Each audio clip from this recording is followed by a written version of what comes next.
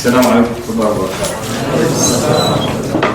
بسم الله الرحمن الرحيم. الحمد لله رب العالمين والصلاة والسلام على رسوله الأمين وعلى آله وصحبه أجمعين. أما بعد. First of all, that's not my email address, so those of you who jotted it down, cross it out. If you do get a response, it wasn't me. But let me find out first, how many people have heard the workshop already? How to give Shahada in 10 minutes. Everybody, yeah? I can't see the hand. 3, 4, 5, 6. Okay, that's not too bad. About 13 people in the room. That's good.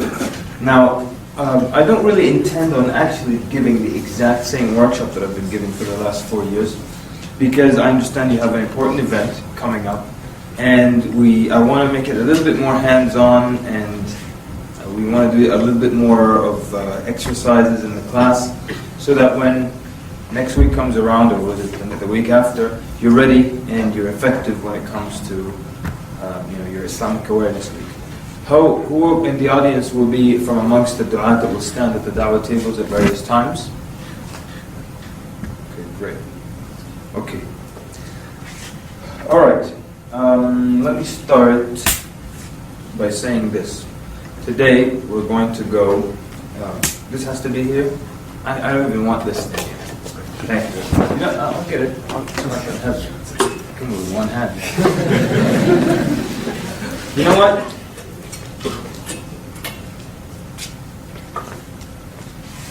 I want us to have a lot of fun today, because dawah is fun. It's not too serious. There's a lot of room for jokes and a lot of room for opinions. There are many different ways you can do it. So I want everyone to relax, and we're going to have to be with each other for the next 2 days, inshallah. So let's enjoy this very much, inshallah. Now, what was I about to start before? I was about to say something. Yeah, a couple of things. First of all, there are no hard and fast rules in da'wah. There isn't just one way to do anything, and there is no magic wand. And I have to say that because a lot of times people expect the magic wand, and they think I have a number of magic wands. So those of you who like to pull me aside during the break, and you want an inside tip, and I might just say, look, I don't give this to everybody, but here's a magic wand for you. There are none, okay? And there are many different rules and many different ways you can tackle one problem. There's so many different ways I can speak to one individual. So because of that, I would like to invite you to feel free to take and leave from whatever I say today and tomorrow. You don't like anything I say, just leave it. It's not a problem. If you like something that I say, take it and apply it. I've been doing this for about 4 or 5 years, giving this workshop, and there are two types of people that come to the workshop. There's one group that wants to feel good that they did something Islamic for the week, that they sat at some kind of Islamic event, and they make themselves feel good by doing that. They go home and that's it. There's another group that will attend, and then they're just going to try some of these techniques. They'll just try them, right? These are the people that I get emails from around the world, and there's so many emails that I get from people who heard the workshop just online, not even necessarily those who attended. But from those who attended, there was a 15-year-old that attended, and the next day he went to school, spoke to his best friend became Muslim, and according to his words, and he's better than some Muslims that I know, some born Muslims that I know. There's some revert American living in Saudi Arabia who heard the workshop online, started giving some dawah to the foreigners there, and this was 3 years ago or 4 years ago. It had about 53 people that came into Islam. There's another guy who sent me an email from the United Kingdom, and he was listening to the workshop online. It's like 5 parts. He heard 2.5, and he paused it to go get dinner. He said on the way, he met someone who said that, he met a non-Muslim. He said, I used something from the workshop. He said something back that was expected, that you mentioned in the workshop. Then I said something back from the workshop to him, and the guy took a shahada, he became Muslim. So he said, I only heard half of the material. What happens when I hear the other half? So, of course, what happens when he hears the other half is that he gets a shahada every 10 minutes, right? No. This is just the title, and I wonder sometimes at people who they get really offended and upset at the title. Sometimes it happens. What are you talking about, 10 minutes? It's not a guarantee, it's just the title of a workshop. We're not saying that if you can tolerate me today and tomorrow, everybody you stop and talk to for 10 minutes, they can become a Muslim. And then if they don't become Muslim, maybe you spoke to them for 9 minutes and 50 seconds, and it's not my fault. So the truth is, it's not a guarantee, it's just a title. But also at the same time, people become Muslim, sometimes without you saying anything. And I always tell the story of the guy that I gave a pamphlet to, and basically he said, "What do I do now?" I said, "For what?" He said, "To become Muslim." So it can't be that I'm that good, just throw a pamphlet at him. Otherwise I'd just rent a small airplane and throw pamphlets off at the whole city, But what happened was that he was already searching for the truth, I don't know what happened in this guy's life. Maybe he's been reading the Quran for the last 3 months and talking to people and talking to his friends, and his uncle's a Muslim and so on and so forth. And then he's walking somewhere and I give him a pamphlet and he said, "You know what, that's it. That's a sign for me, I'm going to become Muslim." So all I did was just one little part, you see. So, but it is true, there are many people who have taken the workshop, they got a lot of shahadas. I always mention this young man in Canada here, heard the workshop online, I've never met him before. So he wanted to start a Dawah group, and he brought, let's say, about 160 people to Islam, but he retained 95% of them. Now, you will hear me talking about being effective and being successful as a da'iyah. I differentiate between the two. Effective is just the person who is able to get people to take Shahada at that moment. But the successful one, those Shahadas, they start to pray, they memorize Al-Fatiha, they learn Tawheed, and they become a part of the community. That's a successful da'iyah. And I'm hoping that you don't just become effective du'at after these 2 days, that you become successful du'at. Because I don't want us to get caught up in the head count, and many people are. Many famous speakers also are caught up in the head count. All they do, they count how many shahadas. And some have incredible numbers, and I wonder how they keep count like that.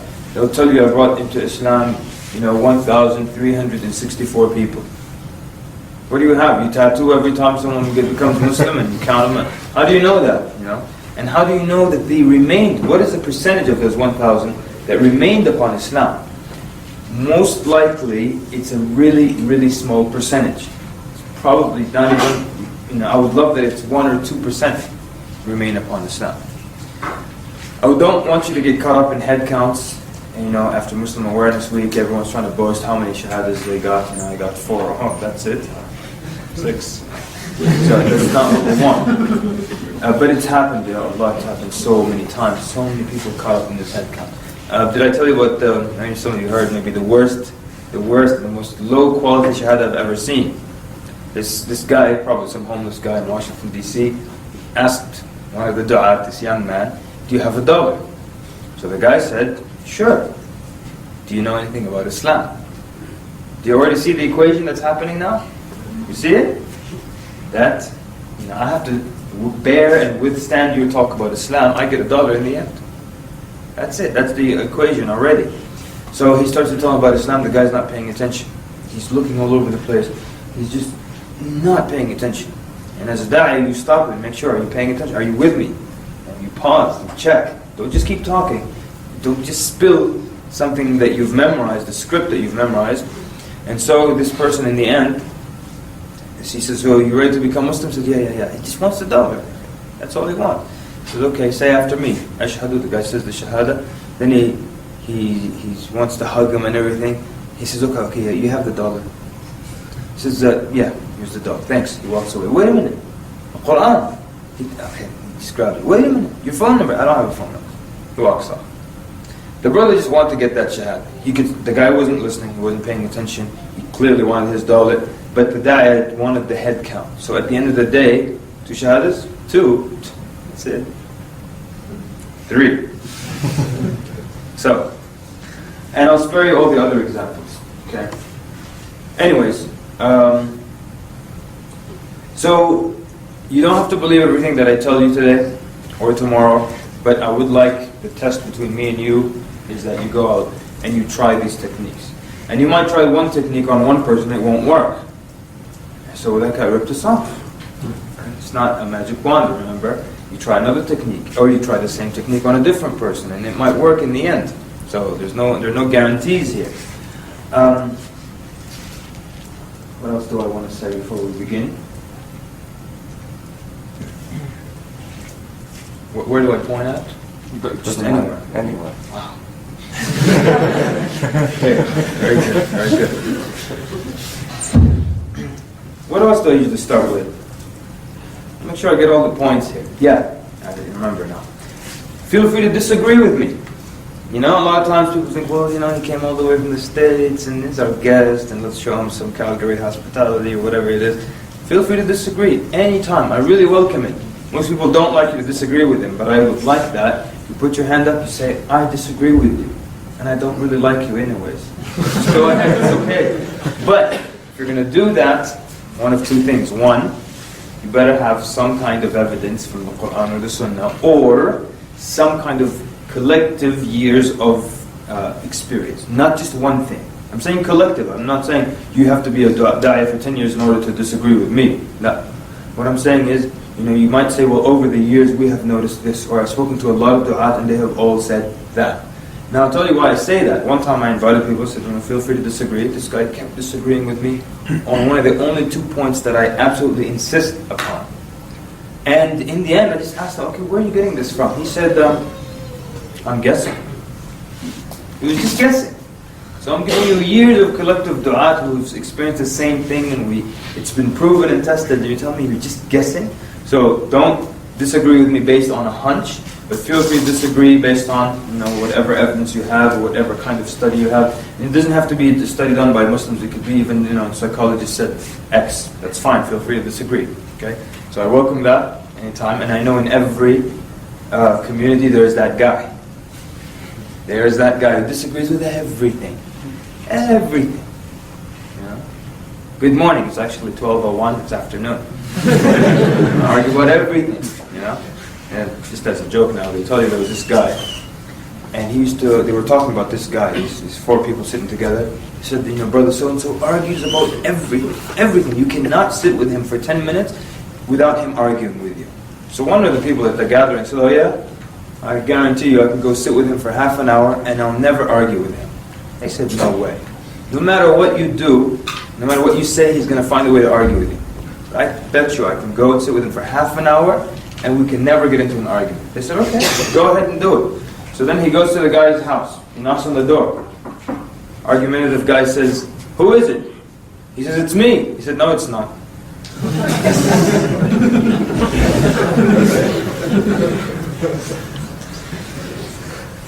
If I catch people dozing off, I'll tell you a few jokes. Got a lot of good jokes, right? Okay, it's probably time to get started, I think.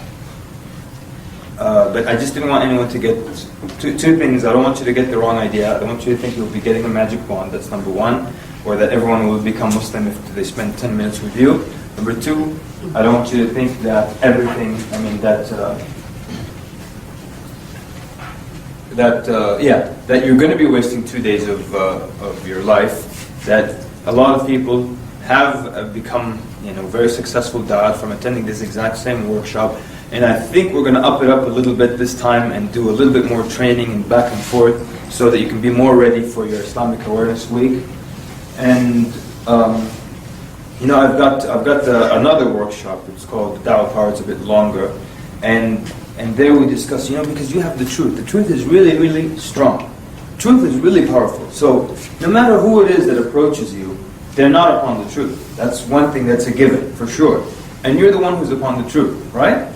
So when you're upon the truth, it doesn't matter who's coming at you. You know that you have the upper hand, and that's why some people might think, well, this technique is just miraculous. I used it and it worked like a charm. It's not. It's the fact that you have the truth, and the truth is so powerful, and it destroys the falsehood, as Allah Azza wa Jalla mentioned in the Quran. بَلْ نَقْذِفُ بِالْحَقِّ عَلَى الْبَاطِلِ فَيَدْمَغُهُ.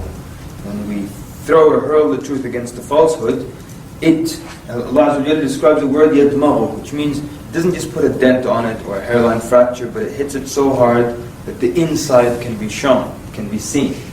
That the dumagh shows up now. So the truth destroys the falsehood. We're going to discuss the atheist. A lot of people are so worried about the atheist. How do I deal with the atheist? How do I convince the atheist? And the atheist thinks that they're the one that's rational and scientific because they don't believe in something they haven't seen or heard or touched. So they're rational. But that's not the case, actually, as you will see, inshallah. Those who believe in polytheism, I've got in the course notes just one page basically on polytheism.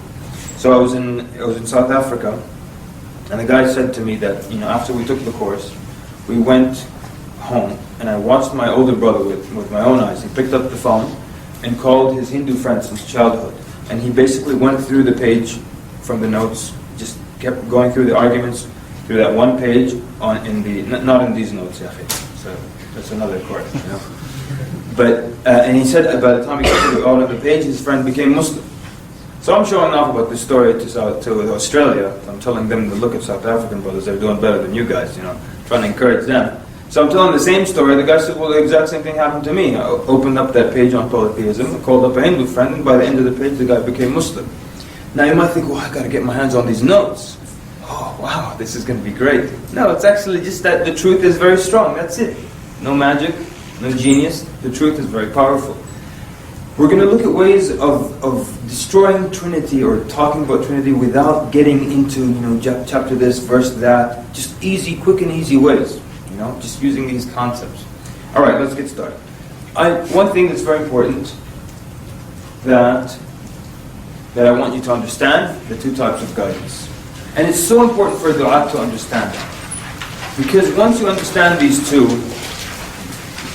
nothing can come in your way. It's so important. Nothing can come in your way once you understand these two.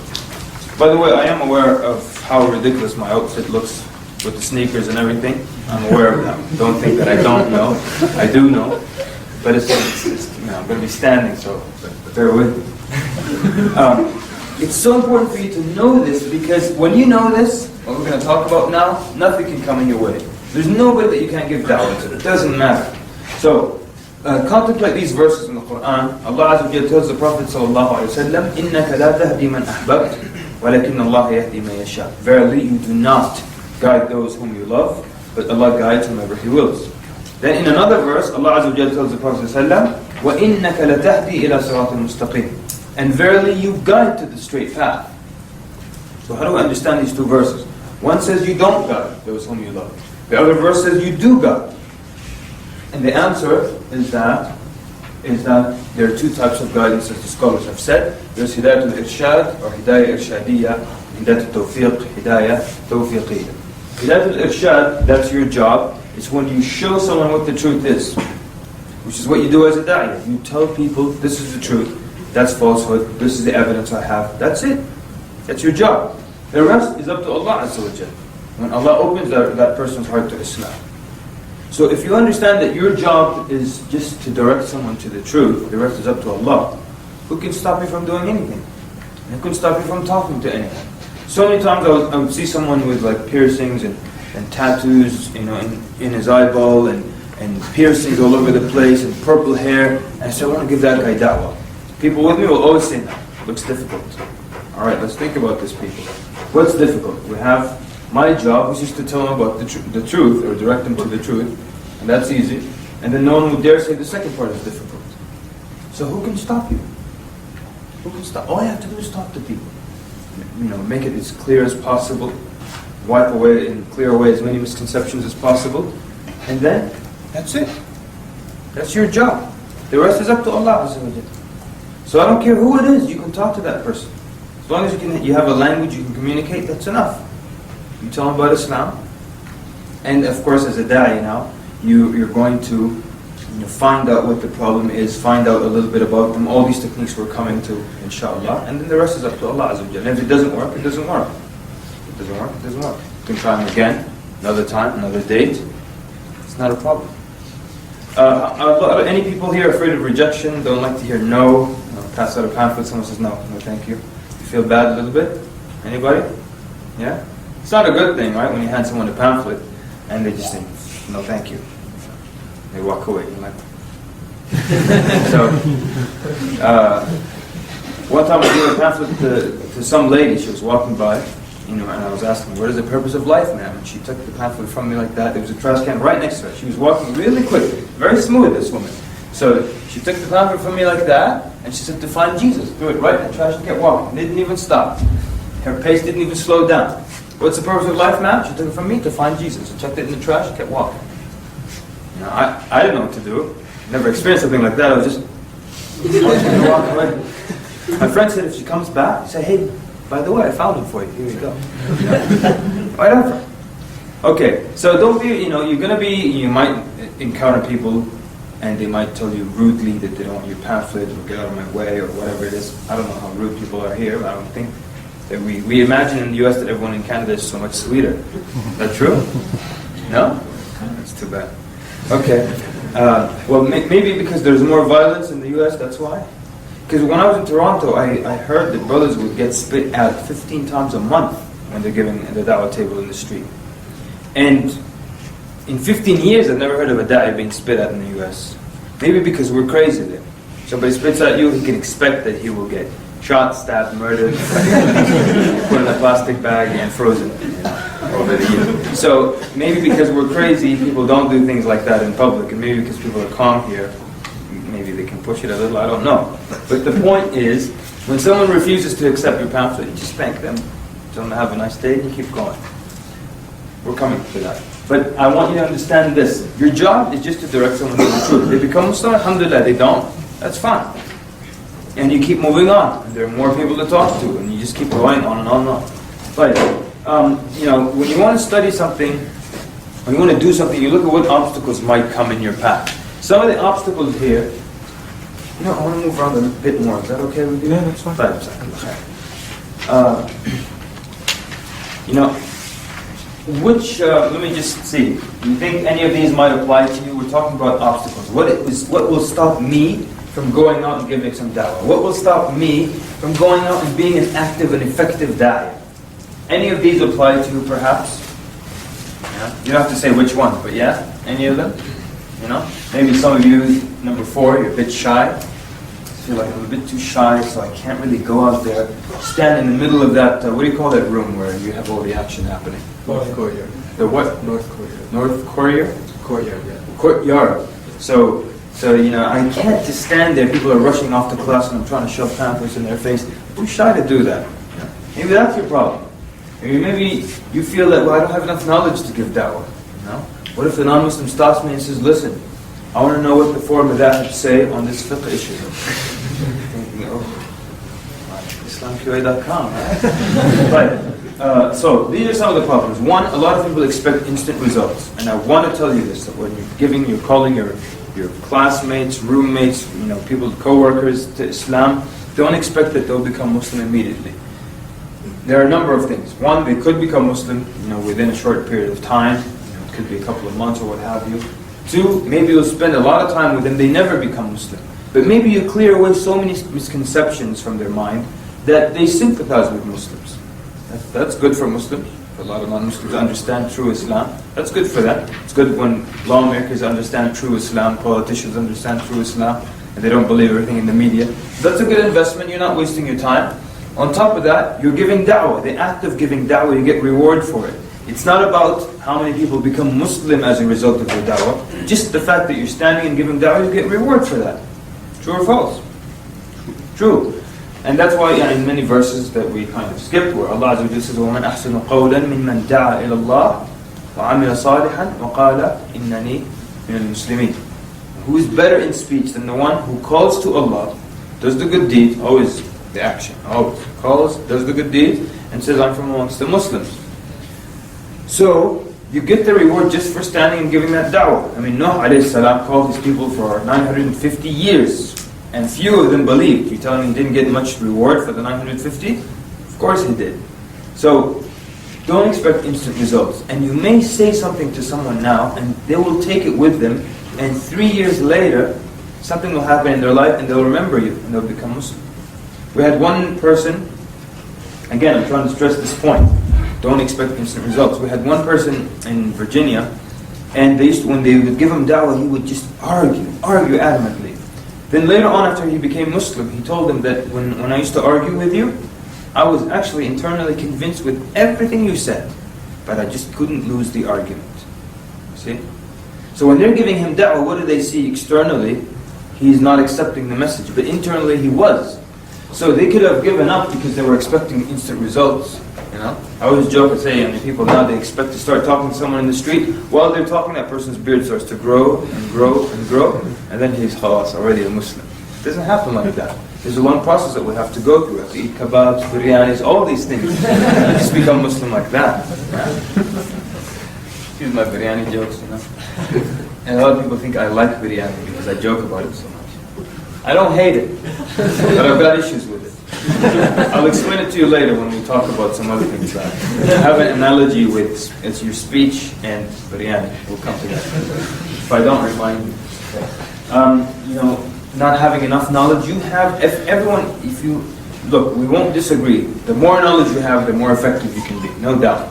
I don't think anyone disagrees with that. But at the same time, you only need very basic knowledge of the religion in order to call someone to it. Same situation with Abu Bakr radiallahu anh. When he became Muslim, he brought to Islam 6 out of the 10 given glad tidings of paradise.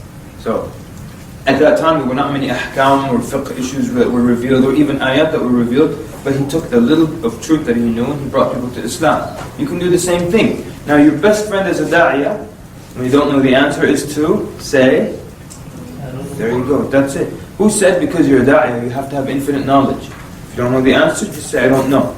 It's the greatest and easiest thing for you. Your best friend, I don't know.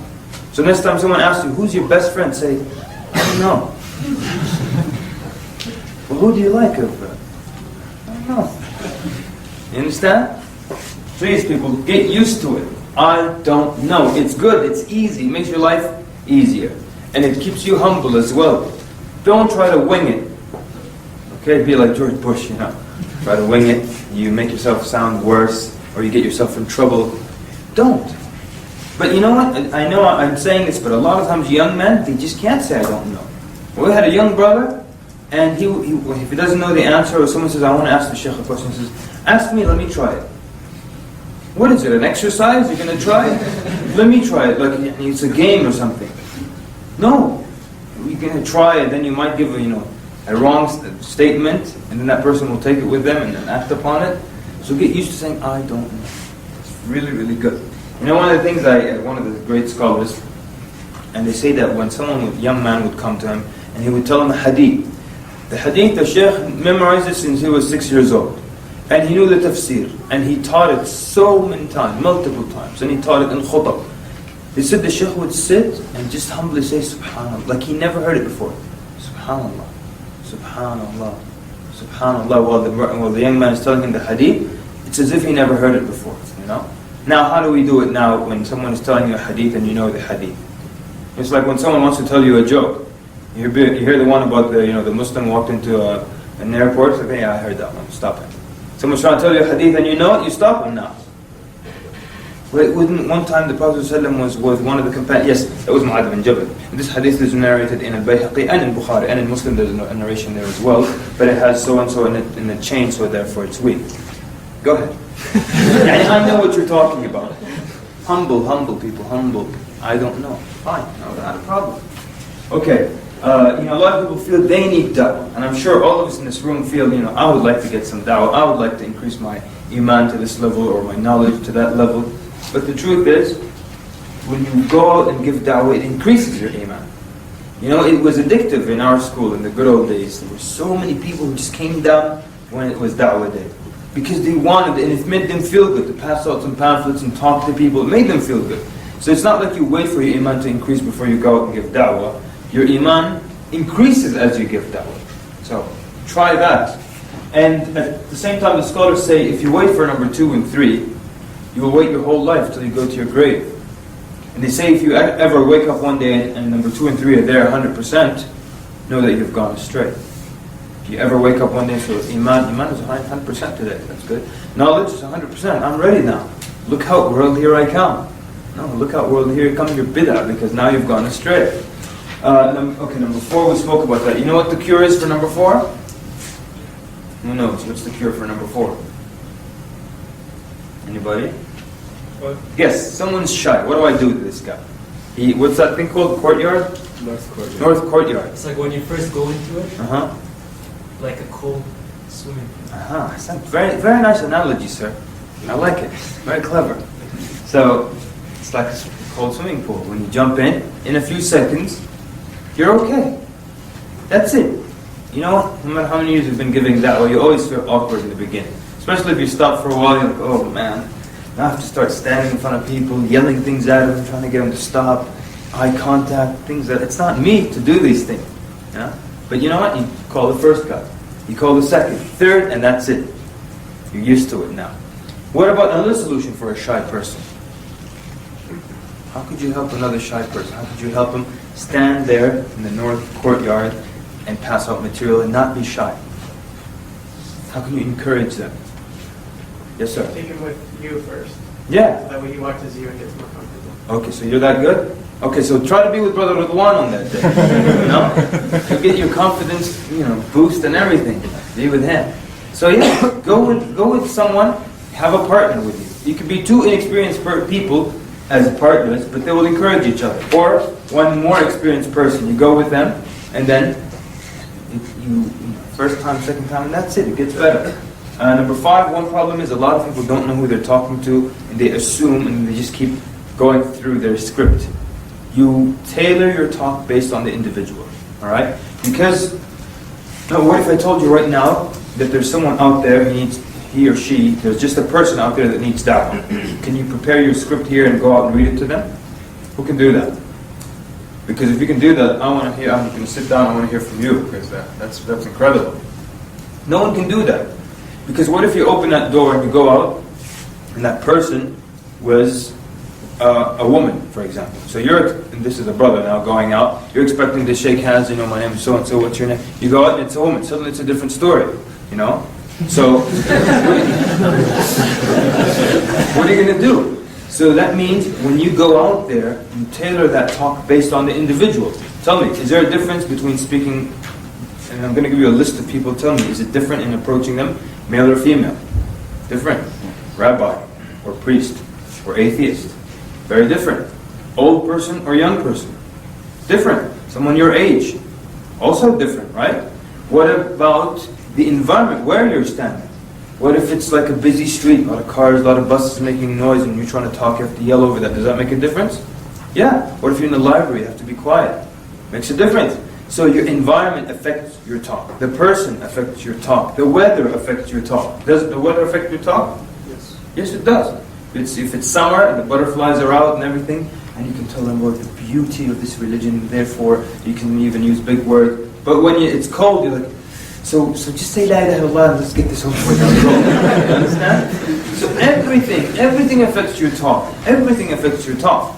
So because there are so many different scenarios and situations and people and belief systems, the da'i has to be malleable, bendable, flexible, like metal, You have to be malleable, you have to be flexible. You have to adjust to situations. And sometimes you're going down a path and you discover something about the person. You have to change a little bit. One time I was talking to someone in the street, and he had a son with him. And it seemed like it was just like a father and son thing for them. The father wanted his son to be a man. Maybe the kid was 10 or 11 years old. So every time I spoke to the father, because naturally I think he's a decision maker, the father was just mostly concerned about me addressing his son. So every time I'm talking to him, he will say, you are talking to both of us, right? He wanted me to acknowledge his son as a man. So now I've got to talk to this little guy. So, okay. So basically, then I look at him, I forget again. He tells us, you are talking to both of us, right? And then I look at the kid again. Now in retrospect, I think I should have just tried to get the kid to take the Shahada. And then when the father tries to jump in, he says, he's a grown man, what's your problem? But anyways, you might have to adjust midway. I'm going to spare you some of the stories. But a lot of times, let me tell you why this workshop is usually 6 hours long. It's not 6 hours long because we're learning entirely new techniques. Part of it is that we're unlearning the wrong way of giving da'wah. The wrong way of giving da'wah.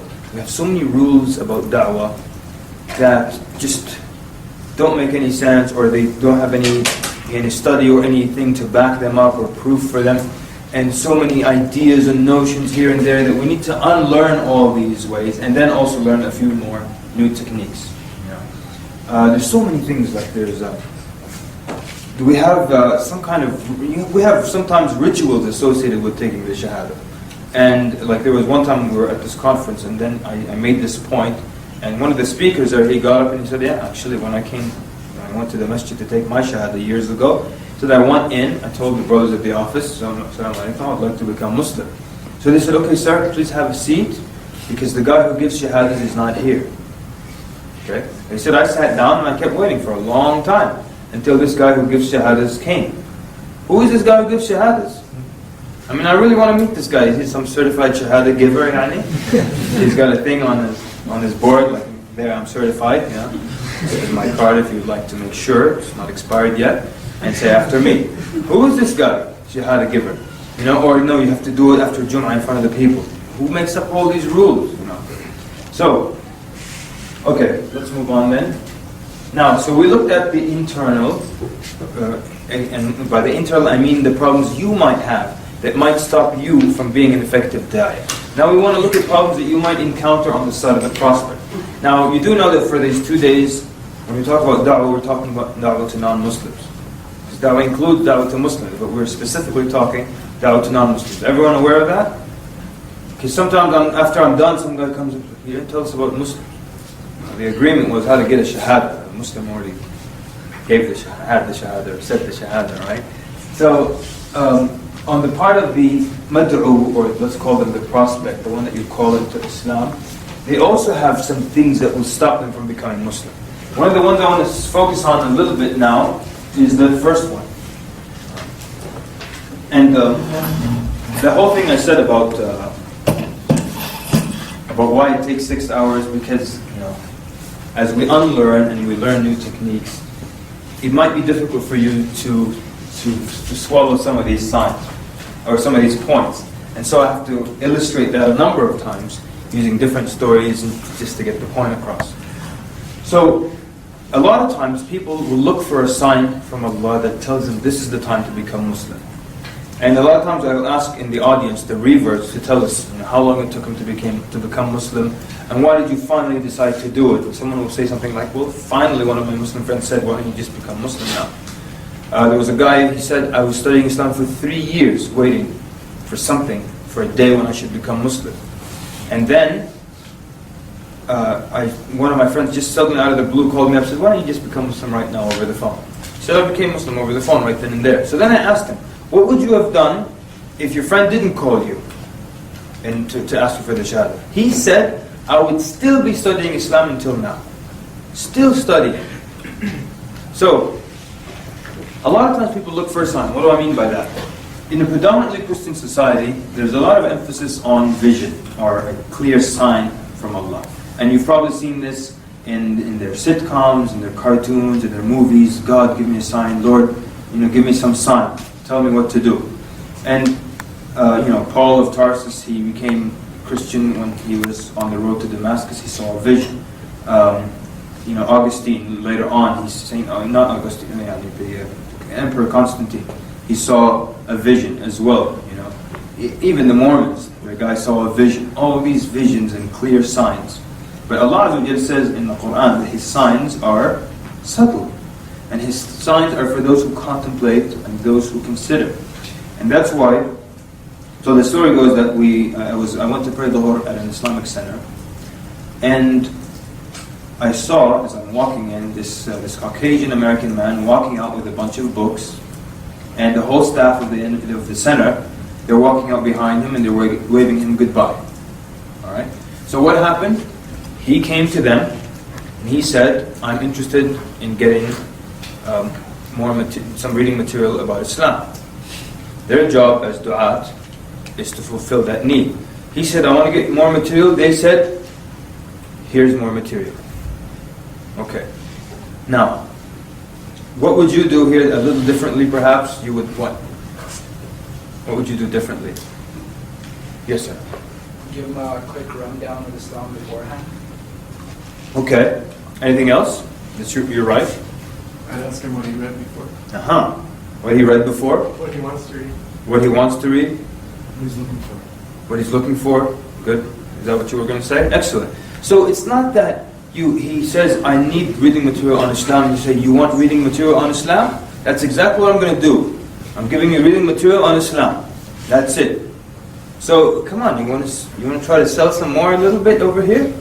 Would you like fries with that? Would you like to supersize that?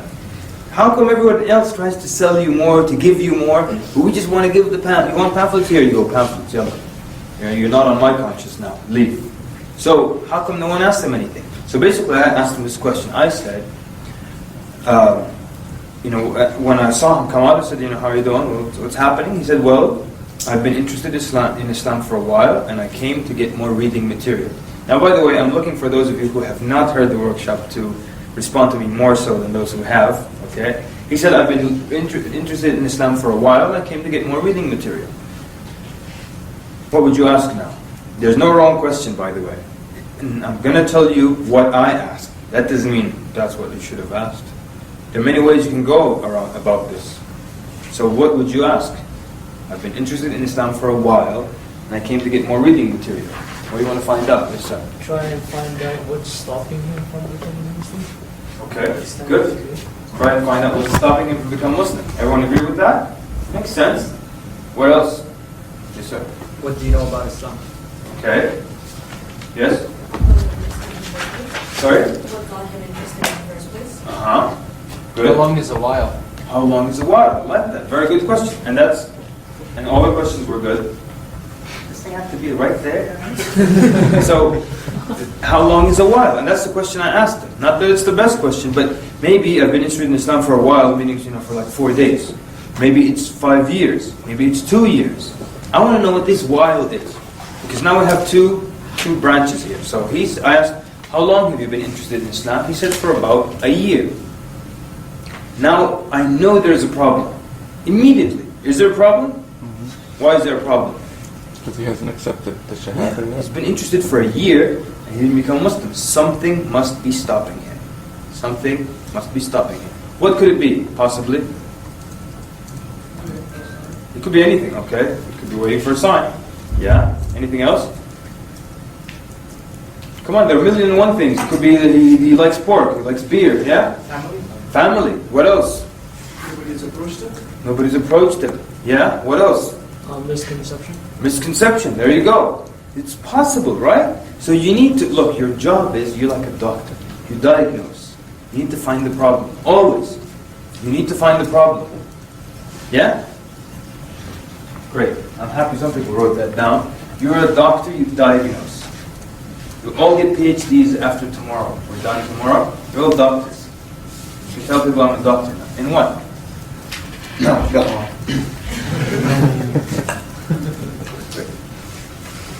Look. So, look, one more time. He said he's been interested in Islam for a year. He hasn't become Muslim. You can conclude there's a problem. You need to find out what the problem is. So, give me some questions you can ask this person. What's stopping you from becoming a Muslim? What's stopping you from becoming a Muslim? What else? That's right. You're right. No one's wrong. Yeah? What do you guys like about Islam? Okay. I said the guys who heard the workshop would take it easy. Thank you. Sister? Hold on, I'm just kidding. There's no wrong answer. No wrong question. Whatever you want to ask. I'm sorry, I can't hear you. That what? That you're confused about. Okay, good. These are all good questions. There's no wrong answer. You could have said, I'll ask him, what's your name? That's a right question. It's a right question. Because then you use that name in da'wah. So, I asked him, okay, what did you dislike about Islam? I don't want to know what he likes about Islam. I don't want to know that. Because I don't care. I want to know what he dislikes about Islam. I mean, he might tell me, if I ask him, what did you like about Islam? He'll say, I like the 5 prayers. I like the 5 prayers. Salah, I like Salah. He just said Salah. I like Hajj. Hajj is good. Zakah is nice. I like Zakah. I don't have time for that. I want to know, what did you dislike? What's stopping you? If you've been interested in Islam for a while, what's stopping you from becoming a Muslim? Maybe there's a concept that he doesn't like. Again, you're the doctor. When you go to the doctor and you say, I feel some dizziness in my head. He says, okay. Your nails, are they growing well? Yeah, nails are okay, good. Nails are good. Knee joints, everything good with your knee joint? Yes, knee joints are good. Your hearing is good? Yeah, my hearing is great. How about your stomach? He doesn't ask about what's good. He tries to find out what's wrong. So you ask about what's wrong. So then, now let's follow the scenario now. Until now, we don't know what's happening with this guy. We're guessing. So I don't know if it's a sign. I don't know if it's a misconception. I don't know if it's his wife who won't accept it. Do you know? No. Come on, people, we don't know, right? We don't know. We're trying to find out. So, our first question, what did you dislike about Islam? I want to get right to the heart of the matter. And his answer was, he thought about it sincerely. And he said nothing. Well, now what do you think might be the problem? So now we know it's not a misconception. It's not something with Islam that he doesn't like. What is it now? Possibly, keep guessing, it's possible, many other things. It could be his wife still, or it could be that he's looking for a sign. So now we said, alright, and now I have only this hunch that he's maybe looking for a sign from Allah. So I'm going to test it. And if it's not, I'll go for, maybe it's family member or other influence. So I said, okay, I think you're actually looking for a sign from Allah subhanahu wa ta'ala. Because, I'm guessing he's of Christian background, and most likely he wants a sign, and many times, people who, before they become Muslim, they keep waiting for that day when they just feel that this is the day to become Muslim. Everything is so romantic these days, I mean, it really is, everything is romantic, and that's not a bad thing, it's good, I think, right? But, so there's too much emphasis on, they want to wake up one day after a good night of sleep, and they go like this, and then there's a robin singing on their windowsill, and the sun is out, and it's just, everything is so romantic. They say this is the perfect day to become a Muslim. And I was told people, it's not that romantic. It could be just some, some imam with a broken accent is a little harsh. Come, say after me. And a very difficult situation. There's nothing romantic about it whatsoever. So I told him, look, I think you're actually waiting for a sign from Allah to tell you should become Muslim today. But let me tell you, and this is exactly what I told him. I said, listen. And by the way, a disclaimer here. As I am telling you this story, I become excited as I'm telling you this story. But that's not how I talk to people. Because I'll tell you, I said this. But I don't speak to them like that. I speak very calmly. But I'm only excited now I'm telling you this story. So you speak to people very calmly, and very mature and calm and sane manner. Right? So I was telling him, look, the signs of Allah, they're very subtle. You don't expect a deep voice to tell you to become Muslim, or a beam of light to show up in a dark room or anything. Allah says in the Quran that verily, in these signs, إِنَّ فِي ذَلِكَ لَآيَاتٍ لِقَوْمٍ يَتَفَكَّرُونَ أَوْ لِقَوْمٍ يَعْقِلُونَ. Verily, these things are signs for those who contemplate or those who consider. There's another verse in Surah Al-Ra'd, the thunder, in the beginning. So, if you contemplate the signs of Allah, you'll recognize it's a sign of Allah. If you consider, you'll find out it's a sign. It's not like neon signs. The signs of Allah are subtle. So I told him the signs, Allah tells us in the Quran that His signs are subtle. You already got your sign. What's His sign? Can you tell us? I told him you already got your sign. Someone who hasn't heard the workshop. What are His signs? He's already extolling about Islam. Right? That's why he said it every person. Okay. So he's, the fact that he's in the masjid, he's been reading about Islam. What else? That you're actually speaking to him? Possibly that I'm speaking to him. What else? That there's nothing that he dislikes about Islam. Isn't that a good sign? So I told him, listen, and use those things to convince the person. So I said, look, now, there's how many people hate Islam? You've been interested in Islam for about a year. How many people believe what they hear about Islam in the media and have so many issues? I asked you, what did you dislike? You can't think of anything. That's your sign. Allah made you, out of millions of people who hate Islam, someone who loves his religion for a full year. You've been interested in it. You can't find anything wrong with it. That's your sign. And it was that simple, people. Not because, miraculously we said a few sentences. We said, inshallah, the right sentences after doing some kind of probing and questioning and diagnosis, So basically, I told him, I think you should become Muslim right now, and you have the rest of your life to read these books and many other books. And you're going to keep reading just like all of us until we go to our grave. So he actually just became Muslim right then and there. Now, how long was that talk? It was short. You know why it was short? When you diagnose and you find and you address the exact issue, it becomes a short talk. The problem is many people, they want to keep talking and talking and talking. And they want to throw scientific facts, and they just want to throw things and hope something sticks finally. But that's not how you do it.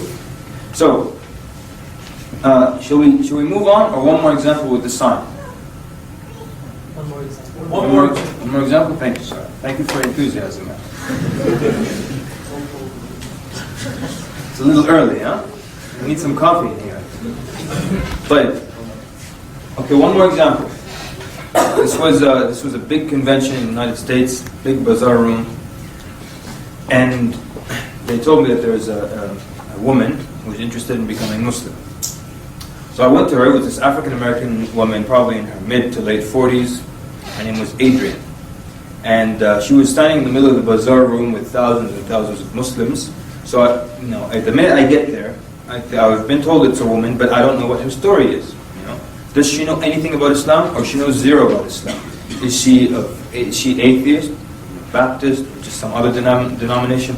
I don't have a clue. So I need to find out. So I came to her and said, I heard that you're interested in Islam. She said, yeah, I'm quite interested in Islam. I said, how long have you been interested in Islam? Does that make a difference? Makes a big difference. She said 3 years. So now where am I going? Where's your mind going now? 3 years. Now you're thinking, go ahead. What's the problem? And it could be what? It could be many things. Sign, could be misconception, could be family members, this and that. And in her case, first of all, she said that. No, so now I said, do you know much about Islam? She said, yeah, I read some books about Islam. So you believe that Allah is one? She said, yes. You believe that the Prophet ﷺ was actually the Prophet of Allah? She said, yes. The 5 pillars make sense? Yes. And I think we did a review of the 5 pillars. You could do that in 50 seconds. Fine.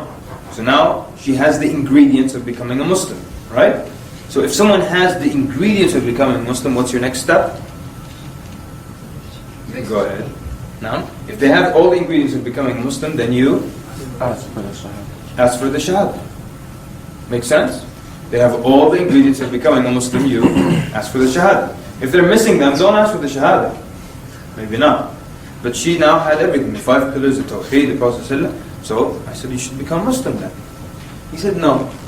Now I need to find out what the obstacle is. So she said that her fiance told her, when you're going to go to that Muslim convention, don't come back as a Muslim. Now how do you clear that? How do you clear that? How do you fix that? Yes, sir. Well, I mean, in her way of thinking, she went as a Muslim. Possibly. It's very possible. I mean, you could argue with, tell her that, you're basically there, you just have to say it. What else? Yes, sir? You discuss the importance of either following or taking the opinion of her fiance or taking the opinion that which is expressed in Islam. I didn't quite get you. I'm sorry. But I think you're on the right track. What would be more important to her? Uh-huh. What her fiance says about Islam or what she's hearing about Islam? There you go. Very good. Yes, sir? What is your fiance's problem with Islam? Okay, that's possible. Yes, sir? Kind of along those lines, but also why did you bring him with you? Okay, that's possible. Yes, sir? Should you do it secretly at first and something it does? Okay. Yes, sir? Nothing's wrong here, by the way. Yeah? Could you say, you never know when you're gonna die? Uh-huh. And keep pushing that thought further. You might die by the time you go home. Okay, very good. So now, what we're getting her to see is that, you're reminding her of the akhirah, people. It's Allah and it's eternity in the hellfire versus, this guy. And that's basically what I told her. So we fixed this problem very quickly, actually. Said, okay, listen, on the day of judgment, everyone will stand in front of Allah by themselves. Allah will call you by name. And you'll be held accountable for your deeds. And you'll be held accountable for everything. The disbelievers, they will just be held accountable. So your boyfriend, or your fiancé, or your family or father, nobody will stand and answer on your behalf. So you're responsible for your deeds. So then basically we took care of that, and that was the end of that problem. So now become Muslim. Because now there was an obstacle, we fixed it, you ask for the Shahada again, right? Because that was what's stopping her in the beginning. So ask for the Shahada again. She said, no, I just want to, just not ready, want to take my time, or want to see how things go. So I figured maybe she's waiting for a sign from Allah. Now let's see, maybe I was right, maybe I was wrong, I don't know. So I'm testing it. So look, I think you're waiting for a sign. Let me ask you this. if you are going to get a sign from Allah, if Allah wants to tell you you need to become Muslim, will you expect to be walking down the street and then you see a big neon sign that's flashing that says, Adrian, become Muslim right now? She said, no, I won't expect something like that. So you might expect that sign of Allah to be subtle a little bit. She said, possibly. I said, like some short, annoying man with glasses telling you need to become Muslim right now. So she laughed, she said, that's possible. So then I'm trying to get her to see that, you've got your sign from Allah. So I told her, listen, and you're not going to find anything phenomenal about what I'm about to tell you. It's very simple things. You're just trying to get someone in front of you to think. I told her, how many Muslims are in this room right now? She said, thousands of Muslims. I said, how many non-Muslims do you think are inside this room right now? She said, probably just me. I said, how many non-Muslims are outside of this room? She said, billions of non-Muslims. I said, okay. From the billions of non-Muslims in the world, Allah chose you to put you in a room amongst thousands of Muslims. And you've been interested in his religion for 3 years. I asked you if there's anything you dislike about his religion. You said no. I told you, give me a good reason. I forgot to mention this. Give me a good reason you won't become Muslim right now. A good reason and I'll leave. I won't bother you. But just give me a good reason. Nothing like, I gotta give me a good reason. And she couldn't think of a reason. I said, I asked you for a reason, you couldn't think of one. You went over the ingredients of being a Muslim and you're essentially there as far as belief, and you're still waiting for a sign from Allah. So do you think that was enough to get her to become Muslim? No. So basically, in the end I told her, and I don't do this with everybody, but sometimes you can see how much you can go with people based on their personality and how friendly they are. I said, listen, I actually have to go now. I'm going to give you 3 seconds to become Muslim. No pressure, right? Because it was kind of a jokingly I said, look, I'm going to give you 3 seconds, I have to go now. 1, 2, 3. I started to walk away. She said, what? You're just going to leave me like that? And she became Muslim. So, again, it was a combination. In this example, we see how many ways you can see, well, maybe this is the issue. Maybe that's the issue. You can ask. Like one brother said earlier, one of the easiest ways to find the obstacle is to say, what is stopping you from becoming a Muslim right now? When do you ask this question? When they have the ingredients, the 5 pillars. You say, what's stopping you from becoming a Muslim right now? Then they will come out with it. Oh, it's my fiance. Oh, it's this. Oh, it's that. Or it could be any one of these. So when you're looking for this external problem, it could be a sign.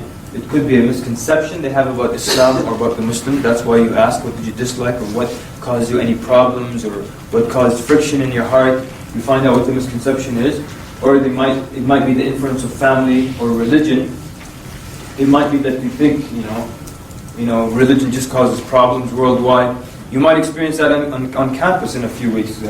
Someone might tell you, well, I don't like to talk about religion because most people die, or more people die because of religion than anything else on earth. Have you heard that before? Yeah. Okay, now who would like to answer that for us? How do you refute that? Someone who hasn't heard the workshop, please. Let's get some fresh ideas here. And talk about The 2 most destructive wars in human history had no religion in them whatsoever. Okay, very good. Yes, sir.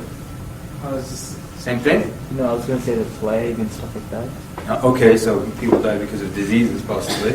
Okay, yeah? I was just going to say a lot of people die from wars since the beginning of time. Okay, but what if they argue these are religious wars? They're not necessary. Okay, good, yeah? Good. Try to... You said give me some examples. Yeah. Try to get to explain to them the difference between religion and followers. Just trying to keep the blame away from religion and? Yeah, it's more of like a political side of religion. It's not really like a religious thing. Okay, good. All these answers were actually correct. And the truth is, that statement is false. Don't accept that statement. It's false. That more people die because of religion than anything else on earth. That's wrong. It's not true.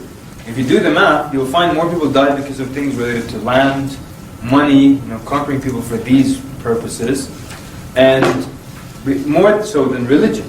And when religion is brought into the mix, it's not purely because of scripture, but because of also another factor on top of things. And again, the example I always use is New York City has a lot of Jews living there, and has a lot of Palestinians living there.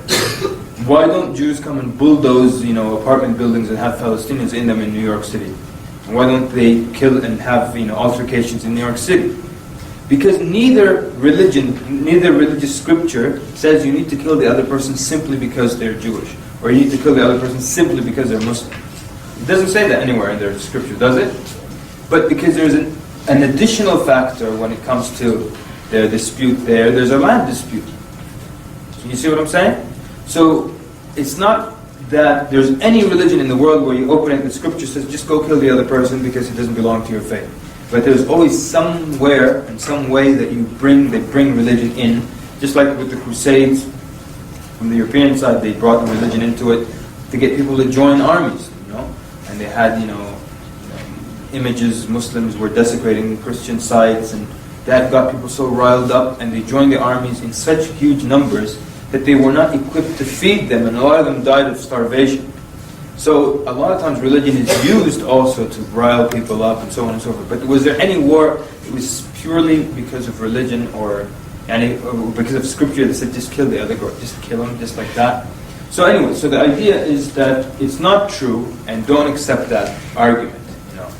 Anyways, is it time for a break or something? Have we done an hour?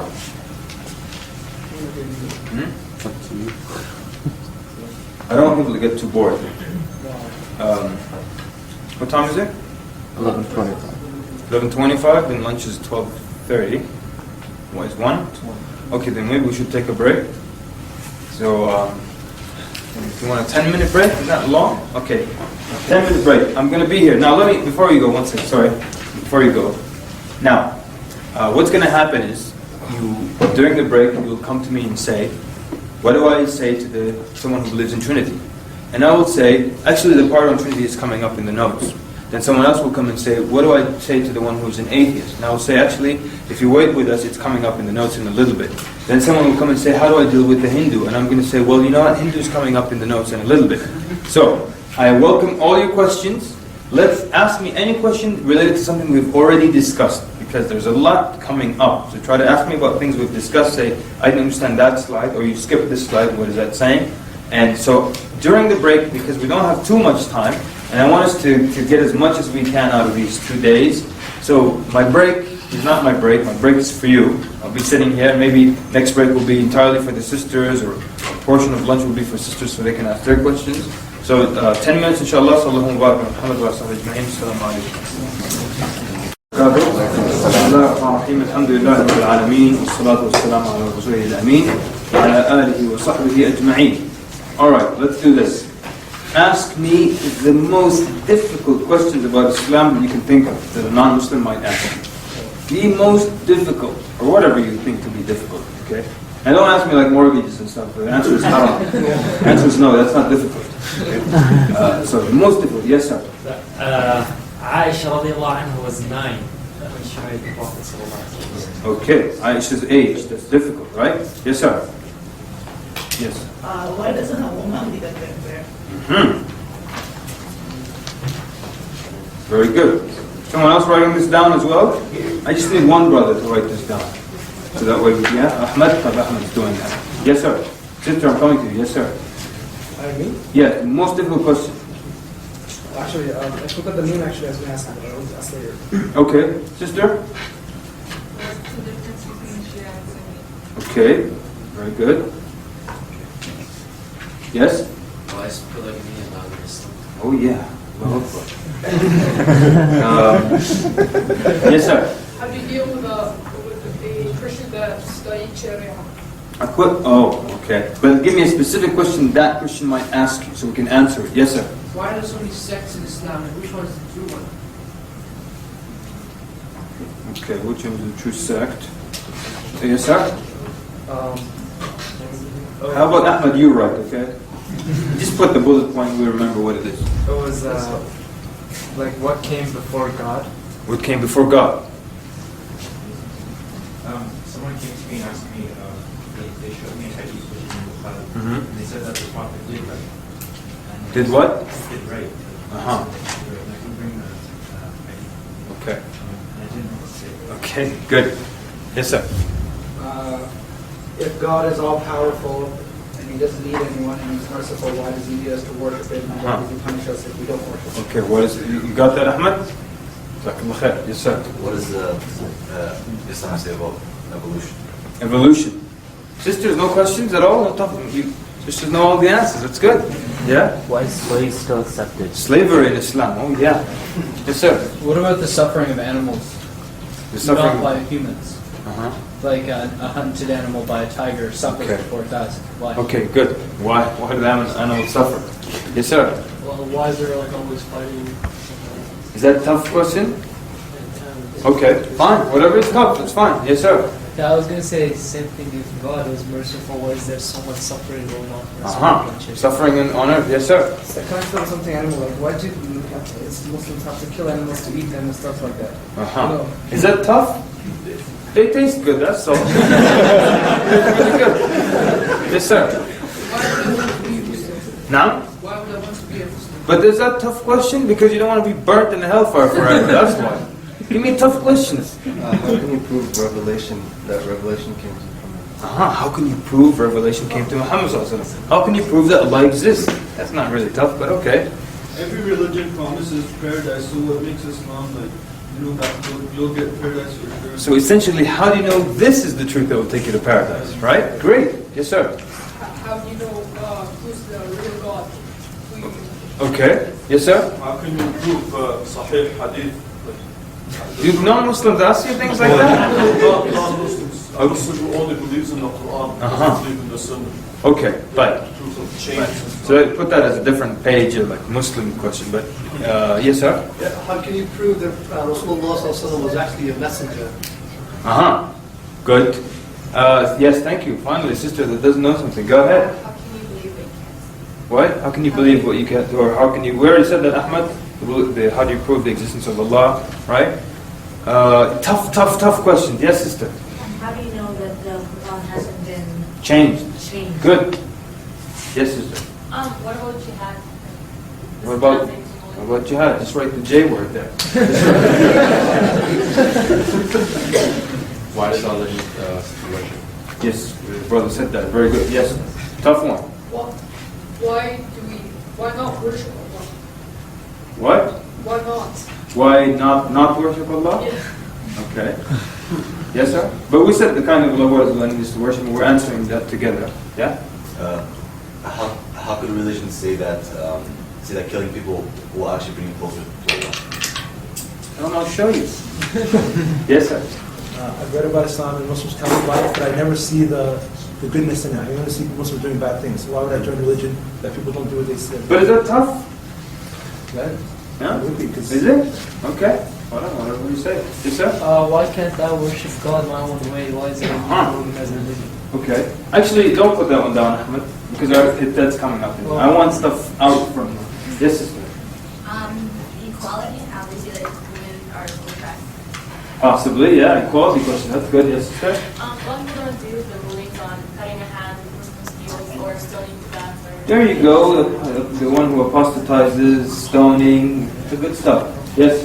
Just in general, when it comes to women and modesty, a lot of people say, a lot of women will say, I don't dress for other people, I dress for myself, and just a lot of modesty and the hijab and everything and all that. Okay.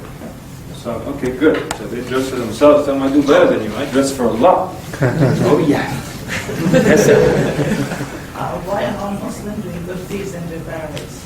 Why won't a non-Muslim doing good deeds enter paradise? Okay, good. For about 60, 70, 80, whatever years of good or bad, I'm going to get an eternity of paradise or hell. Okay, and you know the answer to that? Okay, but you heard that question? That's a good question. So if someone disobeys Allah for 50 years, why doesn't Allah torture them for 50 years? They disobeyed Allah for 50 years only. Why did they get eternity in the hellfire? Everyone see the question? Ooh, one more time. Someone disobeyed Allah, he did 50 years of sins, he should get 50 years of hellfire. I mean, in the worst case, 100 years of hellfire. Why does he get eternity in the hellfire? Brilliant question. You should get some kind of a prize, sir. Good question. And, yes, sir. Why did Islam become in Arabic? Why did it come in Arabic? Okay, fine. Yes, sir? Suicide bombings? Suicide bombers? Or martyr bomb. Martyrdom operations. Okay. We're in jail over here, alright. You want me to stay in Calgary permanently? But, anything else? Anything tough? Yes, sister? A lot of what questions? Qadr, okay, good. Qadr, don't write it, Ahmed, it's in the notes, it's coming up. Okay, yes, sir? Ahmed? I get this question now. What's going to happen to Mother Teresa? What's going to happen to Mother Teresa? Well, you have two options. You can be right beside her and see what happens to her, or you can look at her from up top. Okay, so. All right, great. Right. Now, you want me to answer all these questions, right? Oh, great. I learned this from Sheikh Abdul Rahim Green, actually. You know, that you ask all the tough questions, and guess who has to answer them later? You do. So you're going to answer these questions. Now, you're going to answer these questions after you know a lot of techniques, so it won't be that difficult, trust me, inshallah. And if you want me to prove it to you, I can ask you some of them right now, and we'll see how long it takes us to answer them, and then we're going to go through some of the techniques, and you'll see that it takes you it's a lot easier to answer after you know some of the techniques. But okay, let's move forward now. So these were all the excuses why, or things that would stop someone from becoming a Muslim, or stop you from being an effective da'iyah and bringing people to Islam. And they're not just limited to those 5 on the board, there are probably a lot more. Okay, let's do this.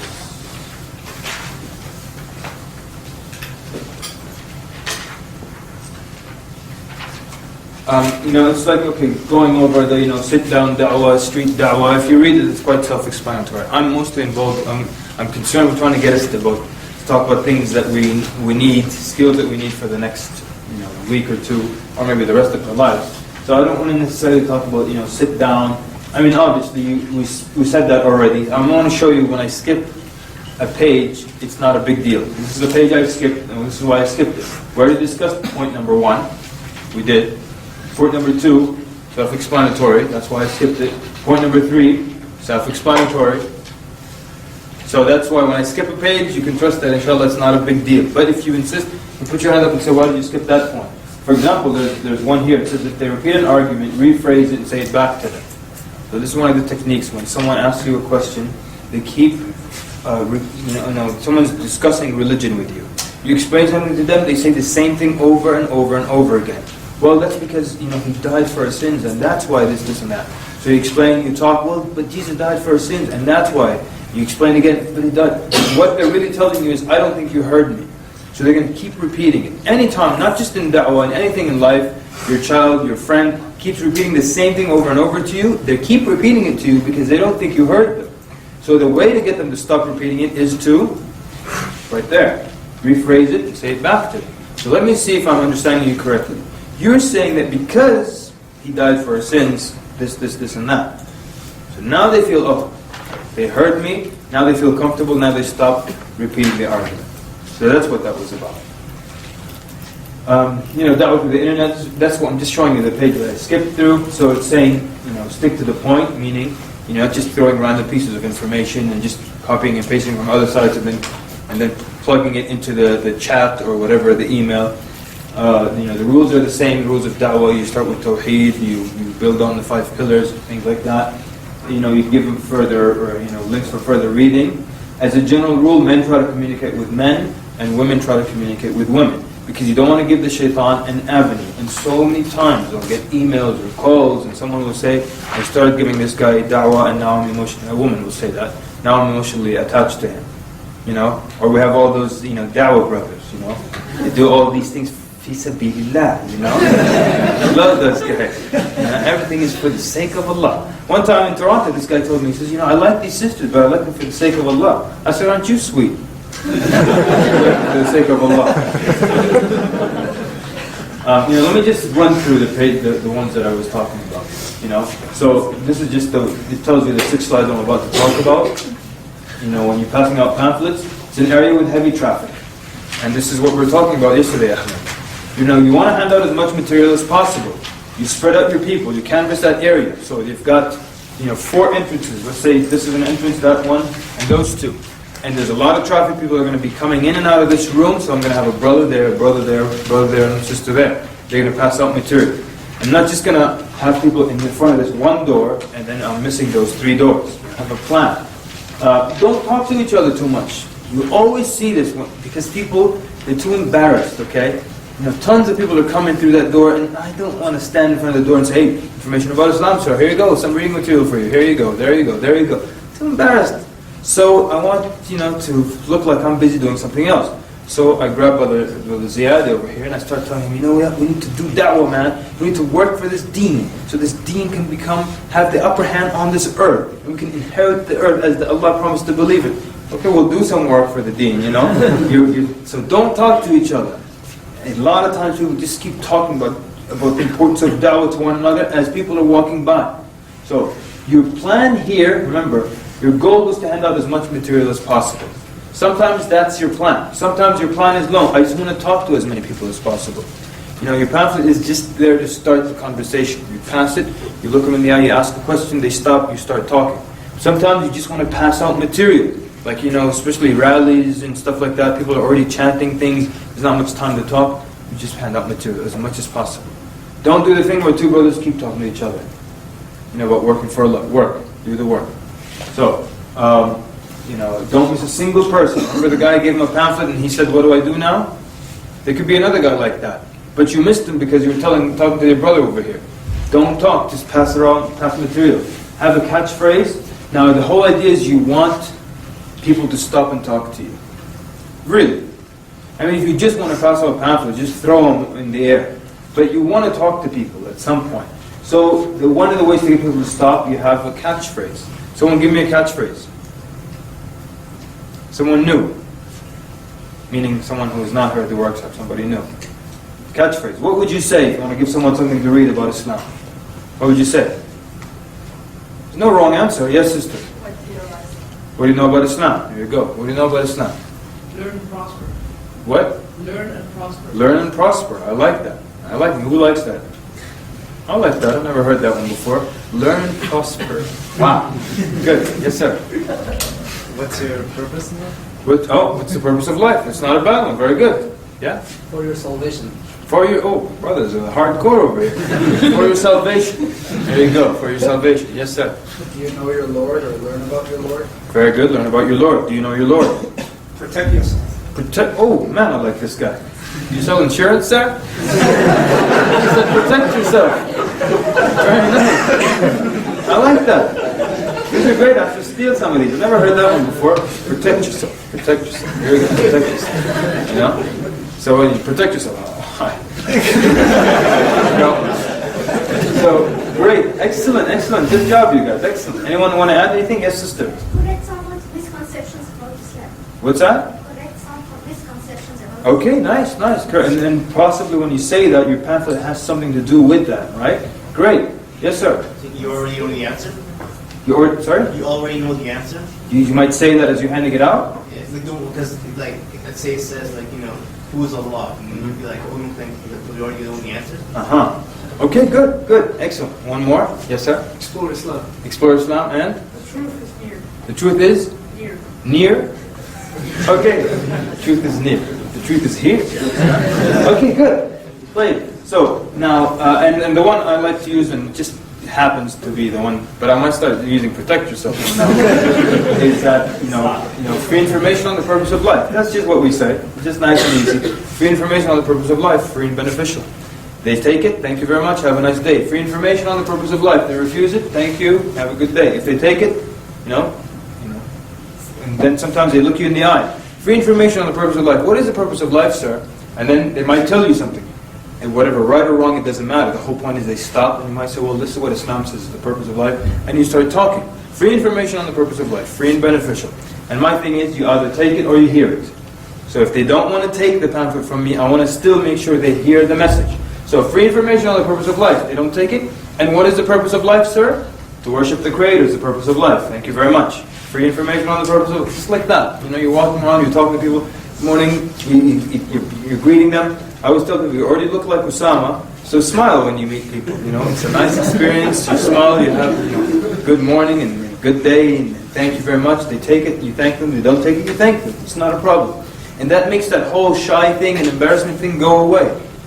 They say no, just thank them very much, and that's it. And it has happened in the past when you refuse. Like one time someone refused to take a pamphlet, I still thanked them, and they came back and they liked the fact that you were polite to them. I said, you know what, thank you, I'll take it. It doesn't matter, it's fine. So I think I won't skip any pages. I'll just go over them quickly so we didn't skip any page. Now here in the end, know what you're handing out. Know what you're handing out. I want you to think of a number of things here. First of all, not every pamphlet is good. That's the truth. There's some pamphlets that are not good. They're not well written.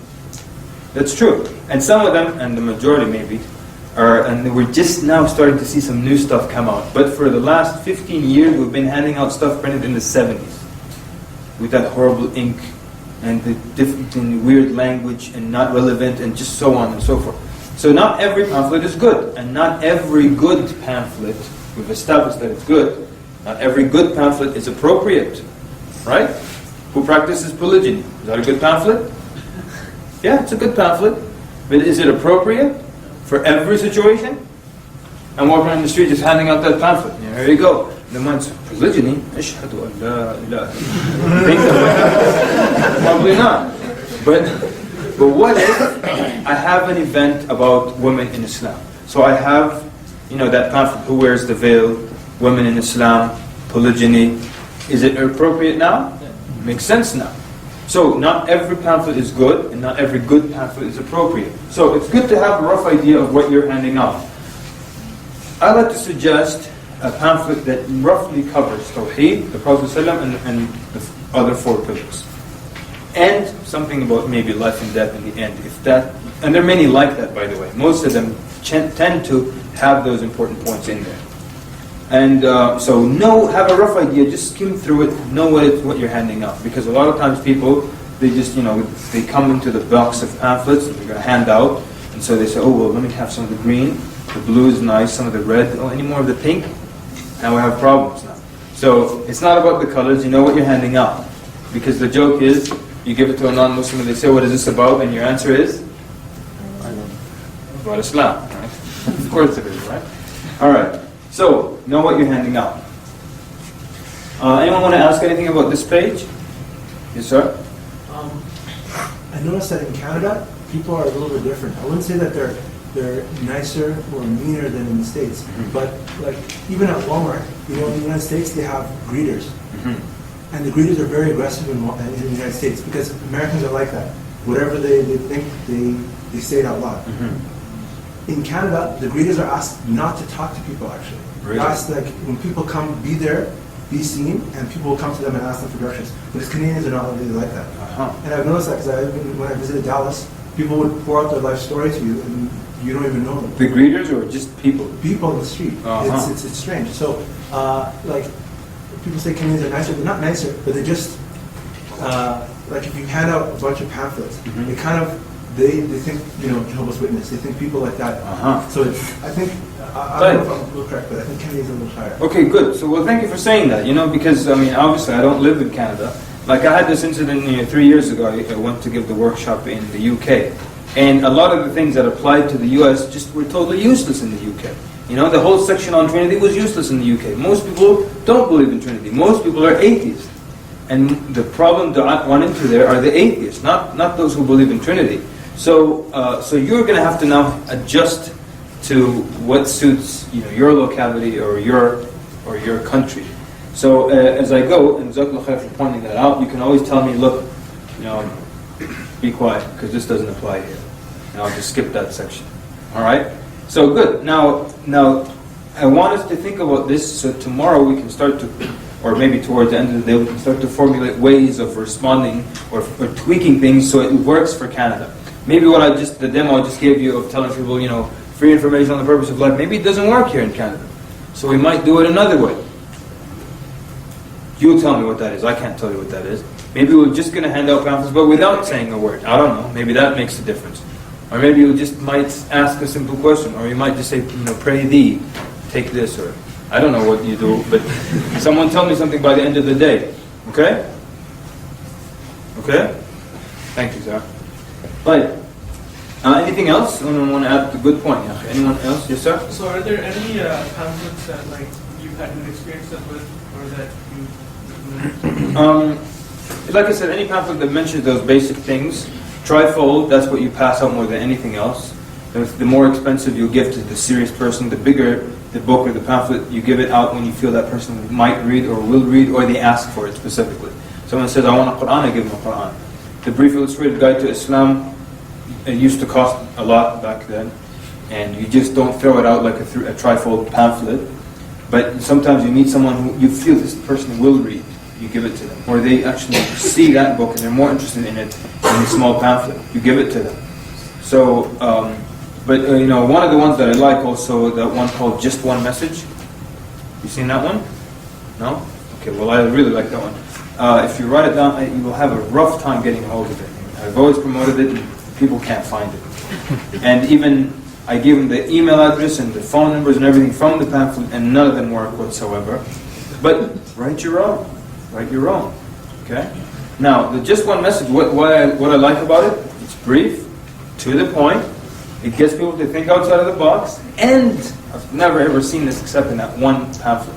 It asks for the Shahada in the end. Excellent. The credit card application says, fill this form out now. It asks for your business. Everyone pamphlet just talks about Islam, this, and if you don't burn it, do it, this will happen, and then have a nice day.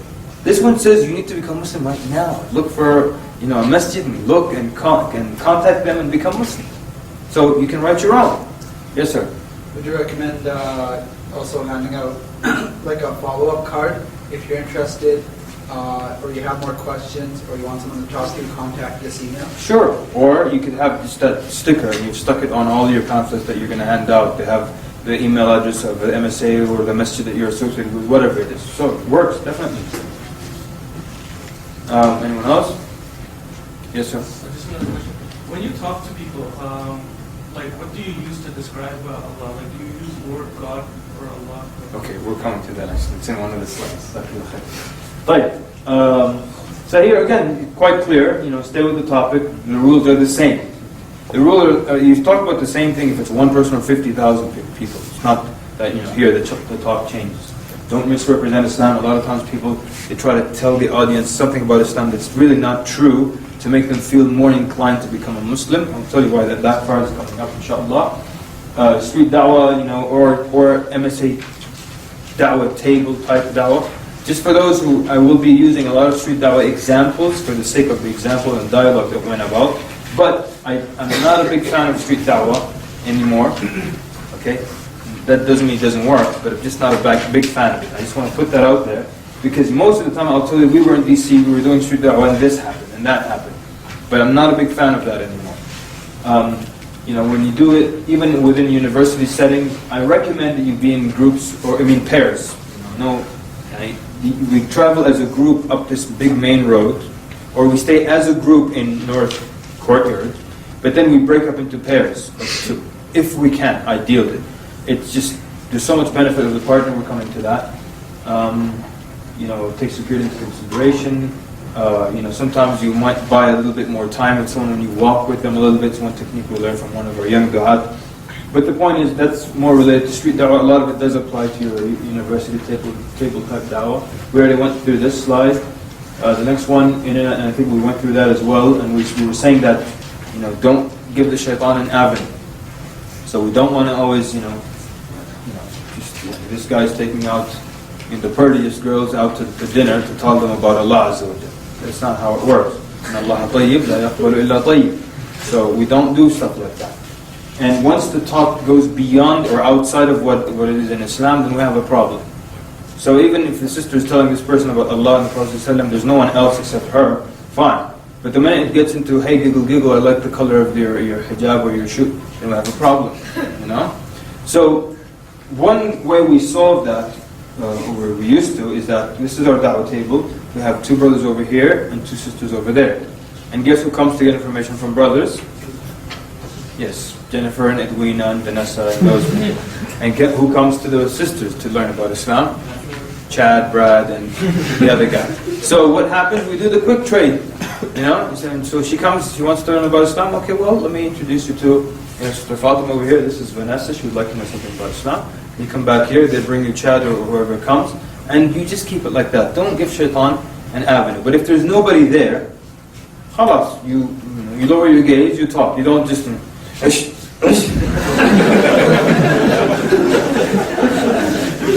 All right.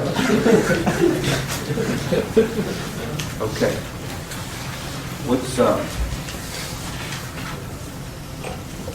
Before I move on, I want to talk about something. When we were talking about pamphlets, and I was saying not every pamphlet is good. You know, there is this thing where when it comes to da'wah, we don't study. And we don't engage in study. Even those of us who are scientists in life, when it comes to da'wah, the science flies out the window for some reason. A lot of times, this is how a good pamphlet is written. Some guy opens up Microsoft Word, he starts to type what feels good to him. He prints it, next day he shows it to his friends. They read it, this is great, they're all Muslims now. All of them like it, this is excellent. And then they say, let's print 100,000 copies of it. Great.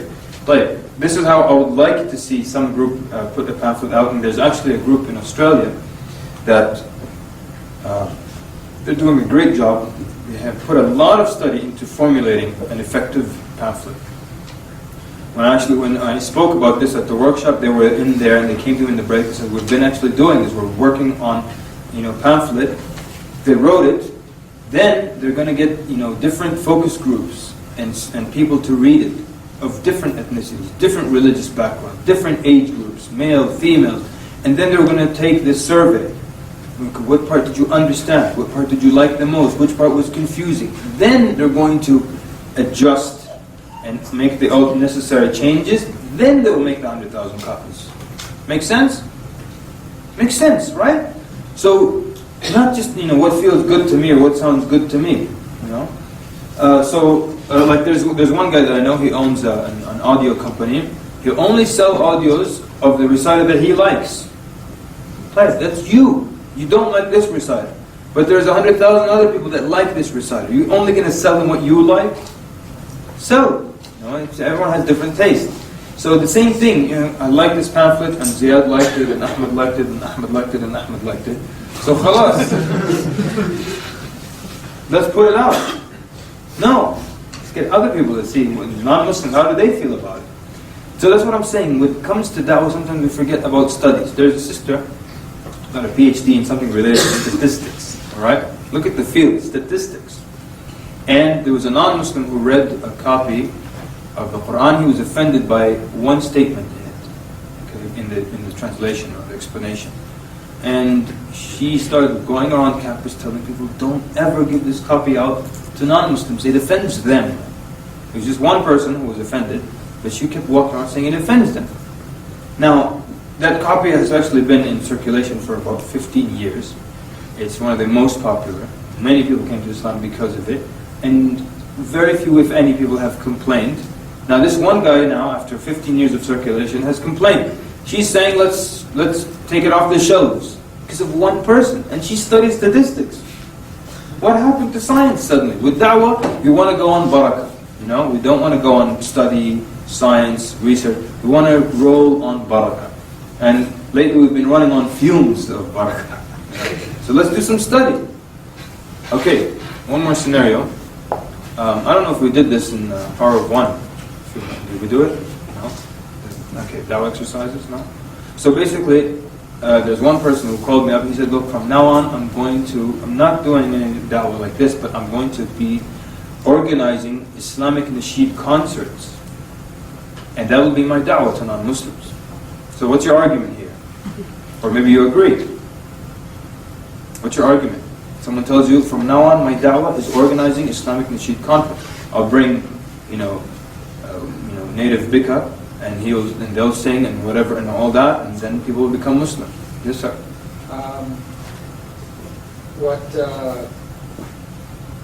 have you verified that all the nasheed artists are, what they're saying is correct and their methods are halal? Okay, fine, all right. How do you plan to But that's assuming that if their methods are correct and their voices are halal and their words are halal, then that would probably be a good da'wah technique. That's assuming that. How do you plan to separate between brothers and sisters? He says, okay, I'm going to have barbed wire and electric fence. Doesn't matter. Yeah? Music. Now? Music. Okay, but you're all assuming that if there's no music, this will work. Yes, sir? Is your target market listening to the sheep? You must be, what are you, man? MashaAllah, target market and stuff. I like it. We need to talk during lunch. Good. Yes, sir? Yes? I was going to say the same thing, actually. Oh, I need to talk to you too. Yes. What makes you think that that is effective way of doing da'wah? Okay, we need to establish that first. What makes you think this is an effective way of giving da'wah? And that was, I mean, you said it in a very nice way. I actually just said, I don't think he will become Muslim because of an Islamic nasheed concerts. He said, and I'll get to you, because now we got to the point that, you're probably right, but I'm telling you, this is what happened in the story. That's what I said to him, and this was his answer. Now I need you to answer this part. He said, no. One time, I was at an Islamic nasheed concert, and when the concert was over, a guy got up on stage and took his shahada. So it does work. It does bring people to Islam. Now, respond to that. Let me try sisters first. Yes, sister in the back. Basically, they were looking, they're taking out of context. The whole purpose of it that he wanted to do is to have it for a da'wah, whereas da'wah is just like a nasheed concert. So they're focusing, they're thinking this the wrong way. You're right, but he's going to come back and argue with you again. Look, the guy took his shahada after the concert, so I'm going to prepare concerts from now on, invite different speakers, and that's it. Sister? How do you know that he took the shahada because of the concert? Excellent. Sister's a scientist. Not that you were wrong. Everybody was, but the question was, how do you know that he became a Muslim because of the lyrics in the song? How do you know that? That is what they refer to as one data point. You just see one data point. You don't know what happened before it. First of all, let's go all the way back. First of all, okay, go ahead, sister. I was just going to say it's just one person, and then to your earlier previous point, we don't know the success of it. Okay, Jazakallah khair. But excellent. But like now, let's go back to what the sister was saying. So, how do I know what happened to this guy to get him up on stage? First of all, let's go backwards. Do non-Muslims usually flock to concerts if they say, a native bika is coming to town? All right. Does anybody know who that is? So, do they just come and flock to these concerts? So, what will you think? Why is that non-Muslim there then? What might have happened? Take a guess. Yeah? Maybe he was already Muslim, that was just his public shahada? Possibly. That's also very true. And sometimes there are some of those fake shahadas. I know, because I've seen some of those. A guy took shahada last week, but we have an event today, so come and do it on stage. And all the sisters are crying and stuff, but he was already been Muslim, And we're all like, yeah? His friend brought him. He's Muslim. There you go. Most likely he was invited by somebody. It's not like Michael Jackson came to town. I had the children. It's not.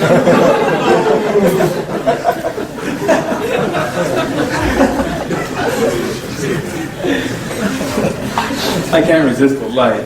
But if that guy really did become Muslim, I already told people I'm going to book a flight to, and I apologize to him. Anyway, so what happens when non-Muslims don't typically run to these concerts? They don't know these groups, so most likely we can assume his friends probably invited him to that concert. Come with us. Now, do we know what he went through before coming up on stage? Maybe he sat with them, read half of the Quran. Maybe they took him to Islamic events, fundraising dinners. They took him to the masjid. They took him to the basketball game in the masjid. Maybe he went through so much before coming up on stage and finally saying the shahada. So as the sister said, you just saw one data point. You don't have enough information to assume that he became Muslim because of the lyrics. And plus it's a huge, huge concert. A lot of posters, a lot of advertising, a lot of money to get one shahada every time. You could put that same effort and money into something and get you a lot more people to become Muslim. But to everyone, you see what's wrong here? Yeah? Yes, sister. Maybe, wouldn't allow people to become Muslim or wouldn't encourage people to become Muslim.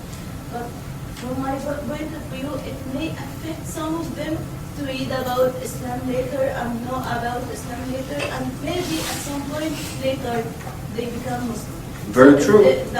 The direct relation that to have an event as so everyone become Muslims wouldn't work, but maybe it will affect some of them to read more or to know more. Jazakallah khair. I like what the sister's saying because she is not,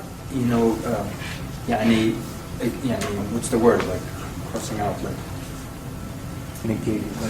yeah, or something like that. Yeah, she's not, putting aside the possibility that it could be something that works, or it could be something that it's one step or might catapult them into studying about Islam. That's true, but in order to say that, we need some kind of research. I don't have any problem with someone that comes and says, look, we've done research, and actually brings, every country will bring 6 people from the street into Islam. Great. At least now they have research to support it. Don't just say, well, once I saw a guy take the Shahada because of this, and let's all do that. No. Okay. Great. So we're going to move on a little bit, but the whole point, it was an important point, was let's study. Let's see. And a lot of times there's just a guess, and we all go on that guess. There's one popular speaker, I won't mention his name, very popular da'iyah, and he has a rule that in order to give da'wah you need to be, well, he used to have this rule. In order to give da'wah you need to be an African American. So please, all of you who are from, or Arabs or from the Indo-Pak region, get out. So we made up this rule. We went to, again, this was a da'wah event, we went to DC. I think I told you this story last month or something. We all went to DC, give some da'wah, DC predominantly African American. So one Arab brother, he made up a rule suddenly, and everybody liked it. He said every group of 2 has to have a black person in it. Remember the story? So black people became a very hot commodity at that moment. And everybody was trying to grab a black guy, he's my partner. So in the end there were 2 brothers, there were 2 Arabs, who didn't have a black guy in their group. And they had a thick Arab accent, and they were standing there complaining, we don't have a black guy in our group. We don't have a black guy in our group. But what are we going to do here? Yeah, I mean, when the guy said this rule, I just let it go. I said, listen, just go out and call people to Allah.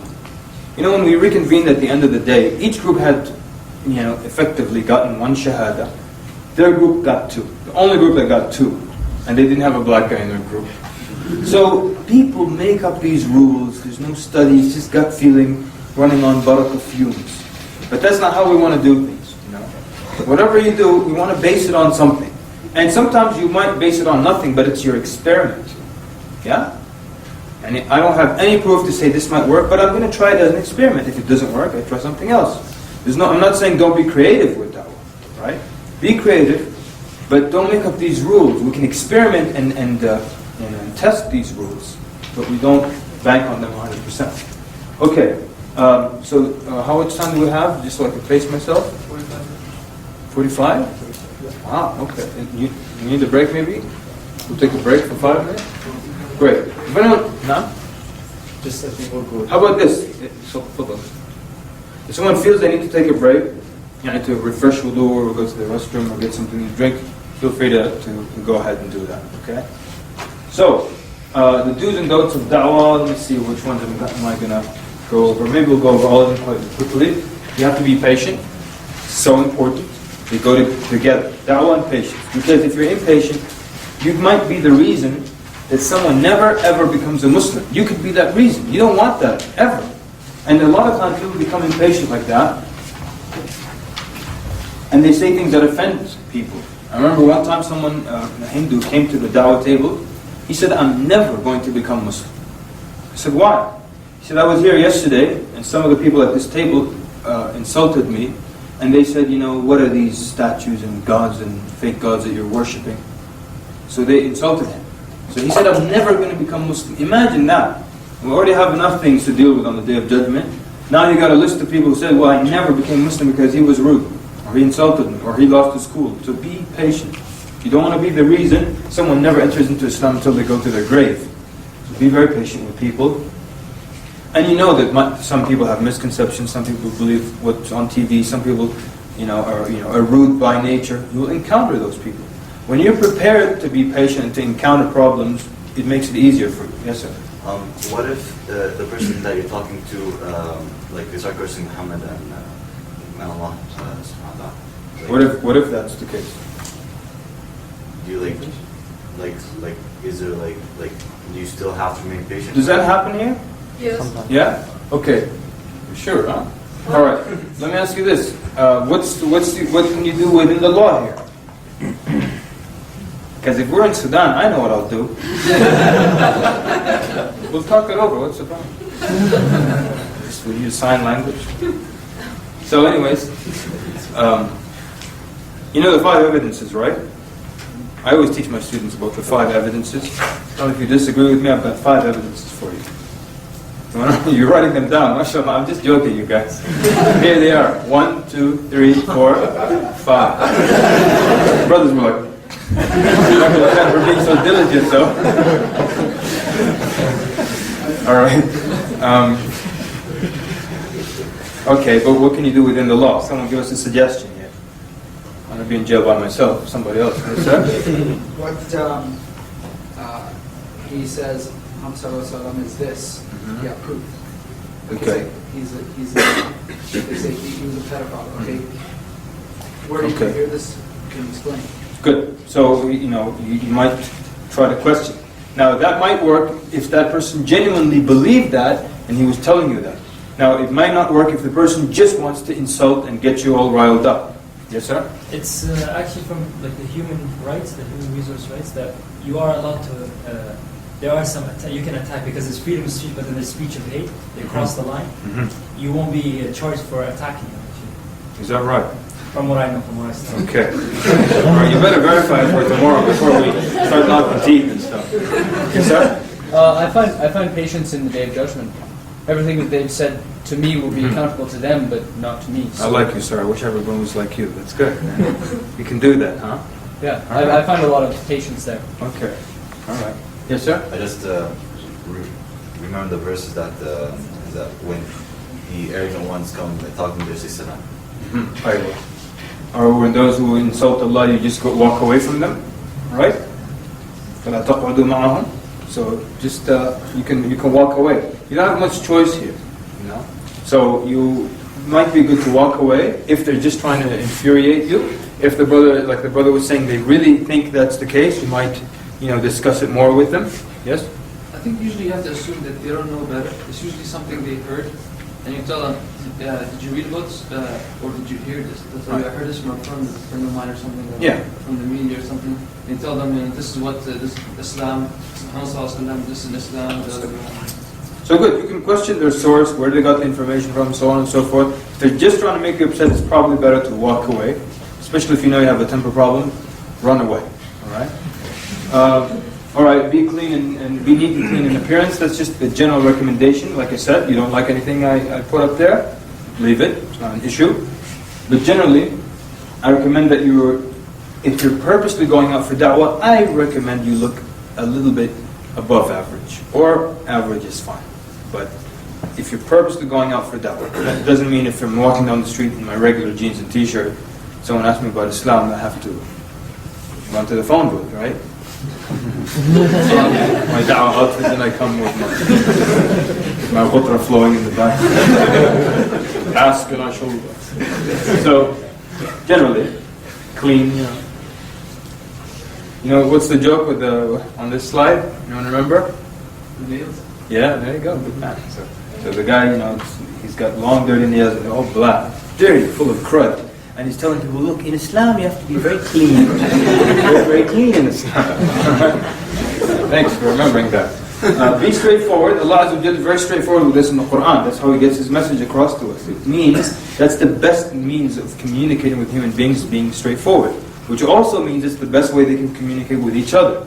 That's why the Quran, any question, the answer is this. If you do this, that's the reward. You do that, that's the punishment. يَسْأَلُونَكَ عَنْ, they ask you about, قُلْ, that's the answer. It's very straightforward. And it also makes life so easy when people are straightforward with you. And when you're going around in circles and beating about the bush, as they say, you can't really get your point across, and the other person won't understand you either. So be straightforward. Ask for a name. Why ask for a name? New people? Why ask for a name? Yes, sister? Because it makes it like friendly discussion. Very good. And also when I'm talking to the person, I have to say his name and already MashaAllah. Excellent.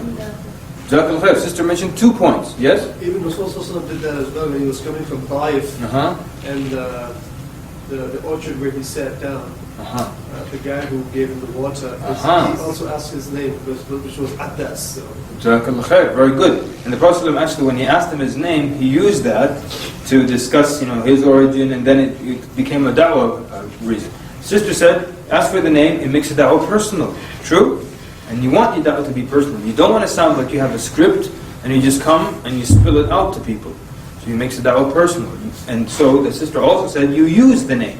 So, remember the name, when you ask for the name, remember the name and use the name. If you leave one of these 3, it's useless. If you remember it, don't use it. What's the use of remembering it? If you forget it, and every time you come to use it, I'm sorry, what was your name again? Okay, John. I'm sorry, what was your name again? John. So, the da'wah becomes personal. Remember how the Prophet ﷺ, when he came to Uthman radiallahu anhu, what did he tell him? He said, verily, I am the Prophet of Allah, sent to you, ilayka wa ila nasi jami'an. Can you imagine that? That the Prophet of Allah comes and says, I was sent to you, and not to everybody else, but sent to you. Very personal. So when you keep using that name in da'wah, so John, we would love that you become our brother in Islam. So John, we actually discussed the most important parts of the religion, and you actually right now have the ingredients, John, of becoming a Muslim, John. So you can now, John, become Muslim, John. Yeah? So use the name, not like that, of course. Number 5, find out the beliefs of the Prophet. I think I mentioned that before. Number 6, smile. And I always tell people you are representing a misrepresented religion. You're representing a misrepresented religion. So make it a nice experience. Smile. Now, I don't know, does that work here in Canada? Or maybe you shouldn't smile in Canada? But whatever, if it works, khalas, smile. But I think smiling works universally. I think wherever you are, I don't think there's any culture where if you smile, it means you're upset. So smile, and it makes it so much easier. And smiling is contagious, and it shows that you are happy to be there, and it shows that you are confident, because people are not confident, they don't smile. So it says a lot of things. It conveys a lot of messages. So smile constantly. Even when they say something rude, you smile. They refuse your pamphlet. Smile. They throw it in the trash. Smile. One time, we're walking down, and there were 2 brothers in front of us handing out pamphlets. They gave a pamphlet to this guy, and he just threw it right in the trash. And then, because basically the du'at were coming at him like this, he took the pamphlet, and they went by, there was a trash can, he threw it. Then he looked up and we were coming. So now he felt embarrassed that he just saw me throw the pamphlet.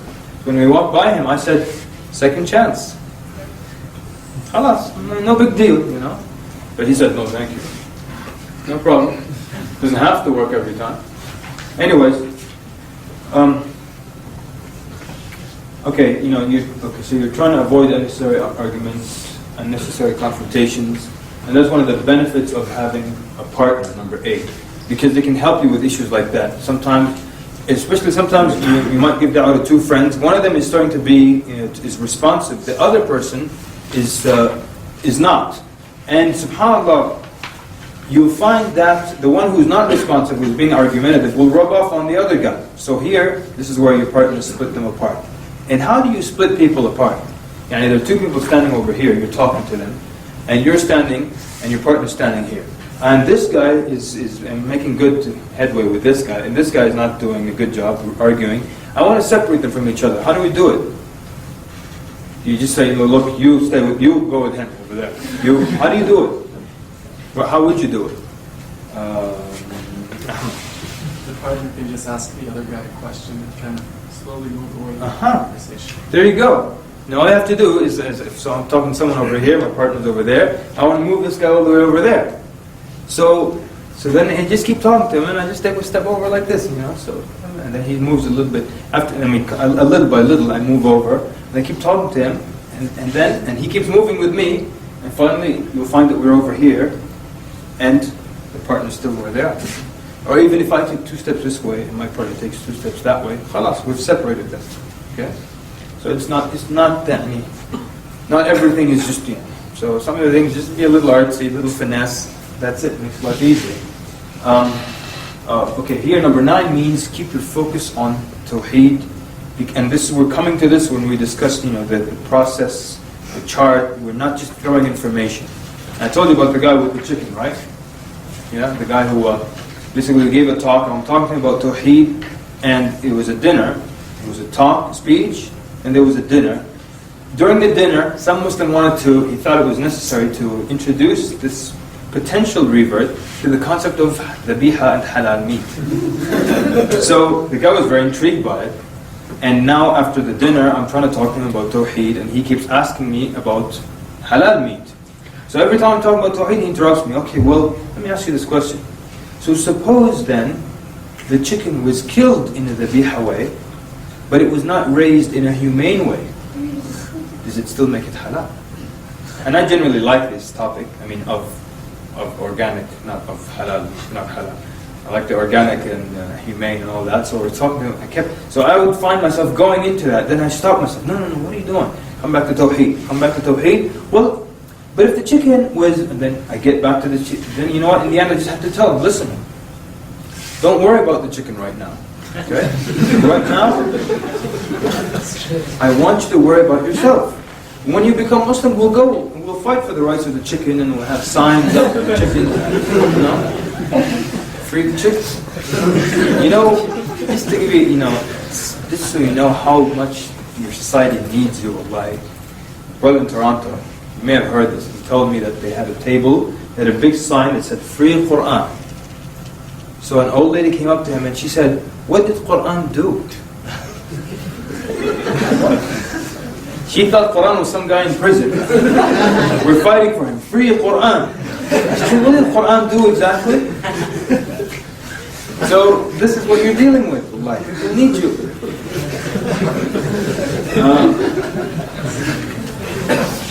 Okay. 10, use simple language. That's just basic, Some brothers have a big vocabulary and they always want to show off. They think to convince people, come off as a professor. So they use big words like elephant, hippopotamus. Thank you, sir. Big, long English words. Impressive. One of the most effective du'at we've ever seen, he has the same speech. He gives it to professors, homeless people. Everybody gets the same speech. This is one of the most effective, not successful, but effective du'at I've ever seen. Ever. And he tells everybody about the 3 questions of the grave. That's his technique. That's it. The 3 questions of the grave. He's done it, he's said it so many times, he has this incredible rhythm when he gets started. You feel like you're floating. He has this very strange rhythm and he just keeps going. Everybody, intellectual, non-intellectual, they become Muslim through the same basic thing. So you keep it simple, you get everybody. Everybody understands simple. The simple mind and, the whatever, whoever is not simple, will understand it. But if you keep it at a high level, you miss all the simple people. But, we said this before, you look for these things, you try to find what is the issue, what's the obstacle, what's the need. And sometimes it's just ridiculous things, and sometimes it's not. And one time there was someone interested in Islam, they said the only problem is that I don't like the fact that divorce is allowed in Islam. That's it.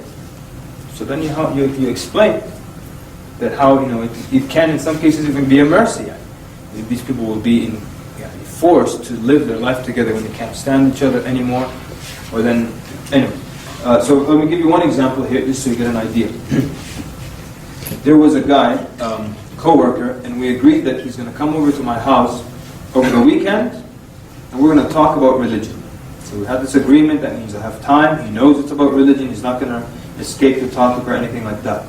So we made this agreement, let's say Monday. So Monday during break, later on in the day, he would come to me and say, so we're on for this weekend, right? But you're not going to convert me. Tuesday, he comes in, hey, we're on this weekend, you're not converting me. Wednesday, he's saying the same thing. Now, do we know exactly why he's saying that? Not exactly, right? But we can take guesses. So, who would like to take a guess? Why is he saying that? No, new people. Yes, sir. He had what he thought was a killer argument. Oh, okay. So maybe he thought that he's got a strong argument. He's going to lay it on me. Yes, sir? Yeah, I was going to say the same thing. He's got some strong argument. What else? Just guessing now. No one's wrong. Yes, sir? He's trying to intimidate you first. He's trying to intimidate me first, right? Yes, sir. He believes the strength is in refuting whatever you say. He believes, in he's very confident that he can refute whatever I say. Oh, he's a devout believer. He's a devout believer. His sister in the back. Ego? Ego, yes. He may actually be insecure. He could be insecure. Now, are all these possibilities true? Everyone agree? Everything that was said right now could have been true, right? And all of these were possible examples. But I thought what the last sister said. Now, I'm not saying, I guess my way is right, but I said, let me test. I think he's insecure. Now, I tested it, and it happened to be the case.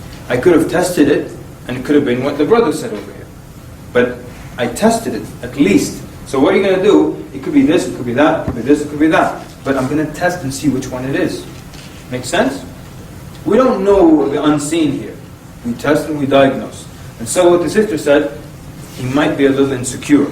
So he's telling himself, he's getting himself pumped up. You're not converting me, you're not converting me. Now for me, that's not a good thing. Why? Why? Ahmed? He's going to come in with the attitude that he's not going to... Exactly. He's going to come in with this mindset, I'm not going to be convinced, I don't want to hear it, I'm coming in for a clash, for a headbutt. And I don't want that. So, what are possible ways, again, there's no wrong answer, what are possible ways you can get him to think, no, it's not like that? What might you say to them? Yes, sister? I don't want to convert you unless you want it. Excellent. That's exactly what I told him. You could have tried something else. Yes? Tell him, like what the sister said, I'm not here to convert, I just want to talk about it. Okay. Now remember what the sister said. I already told you. The problem is that he feels insecure. So give me answers related to that. He feels insecure. Ahmed. Can you just explain the two types of hidayah? Okay. You could. I'm not saying you can't. You could. But it's a bit long-winded. And that suddenly is supposed to make him feel that, oh, so you're only going to guide me and Allah might open my heart. So in the end, I'm still converting him. Huh? Yeah? I would feed him really, really well when he first comes over, and then I talk to him. You would feed him really, really well. Put a lot of spices in his food, and he's already an American white guy, so he's going to be like this all the time. Yes, I believe you. Yeah? No, I'm not saying you're wrong. Good, okay. Maybe you're that much of a good cook. I mean, everyone will become Muslim the minute they taste your food. Ashhadu an la ilaha illallah. I'm just picking on you. Yes, it's in the back. Sorry? That it's not like a right or wrong argument. Okay, possibly. Well, if he's insecure, then he probably feels threatened by Islam. So you got to find out what aspect of Islam threatens him. Okay, great. Yes, sir? Well, what if you agree with everything I say, then what? Okay, good. MashaAllah, you guys are a very intelligent crowd. I say that everywhere I go. And I don't, actually. Good, I'm loving all the comments and how quickly hands go up. This is great. So, excellent. Everything you said was right. Could have worked either way. The sister said he had a confidence issue, and I figured that's what it was. He doesn't know what I have in store for him when he comes to my house. So he's trying to convince himself and pump himself up that I am going to go as a Catholic and come back as a Catholic. He won't change me.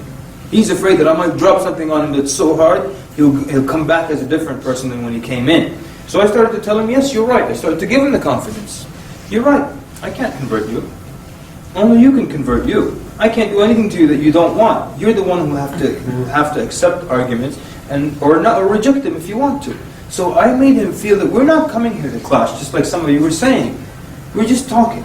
So he actually let his guard down and felt, well, this is good, no pressure. It's not about who will win or lose. It's about the decision I make in the end. Whichever way, I win. And so, alhamdulillah, when he came, he wasn't looking for a clash or a headbutt. Alhamdulillah, he did become Muslim at the end of the time. So, that's just again, you find that problem, that issue, that obstacle, you fix it. Yes, sir? Like, how long did you know him before you invited him to your house? Like, what I mean is, like, what did you do before the point you invited him to your house? In this specific case, I knew him for, for a number of months. It wasn't a long amount of time. It wasn't like 8 months. It was probably a few months. We actually became friends very quickly. He's a very nice guy. But, maybe it was 4 months, maybe 5. But I'm just telling you the specific case. I'm not saying this is the rule. You should know them this long before you invite them over or something like that.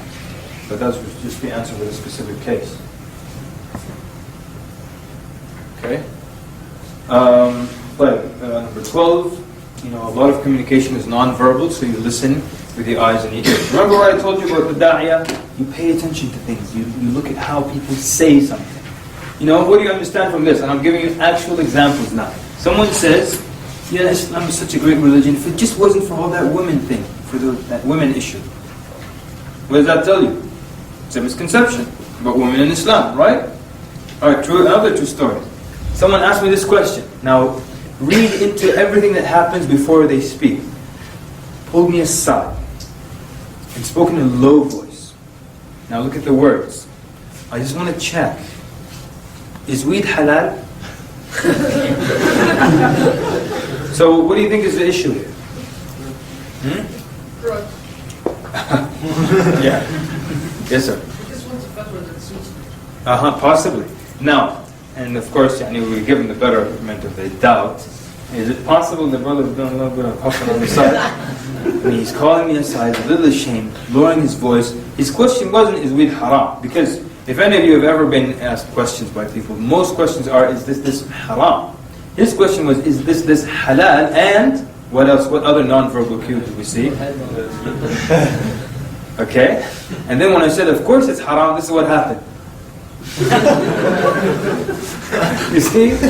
So that's just it's a whimsical way of saying there's so many ways you can understand what's happening just from the way the question's being asked, the body language, and he was kind of a little bit, what's the word, hunching and over and just saying, pulling me to the side, whispering. All that tells you there's some issue going on. So that's what you are as a da'i. You look at all these things. Let me tell you the full story of the guy who became Muslim when I gave him the pamphlet. I was walking this way down the sidewalk and he's walking that way. And as I passed him, I gave him the pamphlet and I kept walking. When I turned to look at him, he stopped and he was looking at the pamphlet. Should I go back and talk to him? Why? Because he stopped. See? You all saw it. You read into a sign. He stopped. Why did he stop? All day I'm giving people pamphlets, they keep walking. Why did he stop? That means there's something there. That's a sign for you as a da'iyah. So he's interested enough to stop. I told myself, should I go back to him? I said, yes. When I got to him, he said, what do I do now? See? So all you have to do, you have to read into these things. You have to read into these signs. So that's what it means. A lot of communication is non-verbal. You look at these things constantly. Try not to overanalyze, but just look at these things. A lot of times with religion, the discussion is in the context, or it has the flavor of being an argument. By the way, something important I have to say that I forgot. As we're going through, if you look at your notes, the slides towards the end have most of the meat and potatoes in them, the heavy stuff. But as we do these slides, the examples I give you, they're actually, they have techniques and rules in them. So try to pay attention to them, and I'll point them out whenever I can. So don't say, well, here we're just going over the do's and don'ts. No, in the do's and don'ts, we discuss techniques. Did we do that so far? We talked about the technique. This is a technique. Focus on tawheed, having a partner with you. Understanding these issues, how to do it. We spoke about it a couple of times. Using the name, using simple language, being straightforward. All this is technique, even though it's just listed under do's and don'ts. So while we're going through the stories, pay attention to technique. So we said that most of the time, when you have a religious discussion, it's in the form of a kind of debate, or who will win or who will beat who. True? When that's the case, people usually don't tend to listen to one another. Now, show of hands, who has seen the debate between Jimmy Swaggart and Ahmed Didat, rahimahullah? Great, a lot of people have seen that. Great. Now, who mopped up the floor with who in that debate? Ahmed Didat. Ahmed Didat, right? And who? Ahmed Didat, right? He cleaned up the house, right? Now, what would you say, for the new people, what would you say if I told you there is a church that mass produces that debate without editing, and they pass it out to their congregation in church? New people, tell me, why would they do that? Why on earth would they do that? Yes, sir? They're a proselytizing church. They send people out from their church. But what would they give in that debate where their guy's being destroyed? Yes, sir? Apparently, they have the upper hand in that debate. Sorry? Like, apparently, Ahmadi doesn't seem as best, or he had something against. Okay, very good. Yes? So that they can learn from the debate. Possibly, but that wasn't the case. Yes? But actually, he gave the right answer, but go ahead. Do you want to show that Muslims are just debatable people or something? I mean, you could have been right, but that's not why. He already gave the right answer, but your hands are still up. Go ahead. I want to give everyone a chance. Now? From their point of view, they won. Exactly. That's what the brother said. You're just putting in different wording. That's what happened. In their mind, their guy won. Really? Yes. Can you believe that?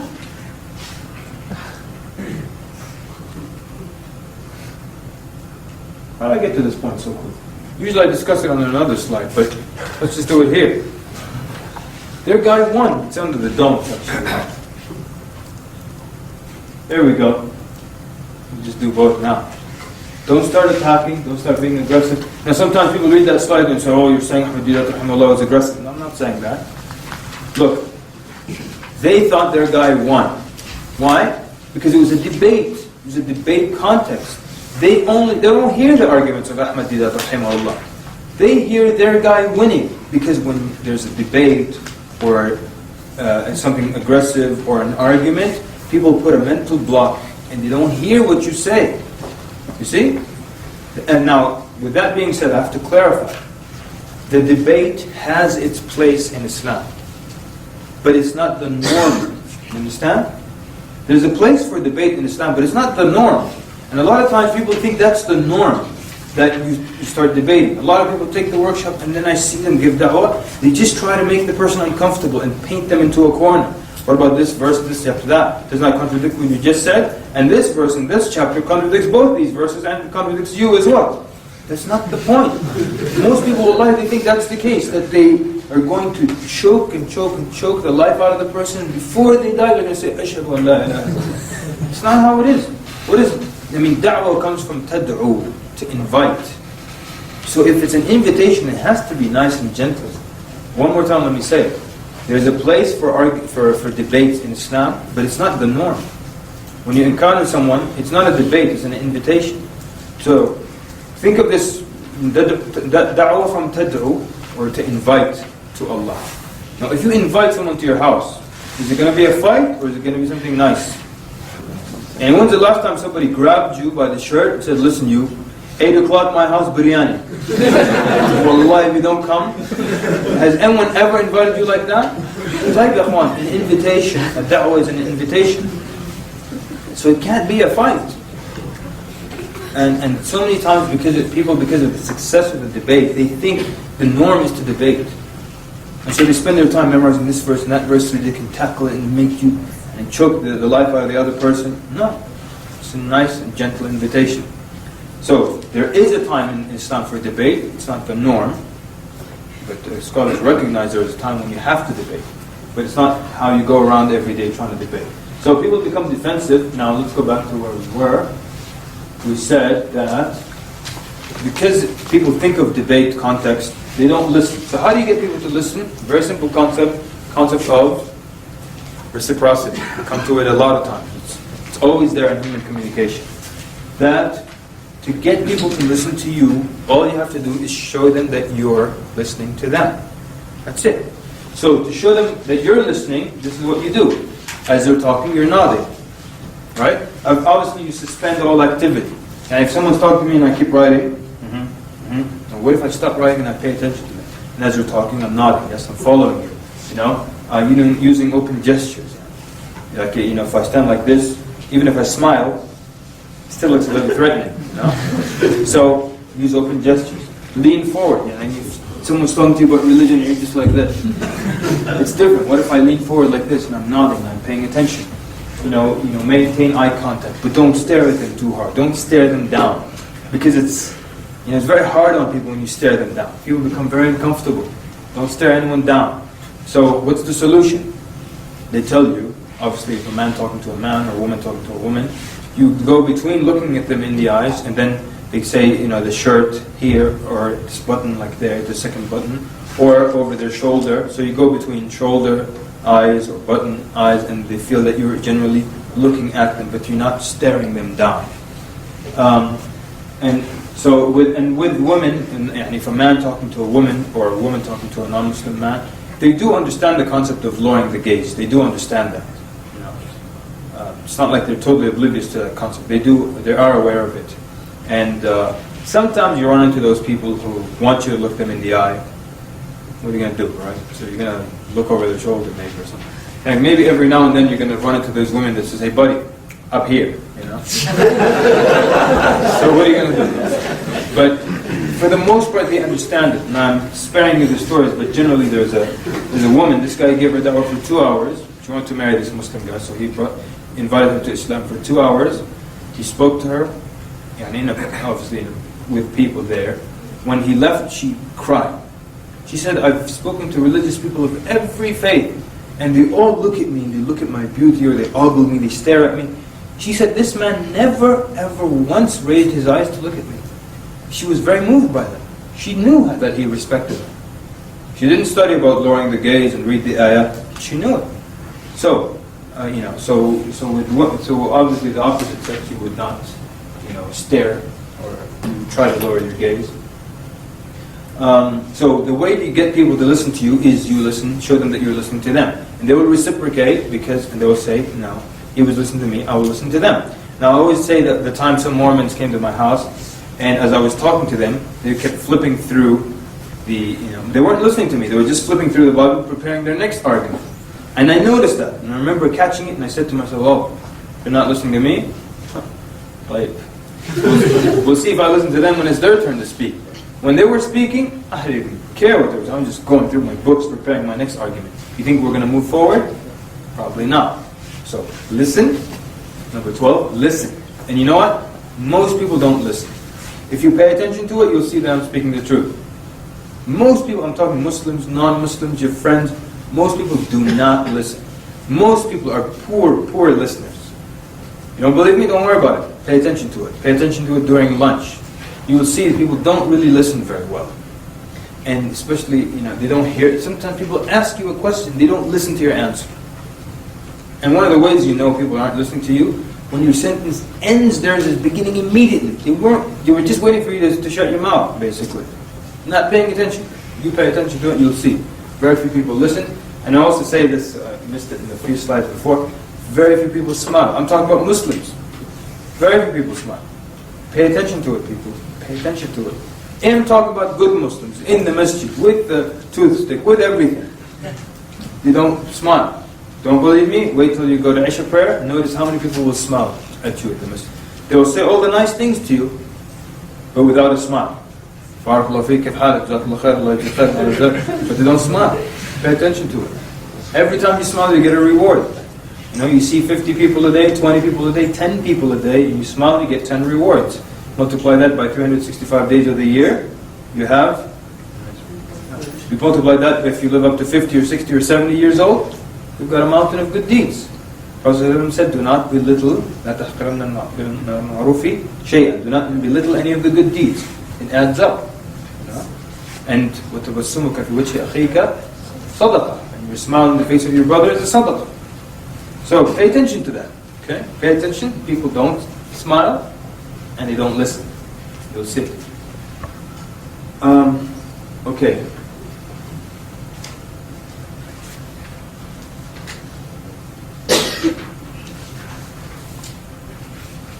I'm going to skip this because I'm going to come back to it under a different category. Okay? Don't make anyone feel dumb. Every question is a good question, right? And even I can tell you, you've got examples there. Avoid. So sometimes the obstacle is another human being who wants to make problems, noise. Your partner can save the day when it comes to that. I think I always tell the story about the lady in D.C. And basically, I found this guy with a very serene, calm look on his face. So I came to him, started to give him da'wah. This old lady came out of her house. She saw us in this white coat. She said, "Oh, you're the guys who don't believe in the Lord Jesus Christ." And she started saying, "The Lord taught me how to dance," and she started dancing. So now I don't have time for that, obviously. So my partner immediately knew what to do. See, this is the benefit of having a partner. I didn't have to tell him. I didn't have to do anything. He immediately knew. So he went, he took her aside, they started to discuss dance moves. Well, over here, I could talk to this person without any noise. So that's why the partner is just such a benefit. And here, I referenced the example of the Prophet ﷺ when he invited his family, including Abu Lahab. And he wanted to give him da'wah, right? And then Abu Lahab stops the Prophet and said, look, if you're calling us for that new religion of yours, we don't want to hear it. So what happens? According to one narration, Prophet invited them again. Same people, except this time without Abu Lahab. And he called them to Islam. So, avoid him in obstacles as well. Explain, okay.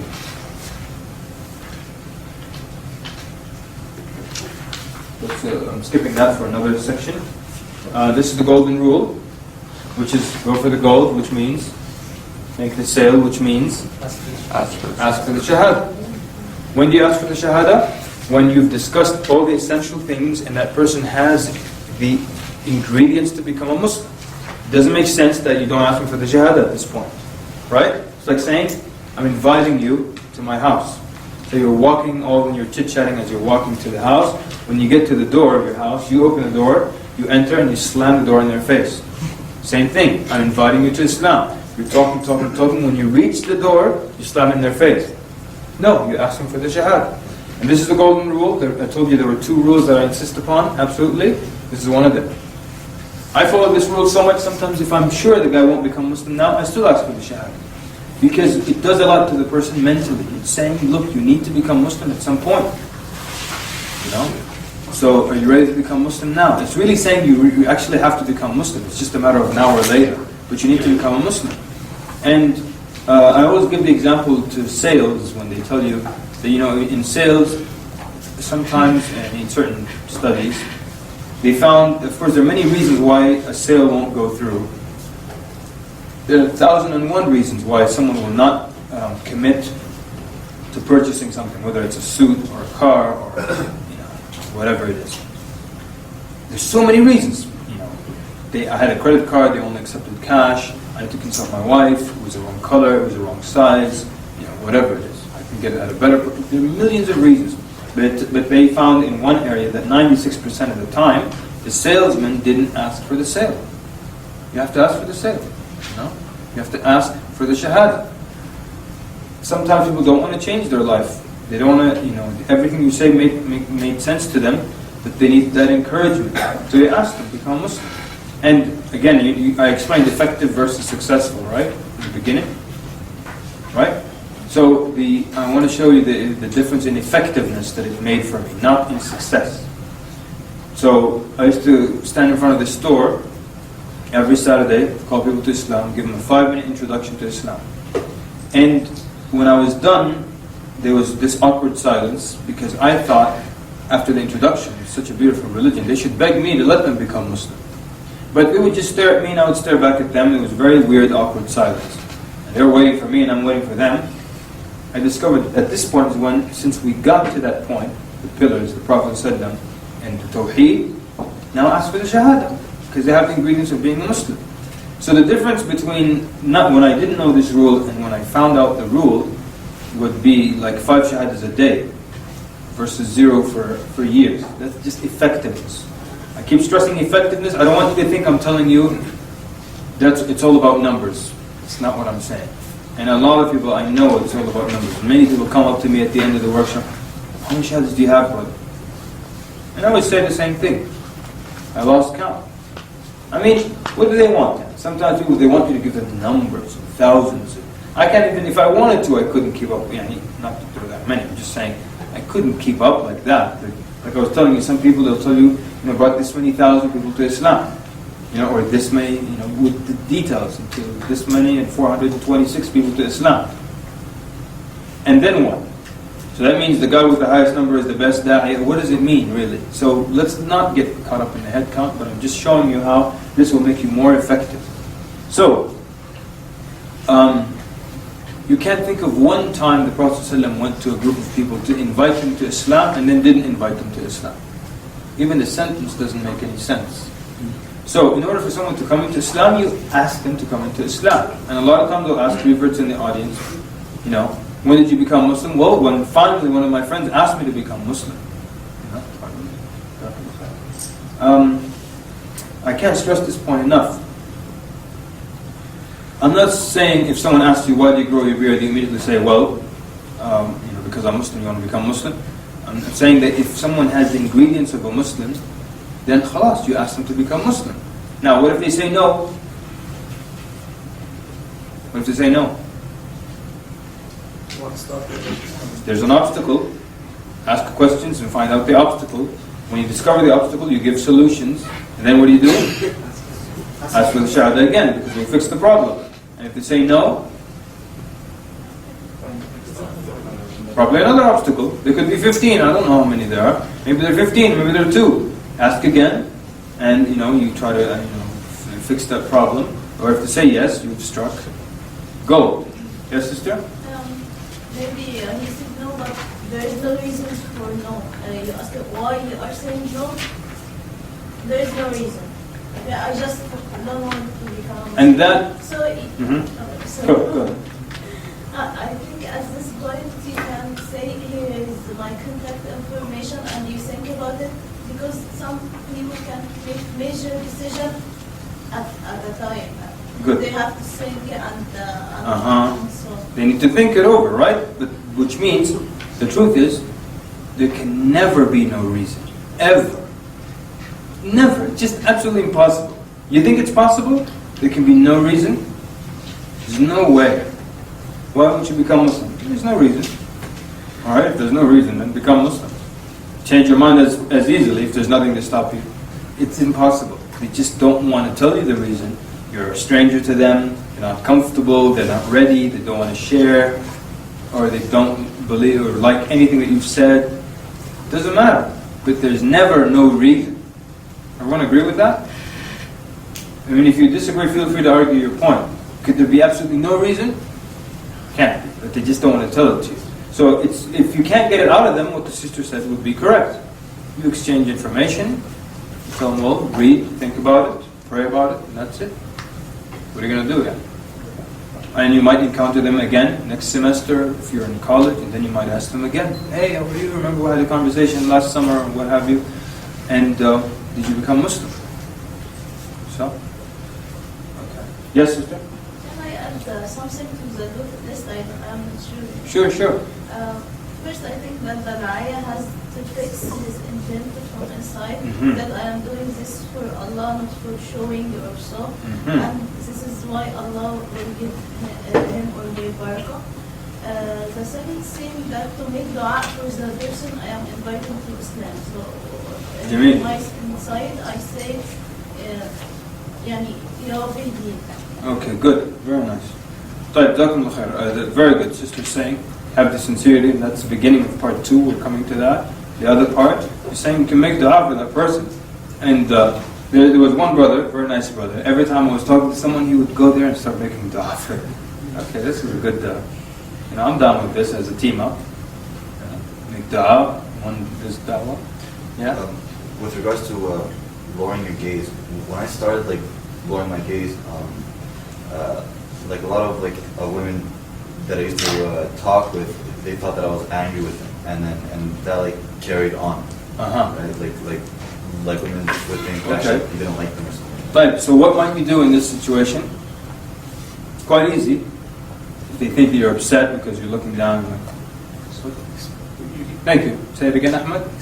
Just explain to them why you're doing it, and it's a good da'wah avenue in and of itself. And there are many stories from lowering the gaze, people came into Islam. One time we're studying fiqh, one of my students asked me, where should you keep your gaze? I said, in the closet.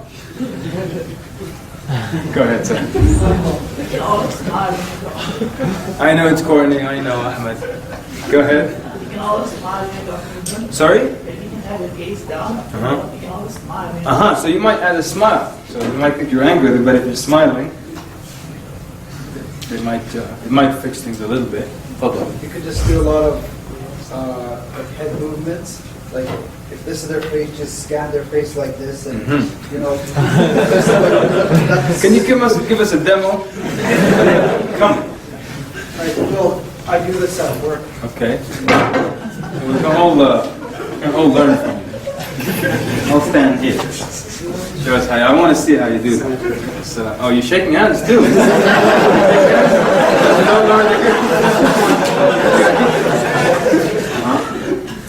So I'm standing at the till, and the customer is here. Oh, okay. So I do this at work, and it's like. How about I stand here so the camera's So. Go ahead. No pressure. So now on this guy, you can get a warranty on it for an extra $149. He'll cover you for 2 replacements. It just costs an extra $149. Just have to bring it in. Don't need your receipt or anything like that. You want to go with that? Okay. Did you see that? What do you think? Pretty good. Okay. Just like focus on the area. Even if you have to like kind of just go over their head. And, like you can focus on this area or look like you're engaged, but well, you don't have a computer. But focus on something else while you're doing it, but make it look like you're actually engaged. You shake hands? Thank you very courteous of you. Very good. Thank you. All right. So there are ways around it, and I think we're going to come to more ideas when we discuss what happens when someone's trying to shake your hand. How do I do it? There's so many ways, like what the brother did just now, that they won't really pay attention that you actually didn't look at them. We're going to discuss some techniques that they won't really they won't really notice that you didn't shake hands with them because you made it so smooth. So Jazakallah, I thank you very much for coming up here. I think it's probably time to stop, isn't it? Lunchtime. Okay, but lunchtime, Jazakallah khairan. When we come back, we'll continue inshallah. Sallallahu mubarak ala Muhammad wa ala alihi wa sahbihi ajma'in. Assalamu alaikum wa rahmatullahi wa barakatuh. Assalamu alaikum wa rahmatullahi wa barakatuh. بسم الله الرحمن الرحيم الحمد لله رب العالمين والصلاة والسلام على رسوله الأمين وعلى آله وصحبه أجمعين أما بعد. Always my least favorite part of the day is the part after lunch, and I do always catch people dozing off. So when you get sleepy, feel free to get up, refresh wudu, and come back again. I've been saying that for years. I've yet to see someone do it. So if it doesn't work, I'll crumple a piece of paper and throw it at you. Publicly embarrassing. That works? But if you do feel sleepy, just get up, refresh wudu, and come back. Get coffee, get tea, water, whatever it is you need to do. And usually after the lunch break, I'll tell a poem. I'll say one of my poems on food. So just to get things started, yeah. And I don't think I've said any poems before here, right? Great. We'll do another one tomorrow. But today, there was a friend of mine, we used to eat together a lot, so I wrote him this poem. I said to him, you can stop recording. I'll just leave it. So I said to him, I see you coming in your girth. Eat and drink is what you're worth. Your only talk is what to eat, this type of chicken, that type of meat. This type of food, that type of dessert, you eat until your stomach hurts. Follow the sunnah, I'm sure you've heard. Fill with food to about the third. But you eat the whole bird, the whole chicken. Your only sunnah is finger licking. Okay. There's more where that came from. I only have 2 religious poems and 5 on chicken and other things. No biryani yet.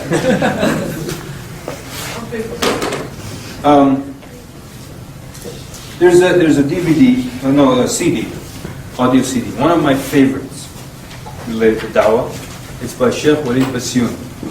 Don't get me started on Sheikh Walid Bassioun. Sheikh Walid, that's all I have to say. It's called A Message from a New Muslim, or Message from a New Muslim. All right? You can get a hold of that. It's produced by Chinar Leaf. You can get a hold of that. It's just superb. Superb CD. It's basically, what I like about it, first of all, is they did a study. The Sheikh made a study before he just made the tape.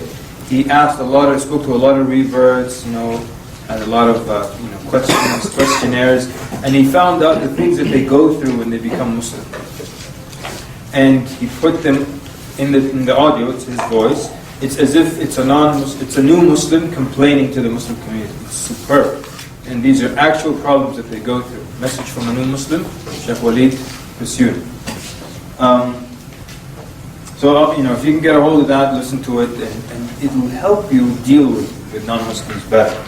We were talking during lunch, and they were telling us about how some Muslims want to say the weirdest things during da'wah. I remember one time this guy became Muslim, so they had an iftar for Ramadan in his honor, and this other Muslim, other revert, wanted to sit next to him and talk to him about the deen and stuff. So he kept telling him, and this guy just became Muslim like a few days ago. He's telling him, in Islam, for some reason he just chose tayammum to explain to this guy, this new Muslim. And this is how he worded it. He said, in Islam, when we can't find water to clean ourselves, we clean ourselves with dirt. And that guy was like, I see, okay. What kind of religion did I get myself into? If I can't find water, I take dirt and clean myself? He doesn't understand it. I mean, you know it's tayammum, it's just a quick wipe to the face and hands, that's it. This guy thinks maybe you gotta take dirt and just pour it over your head. So you listen to that tape, it discusses things like this. So, you discover that as a community, really, this whole da'wah thing, it's a community project. And it has to do with a lot of issues, from ilm, from patience, from tarbiyah, from wisdom. And so many times, this new revert might make a mistake in salah, and the uncle might smack him after the salah. Because, why did you do this thing correctly? I became Muslim 3 days ago. So our community is not even really ready and able to accept and receive these new Muslims. And wallahi, the complaints, I remember one time this guy took a Shahada in the masjid. And just look, within minutes, all the disagreements that he went through, within minutes. So the first guy came, shook his hand, congratulations, becoming Muslim. The next guy came, hugged him once, congratulations, becoming Muslim. Then the next guy comes, hugs him 3 times. And then the next guy comes, hugs him 3 times. And he tells him, the Prophet ﷺ used to hug 3 times. Okay. So then I was watching this poor guy. The next guy comes, and he starts hugging the guy 3 times. And then he says 3 times, right? The guy tells him no, once. And already he's going through all this, or the thing about, remove the gold. And, the guy becomes Muslim and is like, tell him to take the gold off. Sheikh Jafar was telling us how some rich guy became Muslim in the Philippines, so he invited everyone to his mansion. And so during the dinner, he's passing out, food, drinks to everybody. And there was guys sitting next to the Sheikh, and telling him, Sheikh, tell him about the gold ring. Tell him about the gold ring. He became Muslim in the morning, Akhi. This morning he became Muslim. Immediately you want him to take off the gold ring. But you don't even do things like that when it comes to you. And now a Muslim, born Muslim, practicing, you tell me, Akhi, what you did is incorrect. There's actually a hadith in Bukhari. And they resist. They won't change. And you want this guy to change his life overnight. So there's a lot of wisdom involved with dealing with new Muslims. Message from a new Muslim, if you can get your hands on that, it's excellent. During the lunch break, one brother said that one time he was lowering his gaze and talking to, there were 2 women, he was lowering his gaze and talking, one of them kept laughing. Probably, he assumes he was laughing at the idea that he was not looking at her. So what do you do in a situation like that? I mean, basically, where is the book? Okay, well anyways, what do you do there? And do you just ignore the laughter, or do you address it? Who would ignore it? Hands up. Who would address it? And who's just Canadian? Okay. All right. So a lot of people are undecided, right? Okay. But those who would address it, what would you say? Yeah. It's funny. Sorry? You share with me what you're talking about. You teach kids or something? You're a 2nd grade teacher or something? You share the joke with the rest of the class? Following along with you. Okay, ask a question, see if they're following. But we're saying, you said you would address it, right? Yes. So how do you address it? I mean, address it directly. Directly. Yeah. Yes, sir. I know I'm kind of funny looking, but you don't have to laugh. I like that. I like humor with these things, I like humor. Like sometimes people tell me things like, if you're just waiting for the violence in Islam. or you guys have to, your religion commands you to kill people. And I always say, if our religion commanded us to kill people, we wouldn't be talking right now. I don't do that part, but I do say that. I just added that last part for laughs. So good. So I like that. It's a joke. It could work very well. It's funny looking. Anyone else? Anyone else? All right. Now, yeah, go ahead.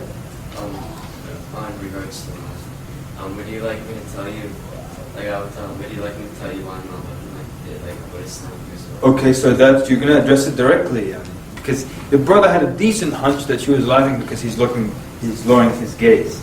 So then address it. Look, there is no script. I mean, I can never imagine myself standing in front of two people while one of them is just giggling and laughing her heart out at me, and I'm just not commenting. I'm following my script. There is no script. I'll stop and find out what she's doing. Well, what's the matter with you?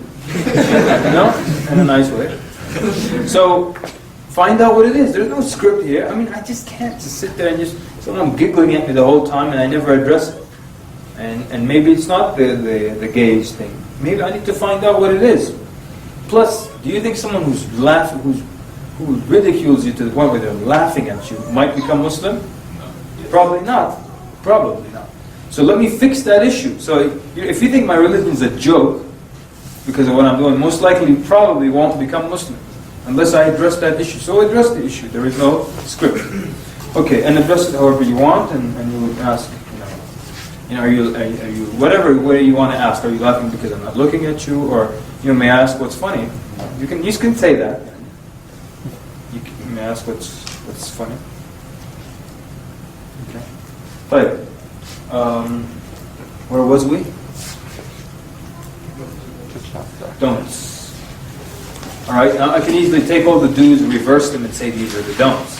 Right. I think there's only one repetition in here because there's something else about it. So we already discussed the first one. Second one, don't use annoying approaches. I'm gonna skip the example there. It's just a funny story, but I'm skipping it. Don't be evasive. Isn't that the opposite of be straightforward? It is, right? So why did I put it here again? Because when you're evasive, it adds another. You know what I mean? But I say don't be evasive. And someone asks you a certain question about let's say the Prophet ﷺ and the age of Aisha, and then you don't answer that question. You move around to something else. They catch that. They're not dumb. They'll catch that. And they'll think, oh, I got him. And his religion doesn't have an answer for this. And they don't have a good explanation. That's why. So I'm putting it here because it adds another element. When you're not being straightforward, you're being evasive, it adds this other element that you have a religion with a lot of holes in it and you don't want to address an issue because you don't have a good answer for that issue.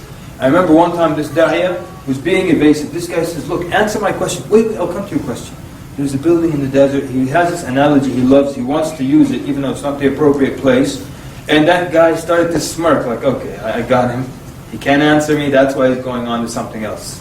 So he thought in his mind, khalas, I destroyed this Muslim. They don't have any strong arguments. They're just like us. They're weak. So don't be evasive. Let's see.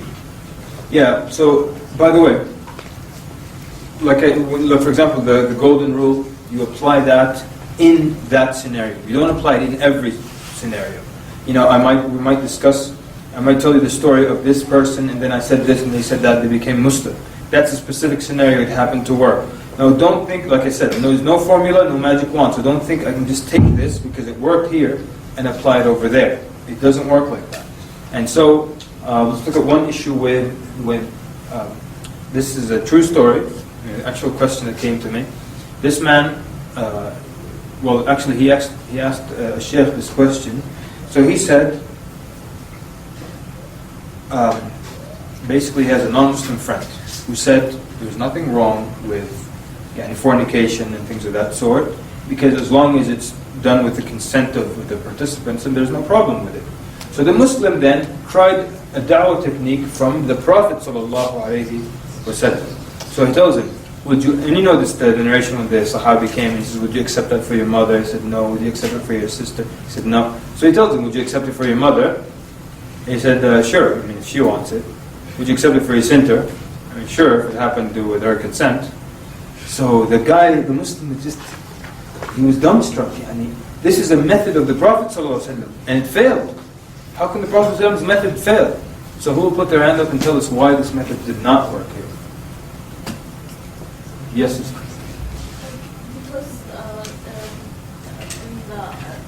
guy that Muhammad was talking to him was in a culture that doesn't accept this for a mother or daughter or wife or so. But here the culture is different, and people raised up that they are accept these issues. So it doesn't work. Right. Excellent. Jazakallah khair. So the sister is saying the culture is different, and if we want to use, instead of the word culture, something bigger than culture, that would be? No? Italian? Mentality. Is that what you're saying? Mentality? Okay. I didn't know they had Italians in the region. I'm like, forget about it.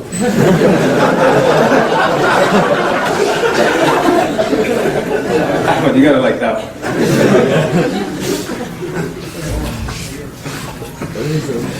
Okay. So, religion, right? The Prophet ﷺ used a technique with a Muslim. First of all, understands halal, haram, understands haya, understands obedience to Allah, understands all these things. And he was coming to get a rukhsa, like an allowance from the Prophet ﷺ. But it worked because he had all these, he knew jealousy, envy, ghira, all these things he had.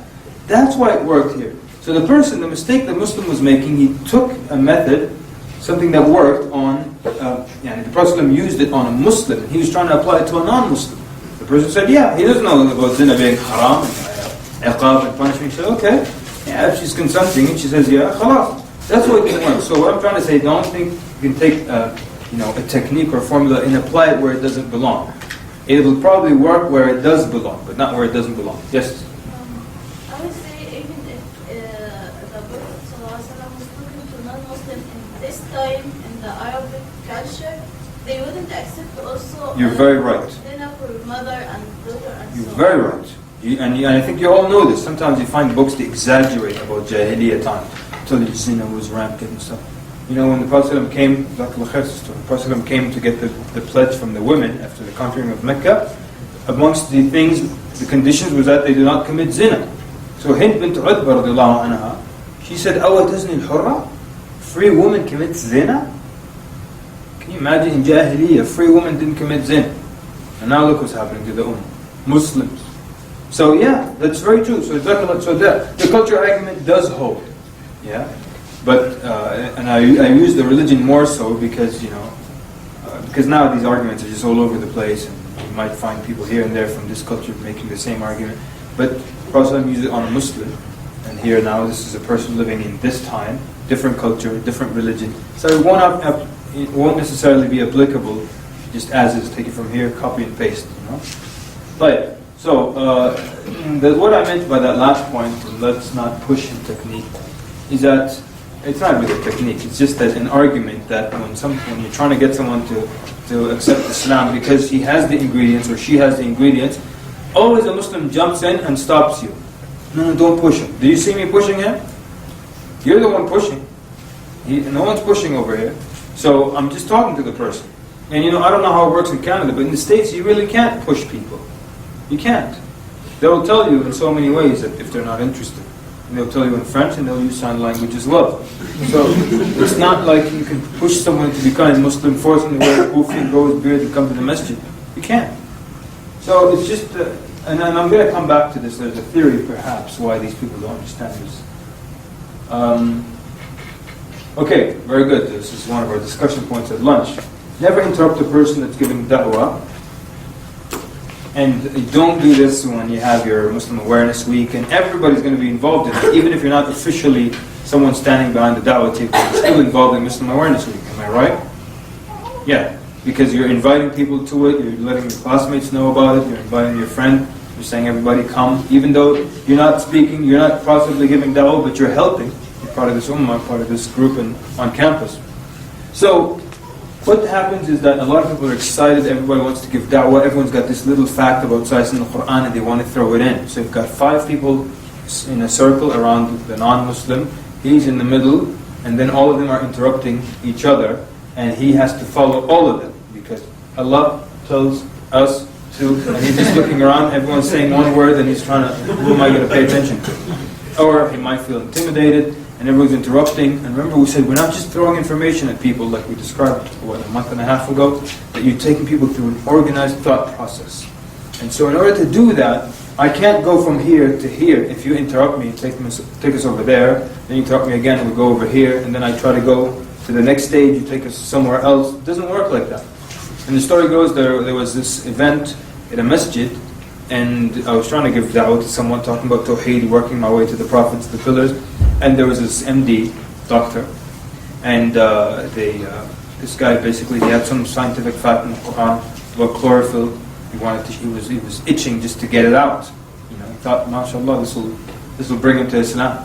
So I'm talking about Tawheed, he interrupts me. And I don't know where the thought is that when, no matter what I'm talking about, how does it work when you just interrupt someone? Then they're giving that, you interrupt, you jump in with some fact. You know, you don't do that with anything else in life. You know. Anyways, so this guy jumps in talking about chlorophyll in the Quran. He was just waiting for me to breathe so he could interrupt me while I'm catching my breath about chlorophyll in the Quran. Now I was talking about the miracle of green chlorophyll. The guy didn't even look in, just so like chlorophyll. Then I'm waiting for him to breathe. You know, he takes his breath, I jumped in immediately. So anyways, going back to our topic, we're saying that, this, that. Then he's waiting for me. The minute I catch my breath, he jumps in with about chlorophyll again. How do we get rid of this guy? So until finally I saw one of my partners. Because if the partner was there, he would fix it immediately. That's why it's so good to have a partner. None of my partners were there. Then I saw one of them from the distance. And all we had to do was lock eyes. And that's it. I have to wink and that's it. The minute he saw me, he knew what was going on. He came immediately and pulled the doctor aside about the chlorophyll, and then I finished talking about the guy. So don't do this to each other. Don't interrupt. You have a great point. You're itching to get it out. Guess what? There's 1,001 other people. You can go tell them about it. You don't have to interrupt this guy, and you're going to come and ruin my catch. I worked hard and I caught this guy who was walking. I caught him and I'm stopping to talk to him. You go catch your own guy. Go get your own prospect and give him down. Alright? But unless, what's a very good reason? Like they overlook a certain point, the prospect asked them a certain question, but they didn't get it. But you got it. So you ask, you fix or you answer that question. That's a good reason to interrupt someone. Don't get into a negotiation, which is I think alhamdulillah, this new generation, you don't have to deal with that too much. But with all due respect to the older generation, oh man, they negotiate so much. Have you ever been to an interfaith with some older people? It's a nightmare. They have no clue how to run interfaith, And they just make it a negotiation where, let's all go to Jannah. Hey, you go to Jannah, I go to Jannah. And they just start to negotiate. But of course we don't negotiate in Islam. And Allah Azza wa Jalla tells the Prophet ﷺ in Surah Al-Qalam, وَدُّوا لَوْ تُدْهِنُوا فَيُدْهِنُونَ. They wish that you would compromise with them, so they would compromise with you. But we don't compromise. That's why we all know Surah Al-Kafirun. قُلْ يَا أَيُّهَا الْكَافِرُونَ لَا أَعْبُدُ مَا تَعْبُدُونَ. And it came after the offer they made. We worship your God for a day, you worship our God for a day. Then they said a week, then they said a month, then they said a year. And after a year of worshipping Allah, they're not going to go back to worshipping stones. Still the Prophet ﷺ refused. Because we don't negotiate. I think there was another point about... there's some things like this story I always tell about how this guy, he was addressing a bunch of imams and he said, you guys need to be creative in your da'wah techniques. And he told the story about how he used to go with a kafir friend and the kafir would ask for champagne. He said, I would get apple juice, so he thinks I'm drinking champagne. So he said, that's an innovative way of giving da'wah. Okay, I need to understand what's so innovative about that.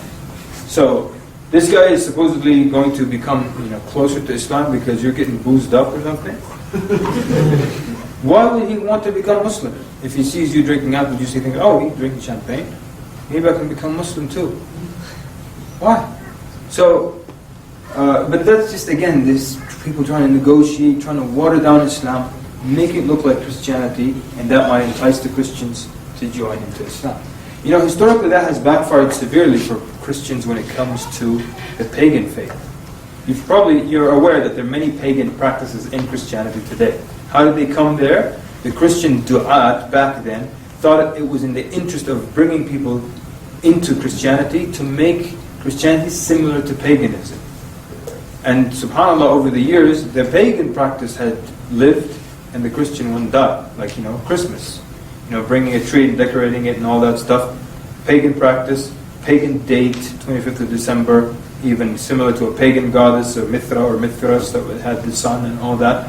So, and then even though clearly in the Bible it says it's not permissible to bring a tree into your house and decorate it and all that. So it's a bid'ah by their standards, right? But again, same thing with Halloween. The pagan practices are what lived and nothing Christian remains. Easter, so many things. So, the point is, some Muslims try to do the same thing when it doesn't work and it backfires. So they try to water down Islam, make it look like Christianity, that might bring the Christians into Islam. Well, guess what? If you make Islam look a little Christian and they have 100% Christianity, why should they feel compelled to enter into Islam? Don't give up too quickly if the person, seems uninterested. And don't just give up too quickly. And sometimes, we've encountered people that either were just being, sarcastic or they were like, smiling sarcastically, things like that. You keep going, and subhanAllah, they end up becoming Muslim actually at the end of the talk. Versus, what if I saw him, smirking and trying to be a wise guy, and I just walked away? So it makes more sense. Keep going with it. Don't give up that quickly. All right. Once you do give up, I really can't tell you. Sometimes you give up a little bit before think good things might have happened, and sometimes you give up exactly at the right time. But we'll discuss it more. Falsified or exaggerated information. And again, this is kind of like what happens at interfaith. They tell you, Muslims believe that the Christians will enter paradise. It says so in Surah Al-Baqarah, and the Jews also will enter. And then that's we're falsifying information. Then the Muslim sits down, the Christian gets up and says, well, we're all, children of God, and therefore I'll see you when you get to paradise. Now, we're all lying to each other here. So, and a lot of people, they're confused. They think that in order to coexist peacefully, you need to agree. There's no such thing. You don't need to agree at all to live with people in peace. All you have to do is understand each other. When you don't understand each other, there's the fear of the unknown. When you know each other, it removes that fear. That's the end of the story. So you don't have to agree in order to live together peacefully. Just understand each other. So if I lie to you and tell you we think you're going to paradise and we don't, and then you lie to us and say we're all children of God, we're all going to paradise, and we're not, that means we walk out from that church or from that building, still we don't know each other. So that's why, make sure, and exaggerate information. Something you may have heard this story by some Muslims. Islam gives the women more rights than they're given in the West right now. Is that a true or false statement? It's false. It's not true. They give them crazy rights here that really don't even belong to them, these rights. They have given them these rights in the West. Islam didn't give them these rights. Allah gives them the rights that they deserve. But they went overboard. So it's not a true statement. It's an exaggeration. We don't want to exaggerate. We'll tell it as it is. We don't need gimmicks ever to spread Islam. But what I'm saying by change the method, not the message, it's that same message. It comes to you through internet, audio tape, CD, speaker, live speaker, microphones, dawah in the street, dawah at the university, whatever it is, but the message is the same. It can come through video, through radio, but the message is the same. But the method can change, not a problem. So, because this came about one time, someone was telling me there's something wrong with the dawah table, and maybe we're not saying the right thing. But if you're talking about tawheed and pillars, you for sure are talking about the right thing. Maybe you need a different method. That's it. Something to attract them, things of that sort. But and I think we discussed that. That's the interfaith thing. Don't misrepresent. Islam says sometimes.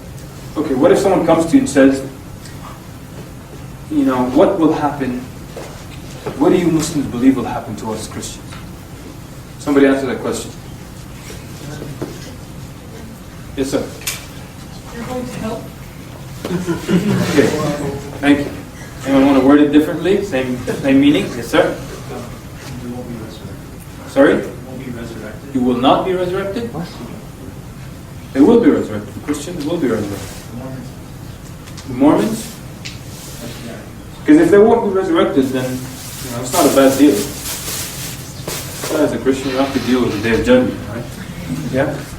If you don't submit to the will of Allah, it will not be accepted on the Day of Judgment. Okay, good. What's that? If you die worshipping more than one God, Mhm. you're going to hell. If you die worshipping more than one God. Okay, good. Yes, sir? Any Christian, Muslim, Jew, atheist, or anyone who dies associating partners with God and not worshiping God alone will burn in hell. I like that. You like what the brother Shiraz was saying?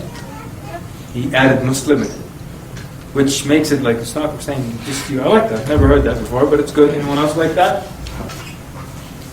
Wow, tough. I like that too. Thank you, sir. Thank you very much. It's nice. Okay, sister, in the back, and then we'll come to you. Well, I was saying the same thing. Can you repeat it? Because we just heard. Oh, sorry. Is that what you were going to say? He's saying that anyone, whether Muslim, Christian, Jew, or so, who dies associating others in worship with Allah will go to the hellfire. So he even put Muslim in there, which is a true statement.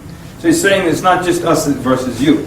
But now, let me tell you something. Most of the time when a Christian asks you this question, let's say it's a Christian, they're really just trying to see what you're going to say. They're just trying to see if you have the guts. Because they know the answer. You think they don't know the answer?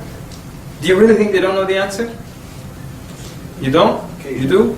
They know the answer, most likely. Why? Because they know that just about every faith believes they're right and everyone else is wrong. If they're right, they're going to paradise and everyone else is going to the other place. Because if we're the only ones who are right but we're all going to paradise, it really means we're all right. They know this concept, people. It's not going to be like, well, I never. They know it. They know it. So they're just trying to say how brave you are, how you're going to word it, are you going to be diplomatic or not. Because if you ask them where the Muslims going, you guys will burn in hell. When the rapture comes, we'll all be raised to the cloud, the Muslims will be nuked, and then when all the nuclear stuff is gone, we come back to earth and live peacefully. Okay, that's nice. Let me tell you how it's going to go down. Anyway, the point is, just in a nice way. Now, we need to note here that you can't tell them where they're going, right? In Islam, we say in general, Jews, Christians will not go to paradise. But we don't say this guy won't go to paradise.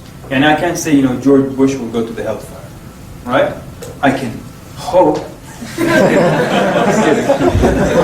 But you can't for sure say this guy will go to that. You can't. But collectively, as a group, people who commit shirk, yes, they will go to the hell. Don't make the kafir come through with this kufr. This is a rule that the du'at made, which is just really good. If you tell them, when you're kufr, you'll be alright, you go to paradise, what's the need for them to become Muslim? And you tell them, the Quran says Jews and Christians will enter paradise. So, want to become Muslim? Well, no, you just gave me the dalil that I enter paradise, so why should I become Muslim? Don't make a judgment based on looks. Have you ever done that? You looked at someone and said, I won't waste my time with him. Ever done that? Yes. Anybody? Just a few people? Okay. What did that person look like? That you want to share? And what was it about them? Just a homeless guy. None? A homeless guy. Okay, homeless guy. Okay. What about you? Same thing? Okay. Anything beyond homeless that you just felt, Yes, sir? There was a person who was talking to this Gothic kind of thing, black on black, black nails, black teeth, everything, yeah? What? Classmates. Classmate? Yeah. What was about their look that made you just not... His teeth. His teeth? What are you doing, a dental commercial? The guy has rotted teeth, you won't give him dawah? You don't want to talk to him. Maybe he has bad breath, I don't want to give him dawah. By the way, tic-tacs are your friend when it comes to dawah. Have mercy on people. Okay, alright. So, you know what? Remember at the beginning, that hidayatul irshad, hidayatul tawfiq. You just have to direct people to the truth. That's your job. Doesn't matter what they look like. Doesn't matter. And the example I give, because this guy really looked extreme. We were at the Million Family March. This guy, tall, pale, white guy, big guy. wearing a sleeveless shirt, got tattoos from his neck all the way to his wrists, all kinds of devils and all kinds of weird things. He's got, his front 4 teeth all gold. He's got bandanas, piercings, anywhere you could put one on your face, all right? And white contact lenses. White contact lenses. Just imagine what this guy looks like. Pale with all the blue and white contact lenses, gold and piercings, and he's walking like this. And I took a look at him, I saw him coming, and then I looked over here, I saw a man and his wife. I saw the birds singing, I saw the butterflies. Why would I waste my time with this guy? I actually looked at it and said, I don't have time for this shaitan. And I went over to these guys, and I spoke to them for a little bit. When I turned my head, the brother was calling us to hear him take the Shahada. He said, I got out of bed today searching for Allah. That's what he said. Got out of bed searching for Allah. And Allah brought him to some Muslims giving dawah. He became Muslim quickly. And then he was telling us this. He said, look, I don't want to just do this right now and forget about it. He says, I want to become a good Muslim. I want to learn to pray. I want to become an excellent Muslim. I lost out on that good Shahada because I made a judgment based on looks. So I learned from that day, no matter what the person looks like, I'm going to give them dawah. I don't care if they have a telephone pole through their nose, I'll give them dawah. Okay. Got that joke, huh? Alright, let's look at some of the techniques we have in the room here. Shiraz? What if you're giving dawah, like you don't have a partner, it's like Islamic rooms, weekends, it's everywhere, it's all mixed, it's like many people. And another brother comes, like you're talking to a non-Muslim and another brother comes and just observes. He's just there. He doesn't interrupt, he doesn't move, he just sits there and observes. No, bro. One guy, right? Yeah. No. Another guy comes, I think maybe 3 is probably, at least in the States, 3 is not pushing it too much. I don't know what it is in Canada, but 3 is not bad. But what if you see 4 or 5 and you're alone, right? But someone across the room from the other table sees 5 people and you around someone, he might actually go to them. He knows the other 4 are spectators. He might pull them aside and say, look, we don't want more than 2 people crowding around one person. That's it. But what if 5 people crowd, you have no partner, and so on and so forth? What are you going to do? Sir?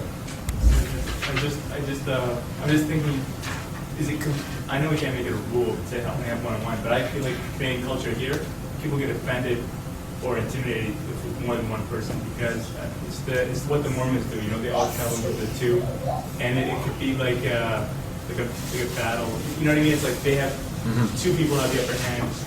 They're outnumbered. What is your opinion on that? Well, I would advise you to not take my opinion on it. I would advise you to test it out and to see how that works. And you might even do a survey with Muslims as well. See, do you feel uncomfortable, because you guys are Canadian, do you feel uncomfortable when 2 people talk to you? And because right now we could go off of your hunch and my hunch. But let's test it and see. I don't know Canada well enough, but I'm hoping that 2 is not really a big problem. What do the rest of you people feel? 2 is a problem, put your hand up. 3 is a problem, put your hand up. 4 is a problem, put your hand up. No problem, put your hand up. Any number. Okay, you want to add something? Yes, like people here, like they're much more emotional. Like the last time someone came up right to my face and just started like being honest and straight up, he was actually Australian. He was just going to school here. Wow. Okay. All right. What I meant by that is, it was actually me who was feeling uncomfortable. Oh. Yeah. So you're the sensitive one. Okay.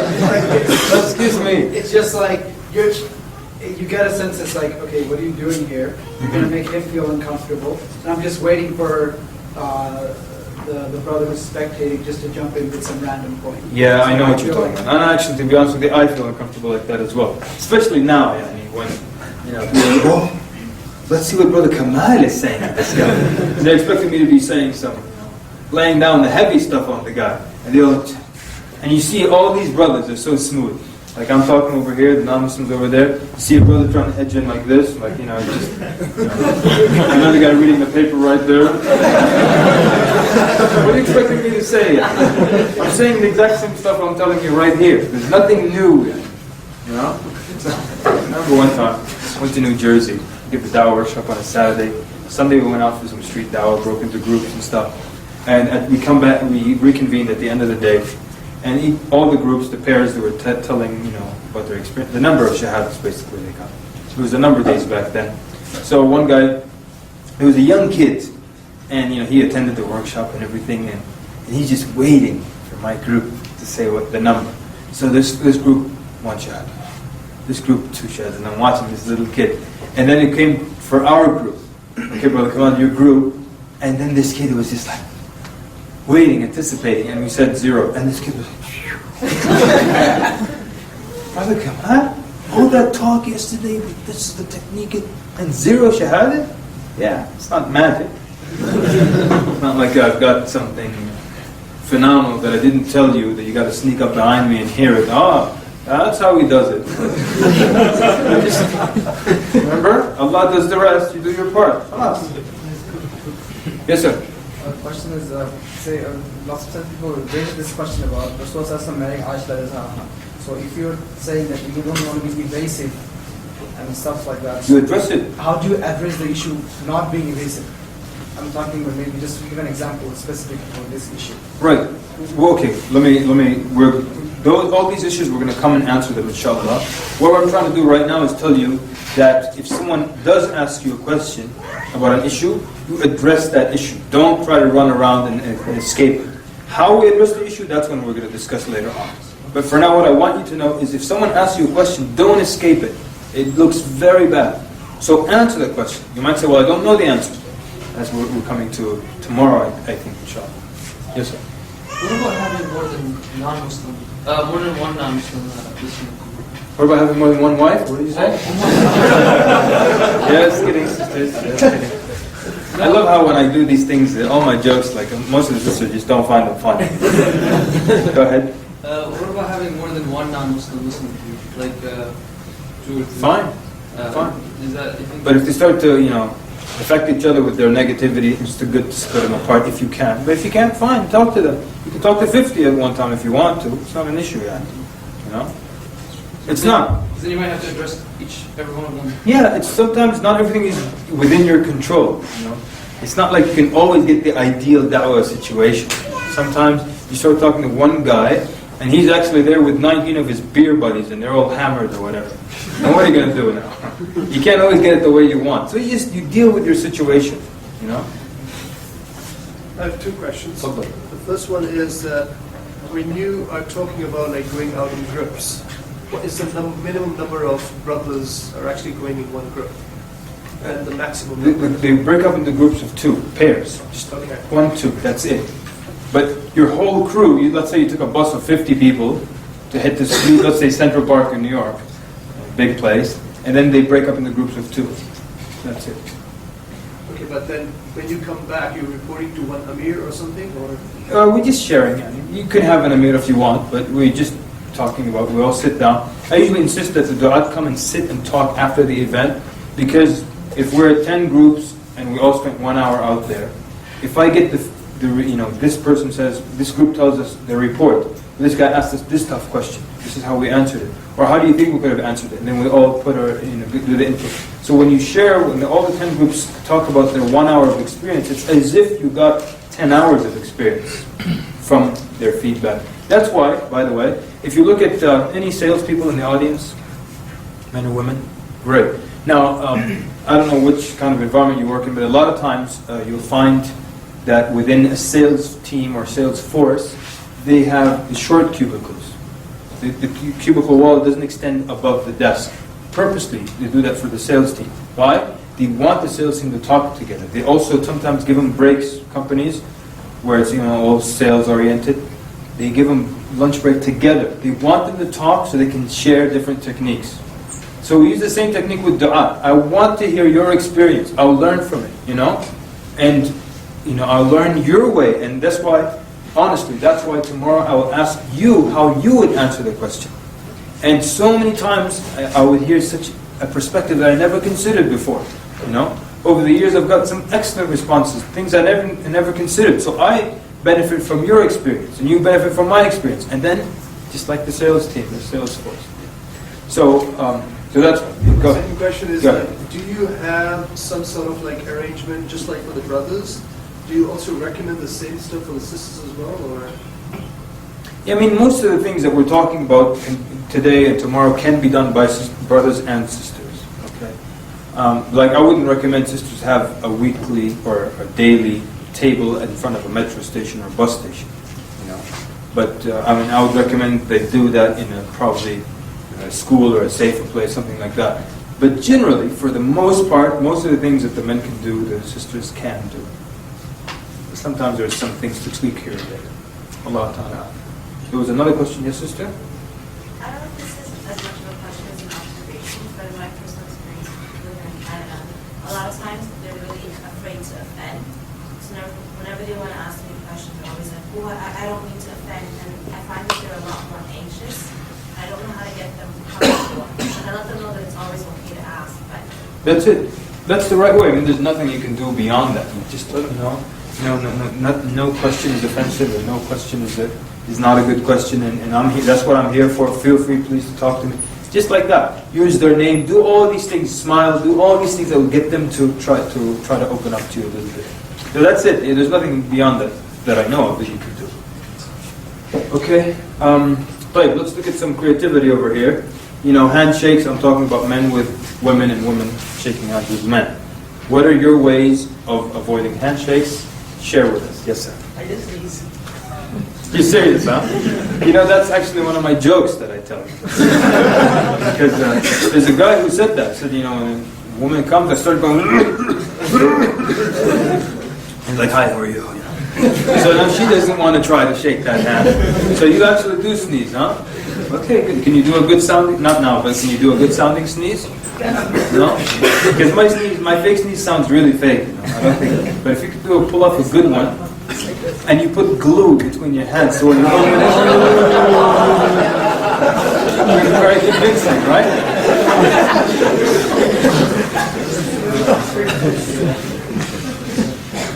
Other techniques, yes, sir. Have candy in your pocket and you give it to. Okay, all right. So you must walk around with a full bag of all the time, you know? Anytime you see a woman? Good, yes, sir? This is kind of like a technique that involves like, it's not true, but it's something that I improvised. Well, my friend improvised it, and I use a lot too. Okay. So when it comes to shake my hand with the other hand, you just say that in Islam or in my culture, you're not allowed to shake hands. Shake hands except if their wife, if their husband is beside them, or allows us. If the husband is besides them? Yes, beside them. No, actually, even then, it can't happen. But okay. But so what the brother's doing, but Jazakallah khair though, he's going now the other route, the explaining. So now let's hear specifically some explanations, just explanations for now. How would you explain it verbally? Brother told me at a job interview, he just said, because of Islam's respect for women, I don't shake. Nice. Because of Islam's respect for women, I don't shake hands with women. Nice. What else? Verbally now. Yes, sir. I don't believe I have the right to touch. Oh, there you go. Where'd you get that from? Huh? What's that? Just the CD I listened to a while back. Really? Yeah. His name, you might know him actually, the speaker. The course is called Giving You Have. You're joking, right? You're joking, right? No, I got that from you already. Okay. All right. Now, all right. Fine. Exactly. Yeah. So this brother is a poet, and he words it so nicely. He says, "I don't have the right to touch." And so people are like, "Wow, oh, I didn't know it was that special." It's very nice. What are the explanations? I said, this brother says, "I don't have the right to touch to women." And they feel that very honored and respected. It's kind of nice. He doesn't have to go through the whole list and but we can aunts we can shake hands with, cousins no. But it's kind of nice and quick and at the same time very, I don't know what the word is. Not romantic, but flowery. Anyone else? Yes, sir. I just said, please forgive me. I like you, man. Please forgive me. Just come on. Just forgive me. All right. Okay, good. What else? And how does that work for you? why. You know, yes? Just a question, what about if it's the reverse? Versus... I'm waiting for sisters to say something. What do you say? Because you could say the same things, you know. In Islam, we're not allowed to touch or shake hands with the opposite thing, you know. Yeah? Go ahead. Out of respect to my religious, I don't shake hands with them. Okay, and that will work. I think most people will understand that. So it's a religious thing, and you're politely apologizing that you're not going to be shaking my hand. He'll accept that. Yes? We are wearing the gloves. Sorry? Yeah. No, still. Even if you're wearing gloves. Just. Now, of course, please, and I know one time I asked, we're trying to think of creative alternatives. One time some guy put his hand up and said, well, Sheikh so-and-so gave a fatwa that it's okay. I understand that. There's a fatwa for everything. We're trying to be creative beyond. I'm not trying to be rude. I'm just trying to say we're trying to be creative beyond the fatwa. Because I could have just said in the beginning, avoiding handshakes, Sheikh so-and-so said there's a fatwa you can shake hands. Okay, next point. But I'm trying to be creative here beyond the fatwa. Yes, sister? Okay, so maybe the sister saw that these are a little apologetic, and even though others amongst us might see it as just an explanation, but you might have something, you know, more of an explanation and, according to you, less of an apology. If you do, then feel free to use that. If you feel that yours is a bit apologetic, you might, you know, kick it up a notch or something like that. Yeah? I would say, I don't mean to offend you, but in my religion, we're not allowed to shake hands. Okay, very nice. Yes, sir? Or just give her a pamphlet, keep their hands busy. Very good. Yes?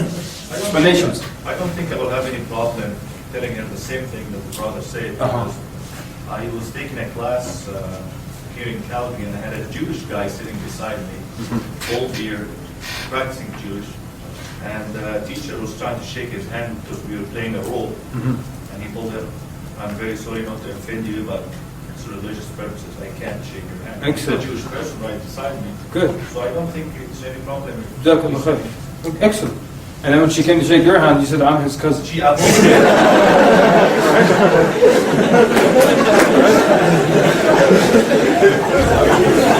Actually, she apologized for that. There you go. Excellent.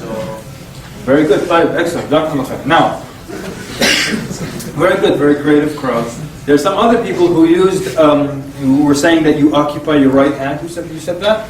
Yeah, you give her something, and that's another method that were taught at this company. He said when it was a Muslim company, so they said if a woman extends her hand to shake your hand, you put your business card in her hand, and then you turn her attention to the card. So, and it works so wonderfully. So as she extends her hand, you say, well, I'm Kamal, this is my name, that's fine. You turn the attention to the card, because if you just give her the card, she might take it and then put her hand. What do you do?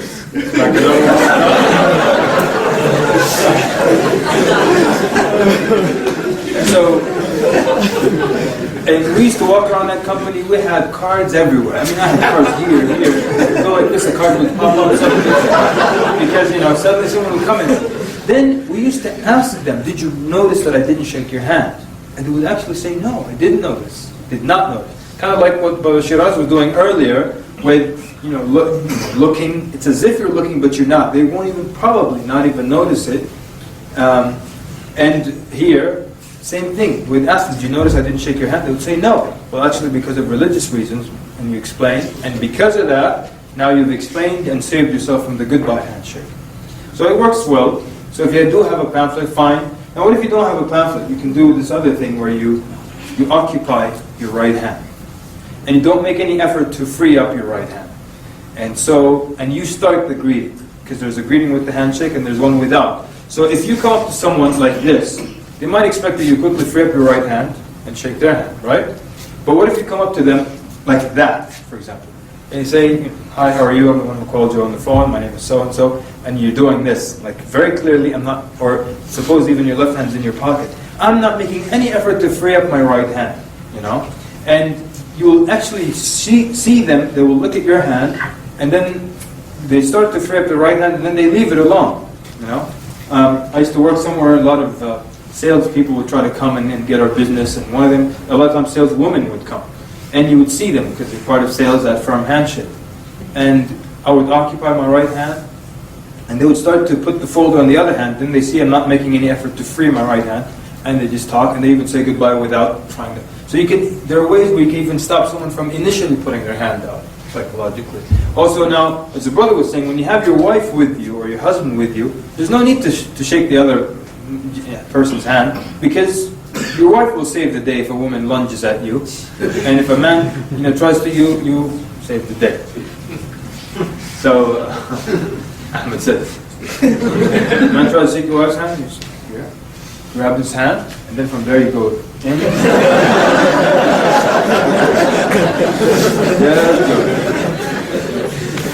Yeah, we just want to stay awake after lunch, that's all. Alright, so that's as far as the handshakes. How about anything else that I forgot with the handshake? Yes? So sometimes people feel offended, like, if they reach out to shake your hand, they feel like they're disrespecting them by not doing it. And that's why you try to keep your explanation as nice, as sweet as possible. And in the end, what are you going to do? If you're one of those people who want compromise there, what are you going to do? I would rather offend them than offend Allah at some point, Go ahead. Actually, I think these days people have a lot more cultural sensitivity than we give them Much credit for. more, yes. And actually, they would be more interested. A lot of times when I say, sorry, I can't shake hands, they're like, oh, really, why? And then they actually ask, especially if they're business people, because they don't want to offend someone else later on. Right. Very good. Excellent. So, it's very true. Go to an Arab country and you refuse to shake a woman's hand. Oh, yeah, the things that do here.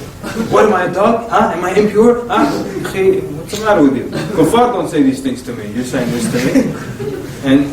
And one time, true story. Go ahead, sister. The issue that some Muslims don't think that shaking hands is haram.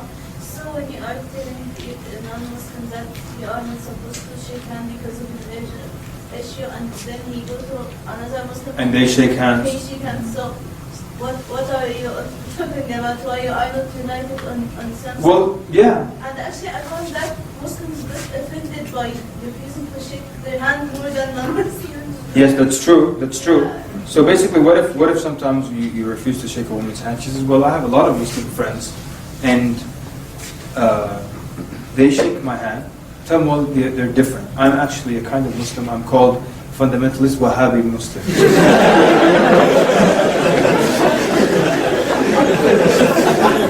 I'm just kidding, right? So what are you going to do, right? One time I went to work somewhere, and the lady said, you have to shave your beard. I said, no. She said, well, my boyfriend is Muslim, and he shaves his beard. So he's got a girlfriend, and you're using him as an example, a role model now? So you deal with these things all the time. True story. I won't say the chef's name, though, respectable scholar. And the young girl became Muslim. So she says, I want my mother to meet you tomorrow. He said, fine, just let her know that we don't shake hands in Islam with women. So the next day, the girl brought her mother, and her mother came to the sheikh, and she said, my daughter tells me, you guys don't shake hands. Quickly hugged the sheikh. Sometimes they don't get what it means. One time, so, when you give da'wah, who likes to use the name Allah? Put your hands up. Okay. And who likes to use God more? And who uses both? Excellent. And who gives no da'wah whatsoever? Keep your hands up. Okay. So, look, I love to use Allah, but I also use God. It's not an issue. But there are two things I want to talk about very quickly on this point. One, why some Muslims don't like to use Allah. And two, the benefit of using Allah. Some Muslims don't like to use Allah because they think the non-Muslim might think Allah is some other God. So, oh no, this is going to be happening for a while. Oh, okay. Anyways, some Muslims think that if I say Allah, they might think I'm talking about some other God.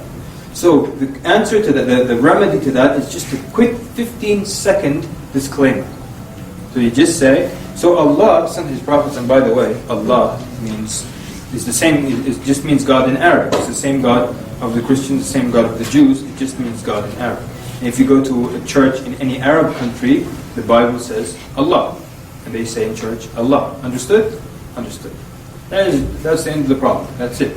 And by the way, there are very few people who, if any, who believe this whole moon God thing. So most of the time people understand that Allah is God. It's just the name of God in Arabic. Explain to them like that. And you can feel free to change your inner and go between using Allah and saying God as well. The advantage of saying Allah is that it sets you apart from everybody else.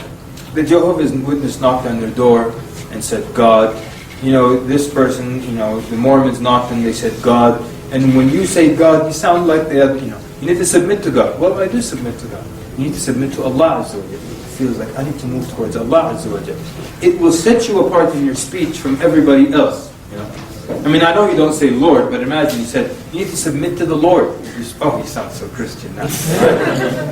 But, anything quickly there on the Allah part? So, there's no rule that says you have to use Allah or you have to use God. Use both, but if you're afraid that you might misunderstand who Allah is, give a quick disclaimer, quick explanation. Yes? So what if you told them that Allah comes from the root word al-ilah, the one God? Fine. Or you can go even further and from Allah ya'lahu, but just whatever, if brief will suffice, alhamdulillah. If not, you can up it up a notch. Yes, sir. You're saying that in Arabic Bible, the word God has been mentioned as Allah? Yeah. Okay. Clothing, and this is, I'm trying to get something else out of this discussion, point number 3. Suppose I'm going to give street dawah. Not that I do, but suppose I'm giving street dawah. I don't know if this works for Canada, this question or not, but let me take you to the US. You can just guess here. Alright? I'm not really interested in what the answer is, I just want to get to another point. Suppose we're going to give da'wah in Washington, D.C. How many people think it would be more effective if I put on some white thobe versus some pants? Put your hands up. The thobe is more effective. How many people think it's more effective if I put on pants and a shirt? Hands up. Okay. Those who didn't put their hands up, I don't know what you're wearing for da'wah. Now, maybe you think, well, both are probably the same. Who thinks they're both equal? Okay. What we found from collective years of collective, I said, I'm not saying it is what I found. A lot of dua over the years. We found there isn't really much of a difference. Not really. Now, I know someone now is thinking, well, I can think of a scenario where if you're wearing a thobe, you could get shot. Probably is a scenario like that. And at the same time, I can think of a scenario where if you wear a thobe, you come off as more, what's the word I'm looking for? Credible. Yeah? So, the truth is, there could be some weird scenario, but in general, we didn't find much difference. You know that? But actually, believe it or not, the slight edge we found in that scenario that I mentioned, not saying put on a thobe and stand in the north courtyard, but I'm saying, in that scenario that I mentioned, we actually found that there's a slight advantage to the thobe, believe it or not. Because people think of you as a little bit more credible. They think of you as clergy within your religious system, someone with rank, even though we don't have rank. And at the same time, the thobe also brings you da'wah. Now remember, I said that one time, and one guy said, "Nah, that's just, can't believe that." And next Friday, he's wearing a thobe, and some non-Muslim said, "Hey, so tell me, what is this about? What is this religion?" So the thobe does bring you da'wah. And I remember one time I was at a restaurant, this lady came to me, she said, "Are you a rabbi?" I said, "Yeah, I'm a black rabbi."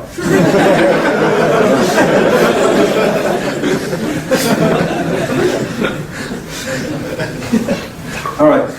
Can you be aggressive sometimes in da'wah? Yes. Really? Who says yes? Put your hands up. Who says never put your hands up? Okay. You can be aggressive sometimes. Who can give us an example from the Prophet ﷺ when he was hard one time? Yes, sir. When Omar al-Khattab was coming to him when walking the Prophet ﷺ, grabbed him. When Omar came to the Prophet ﷺ, wasn't he aggressive with him? Yes. Didn't he grab him and shake him? Don't do it next week, please. Don't shake anybody. But so, any other times you can think of in the seerah?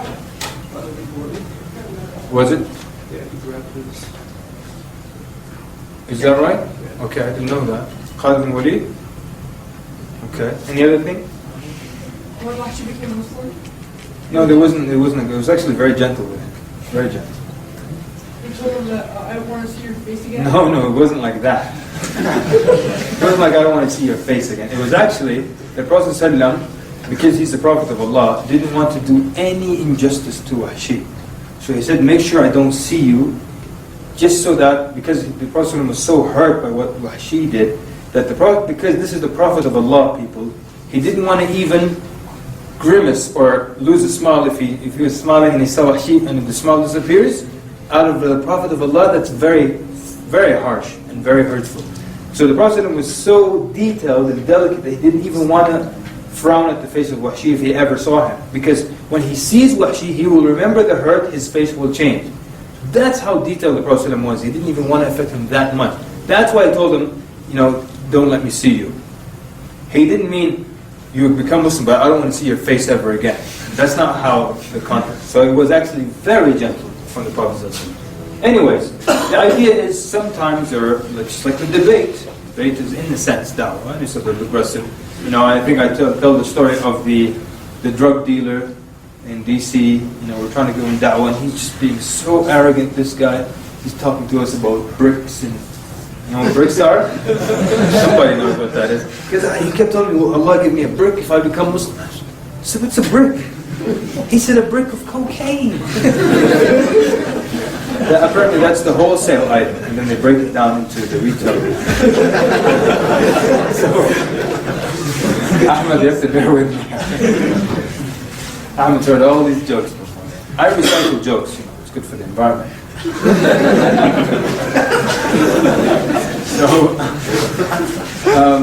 Anyway, so we got really aggressive with this guy. I mean, he was just constantly making fun of us, had his beer in his hand. I said, oh yeah? Alright. So I started to let him have it about the questions in the grave and so on and so forth. When we left, he was just standing just like this.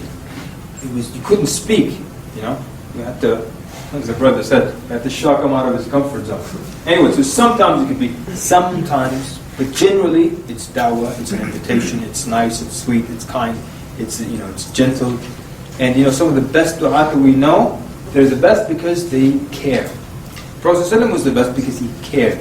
Even when they harmed him, he could have retaliated, he cared.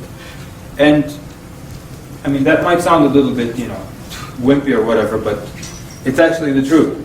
Those who care, they're the best du'at. One of the best du'at they had in DC, he used to say, these are my people. I love them. And I want them to come into Islam. That's why he worked better than we did, because he cared. All right, what's our time looking like? Is it break? We have 3:40, and we stop at 5. So how about this then? 3:50. We'll take a 10-minute break and start at 4. Okay, so Ahmed will be the timekeeper. Okay, walk-away points. You'll know what they are. I can't give you any guidelines whatsoever. Maybe if someone's intoxicated, you walk away. If they're crazy, you walk away for sure. If they just want to simply argue, remember the point. If they just want to argue for the sake of arguing, you might want to break it off and say, well, it was nice talking to you. This is some reading material, and we're here, for the rest of this week. We've given, the same place. Feel free if you have any questions, and you break it off, right? But I'm also afraid to tell you give up too quickly, because there's one sister, she used to never give up. And she would send me a message with her partner, come help me out. And I just, look, if he's being difficult, leave him and go on to someone else. But she doesn't. And then every time I look, she's still giving da'wah. And then in the end, they're calling me to tell the guy here to say the Shahada. So I learned from her, don't give up too quickly, So you'll have to figure it out. The time when you walk away, but when do you walk away exactly, you'll know when you walk away. Question? Yes.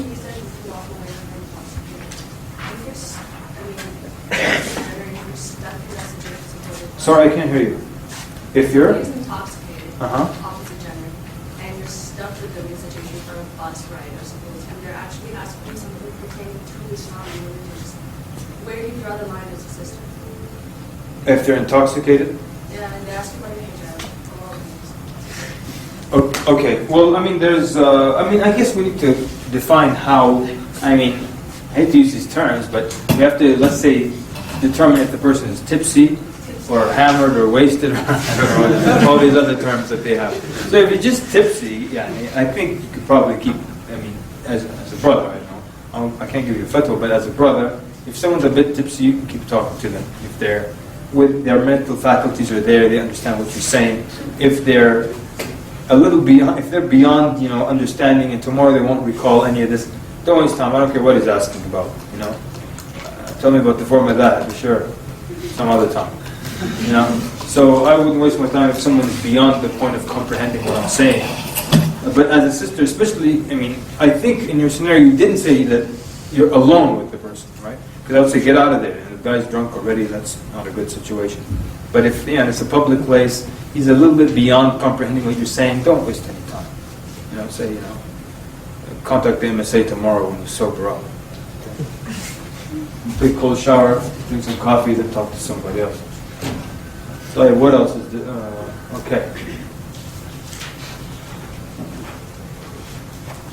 That if you look at the ayat that mention da'wah, they all say, look at this verse, ادعو إلى سبيل ربك, right? بالحكمة والموعظة الحسنة يجادلهم بالتي هي أحسن. Call to the way of your Lord. ومن أحسن ممن دعا إلى الله. Whoever calls to Allah. So when it says دعا إلى الله, ادعو إلى سبيل ربك, it's telling you, it's an indication that there is ikhlas there, because you're calling to Allah Azza wa Jal. And when it's for Allah Azza wa Jal, it's not about you. It's not about your ego. You don't get personally offended if someone, and this is the key, if someone refuses to take your pamphlet. You don't get upset if someone, makes an argument and he's just trying to, and he's got an ego and he says something that attacks your pride. You don't get offended, because it's all about Allah Azza wa Jal. It's all for the sake of Allah Azza wa Jal. That's why ikhlas is the most important part in your da'wah. The most important thing. But of course it's also one of the most difficult things as well. So set out doing it for the sake of Allah. This whole week is for the sake of Allah Azza wa Jal. I'm calling to the religion of Allah Azza wa Jal, to the deen of Muhammad sallallahu alaihi wasallam. So therefore if the person refuses, I did my job. Okay? It's not about my reputation as a da'iyah, that I'm going to be the best da'iyah out of the students, that I have the largest number of shahadas. That's why this whole number thing doesn't work. Not only does it push you to get cheap quality shahadas for the sake of counting the numbers, but it's not about you. It's about the religion of Allah Azza wa Jal. And that's why if there's ikhlas, so many things won't matter. So many things won't matter. Your title, the name on the poster, all these things don't matter if it's for the sake of Allah Azza wa Jal. So, the good news is you can always refresh your niyyah and renew your niyyah in Islam. So for example, you decide, okay, for this whole week I'm going to be giving da'wah with the MSA, Islam Awareness Week, it's all for the sake of Allah Azza wa Jal. Tuesday, things start to creep into your niyyah, right? Because you got one or two shahadas and then all the brothers are like, wow, you're the best amongst us. And we all want to spend some time and learn from your techniques and get some of your barakah and all that. So now things start to get to your head. Good news is, Tuesday night, you can refresh your intention, renew your intention for Wednesday morning. And so, constantly don't let the shaitan come to you from this door. Always refresh your intention, renew your intention. Remind yourself that it's about Allah, it's for the religion of Allah, it's not about you, your reputation, or what have you. So,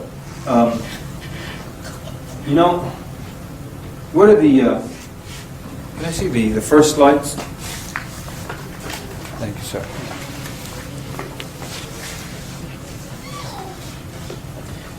Can we go to the first page? Slide number 2.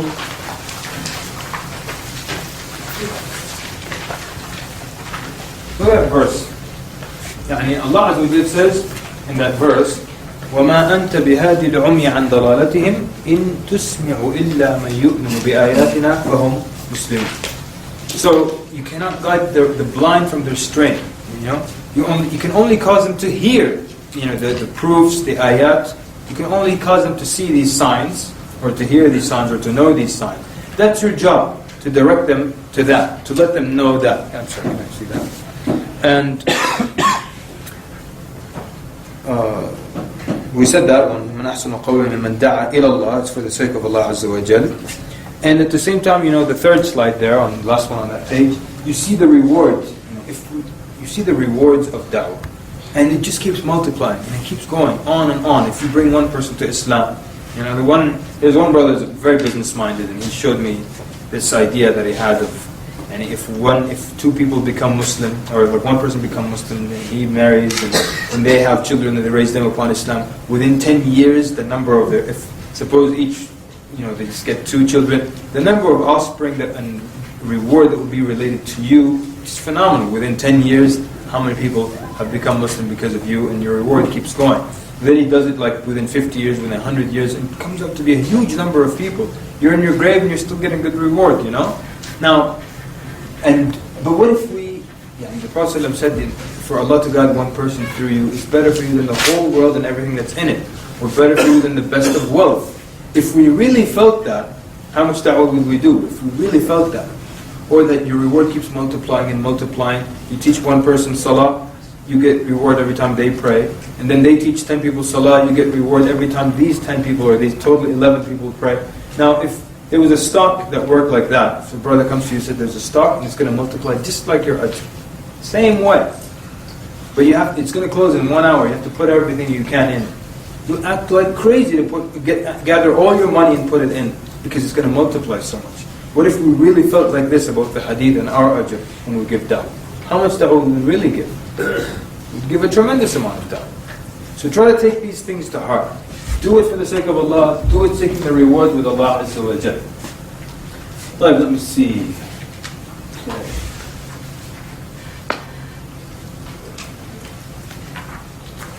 Good. Like, what if someone is being very argumentative with you?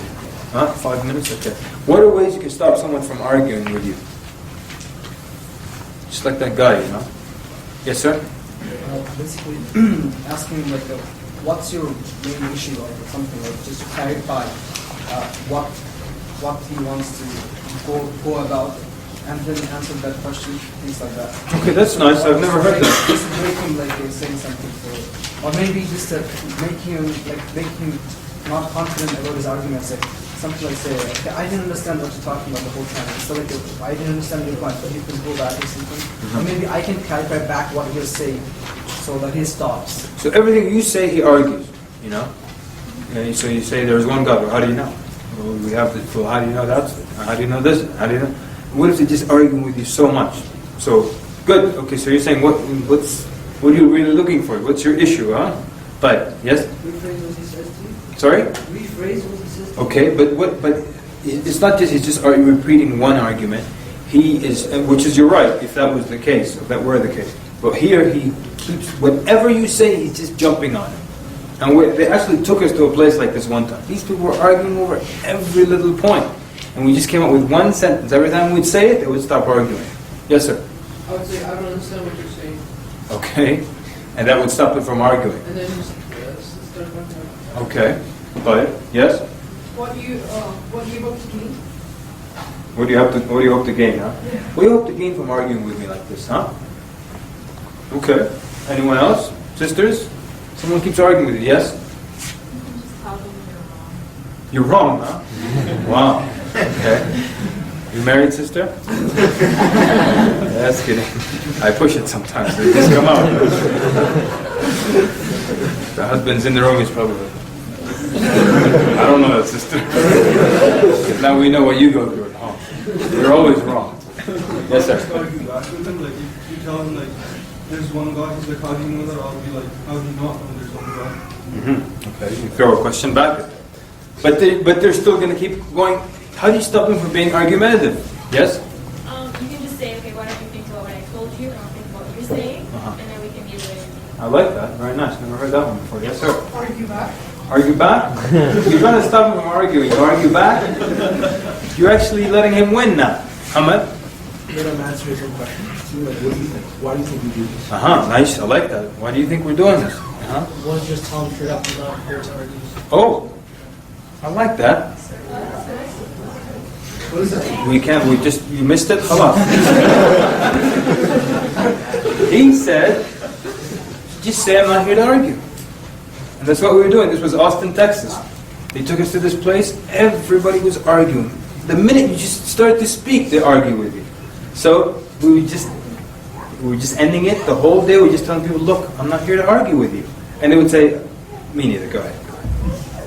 What if you tell? I mean, look. What are the chances you tell someone, look, I'm not here to argue, and they say, well, I am. There's not much of a chance. But if someone, because one time it did happen to me actually. I thought I was all smart. I said, I'm not here to argue. He said, I am.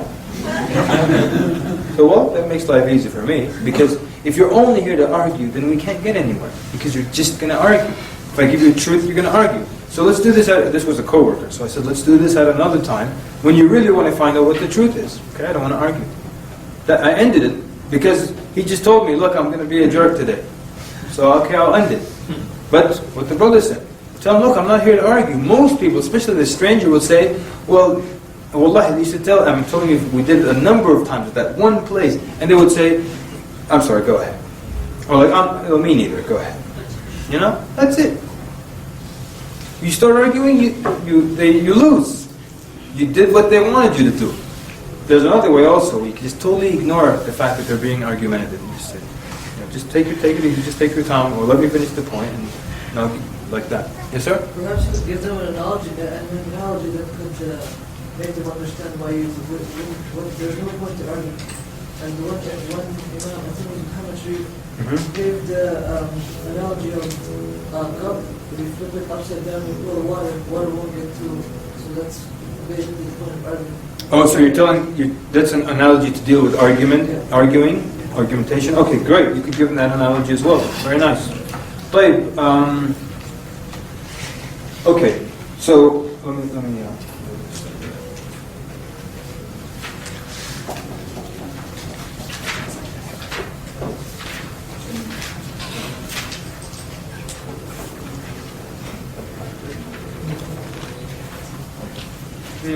oh, it's time to take a break. Sorry. All right, it's break time.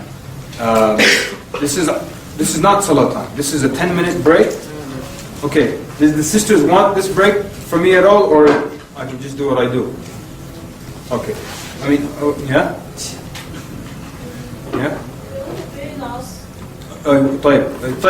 The organizers, they were saying they were going to pray Asr after we're done at 5. Yeah. Now. Khalas, if that's okay with everybody, then we'll do 1 hour, then we'll do Asr. So this is a break, 10 minutes, and there we go, and I'm going to be here. So, all right, this leaves a pretty organized day for us tomorrow. Tomorrow, basically, we're going to talk about ways of refuting arguments, ways of explaining concepts, ways of convincing people, and then we're going to work on the questions, and we'll do some reenactments. Generally, it's not permissible for one Muslim to play the role of a kafir. Okay, it's not permissible at all, even as a joke, even as acting, to say, I'm a kafir. You can't. So that's why a lot of times people come to me after the workshop. You should have had one brother pretend to be a kafir. No. It's the one thing that's more hated to us than anything on earth is kufr. So we don't pretend to be kuffar or anything, or speak like a kafir. One time some sisters were doing da'wah training. One of them already had waswasa, the kind of, she would make wudu 50 times for salah. And she had OCD. And she plays the role of the kafir. So she's calling me up. I played the role of the kafir, and now I think I'm a kafir. Yeah, why did you even do that? You already have these issues with waswasa and stuff. You just couldn't have picked a wronger person to do that. Look, someone said something to me. I put a note and I forgot what that means. Learn. It says learn here. What do we talk about? Okay. What do we talk about? We're talking about that morning bell lesson. Oh yeah. Okay, someone else did. All right. Anyone know much about Mormons here? Yeah. Oh yeah. Okay. Right. For those who don't know, you just go on YouTube and you write down Mormon band cartoon. Oh yeah. And just watch that. And in 10 minutes, you're going to learn so much about the Mormon faith, and it will be so easy for you to talk to any Mormon from that day forward. So go on YouTube, Mormon band cartoon. 10-minute cartoon, you watch it explains their belief about God. That belief is not in the Book of Mormon, by the way. It's in what book? Anyone know the other book? Anyone else know the name of this book? Just one person in the room? Anyone else? What's the name of that book? Book of Perils? The Pearl of Great Price. Why doesn't anyone know this name? Everyone knows the Book of Mormon. Because it's loaded with these embarrassing beliefs. The stuff you'll see in the cartoon, it's from that book, The Pearl of Great Price. They never talk to you about the Pearl of Great Price because it's too embarrassing. You have to go through a process of desensitization before they tell you the stuff in The Pearl of Great Price. You'll see why when you watch that cartoon. Okay? So when you watch that cartoon, it's going to be so, I mean, would you imagine that dawah, watch a cartoon and you'll be able to give good dawah? Yeah. Watch Tom and Jerry. Right? So that's as far as that. The brother was saying that when you have a booth, if someone's being argumentative, you're saying, look, we're just out here. This is Islam Awareness Week, and we're talking to people about Islam. You're at a da'wah table, someone comes up to you, and they know you're going to invite them to your religion, you know. And so they know also that and you can use the table as an excuse. So, well, you know, we have this table here, we've got materials, and we're all trying to let people know about Islam, and so people can know one another, you know, all that sweet talk, and people are like, oh yes. You know, broaden your mind, widen your horizon, whatever they say. Okay, great. That's it. If someone's argumentative, you just say, look, we're here to share information. That's all. Okay. We still have something. It says learn here. I put it to remind myself something. Oh yeah, you could probably also tell the person who's being argumentative that, it's all about education. Knowledge is power, and the more you know, the better. And we're living in a global village. All that fancy talk, you give it right back to them. The stuff that they just give it back. Global village. Knowing one another, peaceful coexistence. All that fancy talk. Let them have it. So then they feel, okay, well, maybe I need to broaden my horizons and not be argumentative and listen to what this guy is saying. We're going to do an exercise right now that I like very much. It's I call it because it's based on a booklet that I have written many years ago, never published. So Jafar calls it the virtual book. I've got a lot of virtual books out. I'm a well-known author in virtual land, So it's called The Senseless Evasion of the Muhammad Equation. It's a technique that, well, I don't want to say I developed it, because actually after developing it, I discovered that the classical scholars have developed it, and there are many books on the same topic, and so on and so forth. So it's not mine, really. But it's a way of proving either the existence of Allah Azza wa Jal or the veracity of the message of Muhammad Sallallahu Alaihi Wasallam through analyzing his life and his teachings and his sayings and his actions. It's a very simple premise, and it started, I first did it so many years ago. There was a Muslim guy who wanted to marry an atheist. Obviously he can't marry her until she becomes Muslim, or Christian or Jewish, but I'm not going to give her dawah to become Jewish or Christian. So he said, can you prove to her that Allah exists? I said, actually that's a very easy thing if she's willing to listen. So we sat down and we proved the existence of Allah Azza wa Jal just by analyzing the life of Muhammad Sallallahu Alaihi Wasallam. We're going to do the exercise together. Now, it starts off like this. This is the premise or the idea behind it. Is that with the Prophet Sallallahu Alaihi Wasallam, we have two options, right? Only two, not three, not four. That he was one, a genuine Prophet of Allah, or that two, that he were an impostor. Okay? These are the only two. Someone want to argue for a third one? He was either genuine or he was not genuine. Anyone want to argue a third one? That's saying that, he's not genuine whether he thinks he is or not. Yeah, exactly. He's not genuine. Either he's a genuine prophet, got a message from Allah, or he's not genuine. He made it up, he heard it from a devil, copied from another religion, whatever it is. Everyone agree? Great. So this is what you do with the non-Muslim. So this is the case. Either he was genuine, either he was not genuine. Now, if a false prophet if someone entered this room right now, and he said, look people, I'm the prophet of Allah. Now, obviously we know there's no prophet coming after Muhammad ﷺ, no new prophet. So if someone walked in this room, put that aside. Could you ask them questions to find out if they were genuine or not? Yes or no? Yes. Now, would it take you a long time to discover if they were genuine or not? Yeah? Long time? No. Very short period of time, right? Give me examples of a question you might ask this person. Yes, sir. How do you know you're a prophet? Okay, how do you know you're a prophet? There's no wrong answer. Whatever question you would like to ask. Yes, sir. How did you receive the message? How did you receive the message? What are you looking for here? I'm looking for you received some angel to realize. Exactly. That's a good question. You see how it's a good question? Who brought you the message? What's the name of the angel who brought you the message? You might say, well, it was like Iblis or something like that. Yeah, you're right. What if he tells you, Israel or Israel or something? What do you tell him? No. It's actually not even authentic that it's the name of the angel of death.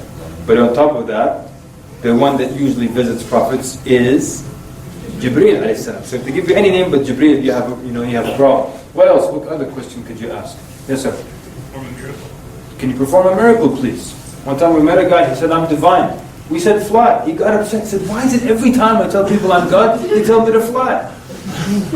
Because you should fly. What do you expect? You're God, you should fly. All right, what else? What other questions? Don't tell me this guy will walk in this room and stump us. Yes, sir? Do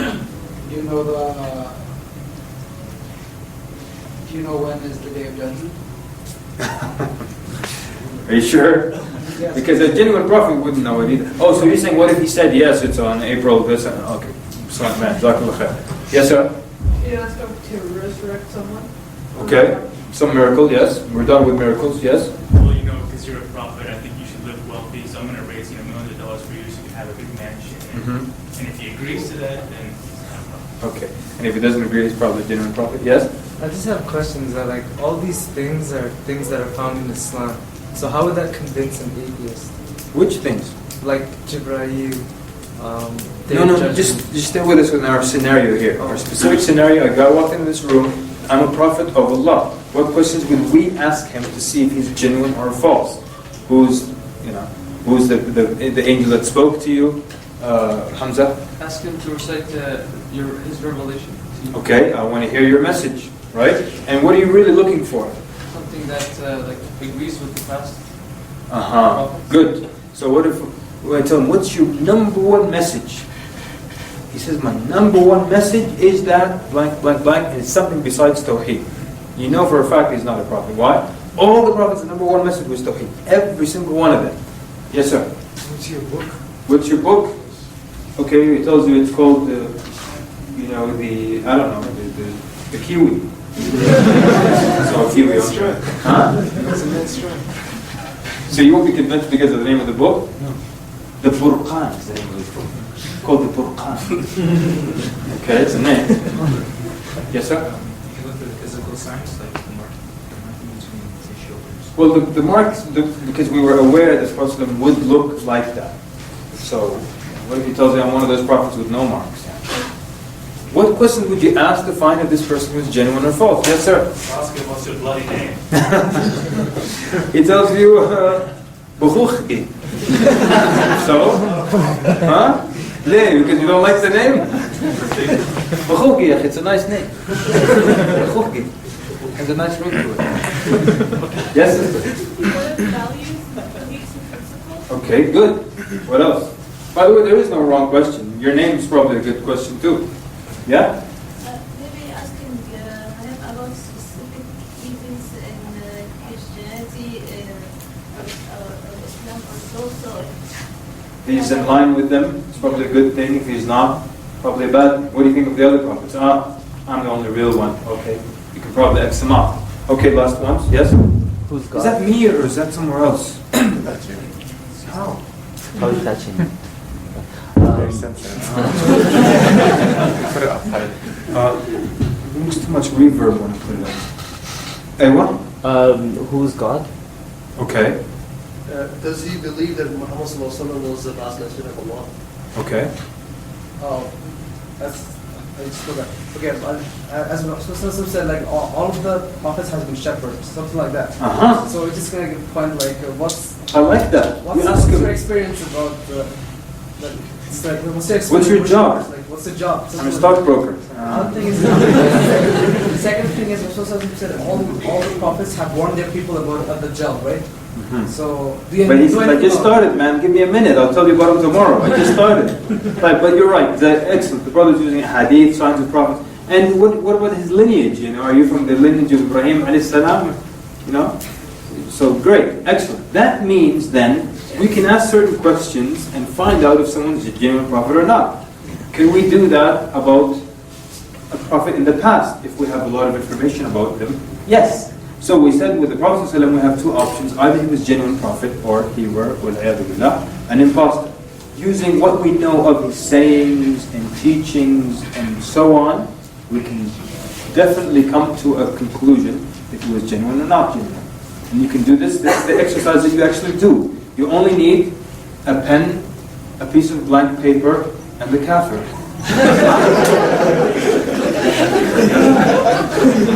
I like that, Ahmed. Like good. Ahmed approves, people. Ahmed approves. So you need a pen, a paper, and a kafir, and this is what you do with the exercise. You explain the two choices. That's number one. The two choices, either a genuine prophet or not a genuine prophet. Then, number two, we describe the environment in which the Prophet ﷺ showed up in. You know, pre-Islamic Arabia. The customs, the wars, the fighting, the things, the tribalism, how they held certain things very dear and they would fight over the most ridiculous thing. 30 years of war over the most ridiculous thing. So now, in this environment, I hope you're taking notes because this is exactly how you do this exercise. In this environment, this is what you're telling the non-Muslim, a person is going to pretend to be a prophet. In this environment, people fight wars over the most ridiculous thing. He's going to challenge their gods, their idols, their status in Arabia. He has to have a motive. He knows they're probably going to assassinate him, go to war against him, hate him, try to kill him, all these things. What would he must have a strong motive. So what could his motive be? And here is when you start writing. So, number one. Someone give us a motive. Yes, sir. Money. So everybody write down money. This couldn't get any worse. So I'm not going to write down, you write down. Money, okay? Someone else. Yes, sir. Power and women. Power and women. So there are two. So power, 3, women. Thank you for saying women now, because you usually have to pull it out of people. So money, power, women. What else? Yes, sir. Well. Money. What else? The status. Status. Okay, so power / status. Money / wealth. Fame. Fame. Put it near power status. Retribution. Retribution. For what? Well, anything. Like money. Retribution for something like his tribe. Okay. Retribution. Very good. What else? Sister. Maybe he is just at the... Thank you very much. What Yes. was said about Yes, madman. Maybe he's just mad. Attention. Attention. Okay. Fame, attention.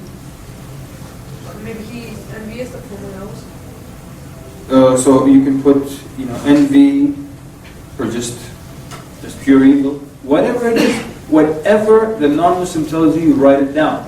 Someone once said, from outer space, write it down. Yes? He might actually be a prophet. Okay, well we're saying now, we already saw, we said these are the two options. We're pursuing the path of him being not a true prophet. What would his possible motive be? He has to have some strong motive because he knows they're going to fight him and try to kill him. But you're right, that's on the other side. Anything else? Why would he pretend to be a prophet? By the way, with madman you can put schizophrenic, right? Or epileptic, sorry. Schizophrenic also, yeah? Possessed by a jinn. So possessed, we'll put that down. Schizo, S-K-I-T-S-O. Yes? My great joke made you forget it. Try to regain lost land, like king or from a kingly lineage, things like that.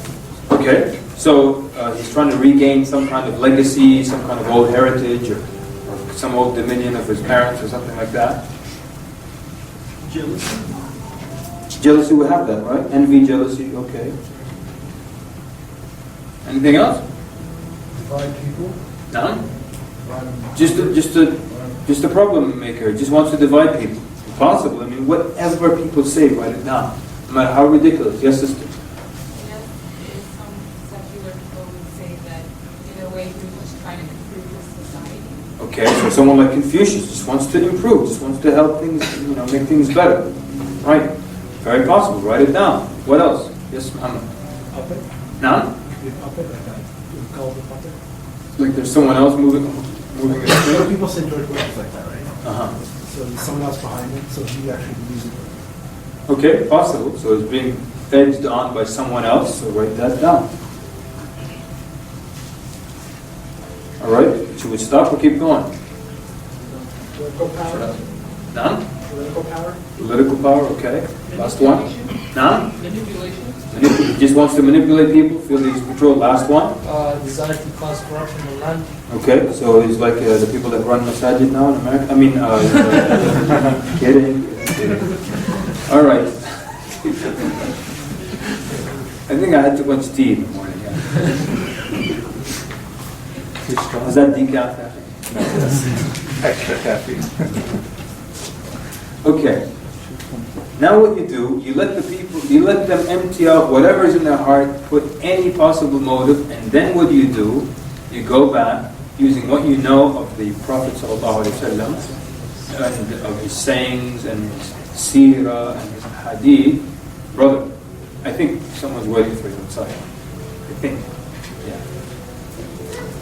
So, just the brother, for him. So what happens? Now you go through these possible motives one by one and see, are they plausible or not? Alright, did you write down Martian, alien, all that? Because someone said it once. Fine, put it down. Whatever they say, put it down. Okay, so then let's start with the easier ones. So he pretended to be a prophet in Arabia because he wanted money. Now you start to refute it, that why it couldn't have been because of money, that he pretended to be a prophet. Such as, yes? He, of course, like he was not like a huge wealthy person. That he has. There's no proof from Sarah that he has used to run behind wealth or something. If that was the case, then he could do that. With all the wealth has been given to him for zakat and then for the funds for Muslims and things like that. You're 100% right.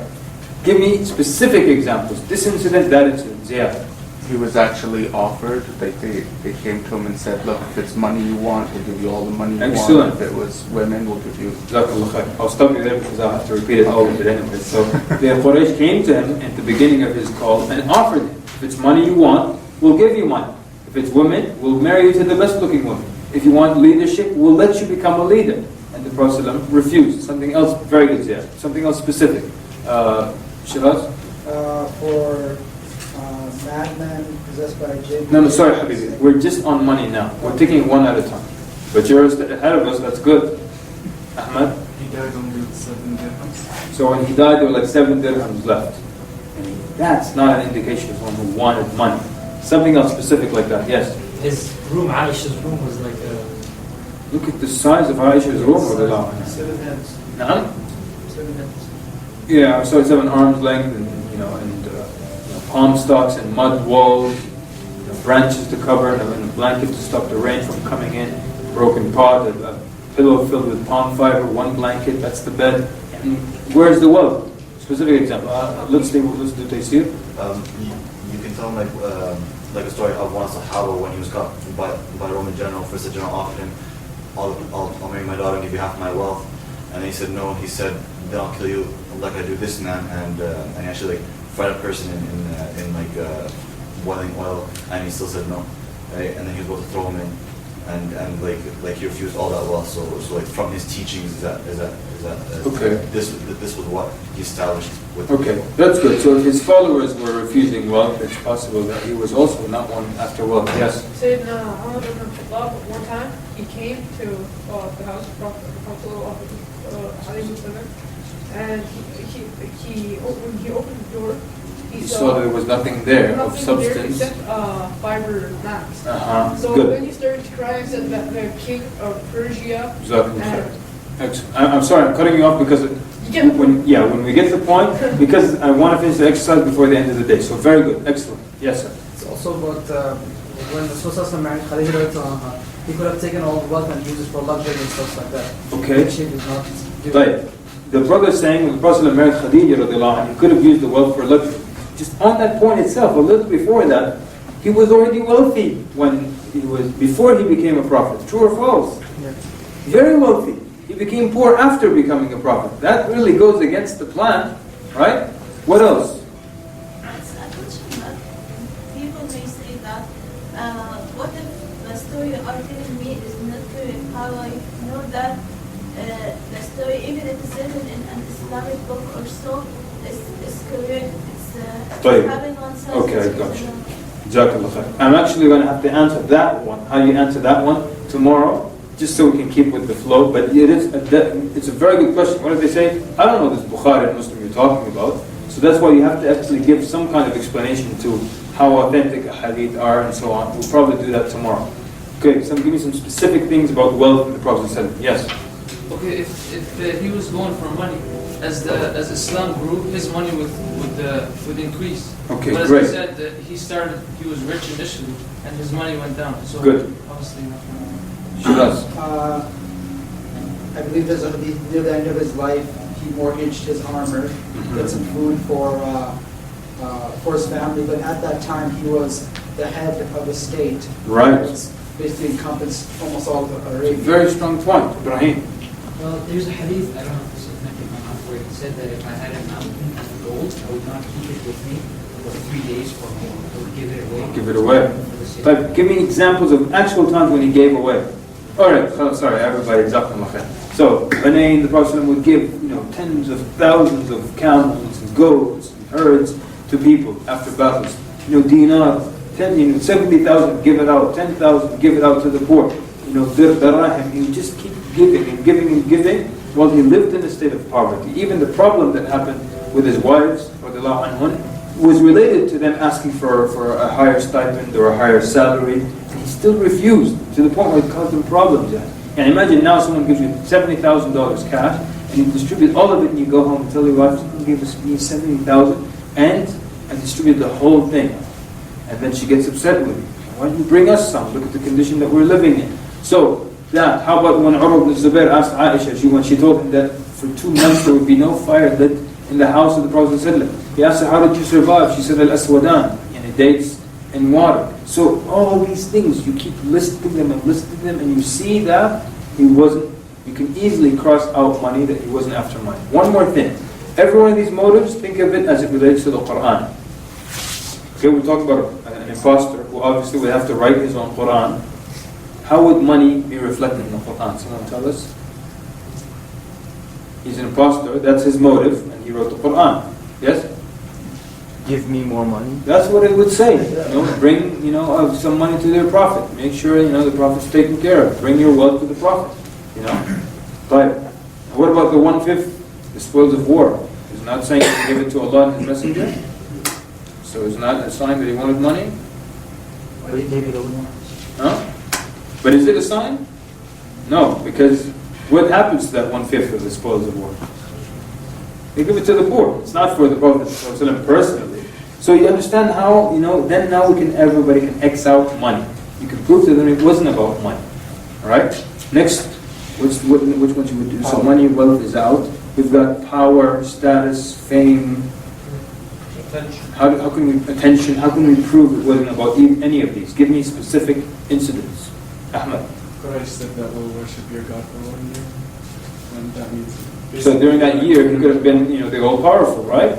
In the area. Yes, sir? When he said, if they put the sun on my right hand and the moon on my left hand, I wouldn't give up this message. Okay. Jazakallah khair. Okay. Yes, sir? When you came in, you were going... Can sisters here, by the way? Sorry. Can sisters hear me? No? I apologize. Okay. If you would go into a room where the Prophet and Sahaba were sitting in a Halaqa, you wouldn't know which one the Prophet is. Wow. Jazakallah khair. Give me a second, Shiraz. Excellent point. Let's just think about that point a little bit. So, the Bedouin Arab comes, and he can't tell which one, he comes to the masjid of the Prophet ﷺ, he can't tell which one is the leader? So he has to ask, Ayyukum Muhammad. Can you believe that? Can you walk into any room now or any religion and not know who the big shot is? Have you ever heard of someone walking to the king's court and talking to the jester, your highness? And it's so clear who the king is, who the big shot is, from the way they sit, from the way they dress. Buildings now, when you walk in, the architecture of the room tells you who's the big shot. All the chairs facing that one. If you go to a meeting room, can you tell where the CEO sits or the chairman of the board? Yeah, because he's the one who has the chair with the arms, armrests on it. It's at the head of the table. So you can tell easily. You go into any religious establishment. There's a guy at the door who's got a hat like this. You go further inside, there's a guy hat like this. Further inside, the guy's got this huge hat, he's breaking his neck. That's the guy who's in charge. The biggest cloak, the longest scepter, whatever it is. But the Prophet said it couldn't have been that he was after power, fame, fortune, or something like that, because he would sit like the companions, dressed like the companions, and it's so clear then. Yes? Oh, it's like whenever the Rasul initiated a project, he used to take part in the project as physically, as the digging of the trench, building the masjid. Excellent. So he used to separate himself from anything else. So the brother is saying, Prophet would physically take part in digging the trench, building the masjid. He did all this work. Yes? And regarding power, the fact that he used Shia and consulted with his companion. Excellent. Jazakallah khair for being so insightful. Never heard that one before. He used shura. Power and fame, political power, control, and he uses shura, consultation. Excellent. Shiraz will get to you now. Tafadhal. The people, his successors, they lived frugally as well. They didn't, from the Khalif to the generals. Excellent. They didn't do anything, even though they conquered them. So you use Abu Bakr and Umar. Even they lived this type of life, and of course Uthman and Ali radiallahu anhu as well, and even actually Muawiyah in the more authentic narrations. So excellent. Yes. About power and status and fame. In the battles, he fought with any other warrior. Okay. It wasn't him in the back and sending his men off to fight. Sending people off. He's bodyguard, Excellent. Jazakallah khair. So you get the idea now. We'll take the last one. Muhammad had your hand up for a while. During the Treaty of Hudaybiyah, the guy said, we don't want the messenger of Allah on the contract. And he actually, with his own hand, Erased it. So that's something. Excellent. Did you hear that, sisters? The Treaty of Hudaybiyah said we don't want Muhammad Rasulullah, and he erased it with his own hand. Okay, great. طيب. How Ahmed, on time are we doing? Half an hour? Yeah. Yes. No? You can give me exact, and it's not an issue. Try to end on time. All right, let's do the next one. Women. You read it, Muhammad. Go ahead. I didn't mean that in a bad way. I don't know why you're laughing. Go ahead. Rasul didn't get married until he was 25, and he didn't get married again until after his first wife passed away, and then until he was over 50. Great, but don't skip any point. You skip some important points there. So the accusation is that you're saying he pretended to be a prophet because he wanted women. That's his whole motive to pretend to be a prophet. He wanted women. So Muhammad is saying Prophet didn't get married until he was 25. That's the first thing. All right. Second thing, there's one more, which is what? He limited. He limited the number of wives. Okay, but there's one more. Let's stay with Khadija radiallahu anha. Yes? She was 15 years older. She was 15 years older, right? She was 40. No womanizer does that. A womanizer always goes younger, right? So then, first he was 25. Second thing, she was 40. Let's stay with Khadija, people. We're staying with Khadija radiallahu anha. In the culture of Arabia this time, men can marry as many women as he wishes. Okay. Rasulullah طيب. stay only with Khadija Jazakallah khair. for 10 years or so. Okay, so the sister is staying with Khadija. She's saying that the Prophet remained with Khadija radiallahu anha only for a while. That's another point. Stay with Khadija, please. Yes? Khadija anha was the one who actually sent the proposal for wedding to Rasulullah. Excellent point. That's not the way the womanizer works. She proposed to him, staying with Khadija. She was widowed twice. Jazakallah khair. Was that what everybody else was going to say? She was widowed twice. Excellent. Yes? He he worked under her. He wasn't her boss, she was his boss, and he didn't steal her wealth or abuse her wealth. Okay. Link that to him not being a womanizer. If he was a womanizer, he would just use her. Okay. Jazakallah khair. Very good. Like, you see how this is just now, Khadija radiallahu anha already made like 5 points just from this wedding. You want to go to the next step? Next wedding? Or next, yeah. Two, who was it to first of all? Yes. First, he only married, after Khadija, he married the wives that their husbands were killed. Okay, that's true. That's very true. I just want to go in order just so it's easy for us. So he married Sauda bint Zam'a radiallahu anha. How old was she? Narrations go anywhere from 50 to 65 years old. Right? That's one. She was older. Two, she was also widowed. Right? She was married to, if I'm not mistaken, Sukran ibn Amr, I think. Right? Right? Not so. Then what else about Sauda radiallahu anha? Okay. She was also the only one of the wives of the Prophet ﷺ that was not known or celebrated for her exquisite beauty. Okay? Of all the wives, she's the only one not known to be extremely beautiful. The rest were all known to be extremely beautiful people.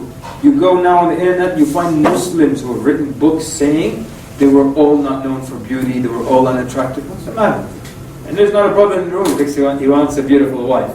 But you want your Prophet to have all 11 women who are not attractive. That's not true. But they're just trying to move it away from having any kind of beauty or sexual connotation. So they say the mothers of the believers were unattractive. We don't bend the truth to suit some kuffar who run after beautiful women all their life. And what are we ashamed of? So we don't say things like that ever. So as some of the people were saying, yes, all of them were, except for Aisha, all of them were widowed or divorced, or some of them were married for social reasons, some for humane reasons, like Sauda bint Zam'a. It is said she had no place to stay. The Prophet married her, brought her into his home. Some of them had a da'wah benefit, like the marriage of the Prophet to the daughter of Abu Sufyan. Her name was Habiba. Which other ones that was related to marrying the daughter of a leader of a tribe for da'wah purposes? Juwayriyah bint al-Harith. Safiya bintu Huyay ibn Akhtab. Very good. Excellent. Now, the weddings that showed the status of the father of Aisha, when he married Aisha, it also showed the position of Abu Bakr. When he married Hafsa radiallahu anha, showed the position of Umar. Yeah? I just wanted to interject that all the refutations have Muslim connotation, like they're from the Muslim. Right, because obviously that's where the majority of the information is. Right. So we're saying, look at the information available. We're using that to analyze. Now, we need to reassure them that this information is very authentic. Because of time, we're doing that tomorrow. So first, you're proving to them, look, this is where we get our info from. All right, you can trust it, and now we use it to say, look, could he have been a genuine prophet or not? Where was I? Yeah, which wedding had to do with ahkam and religious revelation?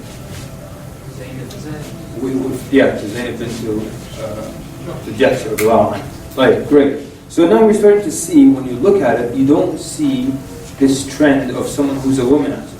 You see someone exactly the contrary of that. Yeah? Anything else you want to add to the marriages of the Prophet ﷺ? That he wasn't about women? Link it now to the teachings, to the Quran, just like we did with money. Yes? Two of the marriages were orders from Allah subhanahu wa ta'ala. Okay, which two? Aisha radiallahu anha and Zaynab. Zaynab is actually the easier one, right? So Aisha and Zaynab. Yes? If he was just using them for sexual reasons, why are they called the mother of the believers? Okay. And why are they just... Who said the Prophet put a limit? The Quran put a limit. It says, that la yakhulul laka nisa, that it's not permissible for you to marry after this. Why put an end to it? And why 11? If you're making up the deen, and you're a womanizer, and that's why you made up the deen, the sky's the limit. Right? What about the teachings, the Quran? An impostor, of course, would write it, and their motive would be reflected. You have to write that down. The motive would be reflected in his teachings, because he made it up. Muhammad, Quran. The environment he was in before the Quran was revealed, it was actually much easier to do any type of womanizing. So. Right. So why make a religion that restricts it and then, but what about the message? What would his message say if he wrote the Quran with that motive in mind? Yes, sister?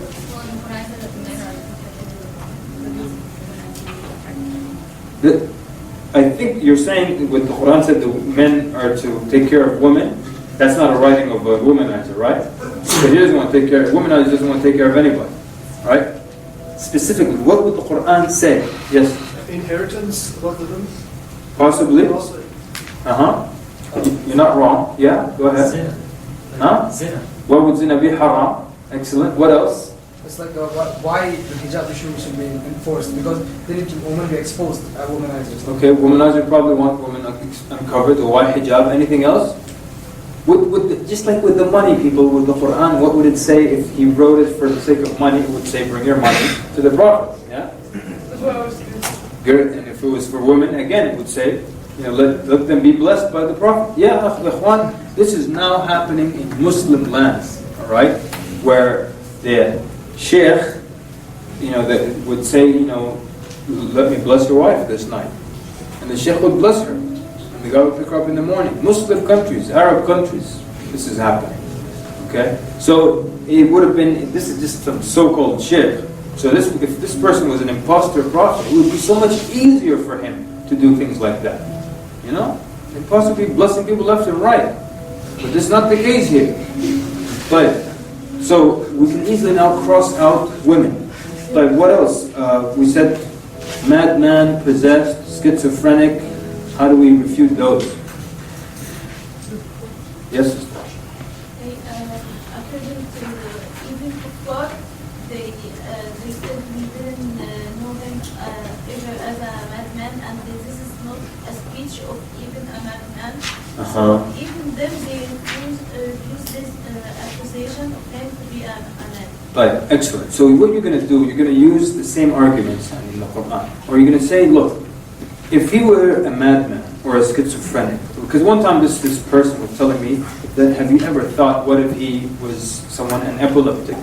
When he went into epileptic seizures, he heard voices, and when he revived, he said, well, this is the Quran. He heard these voices, and that's what he came up with, how he came up with this religion.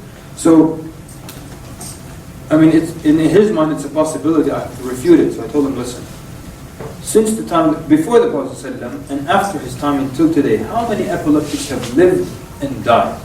He said, maybe tens of thousands, maybe hundreds of thousands. I said, okay.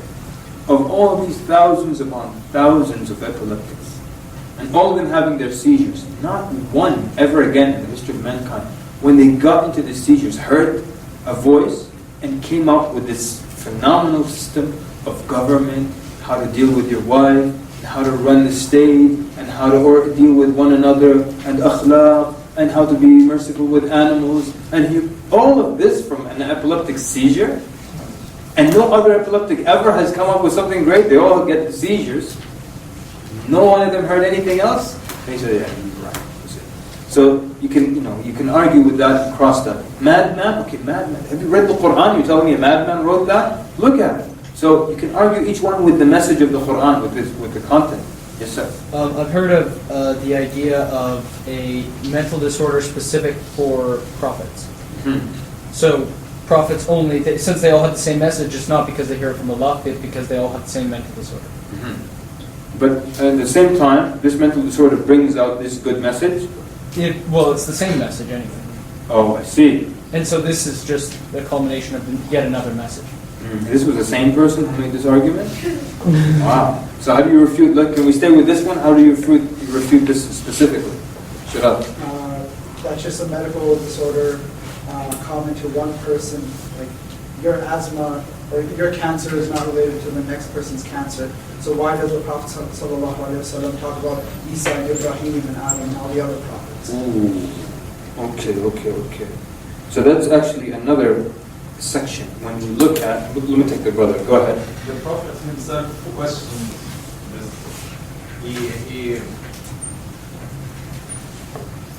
He he was skeptic that he himself was getting married when he first got the revelation. With Zainab radiallahu anha. Yeah? With Khadija. Getting married, you said? No, he questioned the same. Oh, receiving the message. When he received the Ahsant, message, ahsant. Jameel jiddan. he thought, am I Jameel, yeah, he himself thought of that. But I'm sorry, I'm going to pause a little bit here and go into the message of the Quran. What can you tell me about the message, the teachings of the Quran that prove it couldn't have been written by a man 1400 years ago in Arabia? Number one.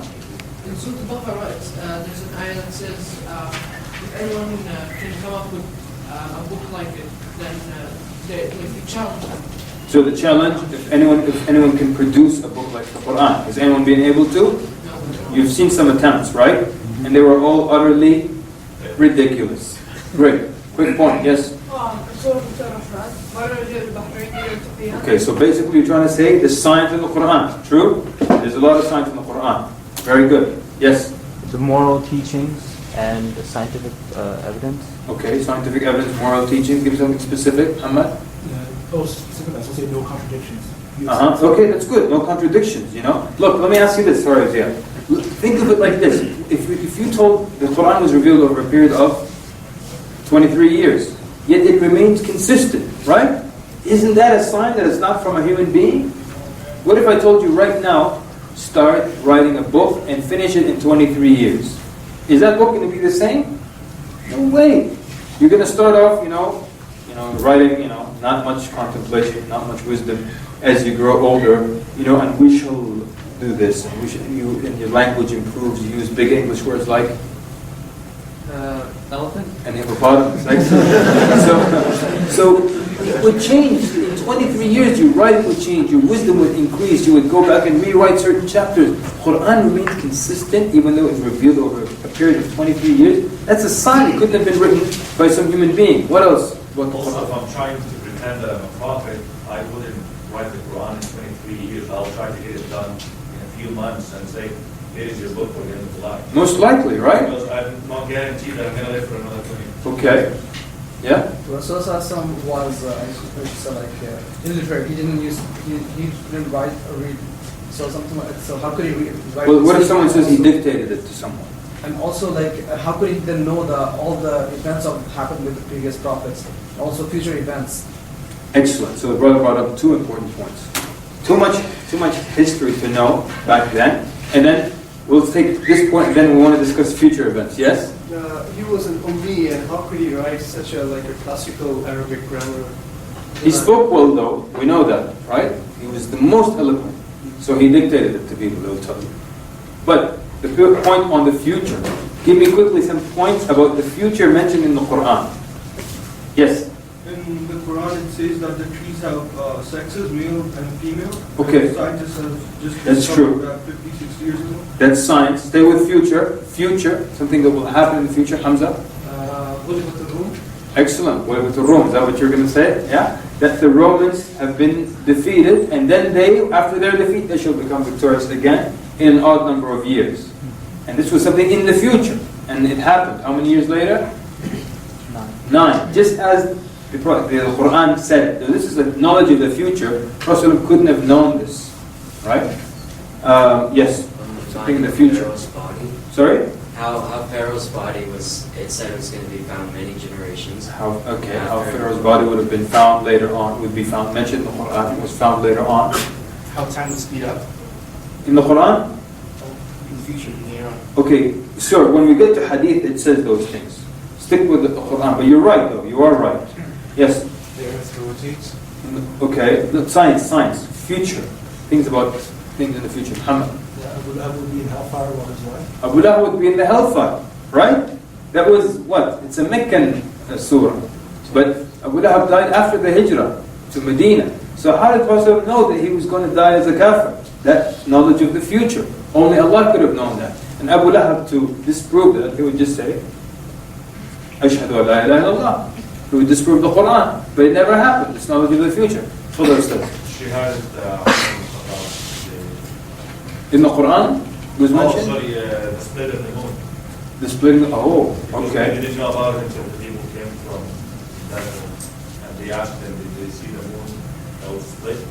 But okay, but that's a very powerful miracle. It's also, and actually there's a point coming with that. Very good.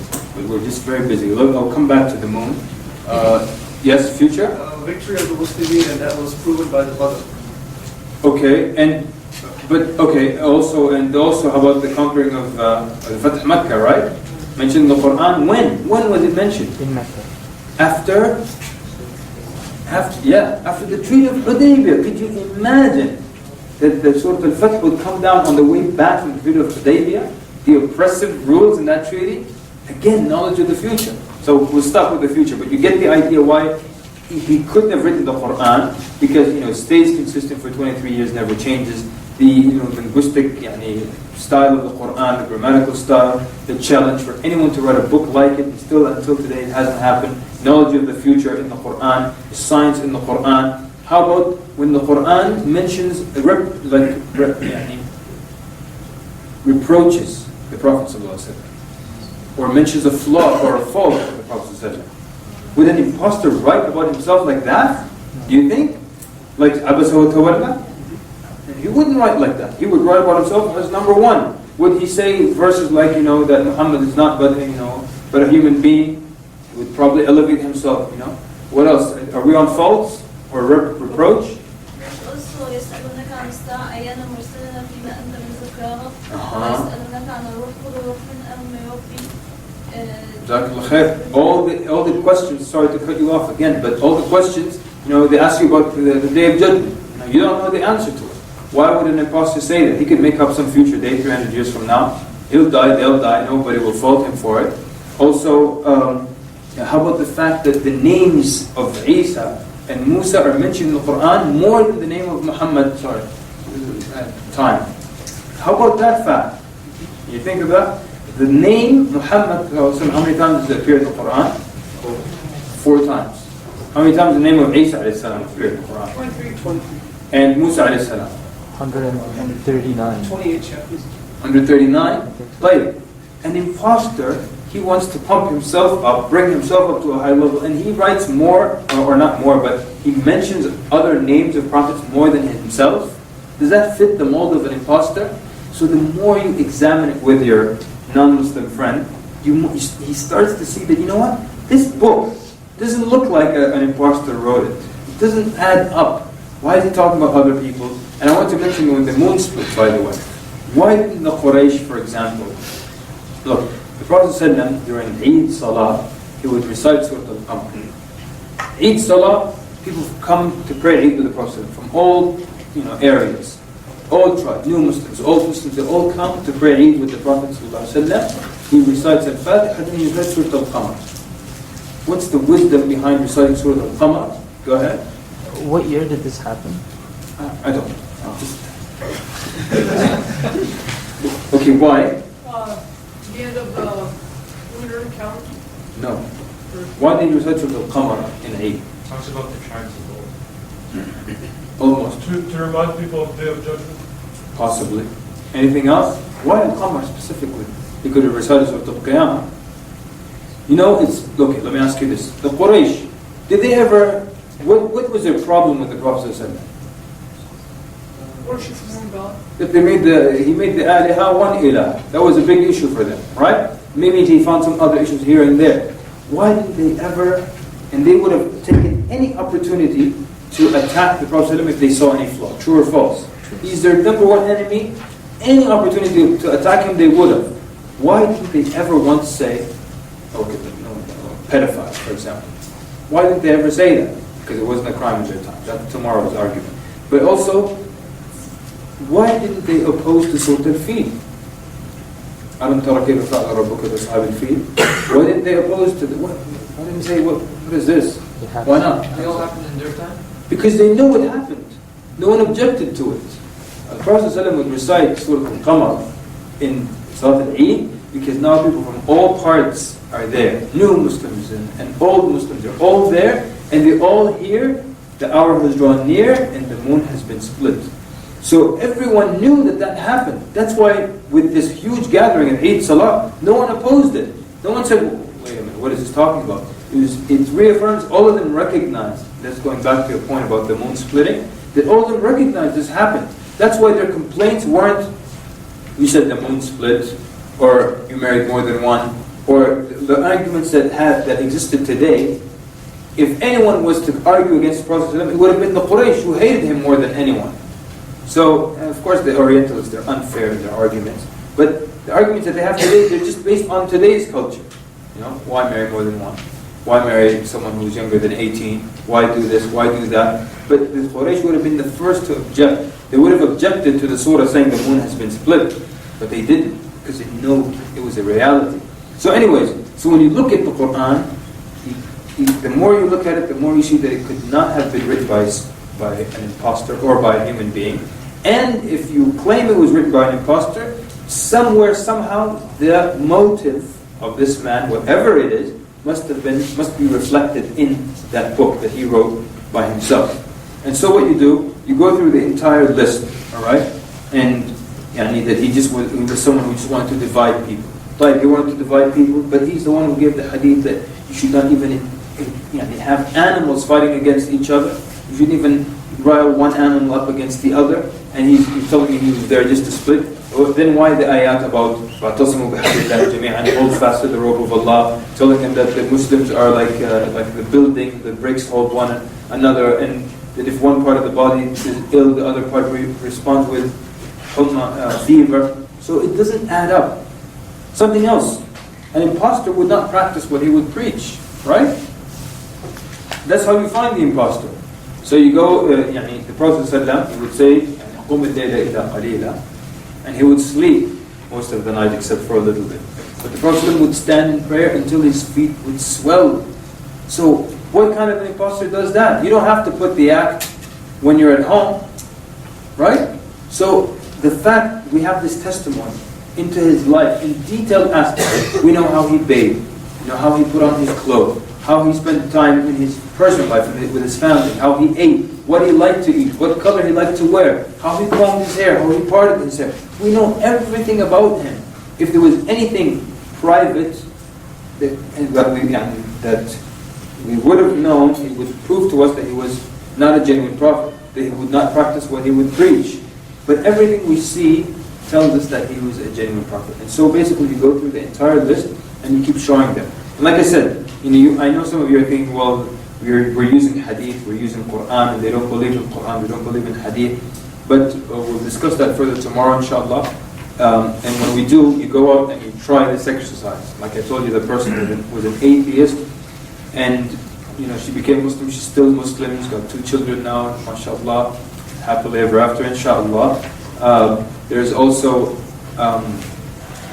one time I tried this with a coworker, and there was no work, and we just kept talking about this, and in the end, he said, we also, by the way, did something else that day. We listed all the skills of the Prophet ﷺ. Every skill that he had. We can make a long list now. Every skill that he had. His skill of arbitrating between people, speeches, military tactics, and raising children, dealing with their spouse. Also, counseling.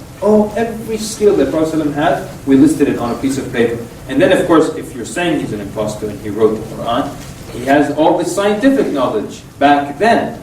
So, oceanography, the stars and the planets and orbits, embryology or biology, there's so many. You just keep listing. Overwhelm the person. Just list all the skills that he has. Just keep listing. His knowledge of the animal kingdom, the bees, all that stuff. Make a huge list. And in the end, made that list and said, okay, what do you think? You think one person can have all that? So this guy came up with something. He said, look, I think that Muhammad was probably the reincarnation of all the great minds in history into one man. So I said, listen, let me ask you honestly, what do you think is more probable? That he's a reincarnation of all the great minds? Because when you look at quote unquote great minds, you'll find this guy excelled in this thing, but it was one field. Thomas Edison, what did he have? 200 inventions. He did steal some of them from other folks, by the way. But at the same time, it's all dealing with electricity. Da Vinci, how many sciences did he deal with? Physics, right? Biology, right? He was doing dissection and all that. But in the end, how many were there? And it wasn't like he was so ahead of his time, things that are impossible to know back then, like the science that we have in the Quran. And so in the end he said, so I said, what is more probable? That he was the reincarnation of all the great men in history? Or that he's just probably one of the genuine prophets of Allah? The man looked down and he said, he was probably a genuine prophet of Allah. Because when you do it like this, you leave no avenue, you leave them no escape. Either he's a genuine prophet or he's an imposter. We looked at it, it didn't add up. He was an imposter. We have the book that you allegedly, you say, that he wrote. You look at it and you don't find any indication that there is an imposter here. I just don't see his argument. He's saying that all the minds of the past geniuses or whatever, but didn't Muhammad come before all of them? Well, he's just trying to get out. When you're trying to get out, you hold on to anything, So I know it doesn't add up, but I didn't even want to go there. I just said, look, what do you think? Because also part of the argument of reincarnation is that it just keeps going, So whether it started here or goes there, it's just going to keep going. So, but you're right. But the point is, that what is more probable? He said it's probably a genuine prophet of Allah. So try it. Have fun with it, and this is the plan when we come back tomorrow. We're going to discuss first of all a little bit how do you convince them about the Quran and the Hadith of Prophet ﷺ, that they're authentic, that you can rely on them. Then we're going to probably take one or two of the most difficult questions and discuss them. Then we're going to go through the different ways of refuting arguments and convincing people, and then we're going to spend the rest of the day answering those questions, and maybe some of you will come up here, and then we'll go back and forth. Show us your skill, inshallah, right? And in that way, you'll be somewhat prepared, inshallah, for what lays ahead of Islamic Awareness Week and other weeks. So anyways, again, I would like to really thank you. I had a lot of fun today. It was great. And, excuse me for my jokes if they were too good. And sallallahu alayhi wa sallam. Any announcements? Assalamu alaikum wa rahmatullahi wa barakatuh. Okay, Jazakallah khair everyone for coming. Assalamu alaikum wa rahmatullahi wa barakatuh. Bismillah ar-Rahman ar-Rahim. Alhamdulillah Rabbil Alameen. Wassalatu wassalamu ala Rasulih al-Ameen wa ala alihi wa sahbihi ajma'in. Amma ba'd. How's everyone doing? Good? Everyone excited? Yeah? That's good. Okay. Basically, like I told you yesterday, today we want to look at ways of convincing, ways of explaining concepts. So, I want to tell you exactly what we want to do. A lot of times, people like Dawah workshops to be where you give them a lot of information on how to, on what to say. Okay. Mostly, I don't like to teach like that. I don't like to teach you what to say in every scenario. I like to give you the tools with which you can formulate your own refutation in any scenario. Because I can't tell you of every single scenario you'll encounter for the rest of your life.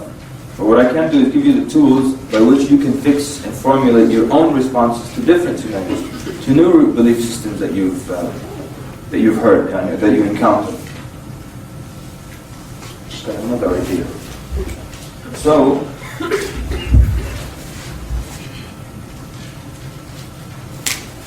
like I don't know if I said this story yesterday, but there was a guy who went with me one time, to a nearby state, and we did the da'wah, just a regular 10-minute Shahada workshop. And in the end, he was kind of objecting to it, but in a polite way. He was telling me, I once went to a da'wah workshop by Dr. So-and-so and so, and he gave us a booklet that was this thick, and it had every way to argue against this and that, and to refute Trinity, and it had this verses in this chapter and that chapter. Well, let me show you something. This is from, I want to show you this page. It's from, actually I think it's probably the same page that's coming up there. This is my Dawah course, and this is the page on Trinity. That's how long it is. And in the beginning of the course, I tell people to turn to that page and I explain to them why it's short. Because people would like to get lots of information in this verse and that verse. And if they say this verse, refute it with that verse. And if they try to refute you here, say this and say that. And the thing is that, I tell the students is that if I do that, if I just go online and copy and paste all the known arguments against Trinity, and then paste it into the notes and give it to you, and you pay money to take this course, and then I'm really ripping you off. Right? So when we're going to discuss ways of refuting arguments, ways, of rebuttal, so on and so forth, and then you can apply them in different situations, or you can refute one argument through various different ways. Like, and we're going to go through at least 8, 9, 10 different ways. So you can take any argument and I can refute it from using this system, using that system, or using this style, or using that style. So many different ways to do it. And then I might ask you some questions towards the end of the day of scenarios that you've never heard of, but you will be, inshallah, ready and able to answer a refute. Why? Because now you have the tools and you can put together your own argument. Most people would like that to be given everything. This is how you answer this, that's how you answer that. Okay. And a lot of times you'll discover that the short way, to answer the question without referring to scripture, this and that, you'll see that inshallah as we go. So, let's see. Everyone understand yesterday's? Did everyone understand yesterday's exercise? The last one we did, yeah, about the Prophet ﷺ. Because I saw a few people kept worrying that how do I prove to them? Well, they don't believe in these sources, hadith, Quran. So how do you prove that to them? How can you convince them? Tell me. I mean, what would their argument be? Essentially, the argument would be that, well, over the years, Muslims have been fixing and taking out everything that would make it clear that he was an imposter, maybe. Is that an argument? No? Why would a non-Muslim not accept your sources? And we say, look, we're going to analyze the teachings of Muhammad ﷺ and his actions. Here we have the teachings of the Quran. It's obviously under the premise that he wrote it. So those are his teachings, right? Or either it's from Allah.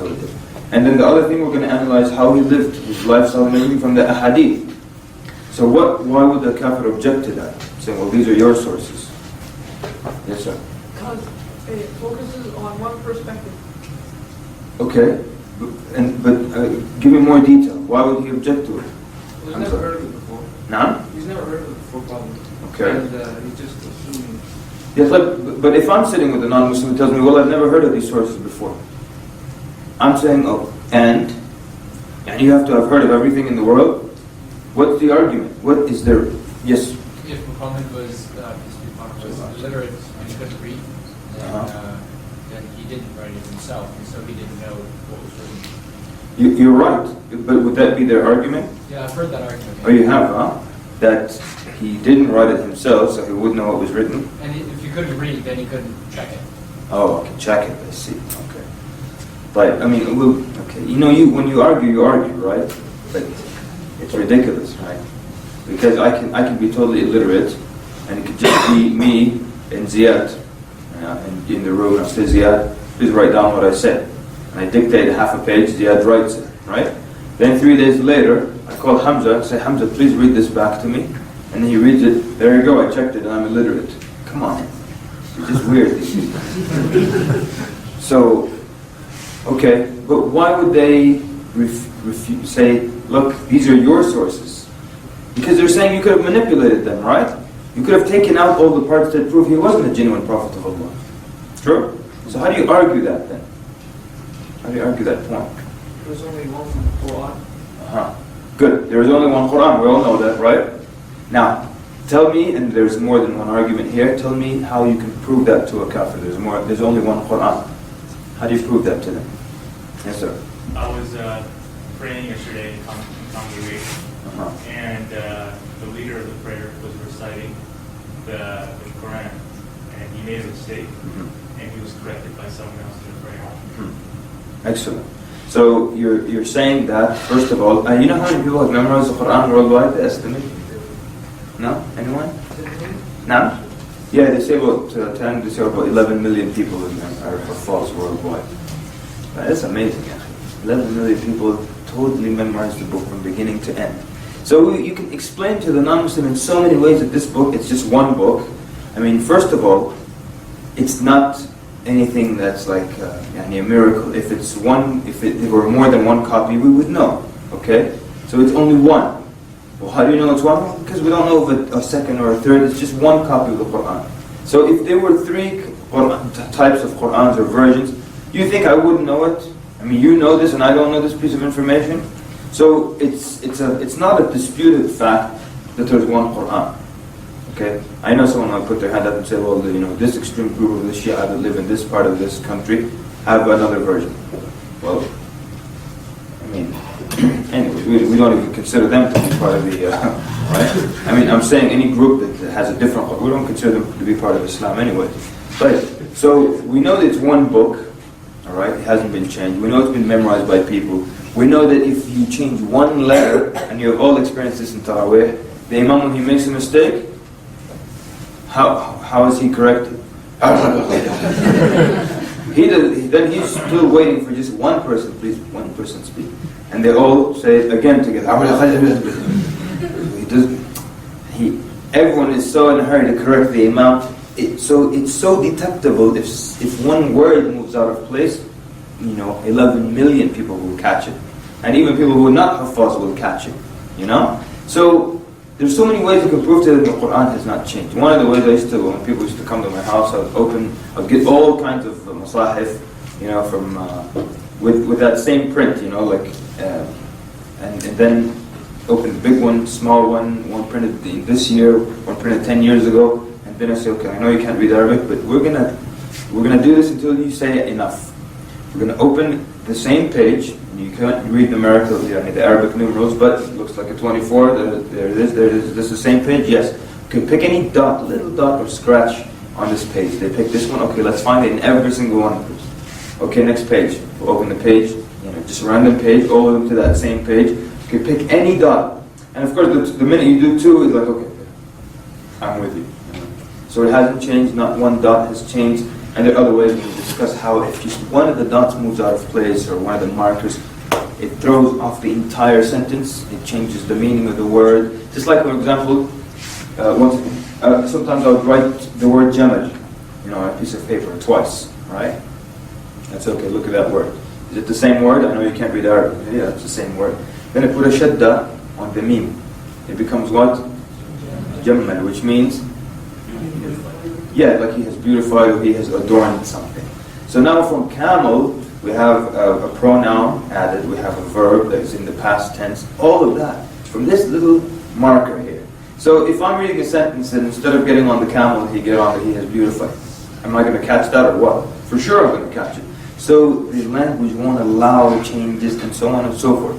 So these are the teachings of Muhammad ﷺ. And if the book had changed in any way, and people were allowed throughout history to change it and alter and so on and so forth, then it would be so easy, then it would be clear, because now we'll see, you will see the different political trends, how every time it will change during this century, during this era, it will change, during this dynasty it will change, and we'll have probably more than one copy, because the Fatimiyin would have their copy, and the Abbasids would have their copy, and the Umayyads would have their copy. And it would be just like with the Bible now.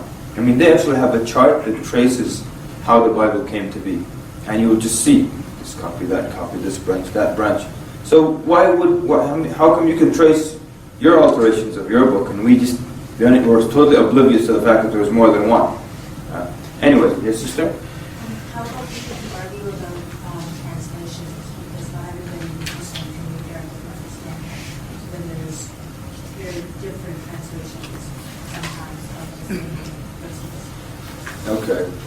So, what if someone argues that there are different translations of the same verses? And of course, these are translations of the meanings, right? And the meanings can vary a little bit here and there. And that's not really a problem. Because, when it comes to the beliefs. You don't find things that are clear in the Quran. You don't find some scholars saying this, others saying that about some of the very clear things in the Quran. But there might be a little bit of a difference of what they thought this story happened in this story, or what was the incident related to this story. That really doesn't affect the Quran being a book that's not changed. It's still a book it's one book. It hasn't been altered, it hasn't been changed or anything. Anyway, so that's how you show them. This is your the source. These are the sources that you were going to use. What about hadith? They tell you, well, what if people changed the hadith over the years and said, well, they moved away the part that he slept all night and said he prayed all night till his feet became swollen. How about that? I mean, basically, primarily, it's the same argument, And you can give them a quick rundown of how hadith was collected, and that there wasn't some joke. Some Muslims think that hadith just whoever said something, they wrote it down and it became the hadith.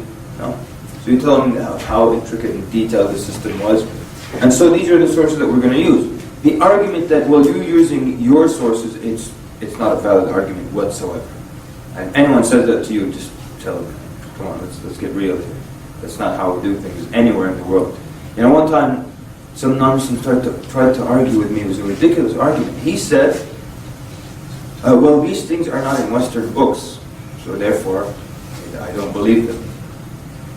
What kind of an argument is it? I spoke to my history professor about that, and he was saying, what kind of an argument is that? He said, for example, a lot of things that happened in Chinese history, they're in the Chinese history books. England had no clue what was going on in China.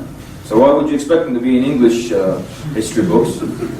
Same thing, the history of Africa. I remember I was telling one guy about how during the reign of Umar bin Abdul Aziz, that they couldn't find a single poor person to give the zakah money to in all of Africa, or in all of Africa that was under their control. So then they used the zakah money to buy the slaves and set them free. So non-Muslim said, I don't believe that. Because it's too much for him. Because here we are talking about global village and democracy and technology and freedom, all these things. Look at Africa today. You mean look at wealth in one part of the world and look at Africa today. So, and they think that they run the world and everything, and they can't take care of Africa until now. And then the Muslims in our history, we took care of Africa. So I said, I don't believe it. Well, based on what? Because it's not in your books, not in your sources. You don't expect it to be in your sources. And tell me the Aborigines didn't exist because, in the 16th century, there was nothing about them and about their history, who was their leader, or was that right? So if you don't know them, they're not there, huh? It's like when you discovered America, right? If you didn't know it was there, it was not discovered. Even though there were folks living there. All right. Anyways. Shall we have some fun, or shall we... Have some fun. Yes, sir? Some of the brothers, when you're talking to them, right? I don't want to mention what brother they belong to. Yeah, just mention their name.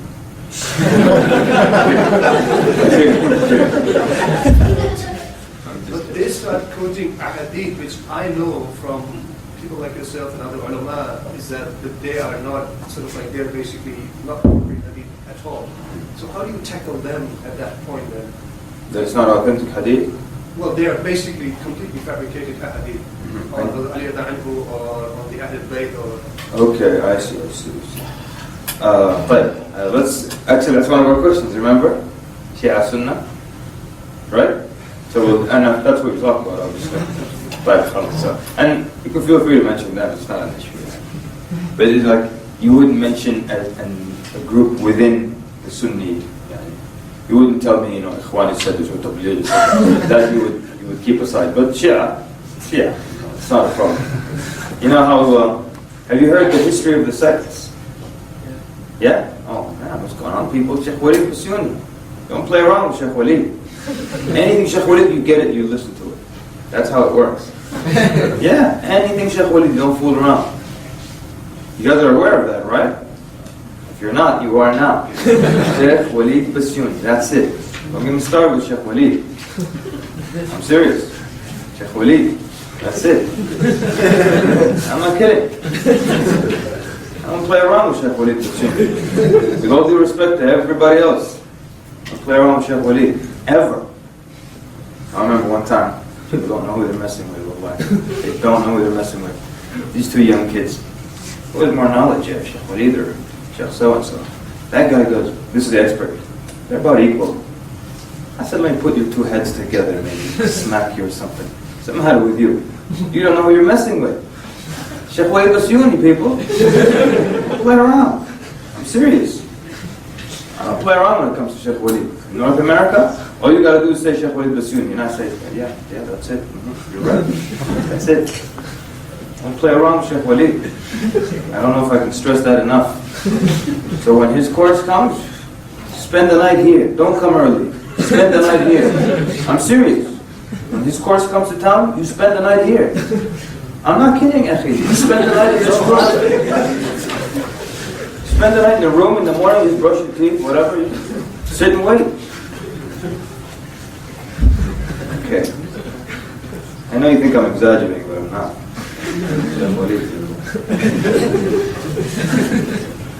Okay.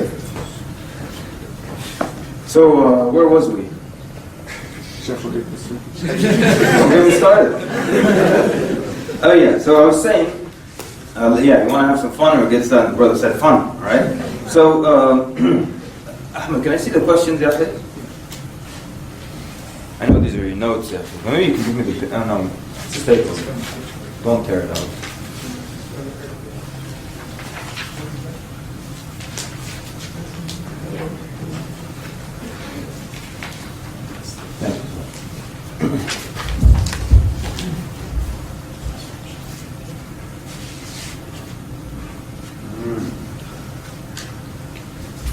Okay, let me just ask this question first.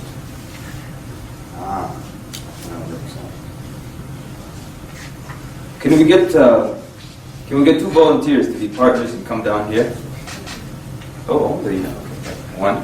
Come on, someone else. One of the older brothers. Huh?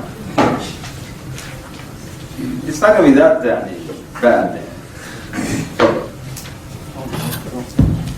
We don't have another microphone, do we? No. But come all the way here. All right, so you're the Dawah team, right? So keep this mic don't bring it too close. Just keep it between you like that. As long as it's low on it. So you're gonna tell us. We're going to ask you one of these questions, and then you, as a team, you could answer. Right? So this is a non-Muslim asking you. And I think I should have warned you before what I was going to do. But feel free to just answer any way you'd like, okay? I'll pick a nice one. Okay, I'll give you a choice. That way you can choose between Aisha's age, or polygamy, or polygyny, or how do we know which sect in Islam is the true sect? Pick one of these. All right, great. But so, and then you guys can feel free to, if you have difficult questions to throw in to their explanations. Yes. Feel free. But so the first thing is the non-Muslim asks you, why did your Prophet ﷺ marry a young girl? Why? Yeah. Why did he marry a young girl? And that's not appropriate. Do you sort of? So why did the Messenger of Allah sallallahu alaihi wasallam marry Aisha radiallahu anha at a young age? Yes. And so how many years ago? Do you know how many years ago that was? Yeah, about 1400. About 1400 years ago. Okay. And what was the today? The average male and female live to about 70 or 80. Is that correct? 75. 75, okay, great. I'm making it up. And what do you think it was about 1400 years ago? Can you just answer my question? Yeah, I'm getting there. Okay, take your time. Yeah, they say for a simple question, you give a long answer. Oh, is that right? I didn't know that. Okay, keep going. And for a complex answer, you give a simple answer. Okay, anyways. So the age span, what do you think it was 1400 years ago? I have no clue. Okay, it was about, females used to live maybe about 40, 50, and people used to have about sometimes 8 to 12 kids, just to keep the life cycle going. So So now, do you think a young girl back then looked like a young girl today? The exact same, you know, the backpack going to school, and maybe a dollar in hand. Do you think that that's how a young girl looked back then? Probably not. But probably not. But would you marry a 10-year-old today? Do you? First of all, I believe she was 9 years old. Aisha radiallahu anha. Would you marry a Radiallahu 9-year-old? anha. Sorry? Would you marry a 9-year-old today? Today? No, I would not. Because, like I said, a 9-year-old today is not the same as a 9-year-old back then. Now, if you're against the act of someone marrying if you're saying throughout history no one should marry someone that young, then you're pretty much condemning 60% of humanity. Because I can guarantee you that women from the time that they were 7 used to marry. You can just take a look at history, and prove me wrong that did not occur. Or would your friend then marry a 10-year-old? No, in this day and age, I wouldn't marry a 10-year-old. But do you think it's okay to marry a 10-year-old 1,400 years ago? At that time, it was a common practice. And another thing that we need to understand is that the marriage wasn't consummated right as soon as they got married at that young age. It was consummated later. The contract was just done at that time. Okay. But I'm going to stop you there. Exactly. You know why I stopped you there? Excellent. Exactly. Very good. I actually stopped them there because they were doing a superb job. Halaqa. What's your name? Oh, me, Basil. Basil and?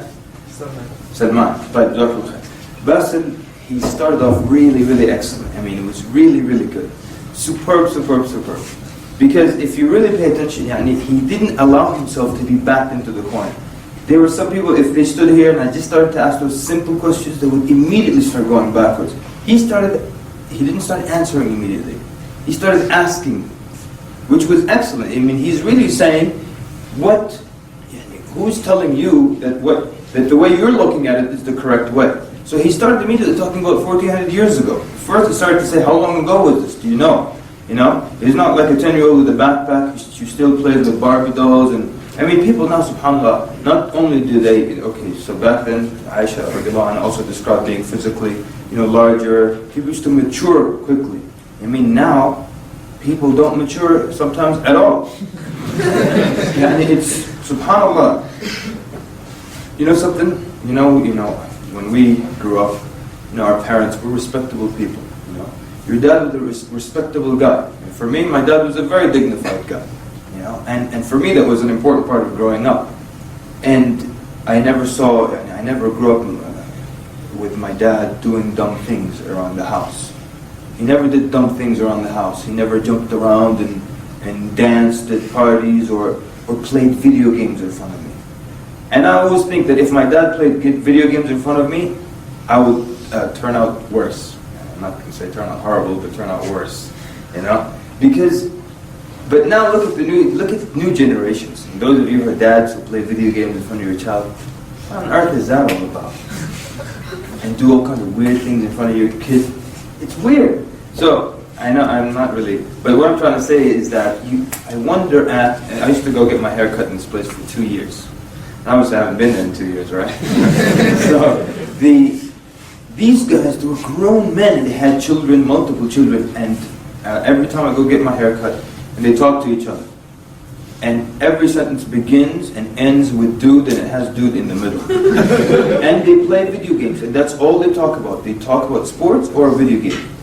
What level are you at, dude? Dude, I'm here. Or dude. That's all they do. And these are fathers, people, and they're so immature. And I used to wonder, when I first came into the States, I used to wonder at how immature people were. Someone would be in his 20s, and he's so immature. And in Sudan, you'd find a 13-year-old girl, if her mother is traveling or away, she would cook and prepare, food for the entire house, and a real meal, not just like heat up some, toasty frosts or whatever it is. She would cook up real food. The house will be clean, and she'll do her homework. And if she has younger kids, she'll take care of them. And she's still a young girl. She doesn't lose her childhood and traumatized and all the garbage that they say now. Just a normal thing. Now come here, people in their 20s, immature. I used to listen to this show, that doctor on the radio. I don't know if you have her here, but Dr. Laura, very famous, and people call her with their problems. And I remember it was when I first arrived in the States, I would listen to the radio show, and people, some guy would call up, "Hi, Dr. Laura. I have a problem." It's okay. This guy must be like 17 or something. And she was saying, "How old are you?" "I'm 45. What's the matter with you? 45?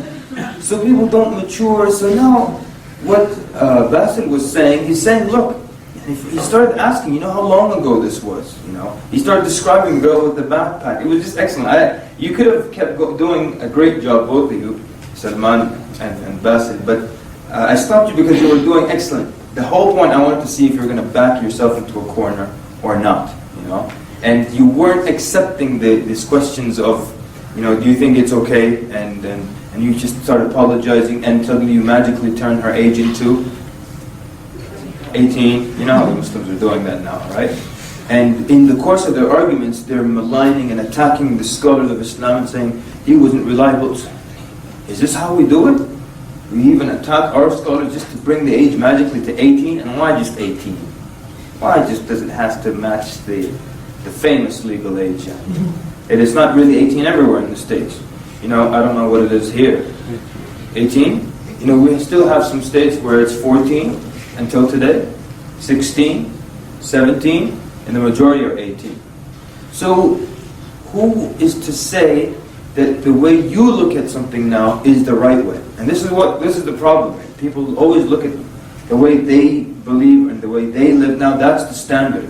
Who made it the standard? Anyways, I'm going to come into that in more detail, but I just wanted to see how, and I think you guys did a superb job, you were not moving backwards and allowing yourself to be painted into a corner. We're going to come into maybe Aisha and do it more in steps. Go ahead. Just a question, same thing that they did, can you then bring it back to Tawheed by saying, how does that affect you worshipping one God? Or bring it back yes, definitely you can bring it back to Tawheed. Remember the rule is that, your main talk is Tawheed, but what if someone has an issue that's really important to them? They need to know this issue, right? So then you address it, and then you can come back to Tawheed. Sister? I'd say what you said yesterday, that even Quraysh who said about Prophet Muhammad, he is mad and so on and so on, they didn't say here Muhammad married Aisha in the age 9. This means that it was normal in this age. And even my grandmother was married when she is 12. MashaAllah. In Egypt. Excellent. So it's normal at maybe 100 years ago to marry in this age.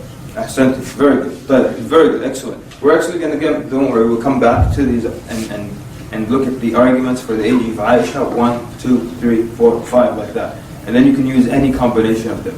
Now, I want to do something about answering questions, and this is what I was so pleased with what Basit did. A lot of du'at think their job is to answer the non-Muslims' questions. That's it. Just like, the information booth, people come up and where do I go, get my luggage? Yeah. Where do I go, my ticket over there? That's not what your job is. And so, do not just answer questions and don't accept the premise of that question. So for example, let's take some examples. Someone will ask you, why, and this is actually here. And actually this is the way I worded it, but it was worded just like that, but from the brother who suggested it, and Ahmed wrote it down. Why, who would like to put their hand up and answer this question? Why does Allah need us to worship Him? A non-Muslim comes to you, why does Allah need us to worship Him? This was the question that was asked yesterday. Who would like to put their hand up and answer the question? Why does Allah need us to worship Him? Young man in the back? Oh, mashallah. Good man, that's it. You don't need to finish. You see what he did? He did it right, 100%. I don't care what he says after that sentence, he's right. He said, Allah doesn't need us. He was about to say to worship Him. There you go. You fix the question first, and then you explain. Don't say, because, and then you start, وَمَا خَلَقْتُ الْجِنَّ وَالْإِنسَ. No matter what you say, you're wrong. Because the non-Muslim still walks away with, Allah needs us to worship Him. And He doesn't. You fix the question first. Don't just answer. Answer. Answer. Someone asks you, can Allah create a four-sided triangle? And you start to answer immediately. I don't waste time with a question like this. I won't answer that question. Say, unless you're an idiot, the minute you have four sides, it's a rectangle or a square. There's no such thing as a four-sided triangle. What did you study? So, of course you don't really say that, right? But why would you start to answer a question like this? Or the other one about the rock. You know that one, right? They tell you, can Allah create, or can God create a rock that is so huge that no living thing can move it? And most Muslims are, yes. And they ask them, then can God move it? Of course people say, yes. That means He can't create a rock that is so huge that no living thing can move it, because He can move it. And then suddenly the Muslims are, what are you going to do? The problem is you put yourself in the wrong place to begin with. Don't start just answering questions. It's not your job to answer questions. The da'iyah, you guide them to the truth. You're not just here to answer questions and then they've got these little traps ready for you and you fall into the traps. So, and of course the answer to this question, tells you, can God create a rock that's so big that nothing can move it? No living thing can move this rock. Yes, He can create that rock. Then they ask you, can He move the rock? If you say no, that's a problem. If you say yes, He can move it, that means He can't create a rock that no one can move, because He can move it. It's just garbage. So then, and this is where do we benefit from this example? We benefit when they come and tell you, if God wanted to do something, can anyone stop Him? No. Okay, then He could have had a son. Just stop arguing. He could have had a son then. Who's going to stop Him from having a son? And that's why you tell them, with the rock, with the sun, tell them that Allah Azza wa Jal only does things that befit His Majesty. That's it. Allah Azza wa Jal only does things that befit His Majesty. And so, that's why when the non-Muslim comes to me with things like that, I'll ask them, can God lie? Can He steal? Can He murder? And of course they say no. Why not? Because He only does things that befit His Majesty. So unless you're talking about picking up rocks, moving rocks, all these are human characteristics that you're giving to Allah Azza wa Jal. And Allah Azza wa Jal only does things that befit His Majesty. So don't ask me about four-sided triangles, don't ask me about all these things. These are all things that deal with human beings, and you're trying to give these human qualities to God, and you're asking these kinds of questions. So Allah only does things that befit His Majesty, and it doesn't befit His Majesty to have a son, you see? So don't just get into the business of answering questions. And I think I told you the story during the Power of One conference about the guy who asked me, why do Muslims grow their beards, right? I told you that one? No. Okay, I did. So basically, we were working at this company, a lot of Muslims, and this non-Muslim said to me, why do Muslims grow their beard? So again, you could answer, well, this was the way of the Prophet of Allah sallallahu alaihi wasallam, and the way of all the prophets before him. But you know what? You shouldn't be asking me that question. You shouldn't be asking me that question, so I'm not going to answer that like that, just immediately. So I said, look, I understand why you're asking me that question. Why do I understand? Because everybody shaves, right? That's why I understand. Everybody shaves, so you're asking me why I grow my beard. So I said, I understand why you're asking me that question, given the environment in which we live. But the truth is, I don't grow it. It just comes out by itself. Meaning I don't put manure in the morning, go and lay out in the sun a little bit, and put some rainwater on it, whatever it is, hope it grows. It just grows by itself. I told him now, because naturally when a male reaches puberty, he develops facial hair. And I told him, right now, if you tell a child, you give a child a piece of paper, and say, draw the face of a man, the face of a woman, the child will immediately add facial hair to the man, because males develop facial hair, and it comes out by itself, naturally. So it's actually the natural thing to let your hair grow. The unnatural thing is when you insist on removing every stubble of hair every morning, and then cutting yourself, and then putting the cologne, and it all burns just so you can look like that guy in the commercial. So he actually said to me, you know what? He actually said this, you're right. I never thought of it like that. You should be asking me why I shave. You see? Now, you don't have to accept what I'm telling you. You can just answer the question the way you want to ask it. You can say, well, our Prophet grew his beard, and he commanded us to grow our beard, and that was the way of all the prophets, and then it sets you apart from the kuffar, it sets you apart from the women, and you obeying the command of the Prophet, and that's it. And that's fine. There's nothing wrong with that. But I just don't want him to be thinking in his mind that the norm and the right is what he's doing, and I'm the one doing something that's out of, that's different. No, I should be asking you. You're the one doing something weird.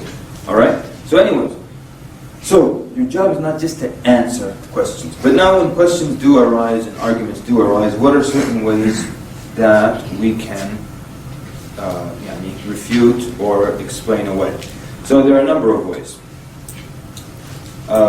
One of the ways, of course, and you've probably all done this, and we did this yesterday with the question about the war. Most people die because of religion, and most wars in the world are because of religion. You can refute this. One of the ways you can refute it, as we did yesterday, using facts, using statistics, right?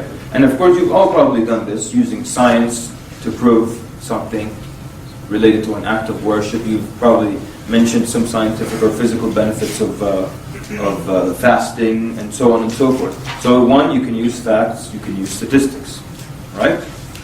And everyone see how you can do that? Yeah? Anyone confused about that?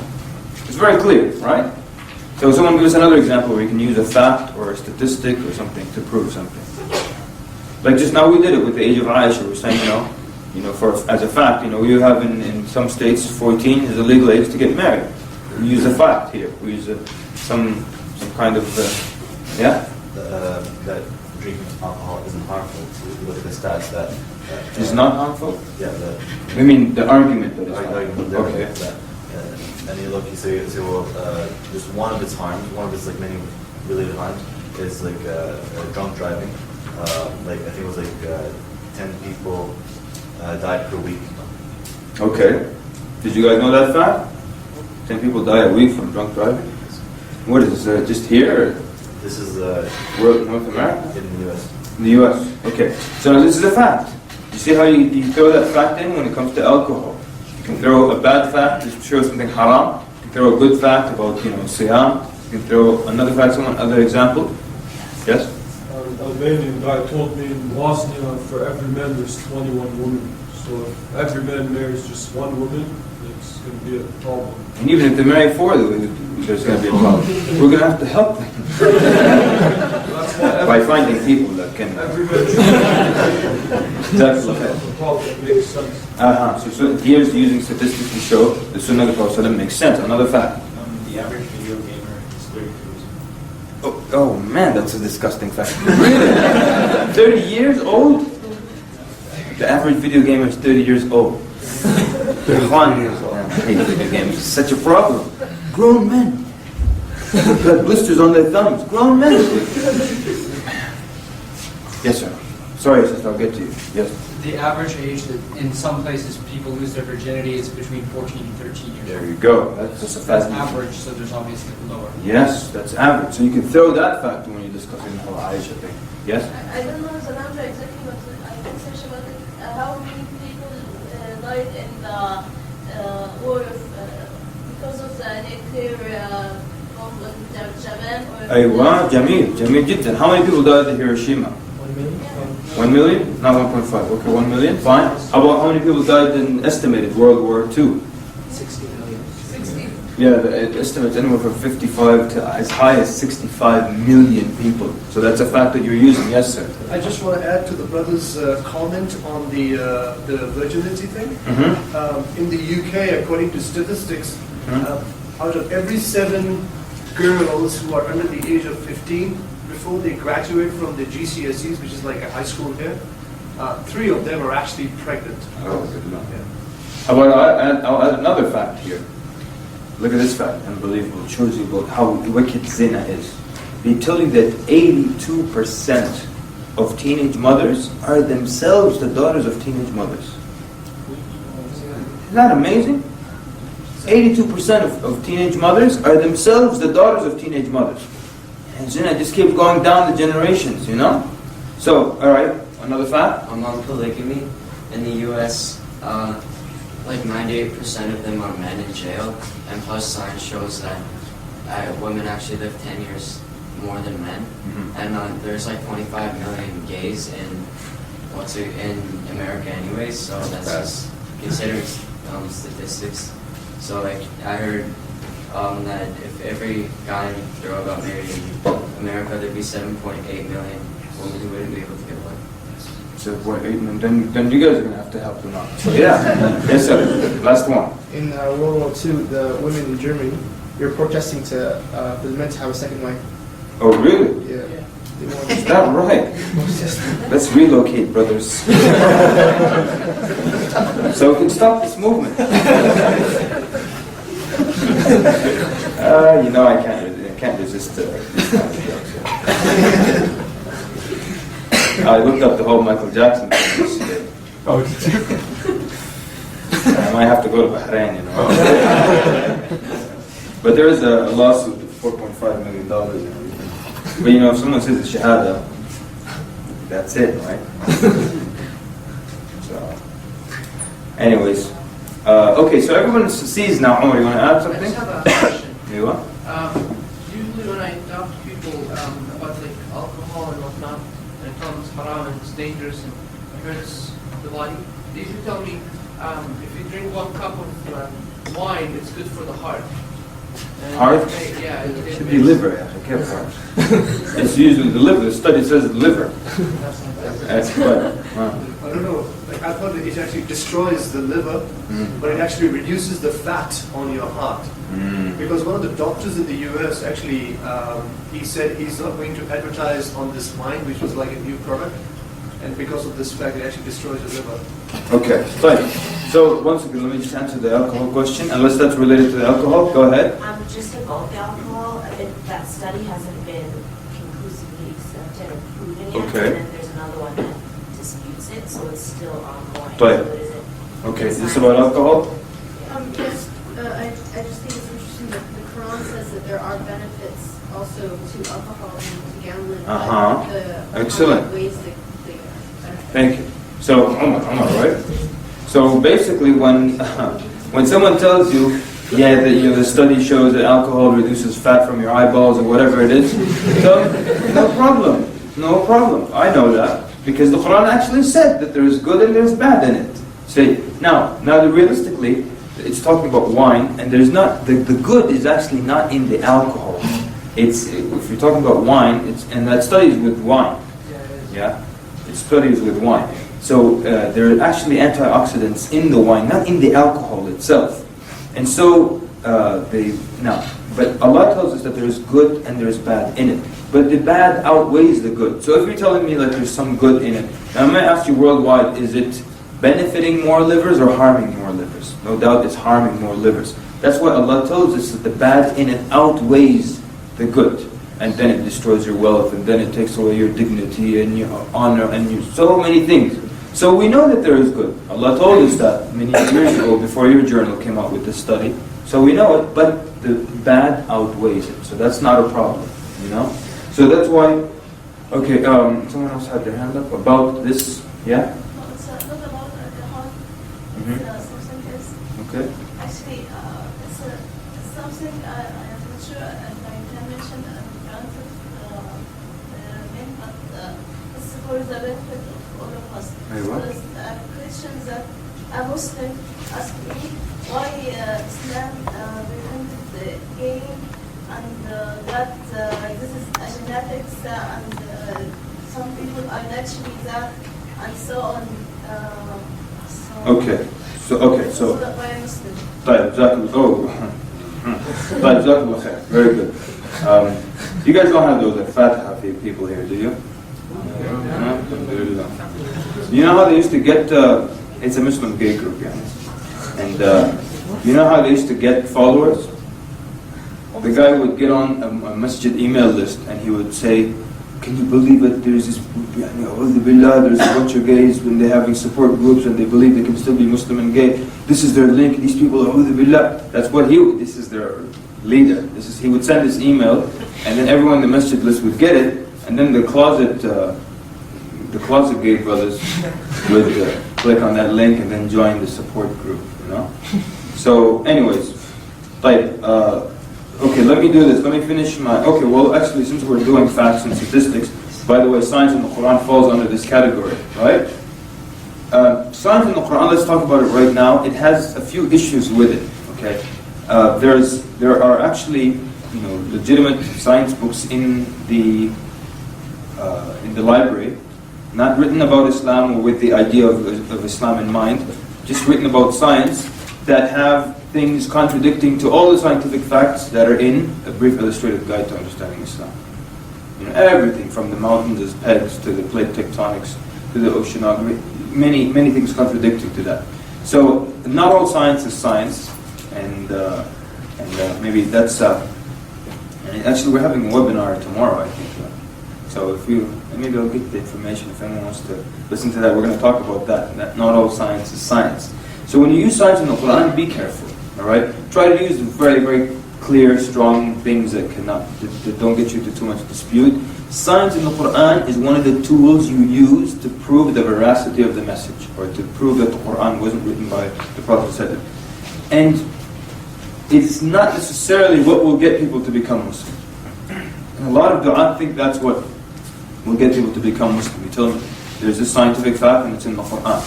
And I remember one person was telling me, this lawyer came in, she said, okay, why should I become a Muslim? So he immediately said, there is a lot of science in the Quran. She said, stop. She said, I'm not going to become Muslim because there's science in the Quran. What will Islam do for me? So sometimes we use science in the Quran to prove, like we were doing yesterday, the Prophet ﷺ couldn't have written the Quran. He had to have been a genuine Prophet of Allah ﷺ. But I'm not never say never with da'wah, but I've yet to hear of any story of some guy who became Muslim just because of the science in the Quran. And you would think that any human being, once they read, let's say that you give them a book that has all the science in the Quran, when they're convinced that, okay, this book must be from Allah, what do you think their next step is? Okay, let's see what it says about everything else. Let's see what it says about me and worshipping Allah and Allah Azza wa Jalla Himself, subhanahu wa ta'ala. So, science in the Quran is one of the things you add on to your da'wah, or you supplement your da'wah with. It's not your da'wah. It's not. It really isn't. Okay? It's one of the things. So, facts, statistics, excellent examples. Everyone gave examples, so we all see how you can use facts to support, your arguments. And let's go into talking about gays, and we can use science again and facts. So some people say that it's a gene, right? And any doctors in the house? Any people studying medicine? Come on, Calgary, what's going on? That's weird. That's strange. Okay, good. I'm happy actually. I'm tired of MDs. So let's use. So now they tell you that. Well, look at this. Where should we start? So many arguments against this. One, they tell you that God created me in this way, or it's a gene. First of all, science has not proven that it's a gene. There is no scientific argument whatsoever, ever, that it's a gene. Two, for sure, 100%, there will never, ever be any science to prove that it is a gene. Why?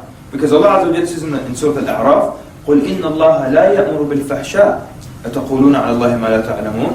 Allah Azza wa Jalla does not command evil. Why would Allah create someone with a gene that makes him gay and then take him to the hellfire for the way He created him? Does that sound fair to you? Never. قُلْ إِنَّ اللَّهَ لَا يَأْمُرُ بِالْفَحْشَاءِ. Allah doesn't command evil. So if Allah created him with the evil gene in him, that means Allah is commanding him to that evil, and then punishes him for the way He made him, subhanahu wa ta'ala. Doesn't make sense. So that's why science will never ever prove that it's a gene. Another reason scientifically why science will never prove that it's a gene, because how many chromosomes does a human being have? 23. Now? 23? 23 pairs. Now? 23 pairs. 23 pairs. So 46, right? So now, with identical twins, if you know this fact or not, identical twins have the same exact chromosomes. They have done studies where identical twins, one of them was straight and the other was gay. Thank you. One of them was straight, the other was gay.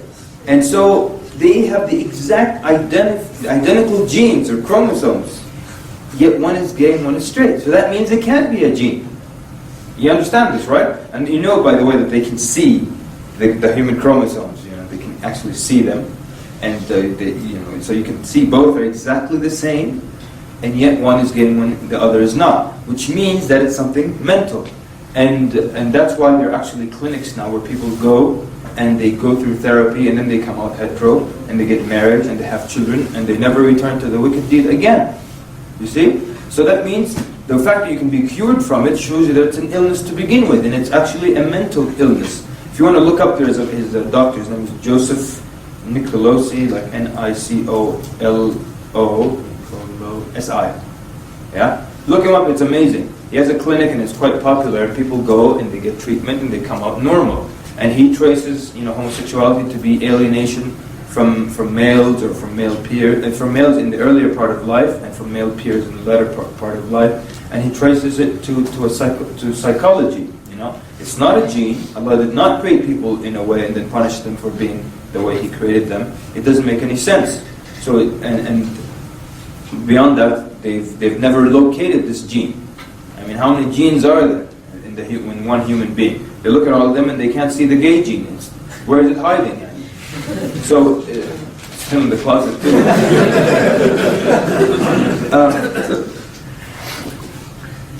There are also logical arguments against it, Logical arguments against it.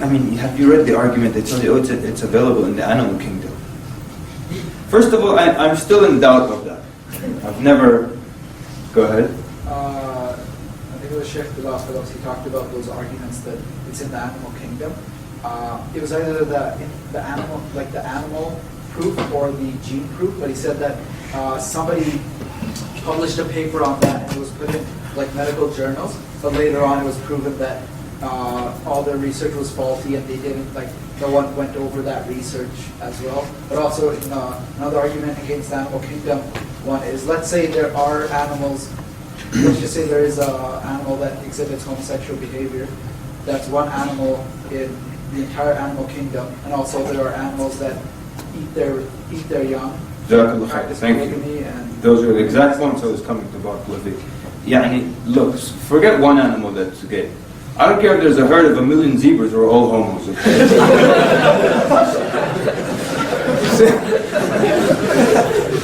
Since when on earth is the animal kingdom a guide and a model for us? And if there's 1,000,000 homo zebras, that we should be homos or something? If animals eat other animals, we should eat other people? Animals go. When you go to the zoo, an animal will just lift its tail and drop. Now, do we act like? Since when are animals role models for us? I don't care what they do. There hasn't been any study that has proven that. But suppose all the animals on earth were gay. So first of all, they would all be dead within 30 years. No animals would exist. So just logically, no species can continue with that. So, and I'm sorry, we're going to cut it off with the gay argument here. But of course, you can look it up.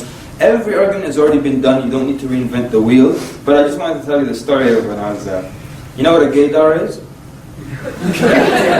So, your ability to detect a gay person, the radar, gaydar. So I have very, very weak gaydar. And anyone have a strong gaydar? Yeah? My younger brother, he doesn't have to go beyond this to know that person is gay. He's got a very strong gaydar. For me, we're giving dawah in the street and I'm talking to this guy. And I keep talking to him, going over the basics. Makes sense? Makes sense. I go for the gold. He said, I can't. My lifestyle won't allow it. I said, sure it can. And I keep talking to him. Then I go for the gold again. He says, my lifestyle won't allow it. I said, no, don't worry about it, this and that. And then again I go for the gold. He says, my lifestyle won't allow it. I said, what lifestyle? I said, look, I've been doing this for years. I've been talking to people. I've never heard somebody say lifestyle. What is your lifestyle? I said, I'm gay.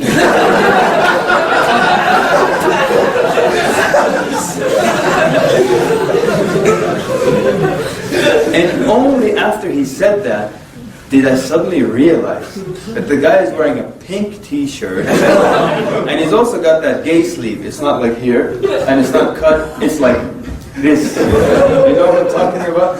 Only then I started to notice that and how he's standing and how his bones are loose, how they have loose bones, So then, there was that second of, and then you know what? What do you do? Leave him. What do you do? Leave him. What do you do after that? Yes, sir. Give more dawah to homosexuality. Okay. Now, good. Now you know what? He kept saying my lifestyle. The truth is, it's not a lifestyle. It's not. It's just a desire. Don't accept the argument that it's a lifestyle. It's a desire. Yani since when is a desire a lifestyle? Yani, I don't ask Ziyad, what's your lifestyle? Oh, I'm hetero. Why isn't hetero a lifestyle? And gay is a lifestyle. Homo is a lifestyle and hetero is not? It's not a lifestyle, it's just a desire. And since when do people ask me, Brother Kamal, what's your lifestyle? Wallah, sushi, I mean, I desire sushi, I like sushi, but it's not a lifestyle. Since when is a desire a lifestyle? They're putting too much, they're giving it too much, this thing. It's just a dirty desire. And it's not, don't make it a lifestyle. And but in a way, in a weird way, they are a little smart when it comes to becoming known. They have made it a right, see? And so that they have the gay rights movement. And because, in the States at least, people are so attached to people having their rights, and everyone wants everyone to have a right, and there's so much, everything, people think everything is a right, and it's not sometimes. But it's my right to do this, and it's actually not your right to do it. But so, the gay movement has become a rights movement. And that's why now they get support for it, and they get all kinds of things. While it was actually known to be a mental illness, since as early as 1938 has been diagnosed as a mental illness. And as early as Freud. And the DSM, which is this manual that psychologists put out every year, and it has any psychologists in the audience? Okay, good. You know so the DSM, yeah? It's used here, right? So it used to list all the mental illnesses. Every year, homosexuality was listed as a mental illness, until it was removed in the late 60s or in that era, right? 80s? I thought it was the 70s, come on. Are you sure? Okay. Oh, sorry? Just the new edition is the one Uh-huh. So the sister was saying it was removed in the 80s, because of political pressure. And so that's why so many people now don't know that it's actually a mental illness, because they were forced to take it out of the book. But it actually is an illness. So they made it a lifestyle, they made it a right, but it's not. It's just a mental illness. People can get help with that. So my thing now is someone says, you can in a way say you can get help with that. You can get help. But until you go through therapy, I want you to always bring the front row. Okay?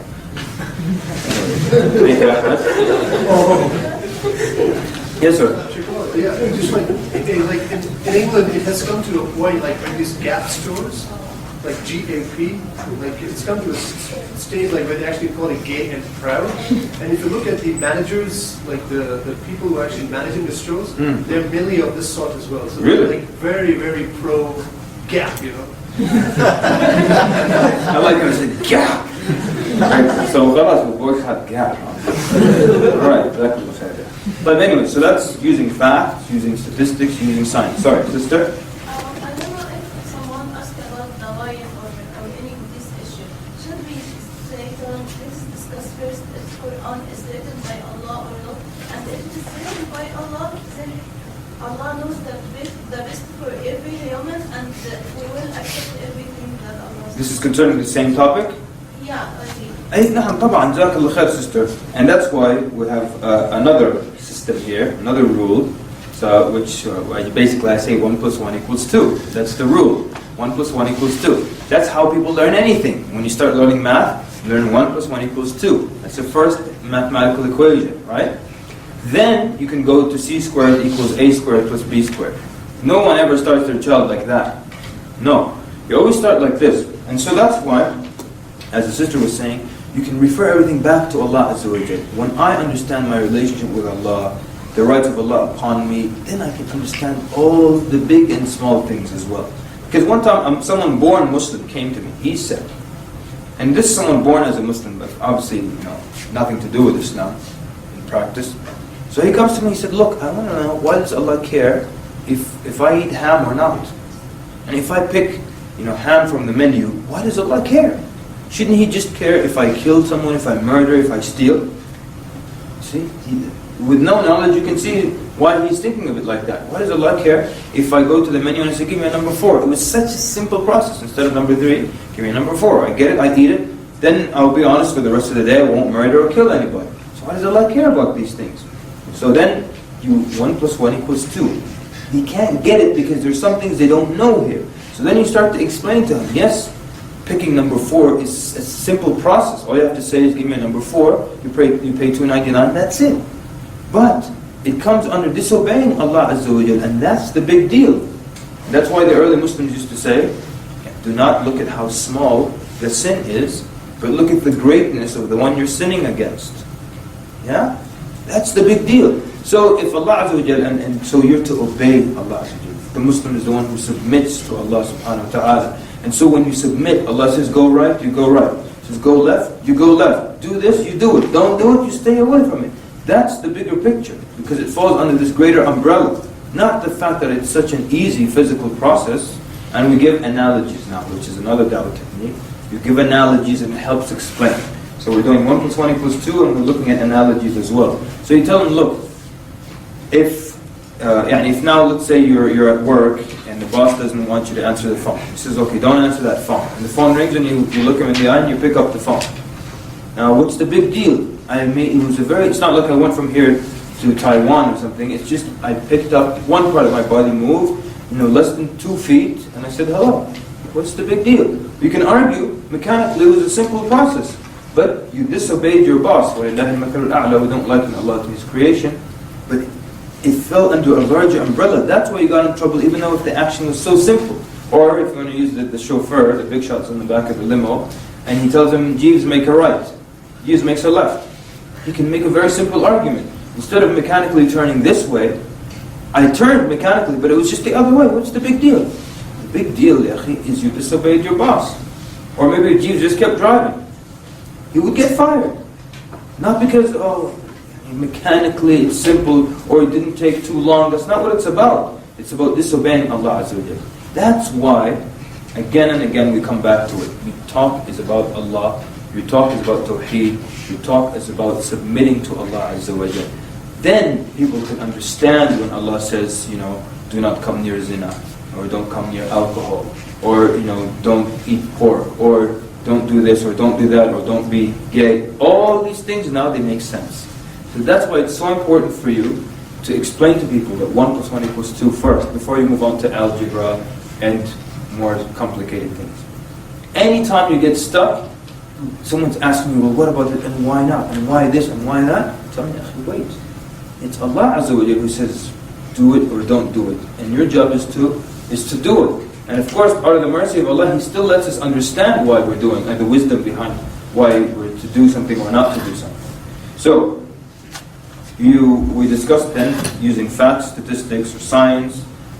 We discussed then you can explain so many things through explaining first that it's you submitting to Allah Azza wa Jalla, or that if you're the Muslim, Allah tells you to do something, you have to do it. Sometimes someone will come and say, I believe that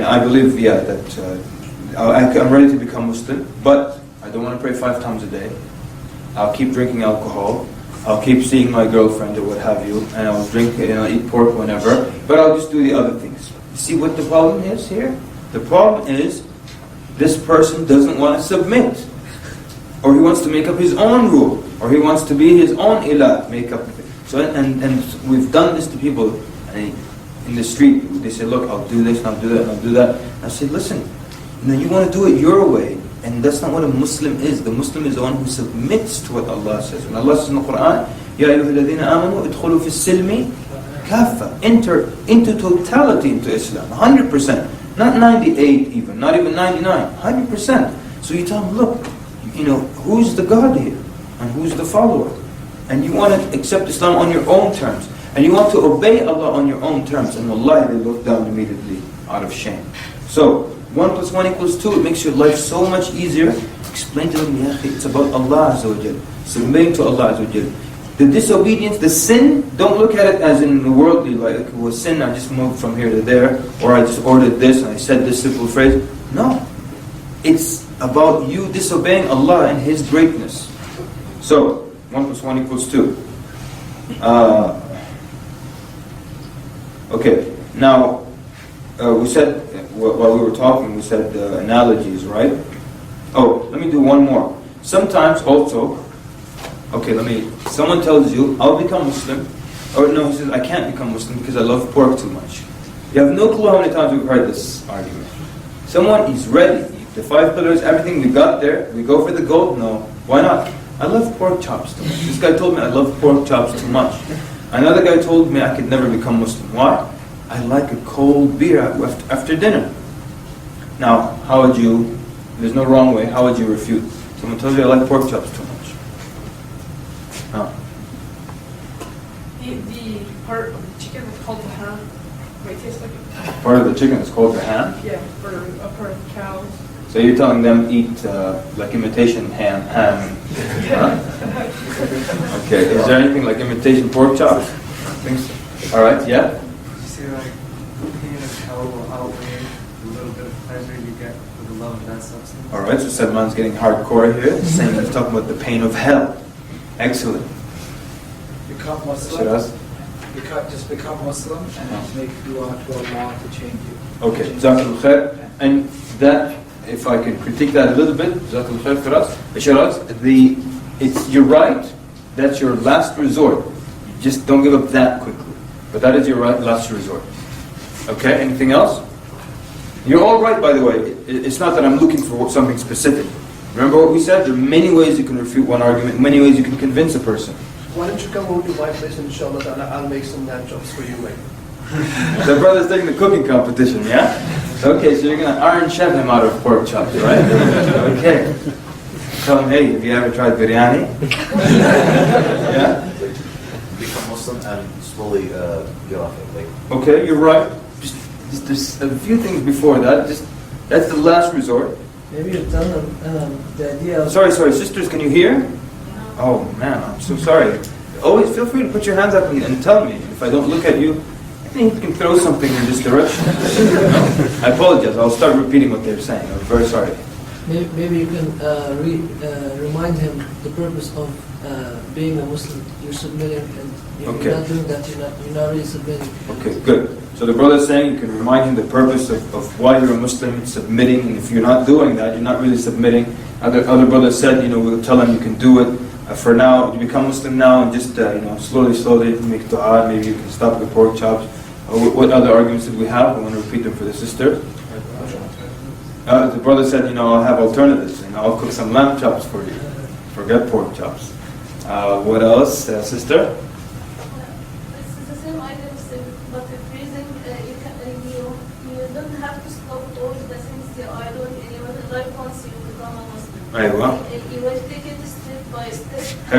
When the Muslims, Shahada becomes a Muslim, they take it step by step. Mumtaz. And the two brothers said that, and the only thing I said is that's true, that when you khalas, you cannot convince them anymore, then you say that. But let's just try a little bit more. Yes, sister? He asked me if we get a disease that eating pork will make it worse and we might die, if it continue or not. And then if they say, we'll stop, then what? Then we kind of stop it if we want, like it's something like really See how the sister did? Yeah? No? She said to herself, what if you get a disease that the pork will make you sick if you eat it? So then the guy will say, I'll stop eating pork. So then she says, you can't stop then. You understand? You have the ability to stop. It's just it's a matter now of the will. He has the ability. Yes, sir? You had something earlier, no? No, I was just saying, how long does the pleasure last? How long does the pleasure last? He says, okay, it lasts about an hour and a half, but I repeat it tomorrow. But Jazakallah khair, good, you're right. Last one. Yes, sir? Talk about harms of the pork or alcohol. Okay. Talk about how harmful they are. Okay, good. But Jameel Jiddan. All right, people. Very good. Jazakumullah khair, everybody. Let me just add, and these techniques are all excellent. I'm going to add one more. Okay. Again, I'm not saying this is a detail. It's just one more style or way that we used to use a lot because it's easy and it worked very well. We shamed them out of it. So just about a huge percentage of those who said, look, I would actually become Muslim right now, it's just I love pork too much. A huge percentage of them became Muslim right after we said this. We shamed them out of it. Say, look, so and I'm trying to tell you exactly what we tell them, man. Someone says, I love pork chops too much. So, okay. So you're telling me that with all the good that Allah Azza wa Jal has done for you in this world, with all the blessings that He has given you, and He's given you your eyesight, can you put a price on that? They'll say, no. your intelligence, your family, your loved ones, your health. No. So then all the good things that Allah has done for you, and He's provided for you and pushed away harm from you, on top of that, He has provided for you so many blessings, so many different kinds of food from the sea that you can eat, so many different kinds of plants and vegetables, so many different flavors of spices, the different kinds of meat that you can eat, from cows, from sheep, to camels, to what have you, to chicken, to ostriches, to emus, and so many kinds of things that you can eat. And the human body, the human being can go on with no food for up to anywhere from 30 to 40 days with nothing to eat whatsoever, up to 3 days with nothing to drink whatsoever. And you're telling me, with all the things and the blessings, the things that Allah has made possible and available alternatives for you on earth, you're not willing to give up one kind of meat after Allah commanded you and all the good He's been doing for you? Wallahi, they just look at the ground and say, of course I can, of course I was just playing. Go ahead. And they say the Shahada. So, I'm not saying it will work every time, remember, we're saying, but it has worked for us tremendously. Akhi, what's your problem? You're telling me pork? Allah Azza wa Jalla has done all this for you, and He's still going to keep doing it for you, and you're telling me pork? And there's so much other things to eat, and sometimes people get stuck in the jungle and they live off of worms and maggots and I don't know what, and you tell me you have to eat pork? You don't have to eat it. You don't have to have the cold beer after dinner. So excellent. Every technique that was used here was great, and they all work on an equal level. And whatever one you like, you use that. And it's not like we always just use the shame them out of it technique. Sometimes we'll use the other techniques. You're always trying different things, and sometimes the shame me out of it won't work on this guy. He has no shame. You try some other thing. Now, while we're on the topic, I want to quickly talk about, and when's our break coming up? Okay.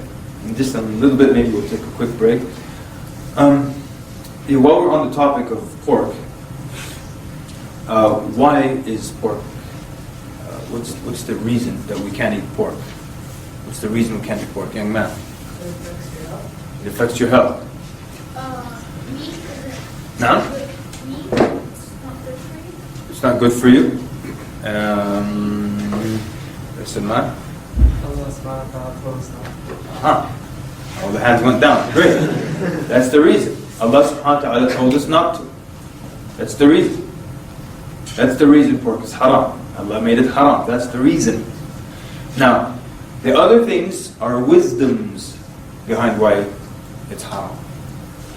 The health, all the other stuff, these are wisdoms behind why it's haram. Because if the reason you don't eat pork, look, this is the reason why it's haram. Because it's bad for you, it's dirty, right? That means if I get a pig, and I name the pig Wilbur, and Wilbur eats just cookies and ice cream, and he's always washed every 10 minutes, we bathe Wilbur. And then we slaughter him. Can we eat Wilbur? No. We said the reason was the dirt, so this was a clean one. That means we can eat it. So that means the reason isn't because they're dirty or something. The reason is that Allah Azza wa Jalla made it haram. Some of the wisdoms are, yes, the trichinosis, the fat content, and all the other stuff, and that it's a filthy animal, and that... Now? It's a carnivore. It's a carnivore, and it's also promiscuous. And by the way, that's one of the main wisdoms the early scholars used to mention. Why, pork is haram. They say it's a promiscuous animal, and they used to argue that you are what you eat. And I know you might think, well, that was a long time ago. It's not scientific. It's actually very scientific. There's a Muslim doctor who's has a PhD in food science, and he can sum up 23 years of work in the field in one sentence. He said it's just like computers: garbage in, garbage out. He says you are what you eat. You are what you eat, and it's very, very true. You are what you eat. And so some scholars used to argue that the pig is a very promiscuous animal. I mean, it's just nasty the way it's promiscuous. And they said that if you eat it, that trait would come over to you. And who can argue? I mean, you see in countries where people eat pork, very promiscuous. So there's some truth to that. So anyways, so there's a difference. That's why if someone tells you, it's the reason you wear your hijab, you say, okay, well, it's because, the woman should be protected. So what if you're in a village where all the men are chained up? You can take off your hijab, man. They're chained up in the street, they can see you. But you're protected from them because they're chained up. You take off your hijab? No. The reason is Allah commanded you. Some of the wisdoms, protected so the woman doesn't become an object, so people, all the other things. Anyways, but like I said, all the arguments have been, it's all been done. But so then you can shame people out of an argument, you can give them facts and statistics about it, you can link it back to their submission, to their obedience to Allah Azza wa Jal. You can use analogies or give comparisons to the dunya. Who can give us some examples where you give an analogy or a comparison to something in the dunya?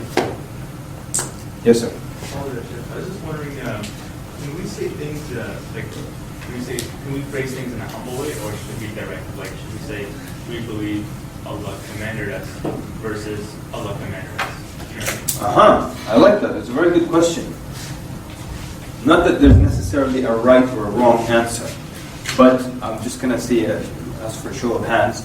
Who would rather say, we believe that Allah commanded us, or we believe the Prophet ﷺ? Who thinks we should say, we believe? Put your hands up. Okay, so about 4 or 5 people. 6, 7, 8, 9, 10, 11. Go here, 12. 12, 12. All right. Now, who thinks you say, no, Allah says we should do this? Prophet ﷺ. Good. Okay. So, and are you guys just the ones who are right, or it can go both ways?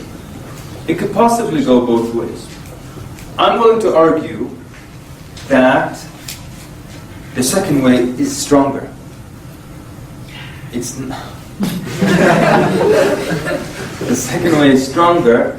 It's not, But again, I'm not necessarily right here. This is just what I feel. And feel isn't science, So it's sometimes the way we present Islam is like we're just sharing our faith with you. And it depends on what it is. If it's a straight da'wah, you're trying to give them da'wah, then I would use the more direct one. If let's say it's just some kind of class and they just give you 2 minutes to say something, and you would hear, you might say, well, they're talking about Muslims. You might say, we believe this as Muslims. But if I'm giving someone da'wah, I want him to feel this is not just me sharing what those people believe. I want to let him know that this is what's obligatory upon you as well. So Allah commanded humanity to do this. Allah commanded mankind to follow the Prophet ﷺ. And not that we believe and that we should or you should do this, and that. So for the purposes of da'wah, it's good to let them to have them included in the statement, because they're also obligated upon. Subhanallah, the ulama say that the kafir will be, the longer they live, it's worse for them. Every day they didn't pray, they're going to be asked about. Every day they didn't pray. Every Ramadan that they didn't fast, they'll be asked about it. So it's actually upon them, the obligation. So you want to make them feel that they're obligated as well. This is when you're giving them direct da'wah, you make it like, this is for you and for me. No. Would you also say that because you say, I believe that, if you say, Allah commanded me to do this, then you're firm with your belief. There's no hesitation or doubt. That's fine, yeah. That's fine, absolutely. And that's why I said, you could use either one. But I'm just trying to add another element of including that person in this commandment or in the obligation. Make them feel obligated as well. But so with using the dunya as a comparison or analogy, how would you do that? I've got some examples. Anyone have examples here? So, okay, here we go. I think I've got a bunch. So, for example, number 3. Okay, and like for example, the guy who said, we're talking about Trinity, right? So we're talking about Trinity, and this guy says that I asked him, trying to make it very clear to him. So okay, so now you're saying that there are 3 gods, but they're one, yeah? Even though they're physically separate. He said, yeah. So I said 1 plus 1 plus 1 equals. He said 1. So okay, now one of them died for 3 days. Now during this period, 1 plus 1 equals. And he swallowed, and he said 1, because it's embarrassing for him. So now I want to, he rubbed his nose in it a little bit. So I said, okay, so let me see if I understand this correctly. 1 plus 1 plus 1 equals 1.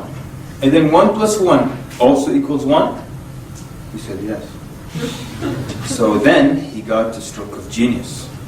Put his hand up and said, and 1 times 1 times 1 equals 1. So, I mean, I was so shocked when he first said this. I said, why are we multiplying? He said, well, that's another way in which the equation should equal 1. So now, this, obviously, there's no logic whatsoever here. It doesn't make any sense. So one of the ways to get people to see things logically is the point that we're on right now. Make comparisons to the dunya, which is really an analogy, right? You're making a comparison, an analogy, but you're using the dunya. Because with the dunya, people can become very, very logical. But then when it comes to the deen, they lose that logic again. So here, I said, okay, now if I put 3 bottles of water on the table, how will you give me the sum there? Are you going to say 1 times 1 times 1 equals 1 bottle of water? Because if that's the way you think, I want to borrow $300 from you, and I'll give you 1 on the back, and you can multiply it until against 50 times, I don't care. So the reality is, when you give comparisons to the dunya, suddenly people become logical. So tell them, okay, 3 bottles of water on the table, and if I take 1 away, you have 2. So don't tell me, 1 times 1 times 1. Now we bring them back to logic. For example, someone says, I don't believe in organized religion, or let me do this one for. But yeah, someone tells you, that there are as many ways to God as there are souls on earth. I tell them, okay, what if I told you there are as many ways to your house as you can imagine? Any way you want to get to your house. You want to drive through a one-way street, go ahead, across the lake, go ahead, people's front yard, just drive. Your home is that way? Just hit the gas and go in that direction. You won't accept that. Because everything has to be organized. And even events, whatever it is you do, if it's disorganized, you don't like it. So why is it that you want your way to God to be any way that you want? This guy will do it through that, this will do it through doing this act of worship, and he'll invent things, and it'll get you there. So you give him comparisons to the dunya. And just like number 3 there, evil, so the evil in the jar of darkness. Like sometimes someone will ask you, and let's do this, and you can answer using any technique you like. Someone asks you, why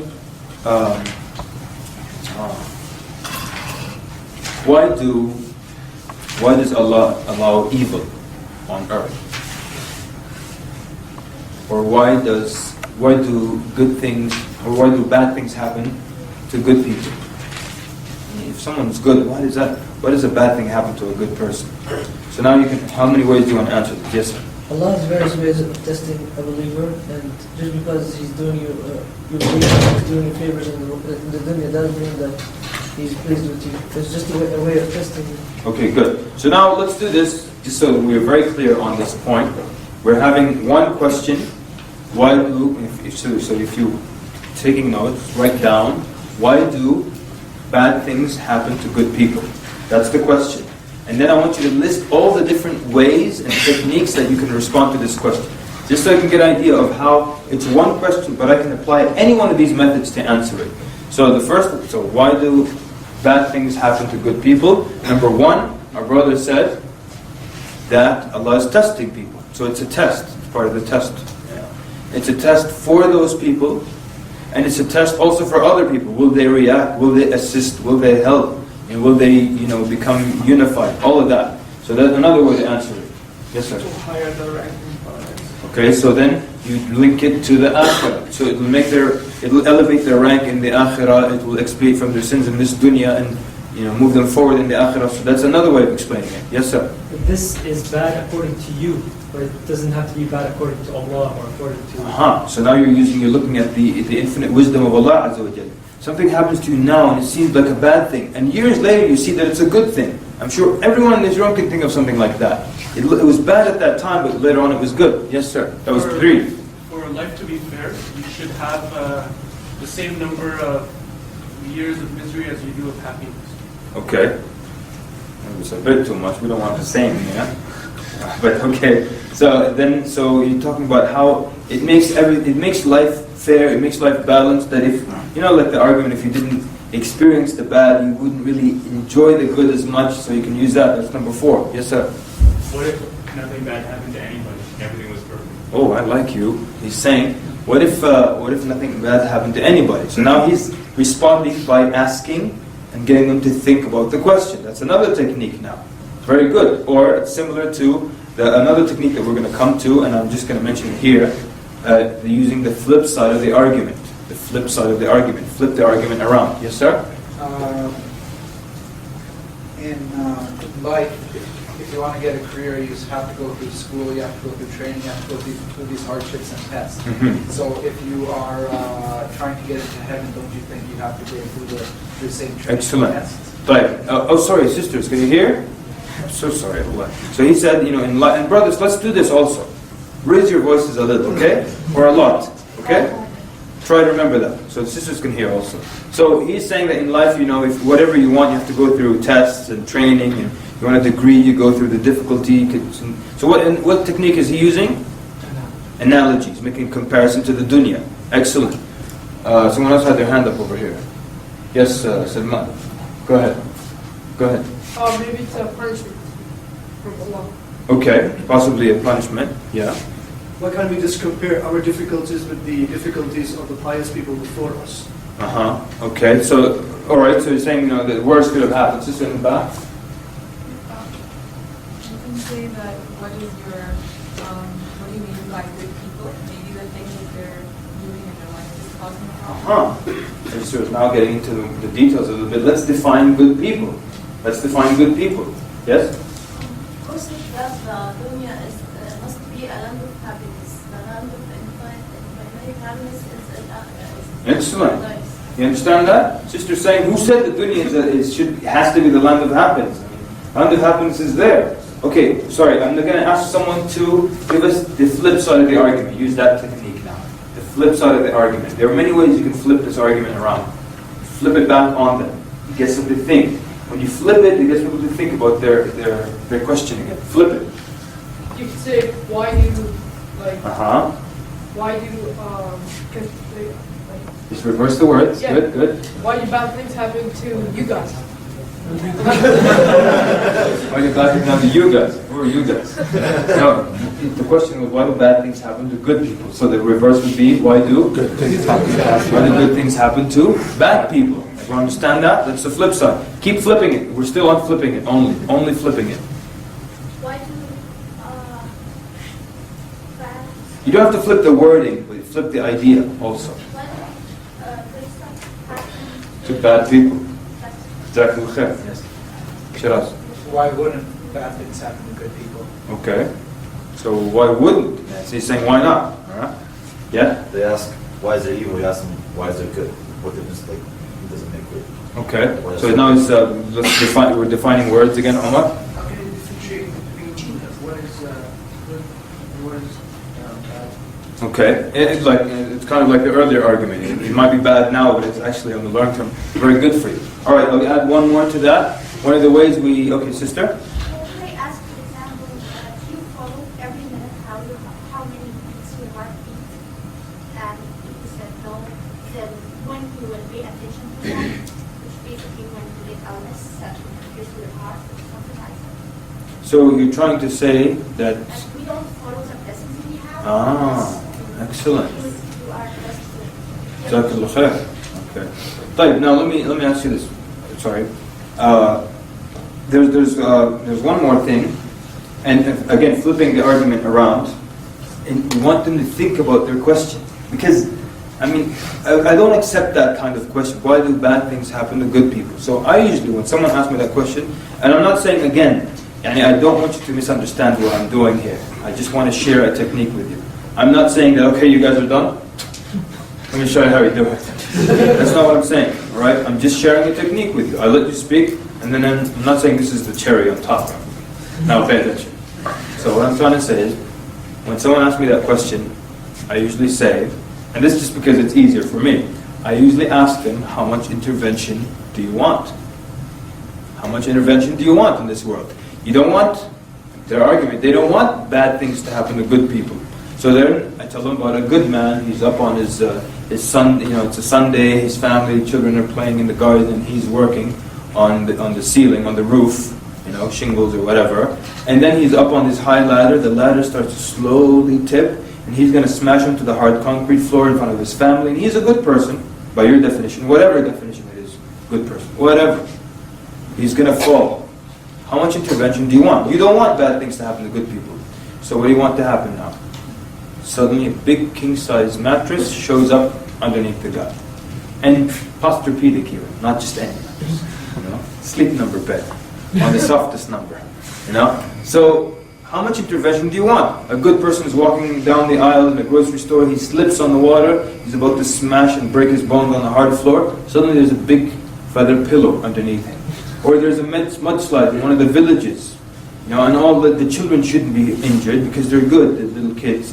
And so their parents, 100,000 of them die in the mudslide, but all the children, when the rescuers come, they're like, 200,000 children sitting with the mud and just staring wide-eyed, and they're sitting there because nothing bad happened to them. Just their parents died, and now we need to find homes for all of them, and so on and so forth. So how much intervention do you want? And there's also, by the way, about the evil on earth, there is also another analogy now with the and with how Allah Azza wa Jal created, created human beings, and He gave them free will. So that's not an analogy. There's the free will thing. So sometimes people choose to do bad things to other people, and then it becomes a bad thing. But they have been given free will by Allah. That's one thing. Another thing is that also that Allah Azza wa Jal commanded us, and He taught us how the good comes. But when we choose to leave the guidance of Allah, evil occurs. And that's the analogy with the jar. So like right now, this transparent bottle here, in a room that's lit like this, if I give it to you, while the room is still lit, can you give it back to me with darkness inside it? No. Why not? Darkness is the absence of light. Jazakallah khair, brother Ziyad said, darkness is the absence of light. That darkness doesn't occur in and of it by itself. It only occurs as a result of the lack of something else. When there's no light, we get darkness. So someone will tell me, if God is good, why did He create evil? Tell them, listen, Allah Azza wa Jal, He created good, and He showed us the way to good, but when we choose to not follow the light of Allah, or the guidance of Allah, we get evil. And that's why there's one time someone said, I don't understand, and I said, look, if I give you a jar, can you give it back to me full of dark, or darkness? He said, no. So I said, he didn't say no. He said, I understand. He immediately got it. So when people don't follow the light of Allah, and they murder, and they steal, and they lie, evil occurs in the world. Allah didn't force the evil on people or make them do evil. And so, again, it's just an analogy, it's a way of clearing the... So a lot of times when people, and again, I'm not saying it's the best way, but sometimes when people ask me, well, why is there so much evil on earth, if God is good, and so on, and He wants good for us? But look, Allah gave us free will, He taught us the right way, and then I tell them it's like the jar. And if you don't want to use the jar, you can use cold. Cold doesn't really exist. I'm sure you as Canadians know this thing. Cold doesn't exist by itself. It only happens when something else is not there, which is heat or energy. When there's no heat and there's no energy, you get cold. And that's why there's something called absolute zero, right? Physics people? Any physics people here? Yeah? Scientists? Yeah. Absolute zero is how many degrees Celsius? Minus 273.16. Excuse me? Minus 273.16. 273.16. Okay, good. Right, so that's absolute zero, because you can't get colder than that. Why not? Because that's a time when there is zero energy, or zero heat. So cold only occurs when there's no heat. So you can use these analogies to explain things to people. So, and that's why, but get to think about any way that we mentioned. I don't know how many we mentioned, like 6, 7, 8 ways of answering that question. So pick the one that you like, or pick the one that's for you, that's the easiest and fastest, or get the point across. Oh, really? You tell me stop? Okay, but I think it's probably time. So what time is it? Oh wow, we went clear to lunch, right? Lunch is 12:30 or 1? Okay, so we take a 10-minute break and then do 50 minutes to lunch? Alright, so we'll take a 10-minute break, inshallah.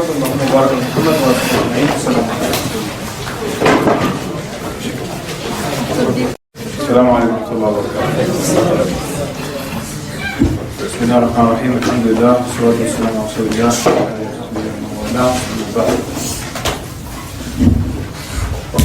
So now the black people in the audience, now you know your origin?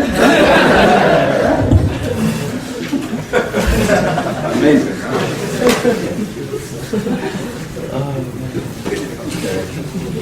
This is on? But so 7 minutes, and with that 7 minutes, yeah. The next, and that's why the Mormons, when they come to you, it's so easy to start with that. They come to you. Have you heard of the Church of Christ of Latter-day Saints? Yeah, absolutely. Aren't you the ones that believe that that God used to be a human and lived on earth and will become gods? And immediately look down, and then the high point, low point. You come with the low point, you come with the high point. So the minute someone that's us, they're ashamed of it, you start to invite them to Islam. So instead of them giving you da'wah, you use that. So when they're in that state of shame, you're the one now giving the talk. You're the one giving the da'wah. Don't be the one who is the mad'u. Someone with this belief system is giving you that. But let's see here.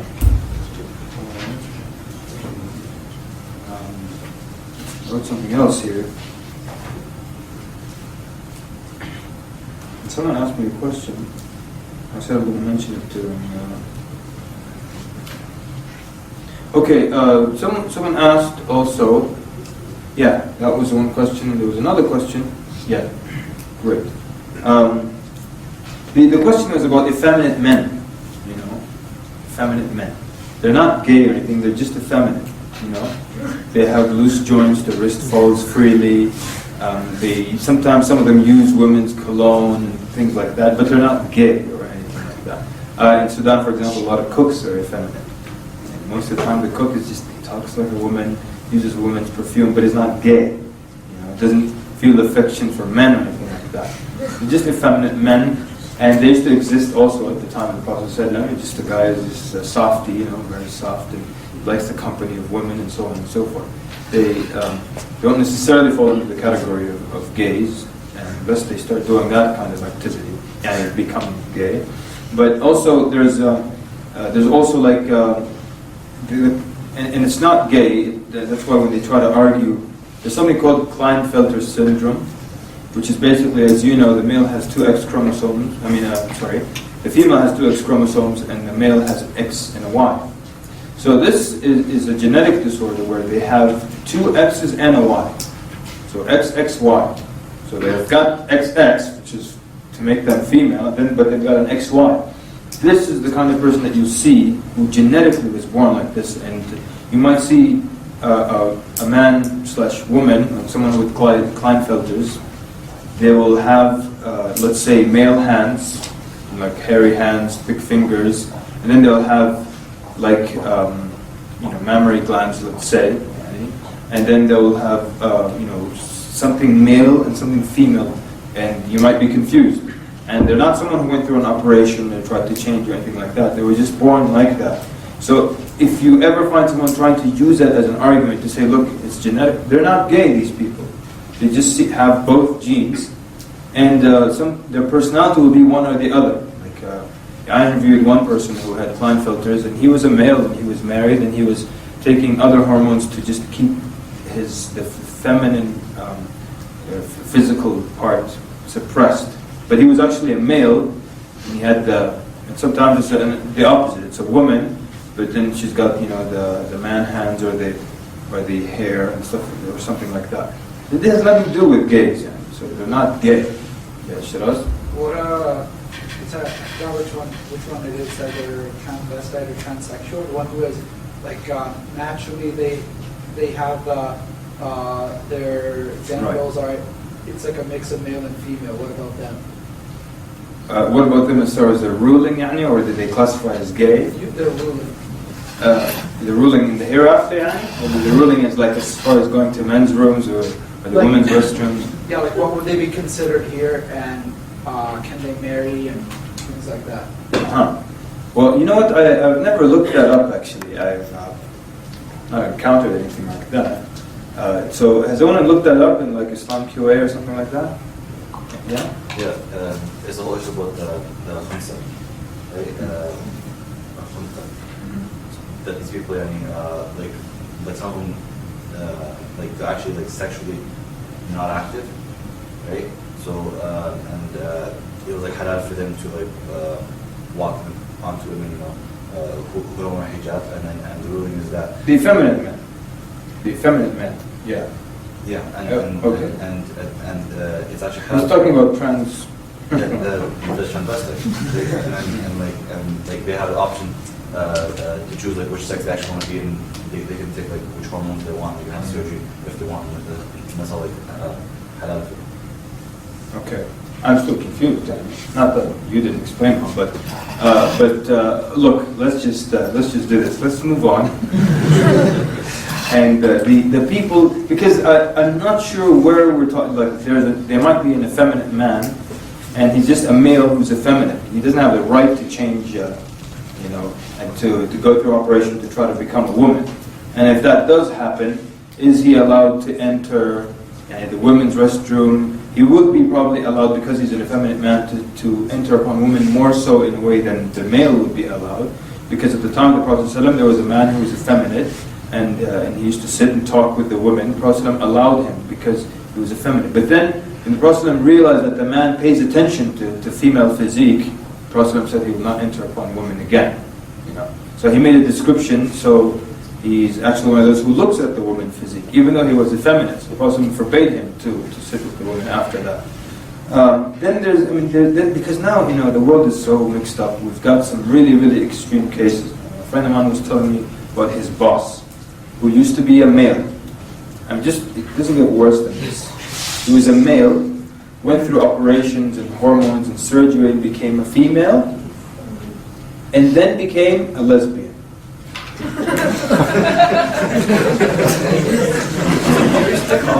And he went back to liking women.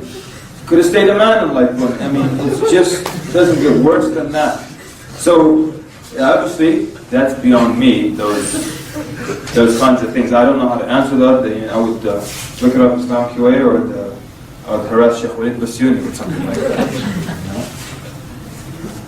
Okay, salah. So we said that Allah does not need us to worship Him, but Allah says, وَمَا خَلَقْتُ الْجِنَّ وَالْإِنسِ إِلَّا لِيَعْبُدُونَ.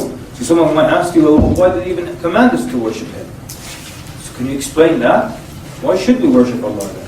Sure, He commanded us, I understand that. But why did He even command us to do that? Yes, sir. Because He created us. So can He just create us and we don't have to pray? To be thankful for what He has given us. Can I be thankful without praying? I'm not saying it's a valid argument. Yeah? Because we need it. Because we need it. That's true. And that was true, Umar, and that was true as well. Ahmad, to see which of His creations are obedient to Him and which ones are not. Okay, so you can link it to obedience and disobedience. Yes, sir? What do you do when there are bad times? You go back to worship God, right? Okay. So what we assessing what the person when there's All right. So in the bad times, it's something you fall back on, worshiping Allah. Please raise your voice, brothers, so the sisters can hear. It's one of the same lines as was just saying, it's a mercy. It's not a chore. It's a mercy. The prayer itself. To get Allah, brother saying it's not a chore, it's a mercy. Very good. Yes, sir. This is a question I asked you. I just want to kind of a little bit rephrase it. Just Okay. kind of tell you the premise of it. Just basically the premise is that what is humor for Him in creating us? Like, why did He create us? Like, why did He need to create us? Like, for enjoyment or supper or love? Right. Why did He create us? So why did Allah then create us? I don't know, but could you answer the question is, we're created. That's the fact. Where do we go from here? What if we're not created? Right. Where did you get that from? I could have gotten it from Mercedes. Every time you quote something exactly like I said, I'm like, hey, because you could have thought of it, right? Sound like I made up every argument. So, excellent, very nice. So the brother is saying, sometimes, what if someone keeps pushing it with the whys? Why should we pray? Allah commands in the Quran. Why? You explain. Why? You explain. Why? You explain. Why? You explain. When you run out of explanations, now what are you going to do? You're going to fire back at him. You say, look, this is what's going on. This is the situation. What are you going to do about it? That's the question. What are you going to do about it? We're here, and we don't know all the whys, but Allah is there, and we're here. What are you going to do about it? That's it. You bring it back to the dawah. But okay, let's push it with the whys until we have to stop. Someone else. Someone new. Ahmed. He's the creator. He creates. Okay. No, by the way, please don't quote this hadith. It's not authentic. A lot of times I'll ask that question and someone will put his hand up. Now? I'm going to say it now. They'll say that كنت كنزا لا أعرف أردت أن أعرف فخلقت الخلق فعرفتهم بي فعبدوني, something like that. Basically it says I was a treasure that was not known. I wanted to be known, so I created people to worship me. And this is not authentic, don't use it. But as some scholars say that Allah Azza wa Jal, Allah is so magnificent and so great that He is deserving of being worshipped, deserving of being appreciated. And that's why we look at the numbers of angels, the phenomenal numbers of angels, and they're constantly worshipping Allah subhanahu wa ta'ala non-stop. They don't stop to eat or drink or talk. Non-stop, some of them, since Allah created them, Allah knows how long that has been. They've been in non-stop worship until the Day of Judgment. And when the Day of Judgment comes, they will say, "Oh Allah, we haven't worshipped you enough." And you know the hadith of the Atat al-Sama, where the hands, and the Prophet said, the heavens have creaked. And rightfully so that they did creak. So we're talking about the heavens, the 7 heavens. Not just, our all of space and everything that's within the first heaven, the worldly heaven. So this is just the size of the first heaven, and then the second, and the third, and the fourth, and the fifth, and the sixth, and the seventh. Their vast size, Prophet said they creaked from the weight on them. It is rightfully so that they did creak, for there is not a handspan, just from here to there, there's an angel standing, or bowing, or prostrating in prayer. So here, if just this room, you fill every handspan, there's a person here. What if we fill this whole city? Every handspan there's someone.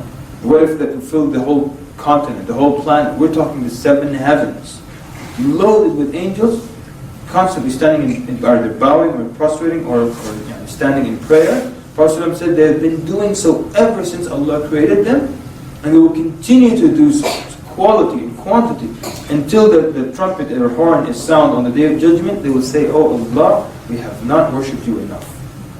All this, and so far be it from us to pray and then feel arrogant, I just prayed to Allah. No. That's why the Prophet taught us to say Astaghfirullah. First thing you do after Salah, Astaghfirullah 3 times. Why? You're saying this Salah that I just completed is not befitting the majesty of Allah, the greatness of Allah. These angels have been worshipping this excellent quality. They don't think of anything else. And they will say, "We haven't worshipped you enough, Ya Allah." So Allah Azza wa Jalla is so great and so magnificent that He's deserving of being worshipped, deserving of being recognized. And some people try to explain this like when they say, like when you have, let's say, for the sake of an example, and it's not a comparison to Allah Azza wa Jalla, like when you have some like vintage or let's say classical car that's in superb condition, like very oldie, but it's in excellent condition. And if it's in your garage constantly, it's not appreciated, right? So that's why they have these events when they bring them, just so people can come, the public can come and look at these cars and stare inside, so they can be appreciated. Some scholars tell you then, some of the attributes of Allah will be manifested when there is a creation. Like for example, the rahmah of Allah, it will be manifested, meaning applied, when there is a creation to show the rahmah to. The khalq, it will be manifested when there is a creation to create, and so on and so forth, and the wisdoms and all these other things. So you explain it like that. If they keep pushing it with the whys, and you're going to run out of explanation, then you turn it back on them. So, well, you know what? Now we've reached the point where my knowledge is limited, and you can't expect any human being on earth anyways to go that far into knowledge. The question now is, it's the truth, Allah exists and you're here, what are you going to do about it? Just now get back to your da'wah again. Don't always take the position of you ask, I answer, you ask, I answer. Yes, sister?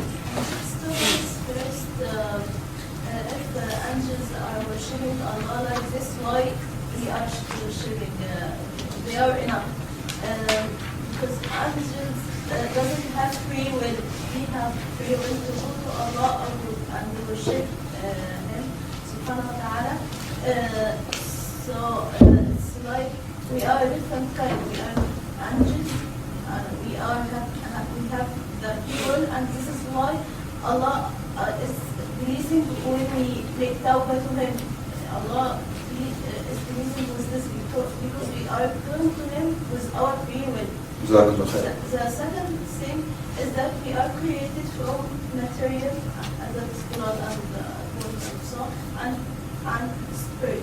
And the materials are filled with water and food and so, but spirit can only be filled by Allah, by worshiping Allah. جميل جدا. Excellent. Everyone understand? جزاك الله خير. Thank you very much, sister. طيب. Let's see here. I want to talk about the flip side of the argument one more time, or to explain it a little bit further, right? So I said we can always use the flip side of the argument to explain something. We used it with the intervention and how much or what the bad things happen to good people, what the good things happen to bad people. There are also other ways to do it. So for example, let's use it with a Muslim now. So one Muslim will tell you that, and you've heard Muslims make this argument before, they'll tell you that, don't say that Allah is on His throne. Some Muslims will tell you that. Don't make the argument that Allah is settled on His throne. Even though Allah says that in the Quran, they tell you no, He's not on His throne. Look at their argument. When they make the argument, it sounds like it's very respectful. But when you push the argument, what are we doing here? Fixing the audio a little bit. But when you fix the argument, let's just. So basically, they're saying, don't say that Allah is on His throne, because that way you're limiting. See how it sounds good? You're limiting Allah to one place. Don't say Allah is on His throne. You with me? So, the argument is, you're limiting Allah. And it makes it sound like you're trying to be very respectful here. And it sounds good in the beginning. But then when you flip the argument around, it's a big, big problem what they're saying. So they're saying, don't say Allah is on His throne. You say, Allah said He's on His throne. Ar-Rahman al-Arsh istawa.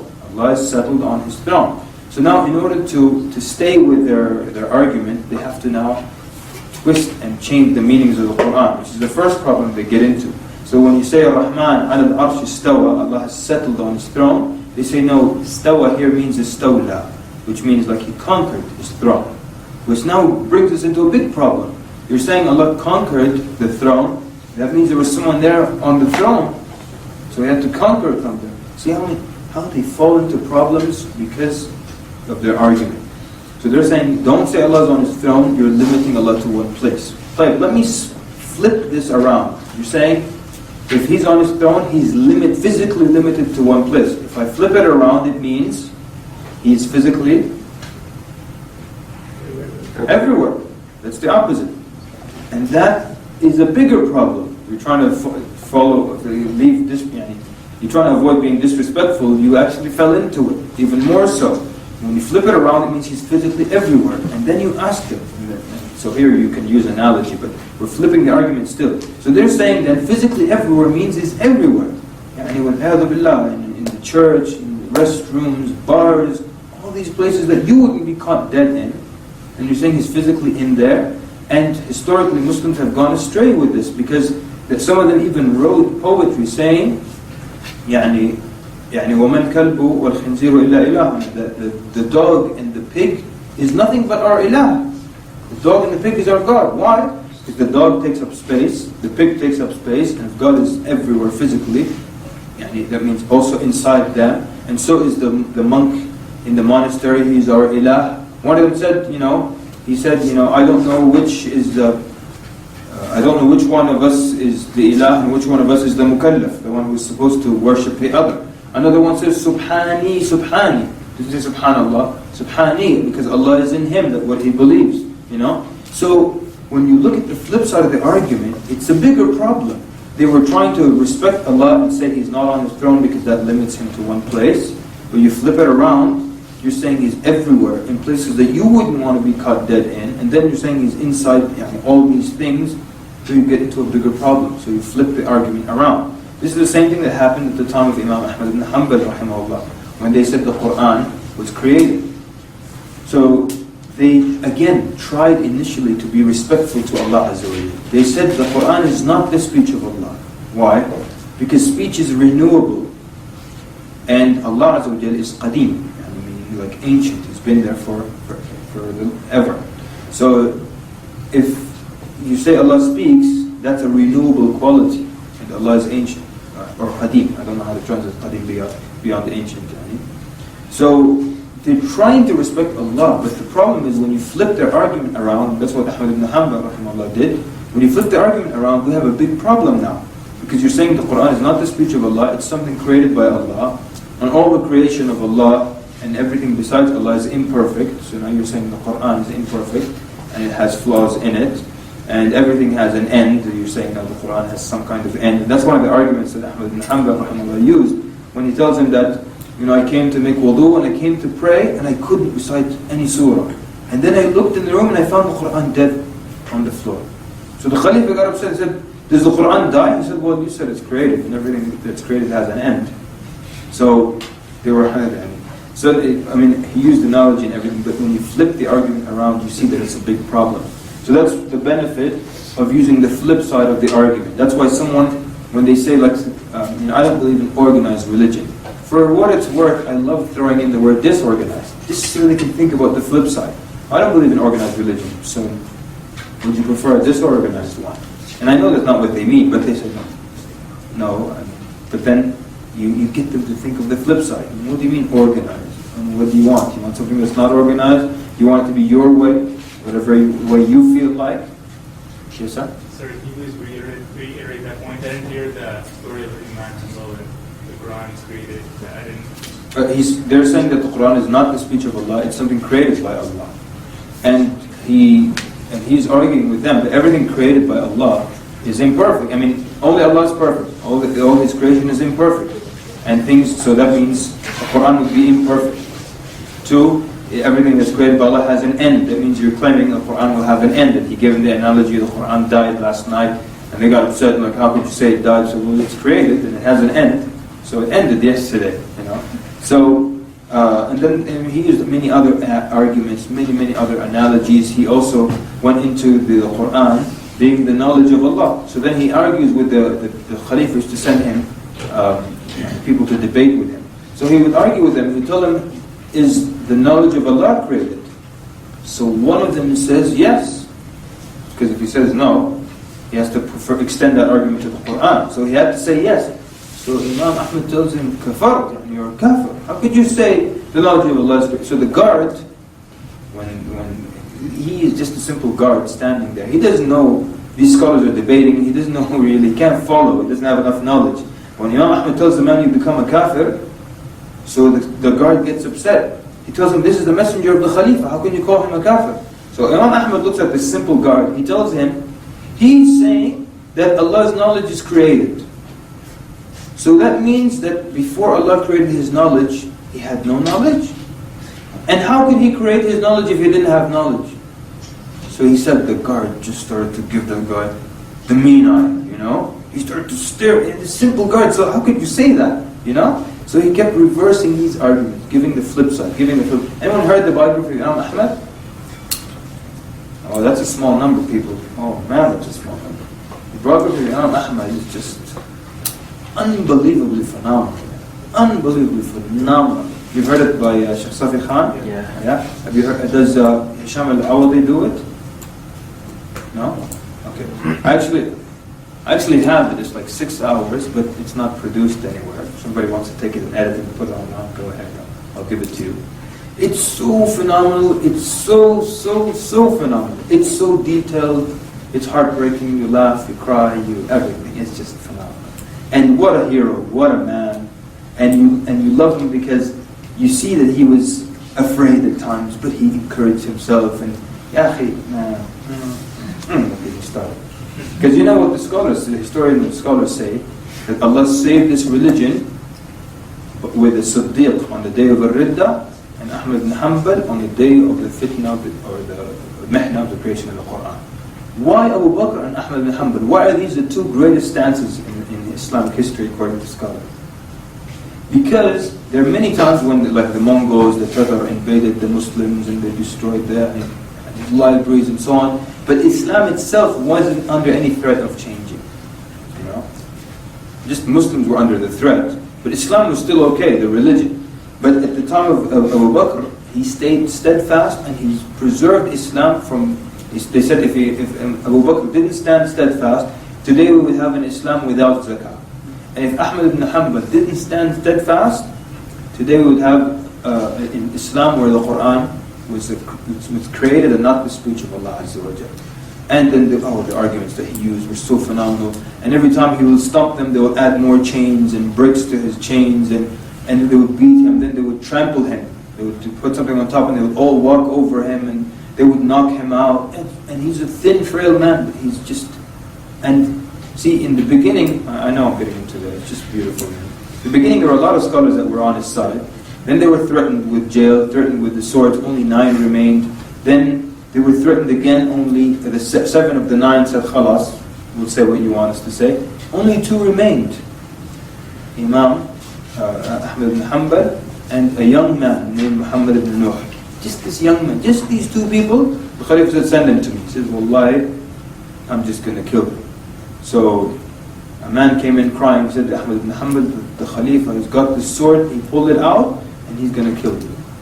Ahmad prayed 2 rak'at, raised his hands up, and he made dua. He said that when he put his hands down, he heard some screams. The Khalifa had passed away. Anyways, such a phenomenal story. I hope you read it. That was a preview, you know. Coming soon. Anyways, where are we? We're talking about the flip side. So you see, you flip the argument around. Flip the argument. I did it with the beard guy, right? Why do Muslims grow their beard? Basically, in a nice way, told them, why do you shave? You know? There was a speech being given by a Muslim speaker at a university. A woman came in, all angry and yelling, non-Muslim woman, pointing at the sisters section. Why are they covered like that? So he tells her, well, I mean, you were born unclothed. Why are you covered now? So she said, modesty. He said, well, modesty. More modesty. If you cover yourself for modesty, that means the more you cover yourself, the more modest you are. Using the flip side of the argument, and don't really use this, but it's the flip side of the argument. If someone tells you, like a woman argues, these women are covered and so on, and they're not liberated. The argument is that the more uncovered you are, the more liberated you are. And you could argue, but don't do it. You could argue, well, I see that you're still not fully liberated at the moment. Why don't you liberate yourself some more? It's using the flip side of the argument. If covered is oppressed and uncovered is liberated, well, just be 100% liberated then. Of course, don't use the argument. Sometimes people try to use a fact or a statistic the wrong way, just like we saw. They tell you, some zebras are gay. So suppose that was a real fact. Would that mean that we should be like that? No. Sometimes they tell you something is natural. Like there was this atheist guy with me at work, and again, don't do this. I'm just showing you the guy was being very aggressive. So I just came to something of equal measure, where he said, and I'll get to you, sister, inshallah. I see you. So he was arguing aggressively. He just really hates Allah, hates Islam, and he thinks he's so upon the truth, So he was saying that, he was talking about, women flaunting their sexuality and just like that, and I kept telling him that it's not appropriate, and he was saying, well, it's a natural thing. So his argument was that it's natural, and then my counter argument is that not everything that's natural should be done publicly. And people argue a lot of times, they tell you it's natural to be like this, or that's a natural feeling that I have. So yeah, it's natural. Do you do everything natural out publicly and you talk about it publicly? So I told him, So I actually told him, and because of the situation and the level of aggression, so I said, it's natural to have a bowel movement, so stand on the table right now, and you pull down your pants and have a bowel movement on the table. and he was stumped immediately, because it's natural, but you don't do it like that. So don't tell me it's natural to have urges and therefore, just like these people who argue with music, they tell you it's natural to like music. A child will listen to music, he'll start jumping up and down. It's natural. Yeah? Well, every teenager has urges. That's natural also. It's not like they bought it from a store. It's a natural urge, but does it mean it makes it okay? Some people try to argue if it's natural, that means if it naturally happens to you, that means it's halal. No. So you counter it like that. So sometimes they use the logic, but in the wrong place. And there are many other things that are natural, but you don't do publicly. Or you don't even talk about them publicly. But we've got like 10 minutes left, right? In 10 minutes left, let's talk about quantifying arguments. Okay, that's another technique to get them to not arguments, but statements. Get them to quantify their statement. So let me. Someone tells you, you ask someone, do you know anything about Islam, would you like to become Muslim? He tells you, no, because I'm actually very happy being Christian. Someone says that to you. Where do you go from there? Where do you go from there? Go wherever you want to go. You're the Daya. Ahmed. What do you mean by that? Someone else? That's it. That's Ahmed just said. Where'd you get that from? Good. Excellent. Yeah, very good. What do you mean by happy? You can't. He actually answered it. He answered it. You have another question? But let me finish this point. And I forgot about you, sister. I'm sorry. I'll come back to you. But look, if someone tells you, I'm satisfied being a Christian, I am happy being Christian, you can't argue this statement at all. You can't argue the fact that he's happy. What are you going to say? Don't be happy. I don't want you to be happy. Or let me make you happier. You can't argue about happy. You can't argue happy. You can't argue satisfied. Lawyers use this technique. Any lawyers in the audience? What do you people study in here? You study law? Why'd you put your hand up then? You study law. No, I told him. Okay. Okay. So, they use this technique. Well, someone says, I was a hard worker. So they can't tackle the fact that you're a hard worker. So they get you to quantify what hard means. So let me say, did you work 8 to 9? Or what is it, 9 to 5? Say yeah. And did you work Mondays through Fridays? Yeah. Did you take some Fridays off? Yeah, every other week I took Fridays off. Did you take Saturday and Sunday off? Yes, I took Saturday. So basically, you worked Monday through Thursday, and then the next week Monday through Friday. Yes. Okay. So they quantified it. So when someone tells you, I'm satisfied being Christian, don't tackle the fact that he's satisfied. Get him to define what makes them satisfied. So look at this scenario here. Someone tells you, I'm satisfied being Christian. Now instead of saying, don't be satisfied, I'll make you more satisfied. No, just say, okay, what makes you satisfied? What gives you this feeling of satisfaction because you're Christian? He'll say, well, the reason is that I'm satisfied because Jesus died for my sins. You have something to work with now? Listen to me. Don't just put your hand up. Listen. Do you have something to work with now? Yes. Now you can work with the fact that Jesus died for your sins. I have something to work at and to tackle and to analyze. But I can't tackle the fact that he's happy. I can tell him, what makes you happy being a Christian? And he can say, well, it's the fact that X. And now you can tackle that point. You can't tackle the fact that he's happy. Get him to explain what makes him happy. Get him to explain what makes him satisfied. Things of that sort. So that's how you quantify an argument. If something doesn't make sense and you don't know what that means, always ask for an explanation and then get to the root of what makes them feel a certain way. Okay, sister? Just about your earlier point with the question and modesty. And sometimes when talking to non-Muslims, they ask why is it, they feel like why is the onus on women to be modest, or why do men not necessarily cover up as much? Or I just sometimes have a hard time. Okay, you guys get the question? Yes. Now, how do you answer that? Now? Yeah, that's true. Men are supposed to be modest, but there are more regulations on the women. Why so? Why more on the women? Allah SWT created them differently, with different characteristics. Created them differently, and He made, for the most part, sometimes these laws don't apply now because people have become strange, but He made for the most part that the beauty of the woman is in her appearance, and the woman will be a fitna or a temptation for the man when he sees her. The fitna of the woman is when the man sees her, and that's why Allah made her cover up herself so she does not become like just an object and so on and so forth. But the women are not as affected by attractive men as men are attracted to.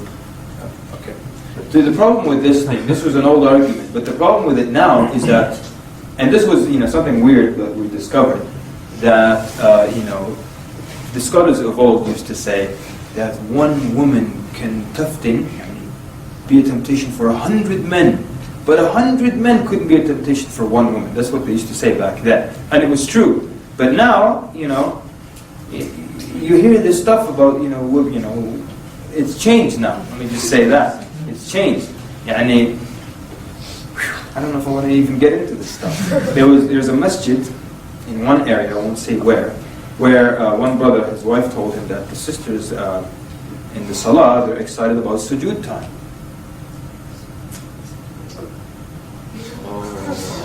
I was shocked when it was very difficult to make sujood in that place from that point on.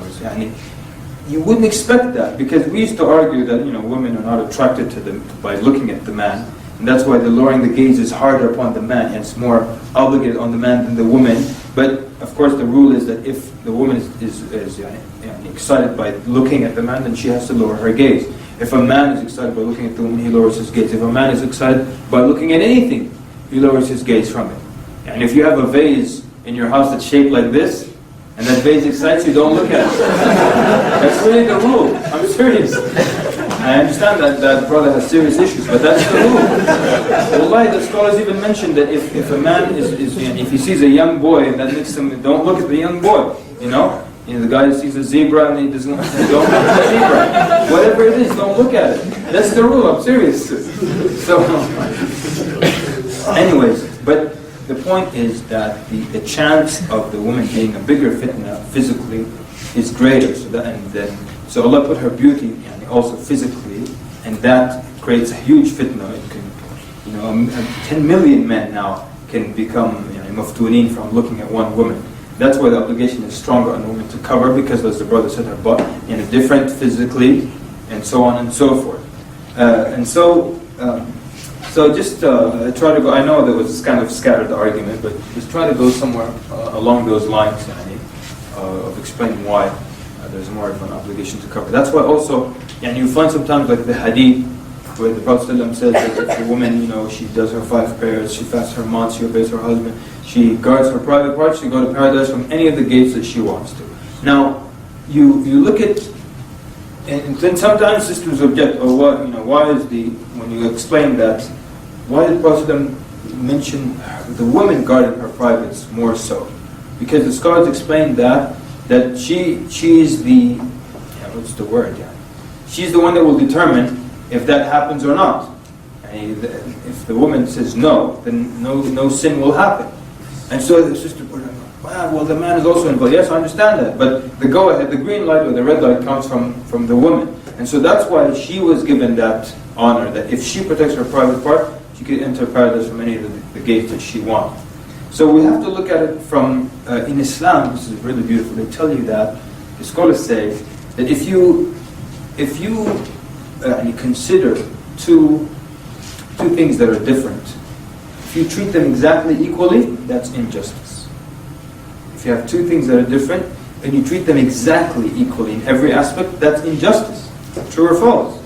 Right? And if men are different from women, there has to be different treatment. If I say, okay, this sister, I'm going to treat her just like she was a man, then I'm being unfair here. Sure, on a human level, this is a one soul, this is one soul. It's not like this is 1/3 and this is a full human being. No. On a human level, they're exactly, yes, equal. But when it comes to other things, they're different. So you have to treat them differently. And that's why the Sharia has made different rulings for women when it comes to this, and different rulings for them in Ramadan, in childbirth, because there's a difference between them. Don't accept this argument that, well, the man can do this, the woman can't do that. And this is part of the problem with the radical feminist movement. Not the feminist movement, the radical feminist movement. They argue what the man did, why can men do this and we don't do that? Their goal in life is to be just like the man. So if the man is a boxer, we have to box. If he drives a 18-wheeler, we have to drive 18-wheelers. If he's a firefighter, we have to be firefighters. Whatever the man does, that's what we aspire to become. And this is not the goal that Allah put for women, that they just want to be exactly like the man. Who said that the end result is to be like a man? The opposite. Prophet ﷺ cursed the women who resemble men, the men who resemble women, because each one is different. So that's why, because of the difference of women, because of how Allah created them, there will be more of an obligation upon them to cover up than upon the men, right? Anyway, I don't think there's time. I think it's actually 1 o'clock. We have to stop. We reconvene at 1:30. At 2:30? Oh yeah, 2. That's an hour and a half. جزاكم الله خيرا. صلى الله وبارك على محمد وعلى آله وصحبه أجمعين. السلام عليكم ورحمة الله.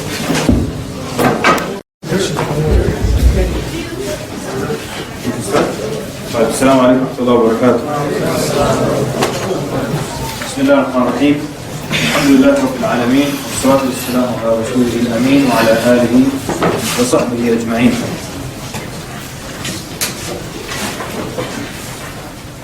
Okay, how was lunch, everybody?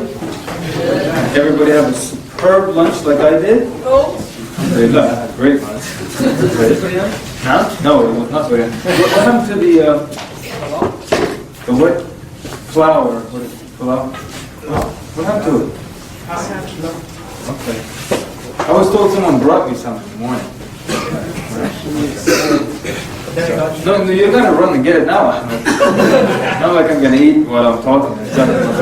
Look, let me explain to you the whole thing with biryani, okay? Okay, let's finally explain the biryani thing. There was I used to teach at this school for like 5 years, and the youth were getting to the level where now they're supposed to start giving khutab and start giving speeches. So we were supposed to instruct them on how to give a good speech, or how to make your speech worthwhile to people. So I gave them this analogy, and it involved biryani. I told them, look, a good speech is like a plate of biryani. You will understand. I told them, if you eat biryani at a generous person's house, there's a lot of meat there, you know? You don't have to hunt for the meat. The meat's right there. And this is my problem with biryani. When you eat biryani at a stingy person's place, and they used to sell biryani in this masjid, there's no meat, it was just rice. It's spicy rice. And you gotta hunt. When you see a piece of meat, you're like you found a treasure. You're so happy, oh, there's meat. So then I eat the piece of meat and I hunt. Ooh, there's a small. You know, so I told them your speech is like a plate of biryani. Don't give people rice. You know how some people, their khutab are like, no ayat, no hadith. Brothers, we need to be good. Brothers, let's be kind. Brothers, let's fast. Brother, give me hadith. Be kind, give me hadith. Let's fast, give me an ayah. Give me meat. So your speech, the meat in your speech, your ayat and your hadith, that's the meat. So the more meat you have, because when you eat this spicy rice, 1 hour later you're hungry again. People come on Jum'ah and they want you to help them increase their iman and learn something. Nourish them spiritually. Give them a lot of meat. Don't just give them rice. You see? And so that's where the whole biryani thing came. So from there it became apparent my dislike of biryani if a non-generous person makes it. And all you get is just rice. You have to hunt for meat. You know, I like my meat to be right there on the top. I like it to be clear and visible. It's talking to me. Hello, here I am. You know? I don't want to hunt for my meat. What is this? So that's the whole idea. So I don't have any problem with biryani as long as a generous person makes it. You know? But if you want me to go on a wild goose chase looking for a piece of meat, I'm not interested in that. So it's not that I hate biryani or dislike it. I can actually eat it. We'll eat it any time. You know, you want to go right now, let's go. But, you know, let's have it good. So your khutbah, your speech should be like that. Don't just give people rice. Wallahi, brothers, we should be good. Brothers, we should be nice. Give me ayah, give me hadith. Fill people, spiritually nourish them, and then send them off. That's the whole biryani thing. So, you know, I promised you a poem, and I actually forgot my poem today, the kebab poem. Forgot it. But I think I memorized another one. It's a bit shorter though. It's a friend of mine. We used to eat a lot together, you know, and I actually used to eat a lot, believe it or not. Back then we used to weight train and stuff, so I used to eat a lot. So me and this guy, we were like, you know, monsters. And like he, you know, if I ever like was in some town that I don't know, I basically, he knew all the restaurants. So I would call him up and say, yeah, I'm at the corner of this and that. He's like, you know, if you go 2 blocks, there's a good restaurant there. So then he got married, and I got married, and we never ate out together again. So I wrote him this poem, where I told him, sadness fills my heart and fills the sky. Marriage forces us to say goodbye.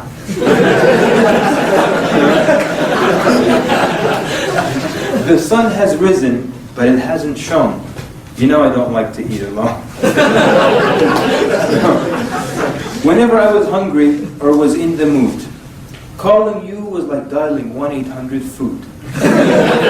You had extensive knowledge of every branch and location, even pricing, menus, and hours of operation.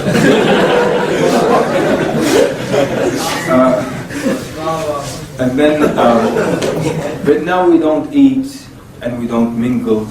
I wonder if you still eat like when you were single. So, and we used to go to this place, it was a phenomenal Afghan restaurant, and they had something called chopan, which is lamb chops. But they were the best lamb chop place there. So I said, so give me a call sometime if you can, to eat some kebab or maybe chopan. Or for a light snack at the all-you-can-eat, let's make them suffer another defeat.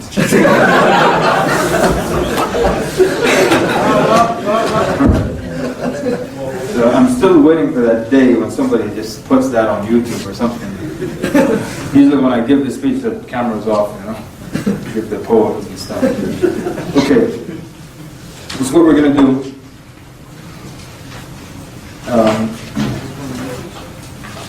Use these two for later. Okay, let's get started, inshallah. One other method. So what do we have as methods right now? All the ways that we've mentioned. Just read through your notes. Quantifying the argument. Flipping. Using the flip side of the argument. Go ahead, just yell them out. Analogies to the dunya. Making analogies, comparisons to dunya. Statistics and facts. Sometimes, 1 + 1 = 2. Link it to why we do that. It's linked to Allah Azza wa Jal. It's not about this specific small action here. It's linked to the greatness of Allah Azza wa Jal. Or that sometimes you shame people out of something, like the guy who says, I can't leave pork. Are you serious? Okay. There's something, sometimes you might encounter someone with the weirdest arguments. And so just like when a Muslim comes to you with something weird, what do you tell them? What's your dalil? What's your proof? So you can actually use this with other people. Like one time, this guy, again, this is an example of when you encounter someone, something you never heard of before. So I kept asking him, what is, I say this, he says that.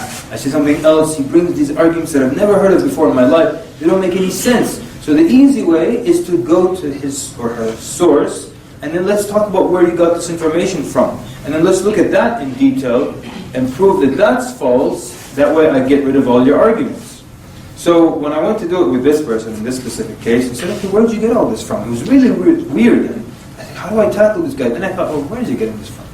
Why am I accepting this information? So I said, okay, where did you get this from? Which book? Which teaching? So he basically started to say some gibberish about it being analysis and contemplation about certain historical events that had taken place. So I said, you made it up? He said, yeah. The guy made it up, it made life easier for me. Sometimes when you're doing biblical discussion, they make things up. Like one time I was asking this one person, I was basically taking him through, So I said, is Jesus, obviously, these are questions that are known. They have to say yes to them. Is Jesus co-equal to the Father? Equal? Because if they say less, then we have a problem. He said, yes, they're equal. So did he take part in creating the earth? Yes, he created the earth, the sun, the moon, the stars. He was part of that. Did he know that he was going to be sent down to die for people's sins? Or was it just like, he just opened a piece of paper and said, that's your mission? And he suddenly found out. So he knew. He knew even before the earth was created that he was going to go and die for people's sins. All right then. So then when he was put on earth, he wasn't forced and pushed into this mission. He was accepting to do it, right? He has to say yes, because if he says no, that's obviously a lesser God being forced to do something he doesn't want to do.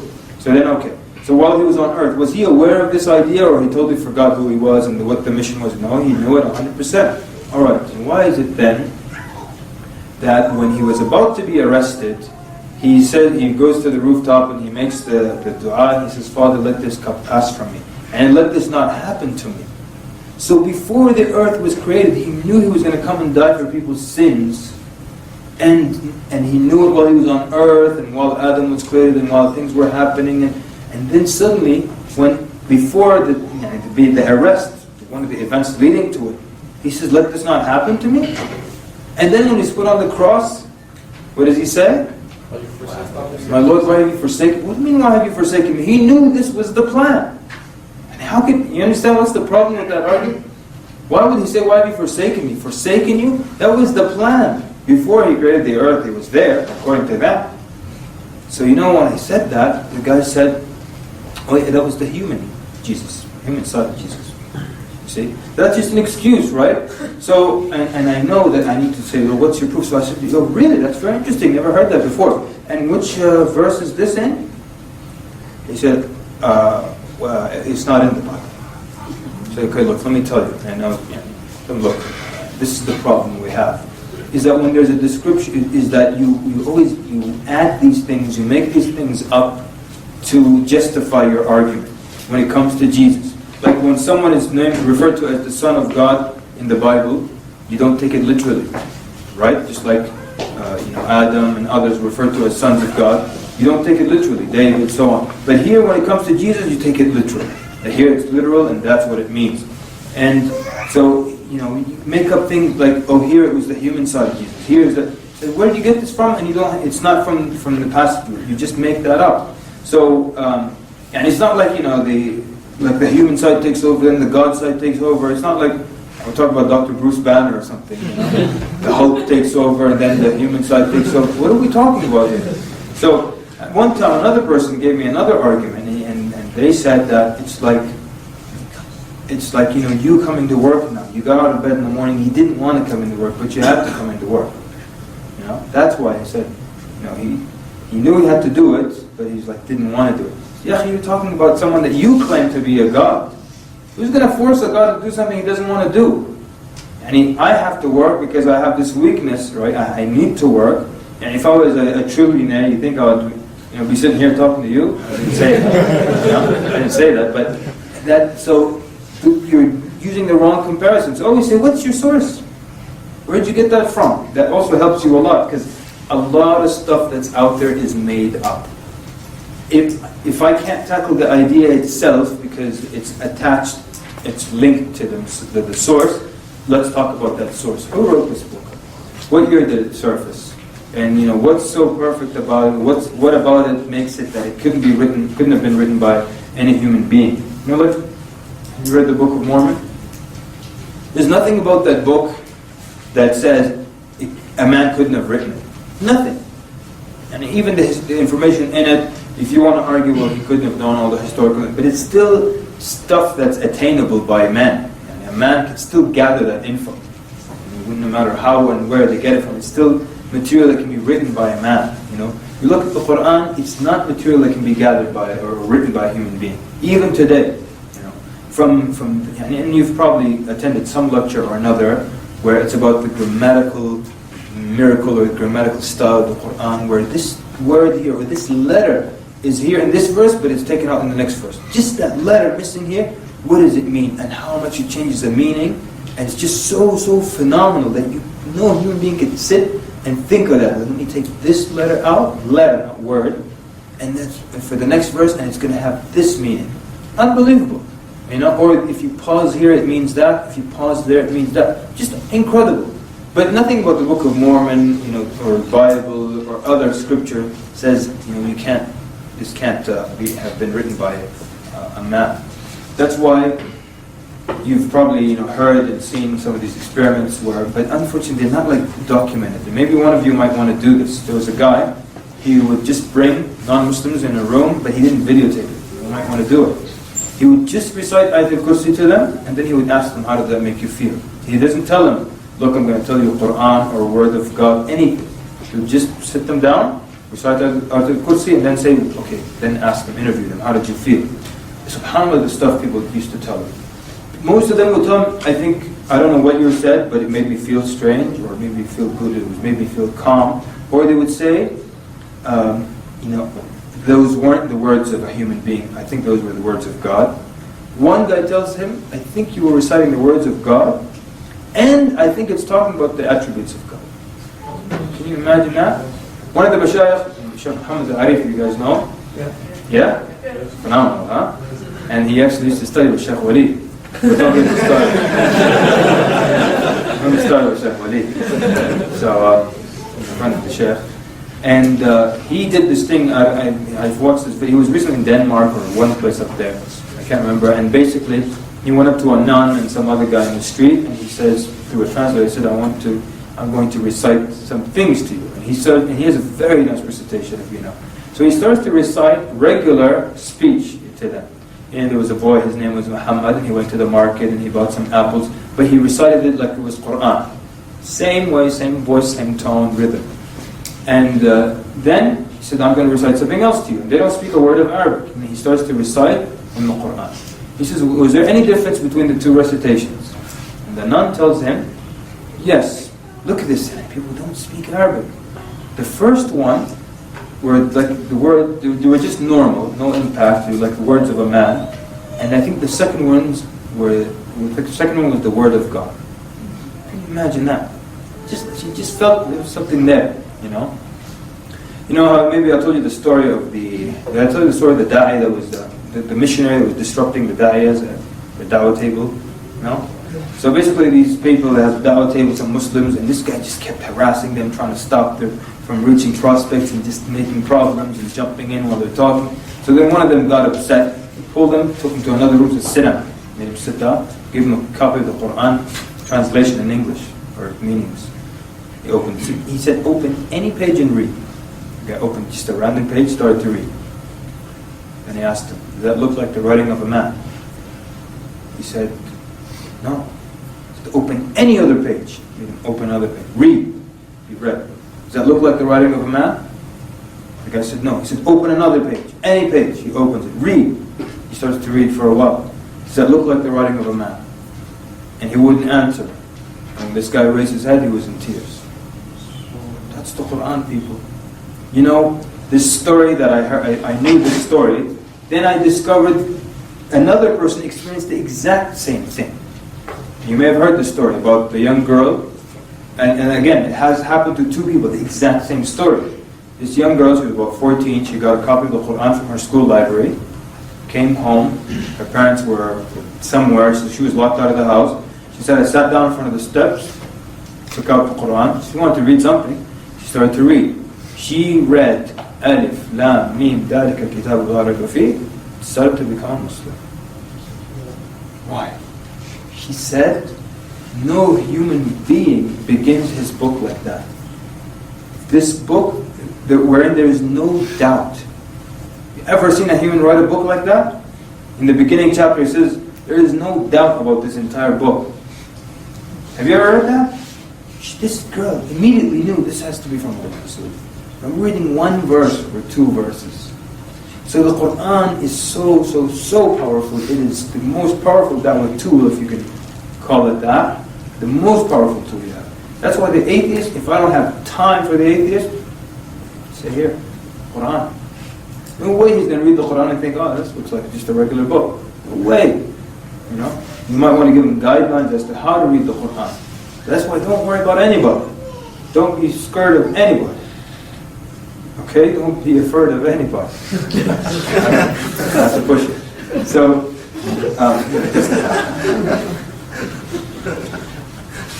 I'm not hip yet. Okay, look, let's do this. I've got 1, 2, 3. There are 3 more techniques, but what I want to do now, we're going to do some of the questions, all right? So Ahmad is going to read the question to us, and we need to do it like this, all right? You're going to keep your reputations or your arguments or your explanations very, very, very short. Now I'm just going to repeat them out again very quickly. Just make sure you let me understand your main point. Once I get it, just stop. We need to do it because we have a lot of questions. We don't have too much time. We want everyone to get a quick run through. Yeah? So, it's also very good training for you to learn to be brief. A lot of times we're so used to long-winded responses, long-winded explanations. Be very, very brief. Please raise your voice, brothers or sisters, but I think most of us can hear the sisters. So brother, when you speak, you raise your hand up, you say out loud, and then we're going to jot down these points. So if it says, look, if we're starting with Aisha, is that the number one thing? So, maybe on the back of one of the pages, you're going to write Aisha, then you put 1. That's one argument I can say. 2, second argument. 3, third argument. So the first one is the age of Aisha radiallahu anha, and we've already spoken a little bit about it. Let's just get some of the points. Just give me a quick point. Okay? So like if you want to say this was common at the time of Arabia, you're just going to say this was known at the time of Arabia. Right? And go. Shiraz. Would a pedophile want to marry the woman he's with? What do you mean? Would a pedophile, if you look at a pedophile these days, they don't marry Okay, I see. the child they're with. They don't Right. marry the woman they're with. Okay, so the argument, the pedophile would not marry the child or the person that they're with. Yes, sir. Quraysh would have attacked him on it. Quraysh would have used that to attack the Prophet ﷺ. He would have used it against him. Yes. He married her at 6 and then he consummated at 9. So if he was a pedophile, why did he wait 3 years? So he consummated 3 years later or so. Why would he wait? A pedophile, they don't wait. Why wait for what? Excellent. Yes. At that time, kids, like especially 8-year-olds, they used to mature. Okay, so Aisha radiallahu anha, in the hot climates people mature faster, and then Aisha radiallahu anha herself was said to be larger for her age. Yes? She was already engaged before the Prophet. She was already engaged before the Prophet. She was spoken for by someone else, which shows that it was common.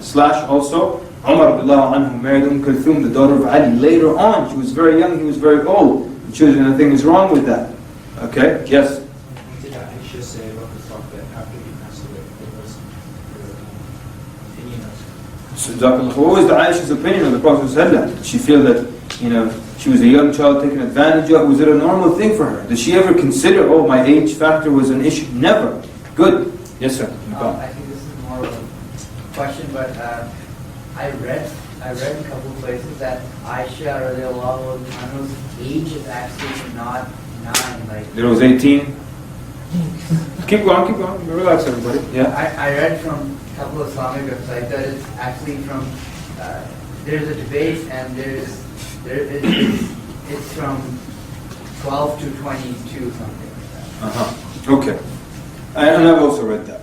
But we're going to stick with our defending the younger age. Because, especially if it's 18 or 19 or 22, we don't have to defend that. So we're working on the exercise of defending how you answer the young age. Because the older age, obviously, you don't need to argue for it. Which is another point you can add now, that if the Prophet wanted a younger person only, why is it that the other wives, some of them were in their 50s, some were in their 30s, 3 were in their 30s, 3 were in their 20s, and 3 were in their teens? And why isn't it that all of them were young? That's another point. What else? You had something? Oh, sorry about that. Okay. Ahmed? Puberty is a natural indicator of women. Sorry? Puberty is a natural indicator of women. Jazakallah khair. Puberty is a natural. One of our revert brothers, he'll say, okay, why does a woman reach puberty so early? What's the use then? So, it's a natural thing. Yes, you had something? Basically kind of something similar, like basically what they said. Okay. I think the last fellow was telling me that because there's basically limitations and maximum, and there's basically guidelines. Basically, the age could be a limitation of how. There was no limitation, you're saying? There was the limitation itself. Because I don't use Festus was talking about this in one of his lectures. Okay. But Jazakallah khair. What else was there? Anything else? Yes. Shiraz. Why in this society is it wrong to marry a young girl, but young girls can run around half naked? Or you can run around and get active, whatever. Right? So that's another argument. The third, another one you want to add. Who says that this is, again, what Bassett did, right? He said you're using what you feel is right to judge other cultures and other norms based on your culture. But that's assuming that you're right, that 18 is proper. Anything else is improper. Who says? Okay, that's it. This is a directly addressing the issue, but one person said Maryam, may Allah be pleased with her, was the age of 11 or 12 when she gave birth to Isa alayhi salam. Okay, I mean, I don't know. I don't know of that, but if that's the case, then that's another argument. Yes, last one. The question why the Prophet Muhammad married such a young lady, and they were questioning why their girl go around and lose her virginity. Thank you, sir. Yes, exactly. We said that. Very good. Okay, so khalas. Ahmed, what's the next one, please? Why can't women lead prayer? Why can't women lead the prayer? Let's hear it. I mean, lead men in prayer. Why can't women lead men in prayer? Let's hear it. Yes, sir. Because they're what? Because they're ladies. Why can't ladies lead men in prayer? Because they're girls. Why can't girls lead it? Because they're female. Yes, sir. Different responsibility of men and women. Men are responsible to lead the prayer. Women, I mean, not like you don't see men like birth. It's just different responsibilities. Different responsibilities. Okay. Yeah. We want to hear from the sisters. Yes, sir. In the back. Please, sorry, if you can raise your voice, Habibi. Men won't concentrate on the prayer. Oh, they wouldn't concentrate. They would all fight to be in the first row. Oh, yeah. Yeah. Okay, so they wouldn't concentrate, right? They wouldn't concentrate. What else? Sisters, please feel free. Yes, sir. The person leading the prayer has to be in the front. The what? Right, and it wouldn't be appropriate for the woman to be in the front. Yes, Shiraz? There'd be times that women couldn't lead the prayer. There would be times when they couldn't lead the prayer. So the Imam al-Ratib is a woman. She's paid to lead the 5 salawat, and there are times when she wouldn't be able to lead the prayer. That's a problem. Hamza? If she's leading the prayer, then probably the other women are in between the other brothers in the prayer in the line. Yeah, where the other women go. So okay, that's another issue. Yes, young man? Yeah, it'll be weird that if, let's suppose we left it as men in the front, women in the back, but a woman can lead the men sometimes. So she'll be like right up there amongst the men, and then there's men, and then there's women again. It's just a really weird situation. Let's use the same argument now. Why weren't any women prophets of Allah? And I wonder sometimes when Muslim women ask us why weren't, and they ask with they, not the ones in Calgary, mashallah, the ones in Calgary, but they argue with attitude. And they're objecting against Allah. Why aren't any women prophets? So come on, think about it. Let's think about it together. And yes, Men are just natural leaders. You know the brother's wife is not in the room. You know it. He said men are natural leaders. All right. Okay. When was the last time that a representative from an army was a woman or sent to another army? Okay, so now let's break it down nice and soft. Don't take it easy. Remember, there's sisters in the room. When was the last time a woman led an army? Relax. Okay? Look, let me put your. I'm sorry, I'm exaggerating to what you said, but let me put what you said in a diplomatic way. You know, say from amongst the responsibilities. Amongst the responsibilities of a prophet of Allah is also to be the leader of the army. And in this specific role, the woman would not be this would be a good position for her as well. There's some other points. Yes, sir? A woman's reputation is much easier to tarnish. Okay, that's also true. He said the woman's reputation is easier to tarnish. And that's very true, right? That's why there's severe punishment against a man accusing a woman of something with no witnesses. That's why he's beaten and whipped and punished for that. Yes, sir? Physically, they can easily be defeated. Oh man, but make it smoother. Physically, they can easily be defeated. You know? Walk around like. It's a joke I do with my wife. I always go like this. But my wife, she doesn't mess around. She's like, come on. That's it. And when people need her, when she goes on maternity leave. Thank you.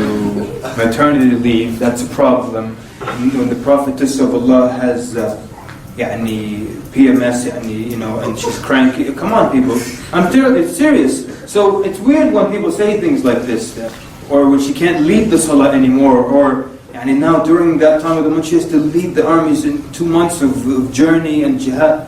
it's different. I mean, it just doesn't make sense. People just ask without thinking. You know, if you think about it, it's actually unfair for a woman to be a prophet of Allah. And then she's pregnant for 9 months, and it's weird, and it's weird. Yes, sir. Sorry, we'll get to the sister. Yes, sir. If you see the stories of terrorist missions in the Quran, then you can well understand that most of the male persons are even unable to go with this type of difficulty. So, the burden was so heavy, some of the prophets of Allah had difficulty with the burdens and the difficulties they experienced. Yes, sister. Between, I guess, humans, the closest state you can get to is Allah subhanahu wa ta'ala is when a person leads. And naturally it's easier for women to lead than men, so they give that opportunity as a therapist that they can lead because so they can level up in their iman as well. Okay, so I'm sorry, I didn't get you For exactly. example, in a race, the person standing outside the racer standing at the outmost, which has that opportunity to stand in the front, and the one inside because they have a shorter distance to run, they're in the back. So that's the lead given to men, since we are in the part of Allah subhanahu wa ta'ala is only about your iman. And in iman you can get closer to Him, but when you eat, it's easier for them to eat than getting to them, so they have your opportunity. Okay. All right, excellent. So, Jazakallah khair, and I'm happy that a sister said that, you know. I don't have to say, you know, you weep more or whatever. But good. Shiraz. And let's end it there. The fact that all prophets and messengers were men has never hindered women from getting into Jannah. Exactly. You know, do you have to have a prophet that's a female? Does it have to be? Or what's the point? The point is the message of Allah comes to humanity, akhwan. That's the point. So, why is this, again, the radical feminist movement thinking that, you know, men did this, women have to do this. Why did the man do this and women can't do this? Why is the man a prophet? What? So the brother is saying a very good point.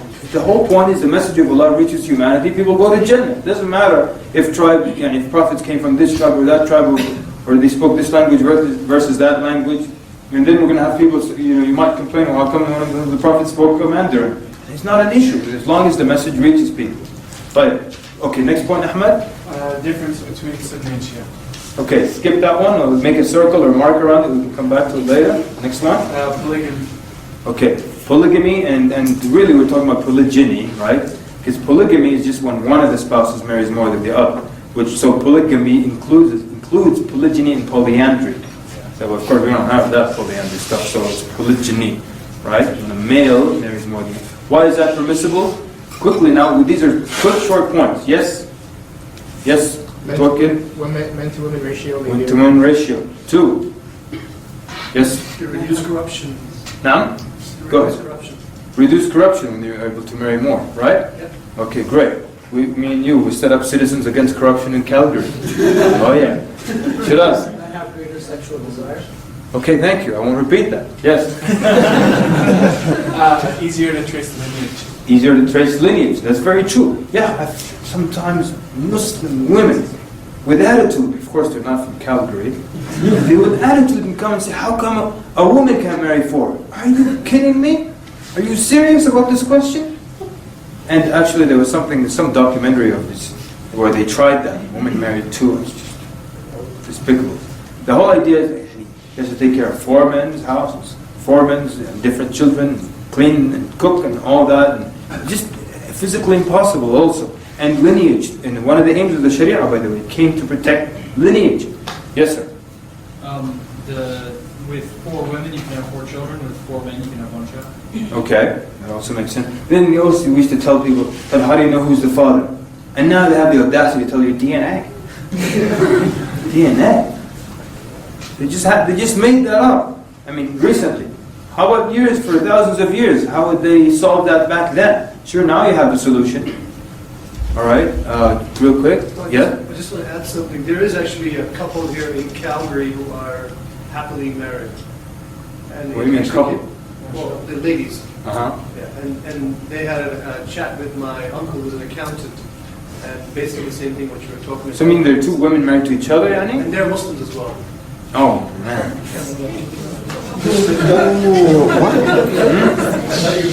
Okay. See? And they have children? No, not yet. Yeah, see, I mean, look, when you go sick, you go sick. And when you're sick, you're sick. That's how it works, you know. I mean, there's a it's not a documentary, but an interview with people. I forget. I don't want to get into it. Yes, I sir. just wanted to say that DNA is still not a solution because it's too expensive for those who really need it. Yeah, I mean, it's still not like that quick, but okay. Sister? So women are given marital rights rather than legal property? Now? Women are given marital rights rather than legal property? Right, being proper. And if I can be an advocate for women, I mean, then they're barely getting the rights from one guy now for that these days. Yes? Sorry, I can't hear you. It's two ways. First, to protect widow Muslim women and protect women who has no one To look after her? Yeah. Jazakallah khair. The second thing, because it's better for a woman to become a second wife than becoming. Takbir! Just kidding, go ahead. I love these topics, I really do, but go ahead. What is happening that if a man married to one woman, he has to have other relations with other women, but if something happened like that, he will marry her and she will become the second wife instead of becoming. Jazakallah khair. Excellent. Right. One second. Let's just clarify 1 second. So, I lost all those points. Anyways, you know I have a poem on multiple marriage, right? But I don't say that publicly. Come on, please. But,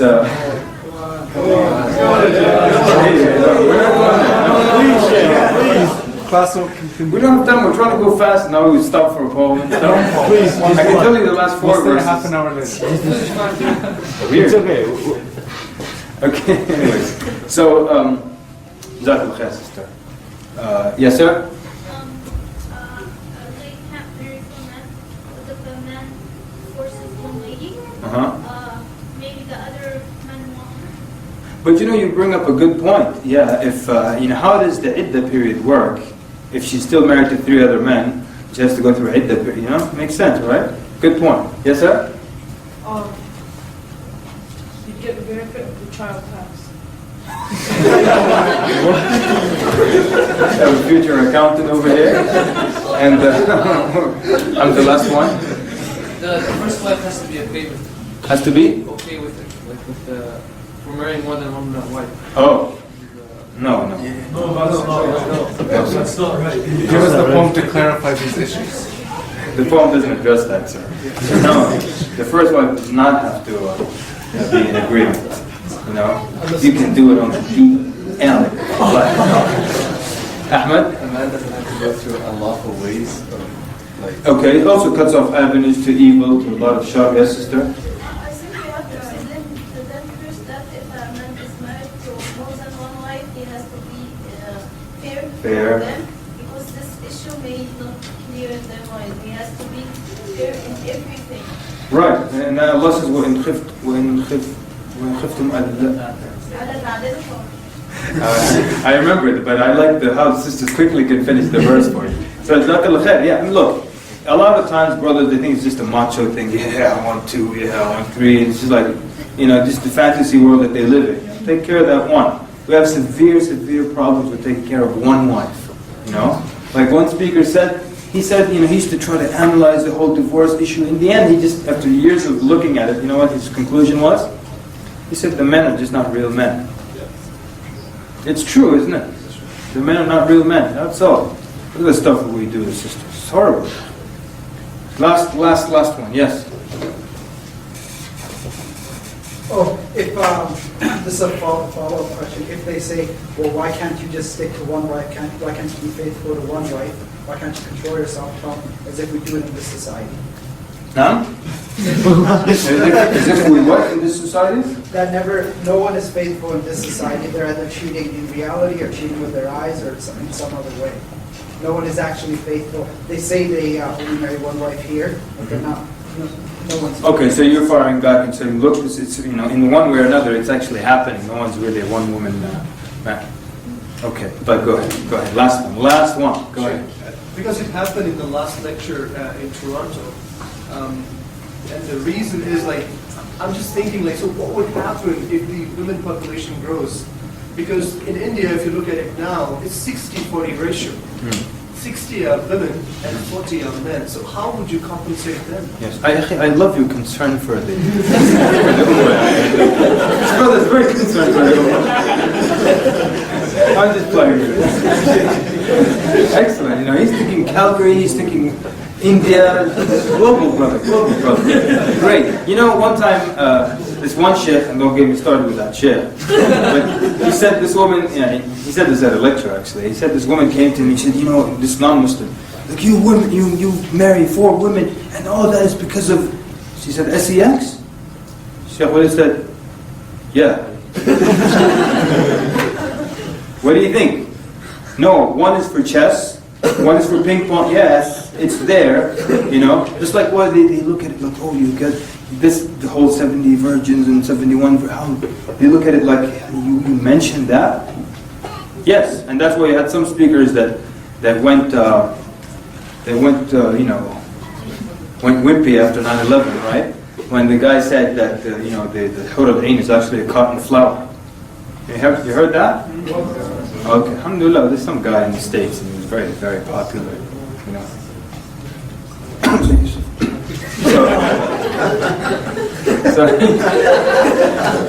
So he said that the Hur al-Ain is a cotton flower. Cotton flower? So when Allah says, وَزَوَّجْنَاهُمْ بِحُورٍ عِينٍ, we wed them the cotton flowers? I don't know what you're planning to do with the cotton flowers.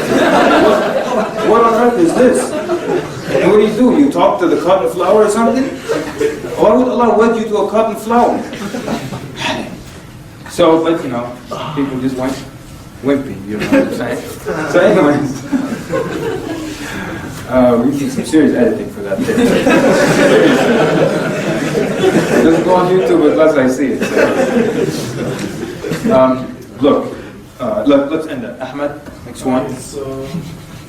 Now, I don't have time to stop in every argument to say, look, he's using this method, using that method. But you're getting the idea. Ahmed, next one. Different sects in Islam, which one is the right Okay. sect, or different religions? Mark that one with the Shia, I will come to it later. What came before God? What came before God? The answer is? Nothing. And if they say how, we can't wrap our minds around it, people. And there's things in this dunya we can't wrap our minds around. So don't insist on wrapping your mind around this one issue, and you won't be able to. And we can take it back to our point that Basil said, look, this is the situation. Allah is there, He was always there. How? I don't know, but He's there and you're here, what are you going to do about it? Right? Quickly.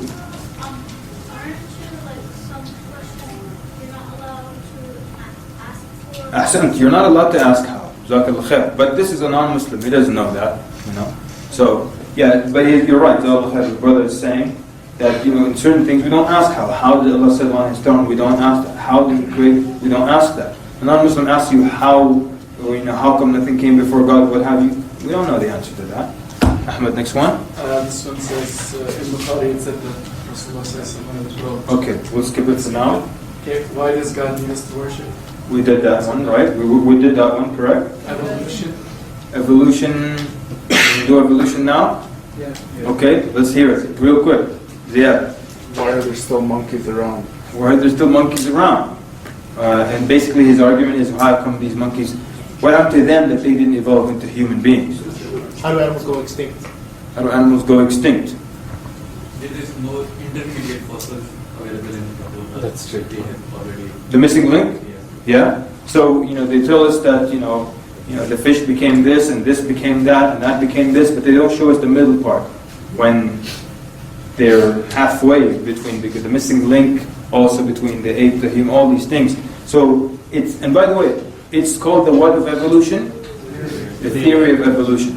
When people tell me Big Bang theory or theory of evolution, before I even discuss it, I say, you know what a theory is. What is a theory? Myth. Not really myth, but theory. Maybe Anything that can be falsified. Yeah, it's like basically it's conjecture. It's like a scientific guess. You know, it's a guess. You know, it's not proven. It's not fact. It's not like a hypothesis that you can set up an experiment to test your hypothesis whether it's right or wrong. You know that, right? You can't set up an experiment to prove a theory. You know that, right? Any scientists in the room? Okay, am I right or wrong? Or am I right or am I not wrong? Thank you. These are the choices.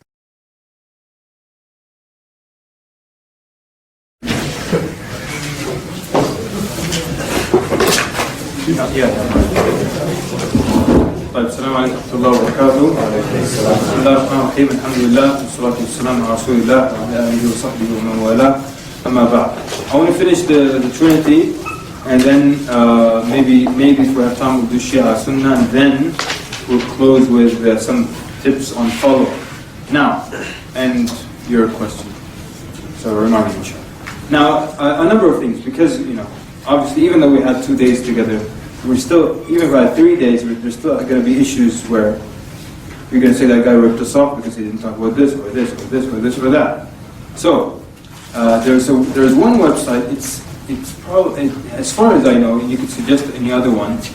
It's basically, if you want to find refutation against Wahhabis, all right, Ahmadis, Habish, or whatever it is, whatever it is. You go to Allahu-Akbar.net. Allahu-Akbar.net. So you go to that, and you find reputations for every Mormons, Jehovah's Witnesses. Just about now it's not very thorough, but it's one of the good ones out there. I mean it's better than nothing. I say that's probably better. So Allahu-Akbar.net. So now there will be certain issues that I will not cover. You can try to find it at Allahu-Akbar.net. There are some fine points on the slides that I skipped. You can also get how to get the Shahada 10 minutes online. Many websites have it.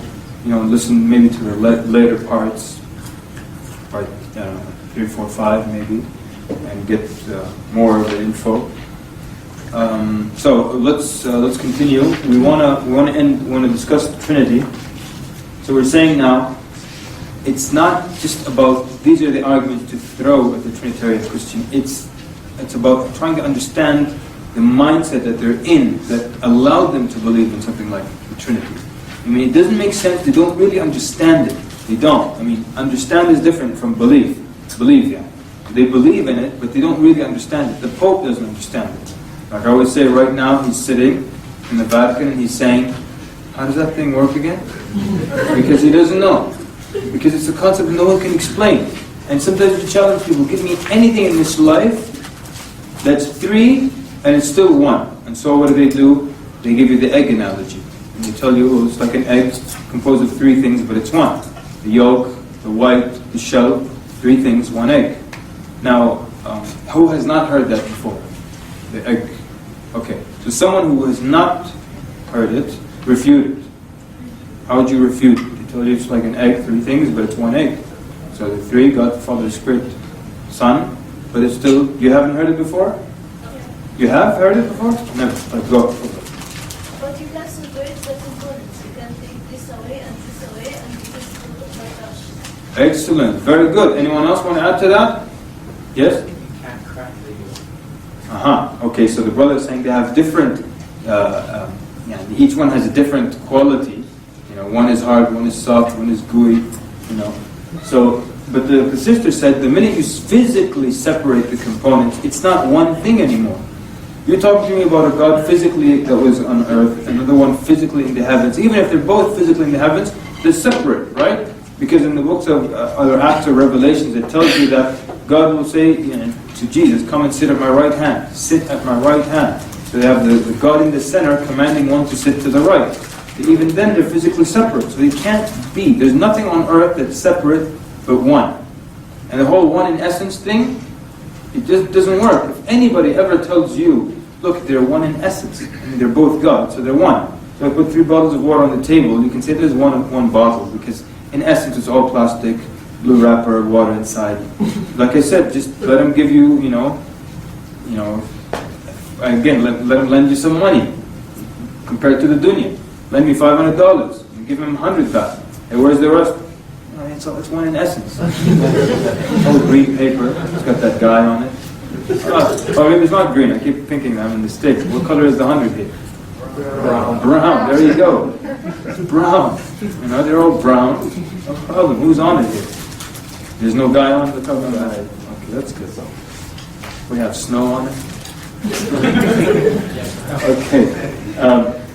Same thing. What if they tell you the flame? Whatever they tell you, you break them apart and they're different. At the same time, they have different qualities. But what if they tell you, and this actually with the 5 missionaries, they said, listen, they tried the egg, we broke the egg apart, it didn't work. So one of them said, look, it's like water. Right? Water, one, but it can be solid, the Father, liquid, the Son, gas, the Spirit. So who has not heard that before? For those who have not heard it, how do you refute it? Yes, which are they all have different properties. They're not really co-equal. Okay, what else? One molecule can only be in one state at one time. Water can be in only one state in each time. But actually, they say that actually under extreme laboratory conditions, they can be. But they don't know that. They can still use it. Now? It's called triple point. Oh, man. Triple point. I didn't know that. Thank you, sir. We have to show off with that from now on. Now they refer to it as triple point. Like I know all this stuff, you know. Thank you very much, sir. What do you study again? I finished studies. Oh, you finished? Okay. So the brother has got a major in physics and a minor in the affairs of the Ummah.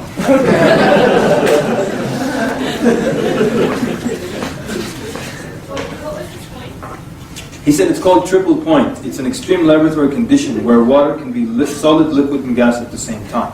That looks weird. How does that look? SubhanAllah, I've never seen it. Okay. So, there's one problem with it. The water comparison, this is what we told them. The water comparison is an example of 1 and 3. It's not 3 and 1. It's water in 3 different states. And that's what we told her. I said, listen, I understand what you're trying to do, but you're using an example of 1 and 3 to explain 3 and 1. We agreed the Trinity with 3 and 1, so you can't use 1 and 3 to explain it. She said, oh, you're right. So when they exhausted every method and every explanation, in the end she said, look, the truth is, it's just an issue of blind faith. And we just have to believe it. When she said blind faith, the others, they cringed a little bit. And they said, well, one of them tried to fix it. He said, look, it's not blind faith. And that's what we told her, look, in Islam, remember, low point, high point. So low points, he made this admission, look, it's blind faith. But look, in our religion, we don't have issues that are blind faith. Especially the most important issues that are clear and understandable. So then one of the guys said, look, it's not really blind faith, it's just that, and your famous excuse, God is the author. I mean, he said God works the Lord works in mysterious ways. We said, but biblically it says God is not the author of confusion. So where is this confusion coming from? I'll give you another example. What happened here? What did I do? Okay. Ahmad. You know, where was I going with this before Ahmed interrupted me? Mysterious ways. Mysterious ways. I was going to reference another story. Yes, there was a family, born Muslim, their whole life they were Muslim, their children were Muslim. Their oldest daughter decided to become a Christian. And she became a Christian. She used to read the Quran and everything, became a Christian. And they took her to one person to speak to her, and he basically got into a fight with her. So she said, I'm not speaking to any Muslim anymore. I'm Christian and that's it. So they spent months trying to convince her, talk to one more guy. Then she said yes. Then they called me up. I mean, look at that pressure. Our daughter became kafir, and she said she's never going to talk to any Muslim again, except one last time, and you're that guy. No pressure, come talk to her. I didn't think like I have some kind of miracle that I'm just going to...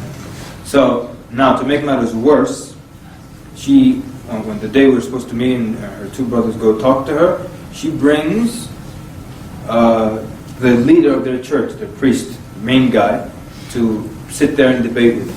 So now I'm supposed to convince her or debate him. How does that work? So what happened? We made an agreement with our brothers that they're going to try to occupy the guy in the beginning. Give me at least 10 minutes to ask her. So I went to the same place, but dining area is over here, but you can still see us. So I started off by asking her this question. I said, on a scale of 1 to 10, how badly do you want to know the truth? 10 being really strongly, and 1, not so much. So on a scale of 1 to 10, how much do you want to know the truth? Now, I really didn't care what number she said to me. I didn't care at all. Why? I could explain. Yes, sister? You hear about music living. That's possible. Yes, you're right. What else? Sister in the back? No? Yes, sir? You wanted to see if she was convinced 100% that she was on the truth. Jazakallah khair. That's all I cared about. I didn't care if she said 1 or 3 or 7 or 9. It didn't matter what number she said. Because if she said any number, she's really telling me I'm not upon the truth. If she said 2, which is really low, but it's really saying I still don't believe I'm upon the truth. That's all I cared about. I didn't care what the number was. I just wanted to find out how lost, how far gone is she. So just like the brother said, Jazakallah khair, she said, I actually have the truth. So now I know what I'm dealing with. So anyways, we spoke a little bit, and then we went and we had to talk to that, and I had to talk to her in front of this guy. So I said, my only hope here is to get him to admit a number of times that the Islamic concept is better than the Christian, in front of her. Hopefully that will move her. But nothing moved her. She was going to marry his son. I said, yeah, she was. I said that one time, and the sisters in the audience said, that's it, that's the issue right there. I said, yeah, but he wasn't practicing and he didn't ask her to become Christian. They said, nah, that's the issue right there. And it was all related to the guy, possibly. Anyways, the point is, we sat down with this guy. First question was, how does this Trinity thing work? And he didn't waste any time. He said, look, nobody really knows how it works. Nobody really understands how it works. Saved me a lot of time. So now, low point, you come in with the high point. So I said, okay. Why would Allah reveal something that you can't understand and link it to your salvation? I mean, does that sound fair? Allah reveals something that humans can't understand and say, by the way, the only way to salvation is through believing in this thing that doesn't make sense to you. That's really not fair.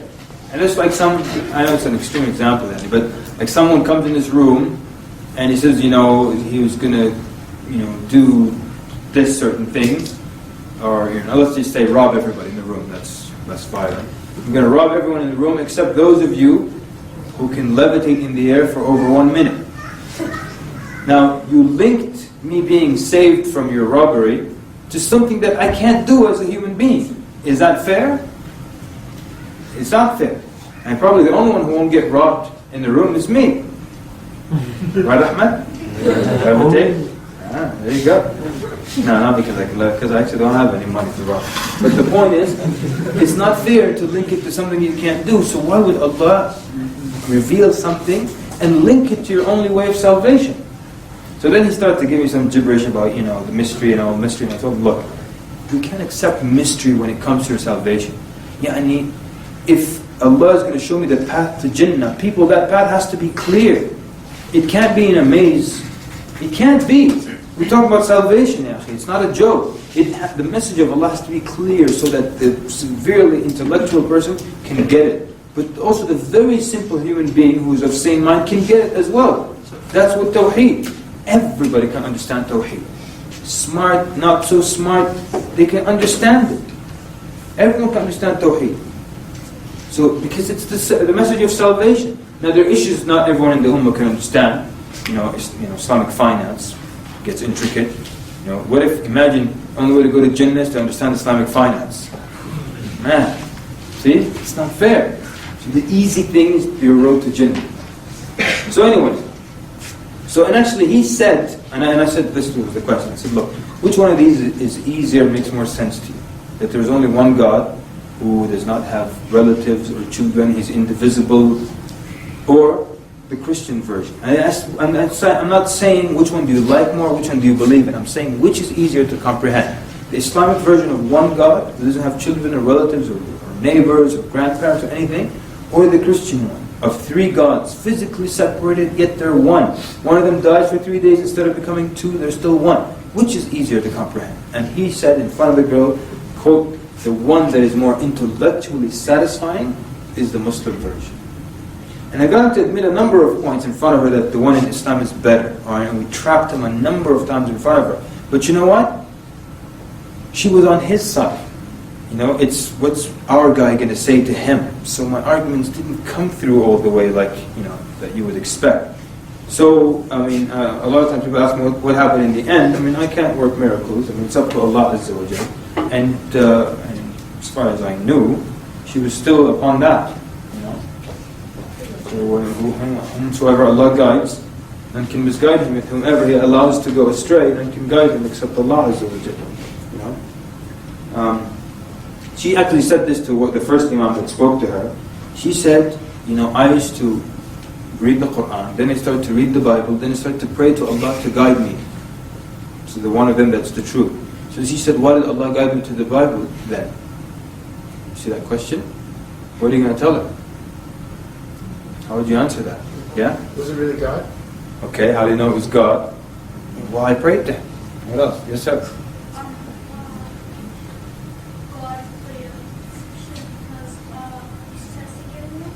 Assisting everyone? Assisting you, yani? Possibly. What else? You pray to the shaitan? Possibly, but you said I prayed to God. Yeah? How do you know that you weren't misguided to the Bible rather than guided to the Bible? Jazakallah khair. Yeah, very good. I mean, all these are good answers, and they're all possible answers. That Imam actually told her, he said to her, you know, he tells her Allah punished you because you were born into the truth, knew the Quran, and knew His religion. Like so many people, they go through journeys and suffering and reading to find the truth. He made you born into it. He had you born into it, and the truth was in front of your eyes your whole life, and you started going elsewhere, looking for it. So there's a punishment to Allah for you. It was a bit harsh. I knew they got into it a little bit.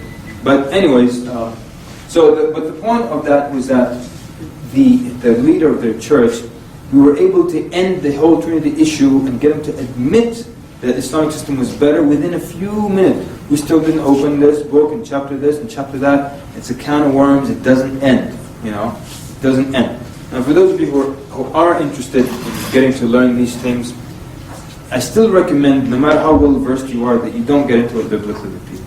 It just doesn't end. You know, so many times we've had discussions on Trinity and it ended in a few sentences. But the minute you open that Bible, it doesn't end in a few sentences. It just keeps going on and on. You give them this verse, oh yeah, but it's linked to the other verse. Well, actually, there is no link, but that's their excuse. Then you give them a verse to refute that. Well, this explanation, that's not how I understood this verse. It doesn't end, you know. So what you're going to do, you want them to think, ask a few questions that get them to think outside of the box. The minute they step out, it's easier to talk to them, for them to see all the other flaws, you know. It's easier for them to see all the other flaws. That's why with a lot of people when we discuss Trinity, we ask these questions that get them to think outside of the box. You know, 1 and 3, 3 and 1, how many gods were there? Why is there no explicit mention of Trinity, even though it's the most important thing? We try to give analogies, we break them apart. So now they start to see, by the way, and one of the scholars in the field of rhetorical criticism. Anyone study communications here?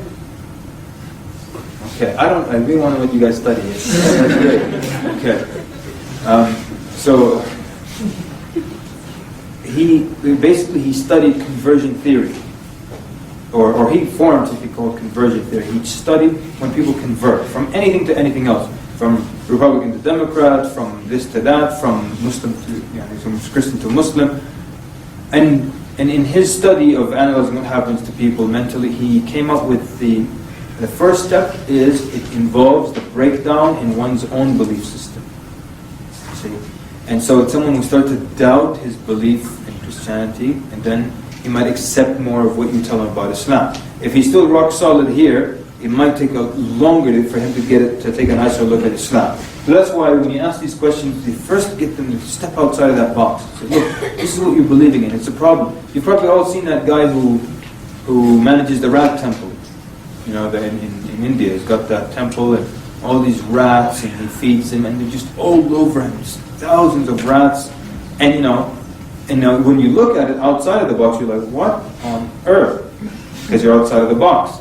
But inside of the box, he's like, these are my reincarnated brothers. So inside the box, it's different. Outside the box, it's a different story. Get him to step outside of the box. You'll see that, hey, you're not holy. You're just hanging around with a bunch of rats. That's all you're doing. That's outside of the box. That's what it is. So, okay. Let me give you some. I'm reluctant to spend the rest of my time on Trinity because the arguments are there. Okay, is that too bad if we skip all the little arguments that are already available online? Is it too bad? Okay, great. It's not too bad. So I'm skipping that. I'm going to ask you one question here. Have you heard of transmigration? Transmigration? Basically, it's someone who, it's kind of like reincarnation. Someone who believes that you can be, if you don't accumulate enough good karma, in the next life you can become like a rat or a snail or something like that. But then you can also become a human again. There's hope. You can become a human again. So, give me some questions about that. Yes, sir. How does a snail accumulate good karma? There you go.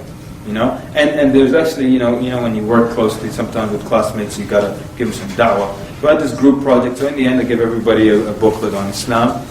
And then one of them said, actually, I'm a Buddhist, that's my religion. So I asked her, do you believe in transmigration and stuff? She said, yeah. I said, okay, I'm not trying to be funny, but I need to, can you go from human to rat and back to human again? She said, yeah. I said, okay, now I'm not trying to be funny, I need you to explain to me, what kind of activities does a rat do to get good karma and become a human in the next life? And does the rat wake up and say, today I won't steal any cheese? What does he do, this rat? Seriously, what does this rat do to become a good rat? So he can become a human in the next life. The minute I asked her that question, a minute ago she said, that's my religion. The minute I asked her that question, she said, well, it's not really a religion, it's a philosophy. I said, is that what it is? Okay, so how about this? Who has heard of 5%ers? 5%. 5%ers? So one time this 5%er gave me a ride to my car. He's telling me on the way, it's just, who wants to explain what 5%ers are? Yes, sir. That's it.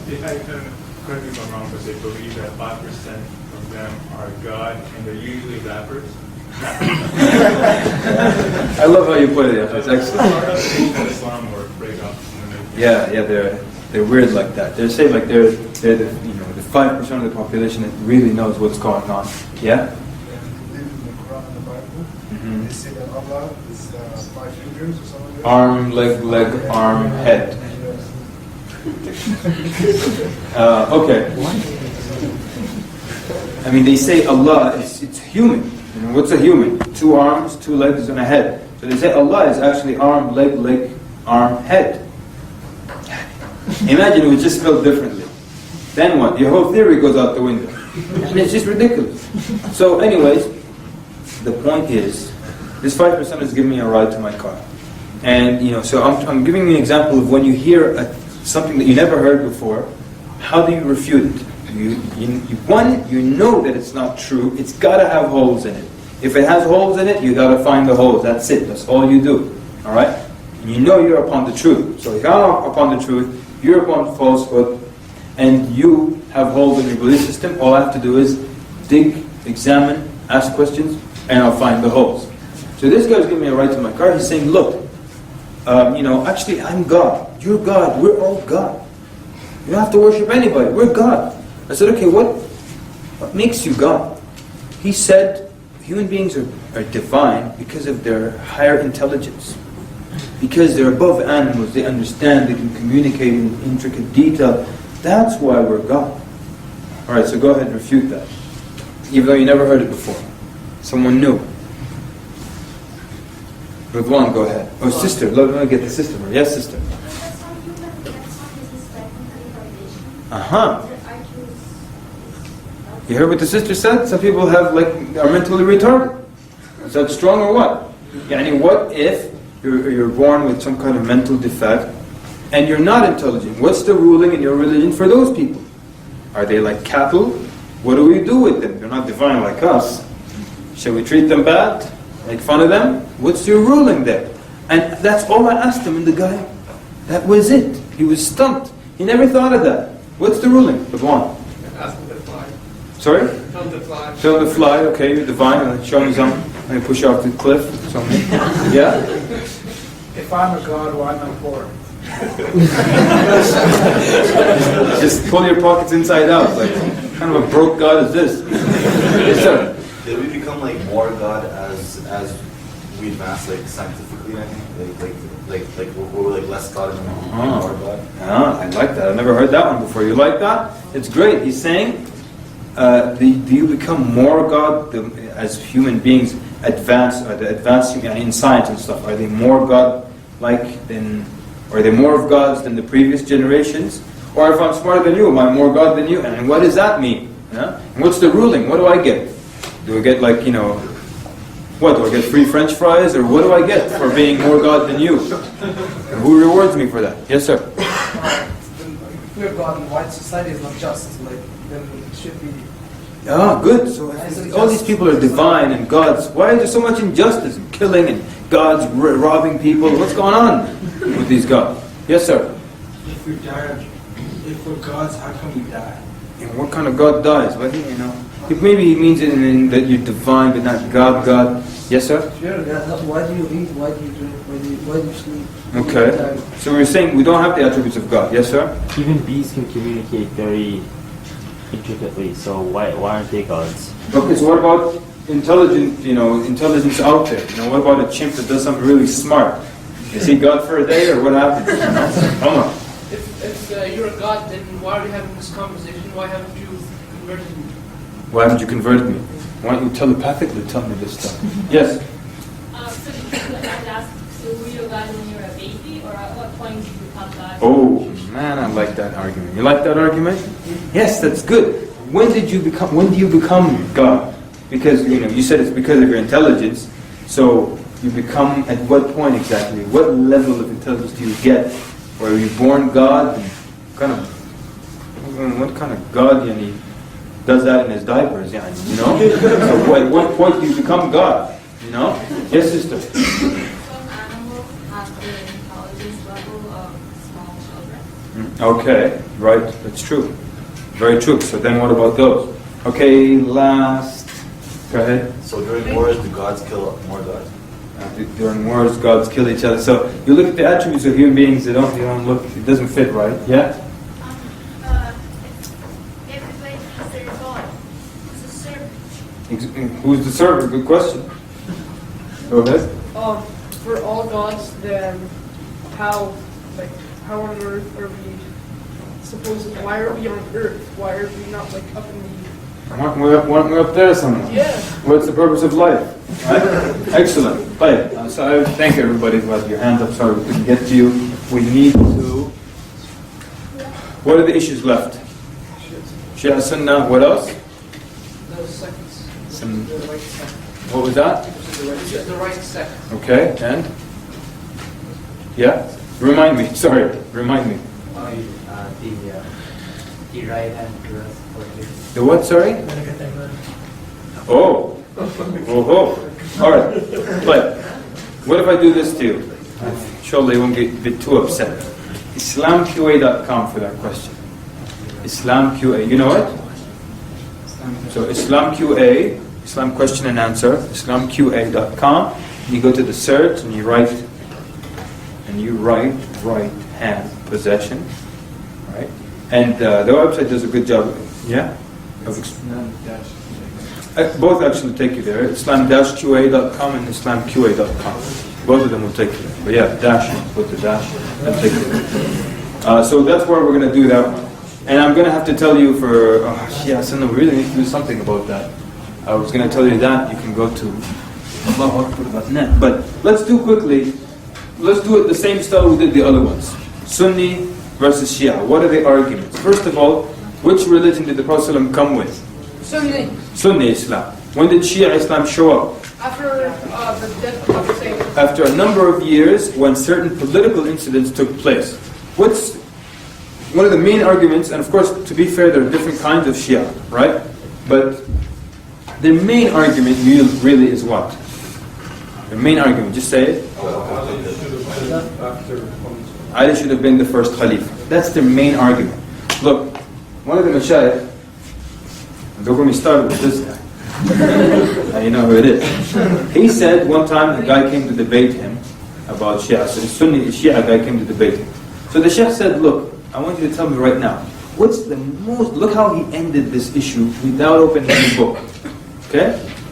Outside of that box. He said, what is the most important thing, important message, number one message in your religion, in Shia Islam?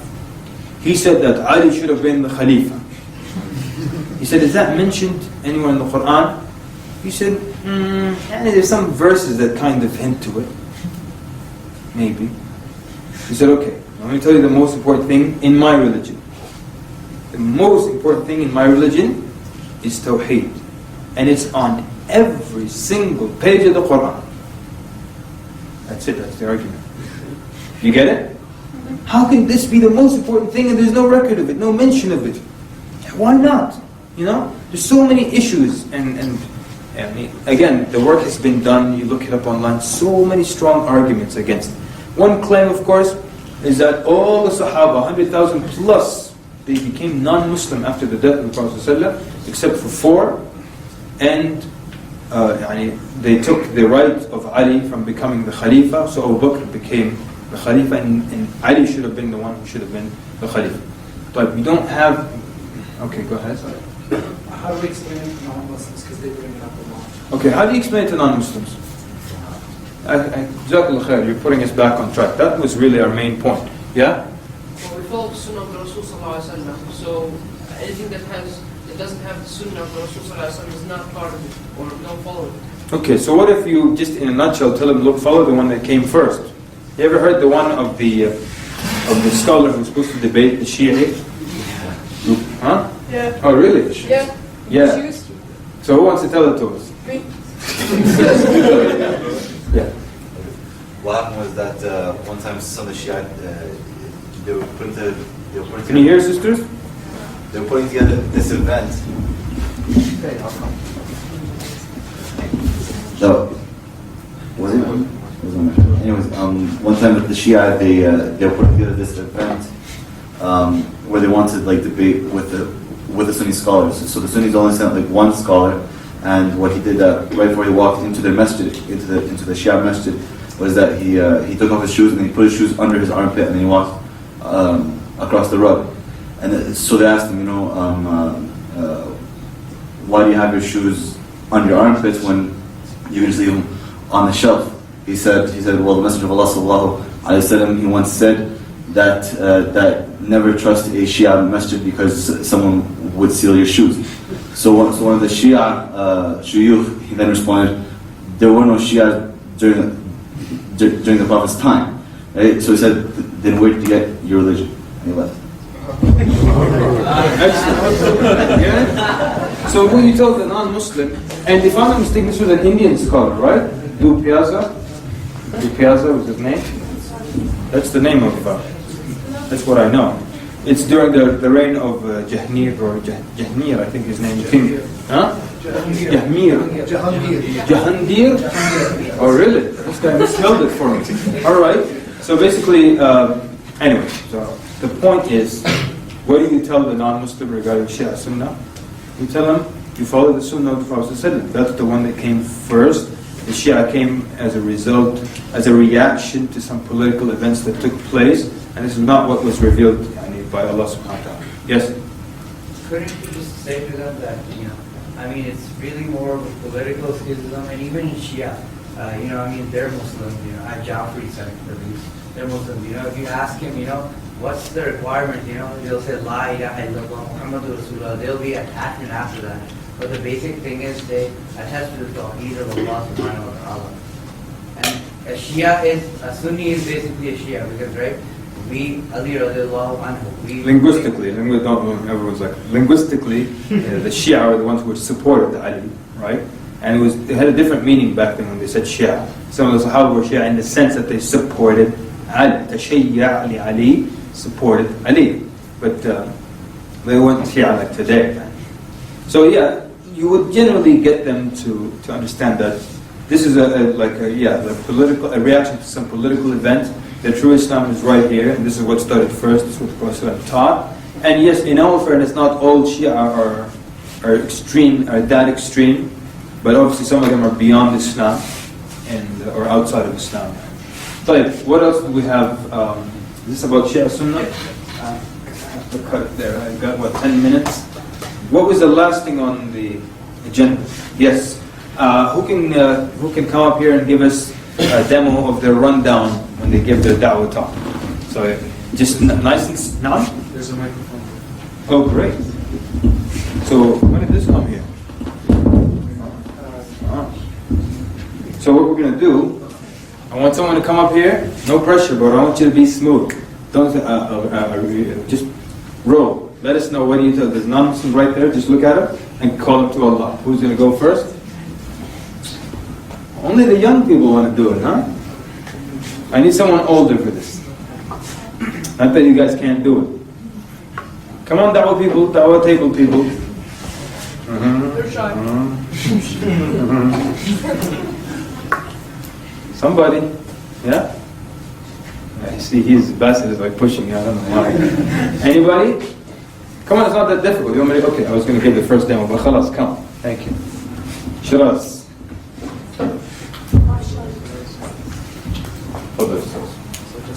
Just roll like there's a person next to you. Don't look at me. Just look at them and let them have it. I mean, the da'wah. Come a little this way, right? Yeah. And he's not looking at me. Keep the camera on him. Perfect. So just pretend I'm talking to you. Yes, he's right there. Hi, how's it going? What's your name, man? Oh, my name is Shiraz. Nice to meet you. So what's your background? What religion do you follow? Okay, you're Catholic. All right. Just want to, if I could tell you just a few things about Islam. Now, let me ask you a question first. What do you know about Allah? What's Allah? Okay, Allah is the God of the Muslims. Okay. Let me make it easier a little bit for you. Just go with the explanation. We're assuming that you were going to ask the questions. But just for our purposes, go ahead with the explanation. If you already asked them where is Allah, and you're just going to say Allah is, and just give them the whole rundown. So Allah is the one God. He's without partners, without any equivalent. He has no sons, no wives, no partners, no intercessors. He is the all-knowing, the all-hearing. He is the most powerful. If you put in your head, if you imagine a picture of Allah, if you said, okay, Allah looks like this, that's not it. If all of humanity got together and decided, okay, God looks like this, and they drew a picture of him, that would not be it.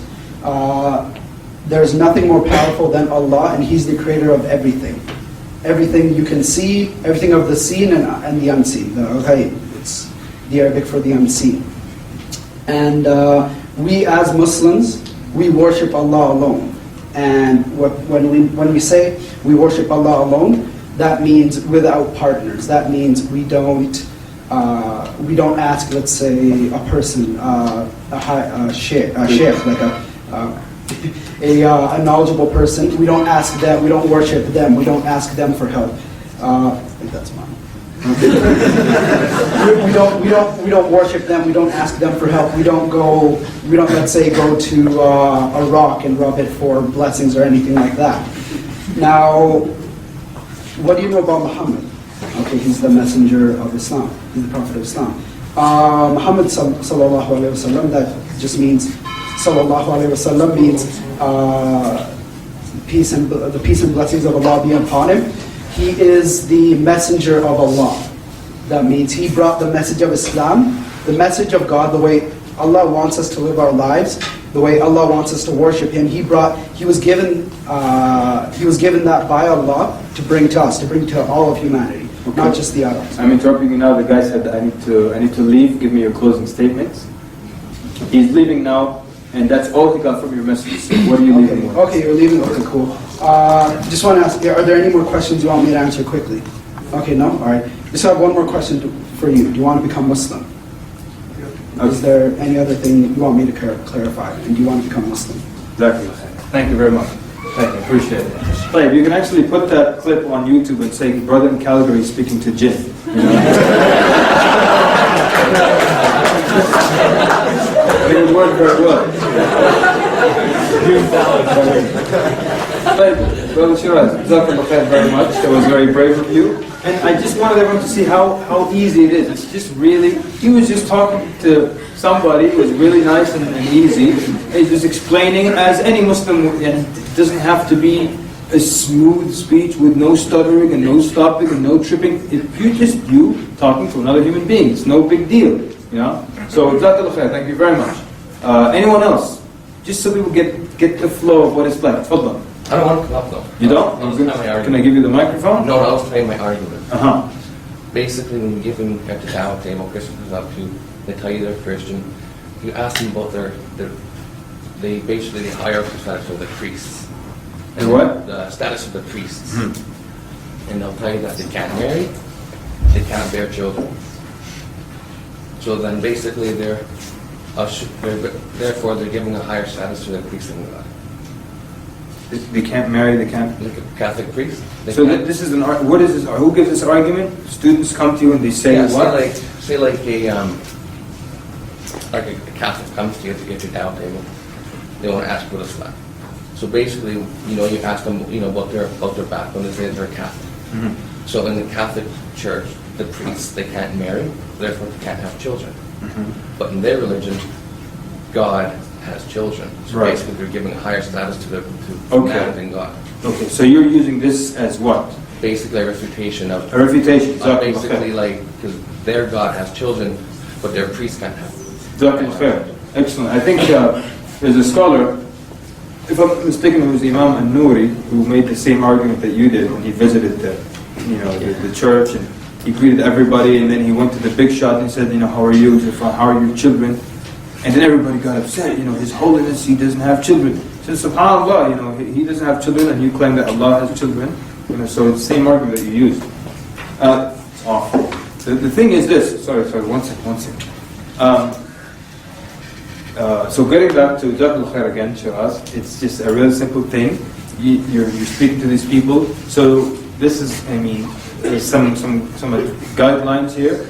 When you approach people during IAW, you basically, you give them your name, you greet them, ask how they're doing, how are you doing, sir, how are you doing today? My name is so-and-so, and if your name is difficult, you can simplify. I always say, my name is Kamal, it's like Jamal, but with a K, and they'll go, oh, okay. Or like, come one, Kamal, or kill them all.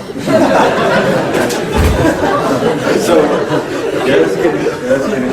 So then what happened? Then and then a little bit of explanation of what's going on today, what's going on this week. I also want to sell the rest of this week, right? What's happening on campuses this week? We actually have Islamic Awareness Week. I don't know if you're aware of that, but perhaps you've seen the posters that we've had. Now, if I just say that, he might pay attention now to the bulletins as he passes by. Might want to come to our lecture or something like that. So you say, we're having Islamic Awareness Week, you may have seen some of the posters, and we're actually basically out here, this is North Courtyard, right? And we're telling people, we're sharing, telling people about Islam and conversing and talking to fellow students. Let me ask you, do you know much about Islam? He says yes, he says no. I can go anywhere I want. It's relaxed, no script.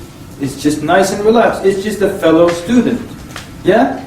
Everybody relaxed? It's just a fellow student you're talking to. It's not like, I can't stutter, I can't make grammatical mistakes, it doesn't matter.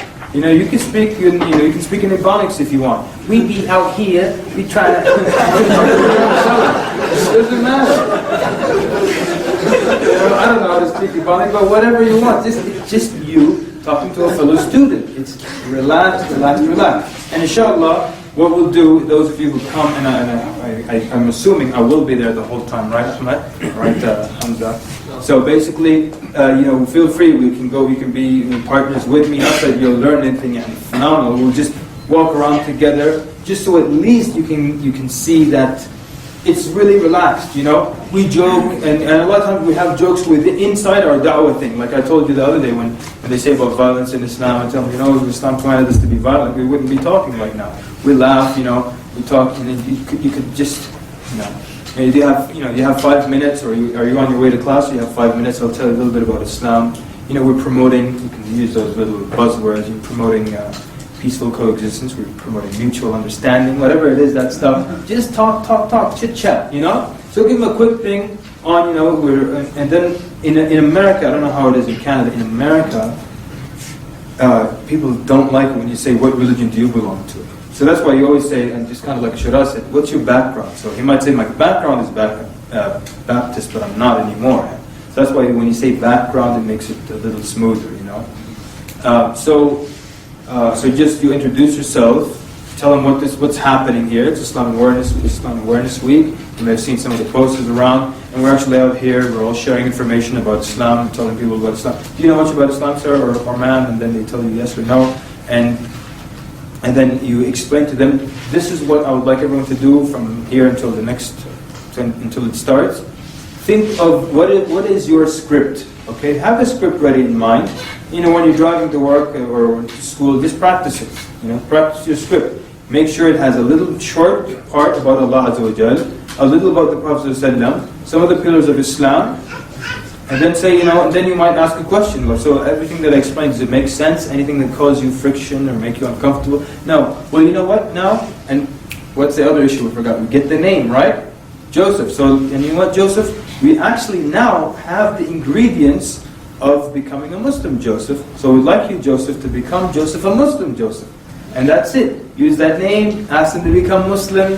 They say yes, they say no, whatever. From their response, you can see if he's just like, that means I can encourage this guy. If he says, then okay, well, I still need to explain a bit more to this guy, And what if he says, no, I'm not interested, don't have time? Well, okay, well, thank you very much. At least let me interest you, and perhaps I can interest you in reading this pamphlet. If you have any questions, we're going to be here all week, every day from 9 to 3. And, hope to see you around if you have questions. If I'm not here, some of my friends will be here tomorrow, right in this place. And that's it. Do you see how it's so relaxed and so easy? It's really a fun and easy thing, okay? There's no pressure. You don't have to be 100% on the, So, another demo or what? Are we good? Time's up. Now? One more from me or from someone else? From someone else, right? I'd say a poem on 4 wives. Now? Poem on 4 wives. Can we get serious for a minute? No. Actually, I've never ever said that poem with sisters in the room. Ever. Okay, we'll shut the camera off. It's not. But the sisters are still in the room. Huh? Now? No. In fact. They're okay with it. Have fun? They're okay with it. No. Let's just get. Well, if you're going to sit for 5 minutes for a poem, let's do another demo in 5 minutes. But no one wants to go except the young man. Yeah. Yeah. I have this bad habit when a young kid asks me, I always say no, my grandmother.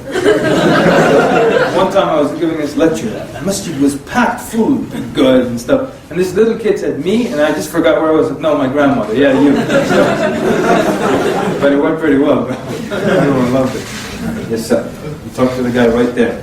Tell him your name, greet them, tell them your name, tell them a little about Allah, the Prophet, if you want pillars, or maybe I'll stop you there. Go ahead. Assalamu alaikum, my name is Omar, and what's your name? Okay, and what's your background? Okay, you're a Christian. I'm Muslim, and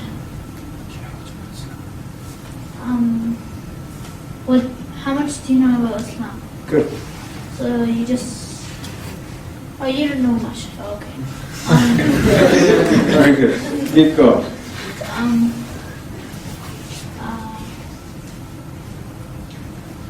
If you want to stop anytime, feel free. No pressure. How much? Tell me about Allah. How much gods do you believe? Okay. He tells you 3. Okay, 3. I believe in one God, and it's Allah, and the messenger is Muhammad, and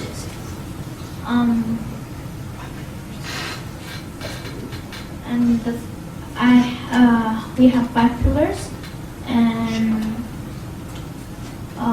we play 5 times a day. In Fajr we play 2 rak'ah, and Dhuhr we pray for, and Asr we pray for, Maghrib we pray. What's a rak'ah? How does one tell the system will let you go? Explain to them how someone can become a Muslim, or what you need to become Muslim.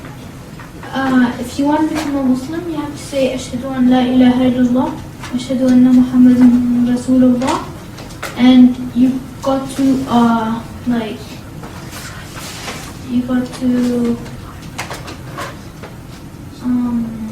which means basically that you have to believe in. You have to believe in one God and Messenger of Allah. Okay, thank you. We'll let you. Thank you very much. Okay. Appreciate it. Okay, very good. Right. So, but now, if you did learn anything, you learned that as much as you already know Islam, you already know the pillars, you know the Shahadatain, you know all of that. You did. I hope you realize now that even though you know this stuff, it's important for you to have this script mental. Alright? So can we all do this and just real relaxed and nice and easy from now until the next week? Can we all put together mentally what we want to say? Because you know, du'at, they always have the same thing and they go over it and it's smooth and fast. Why? Not because they're brilliant. Because they've been doing it a lot. That's it. Smooth and fast. Okay? So, I'll give you a quick demo and then we'll end with that. Alright, so we did all the greeting, this is IAAW and all that stuff. So basically we're out here telling people about Allah. And by the way, Allah is just, you've probably heard that name before, correct? Allah is just the name of Allah in Arabic. It's not a different God or anything. That's why when you go to an Arab country, if you go to a church there, they actually say Allah, and the Bible says Allah as well. So you understand that point? Okay, great. So basically Allah Azza wa Jal is the one God, and in Islam, He's not divisible, He doesn't have children or relatives or grandparents or anything like that. And out of His fairness and His mercy, He always sends prophets and messengers to warn people, to tell people that there is a God, to teach people the rules, the do's and don'ts of life, and to let people know that there is a day of resurrection. And because you said you are of Christian background, you understand this concept of reward and punishment, that people will be held accountable for their deeds. And so out of the fairness of Allah Azza wa Jal, He always sent prophets and messengers to warn people. But sometimes they would kill His messengers. Sometimes they would believe in Him, but after He dies, they alter or change His religion. So again, out of the fairness of Allah, He keeps the truth here on earth. He sends another prophet and another and another. And that's why you find biblically the names of so many different prophets, Abraham, Lot, Moses, Solomon, David, and the list goes on and on. And that's why also, as in Islam, we believe that Isa alayhi salam, or Jesus, was one of the prophets of Allah. Because if you look at it, he came with the same message as all the prophets before him. The same 10 commandments, to worship God, do not worship anything alongside Him or besides Him or with Him.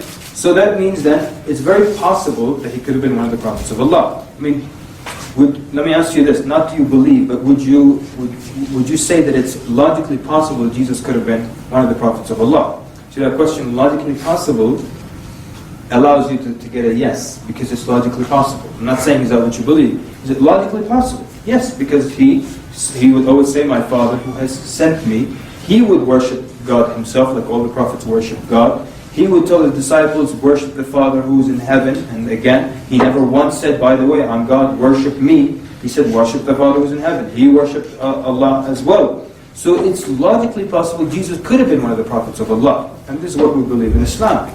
Then we believe that Allah Azza wa Jalla sent a prophet after Isa alayhi salam.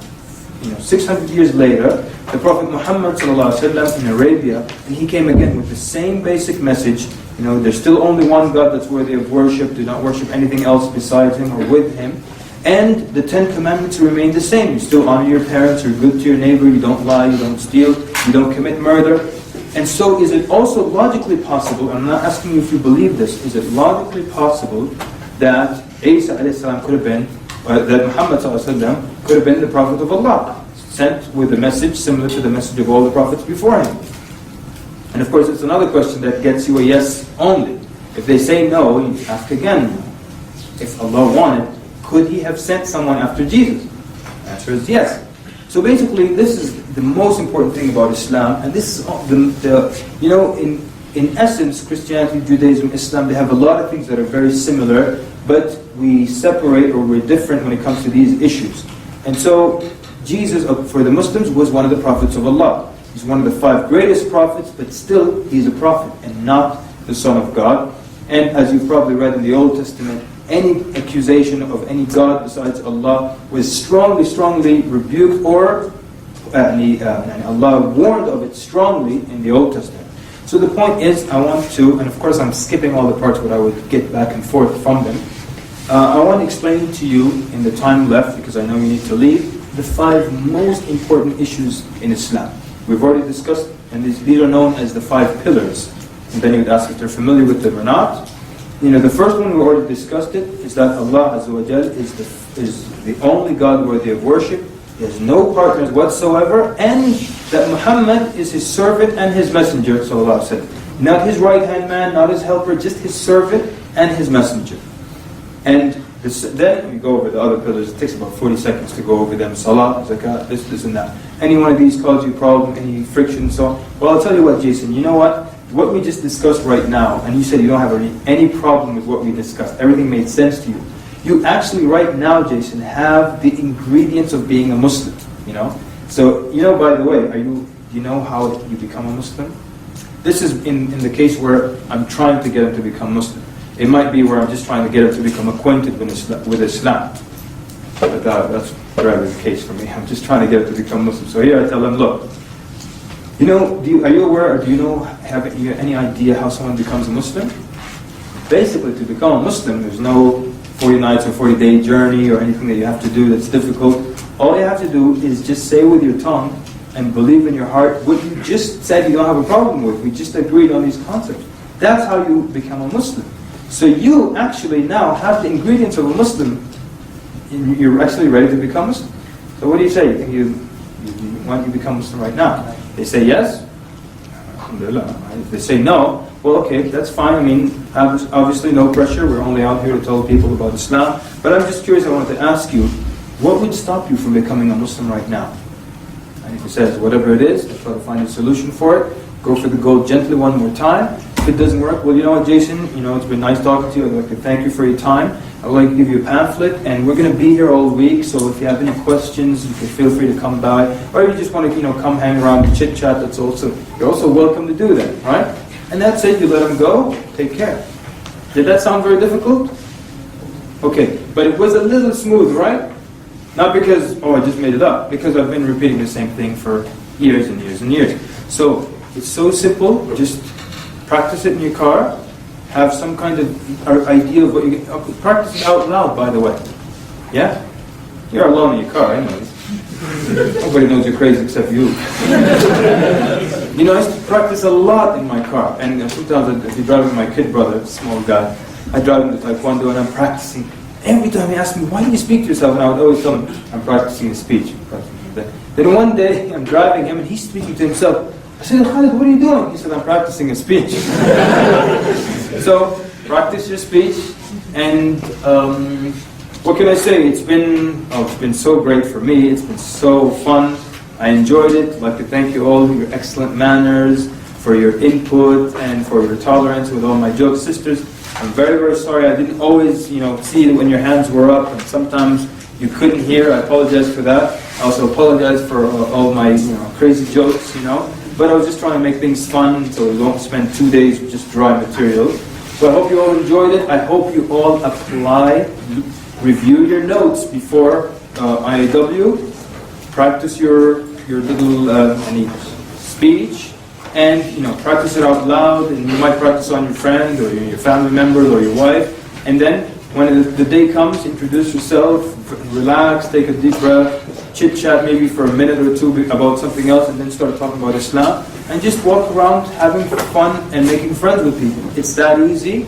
And you have fun, and you get reward for it, inshallah, as well. Again, Jazakumullah khairan for your attentive listening and for being an excellent host and an excellent crowd. There is, do you know the dates? There is an announcement about some webinar that's tomorrow that I'm doing.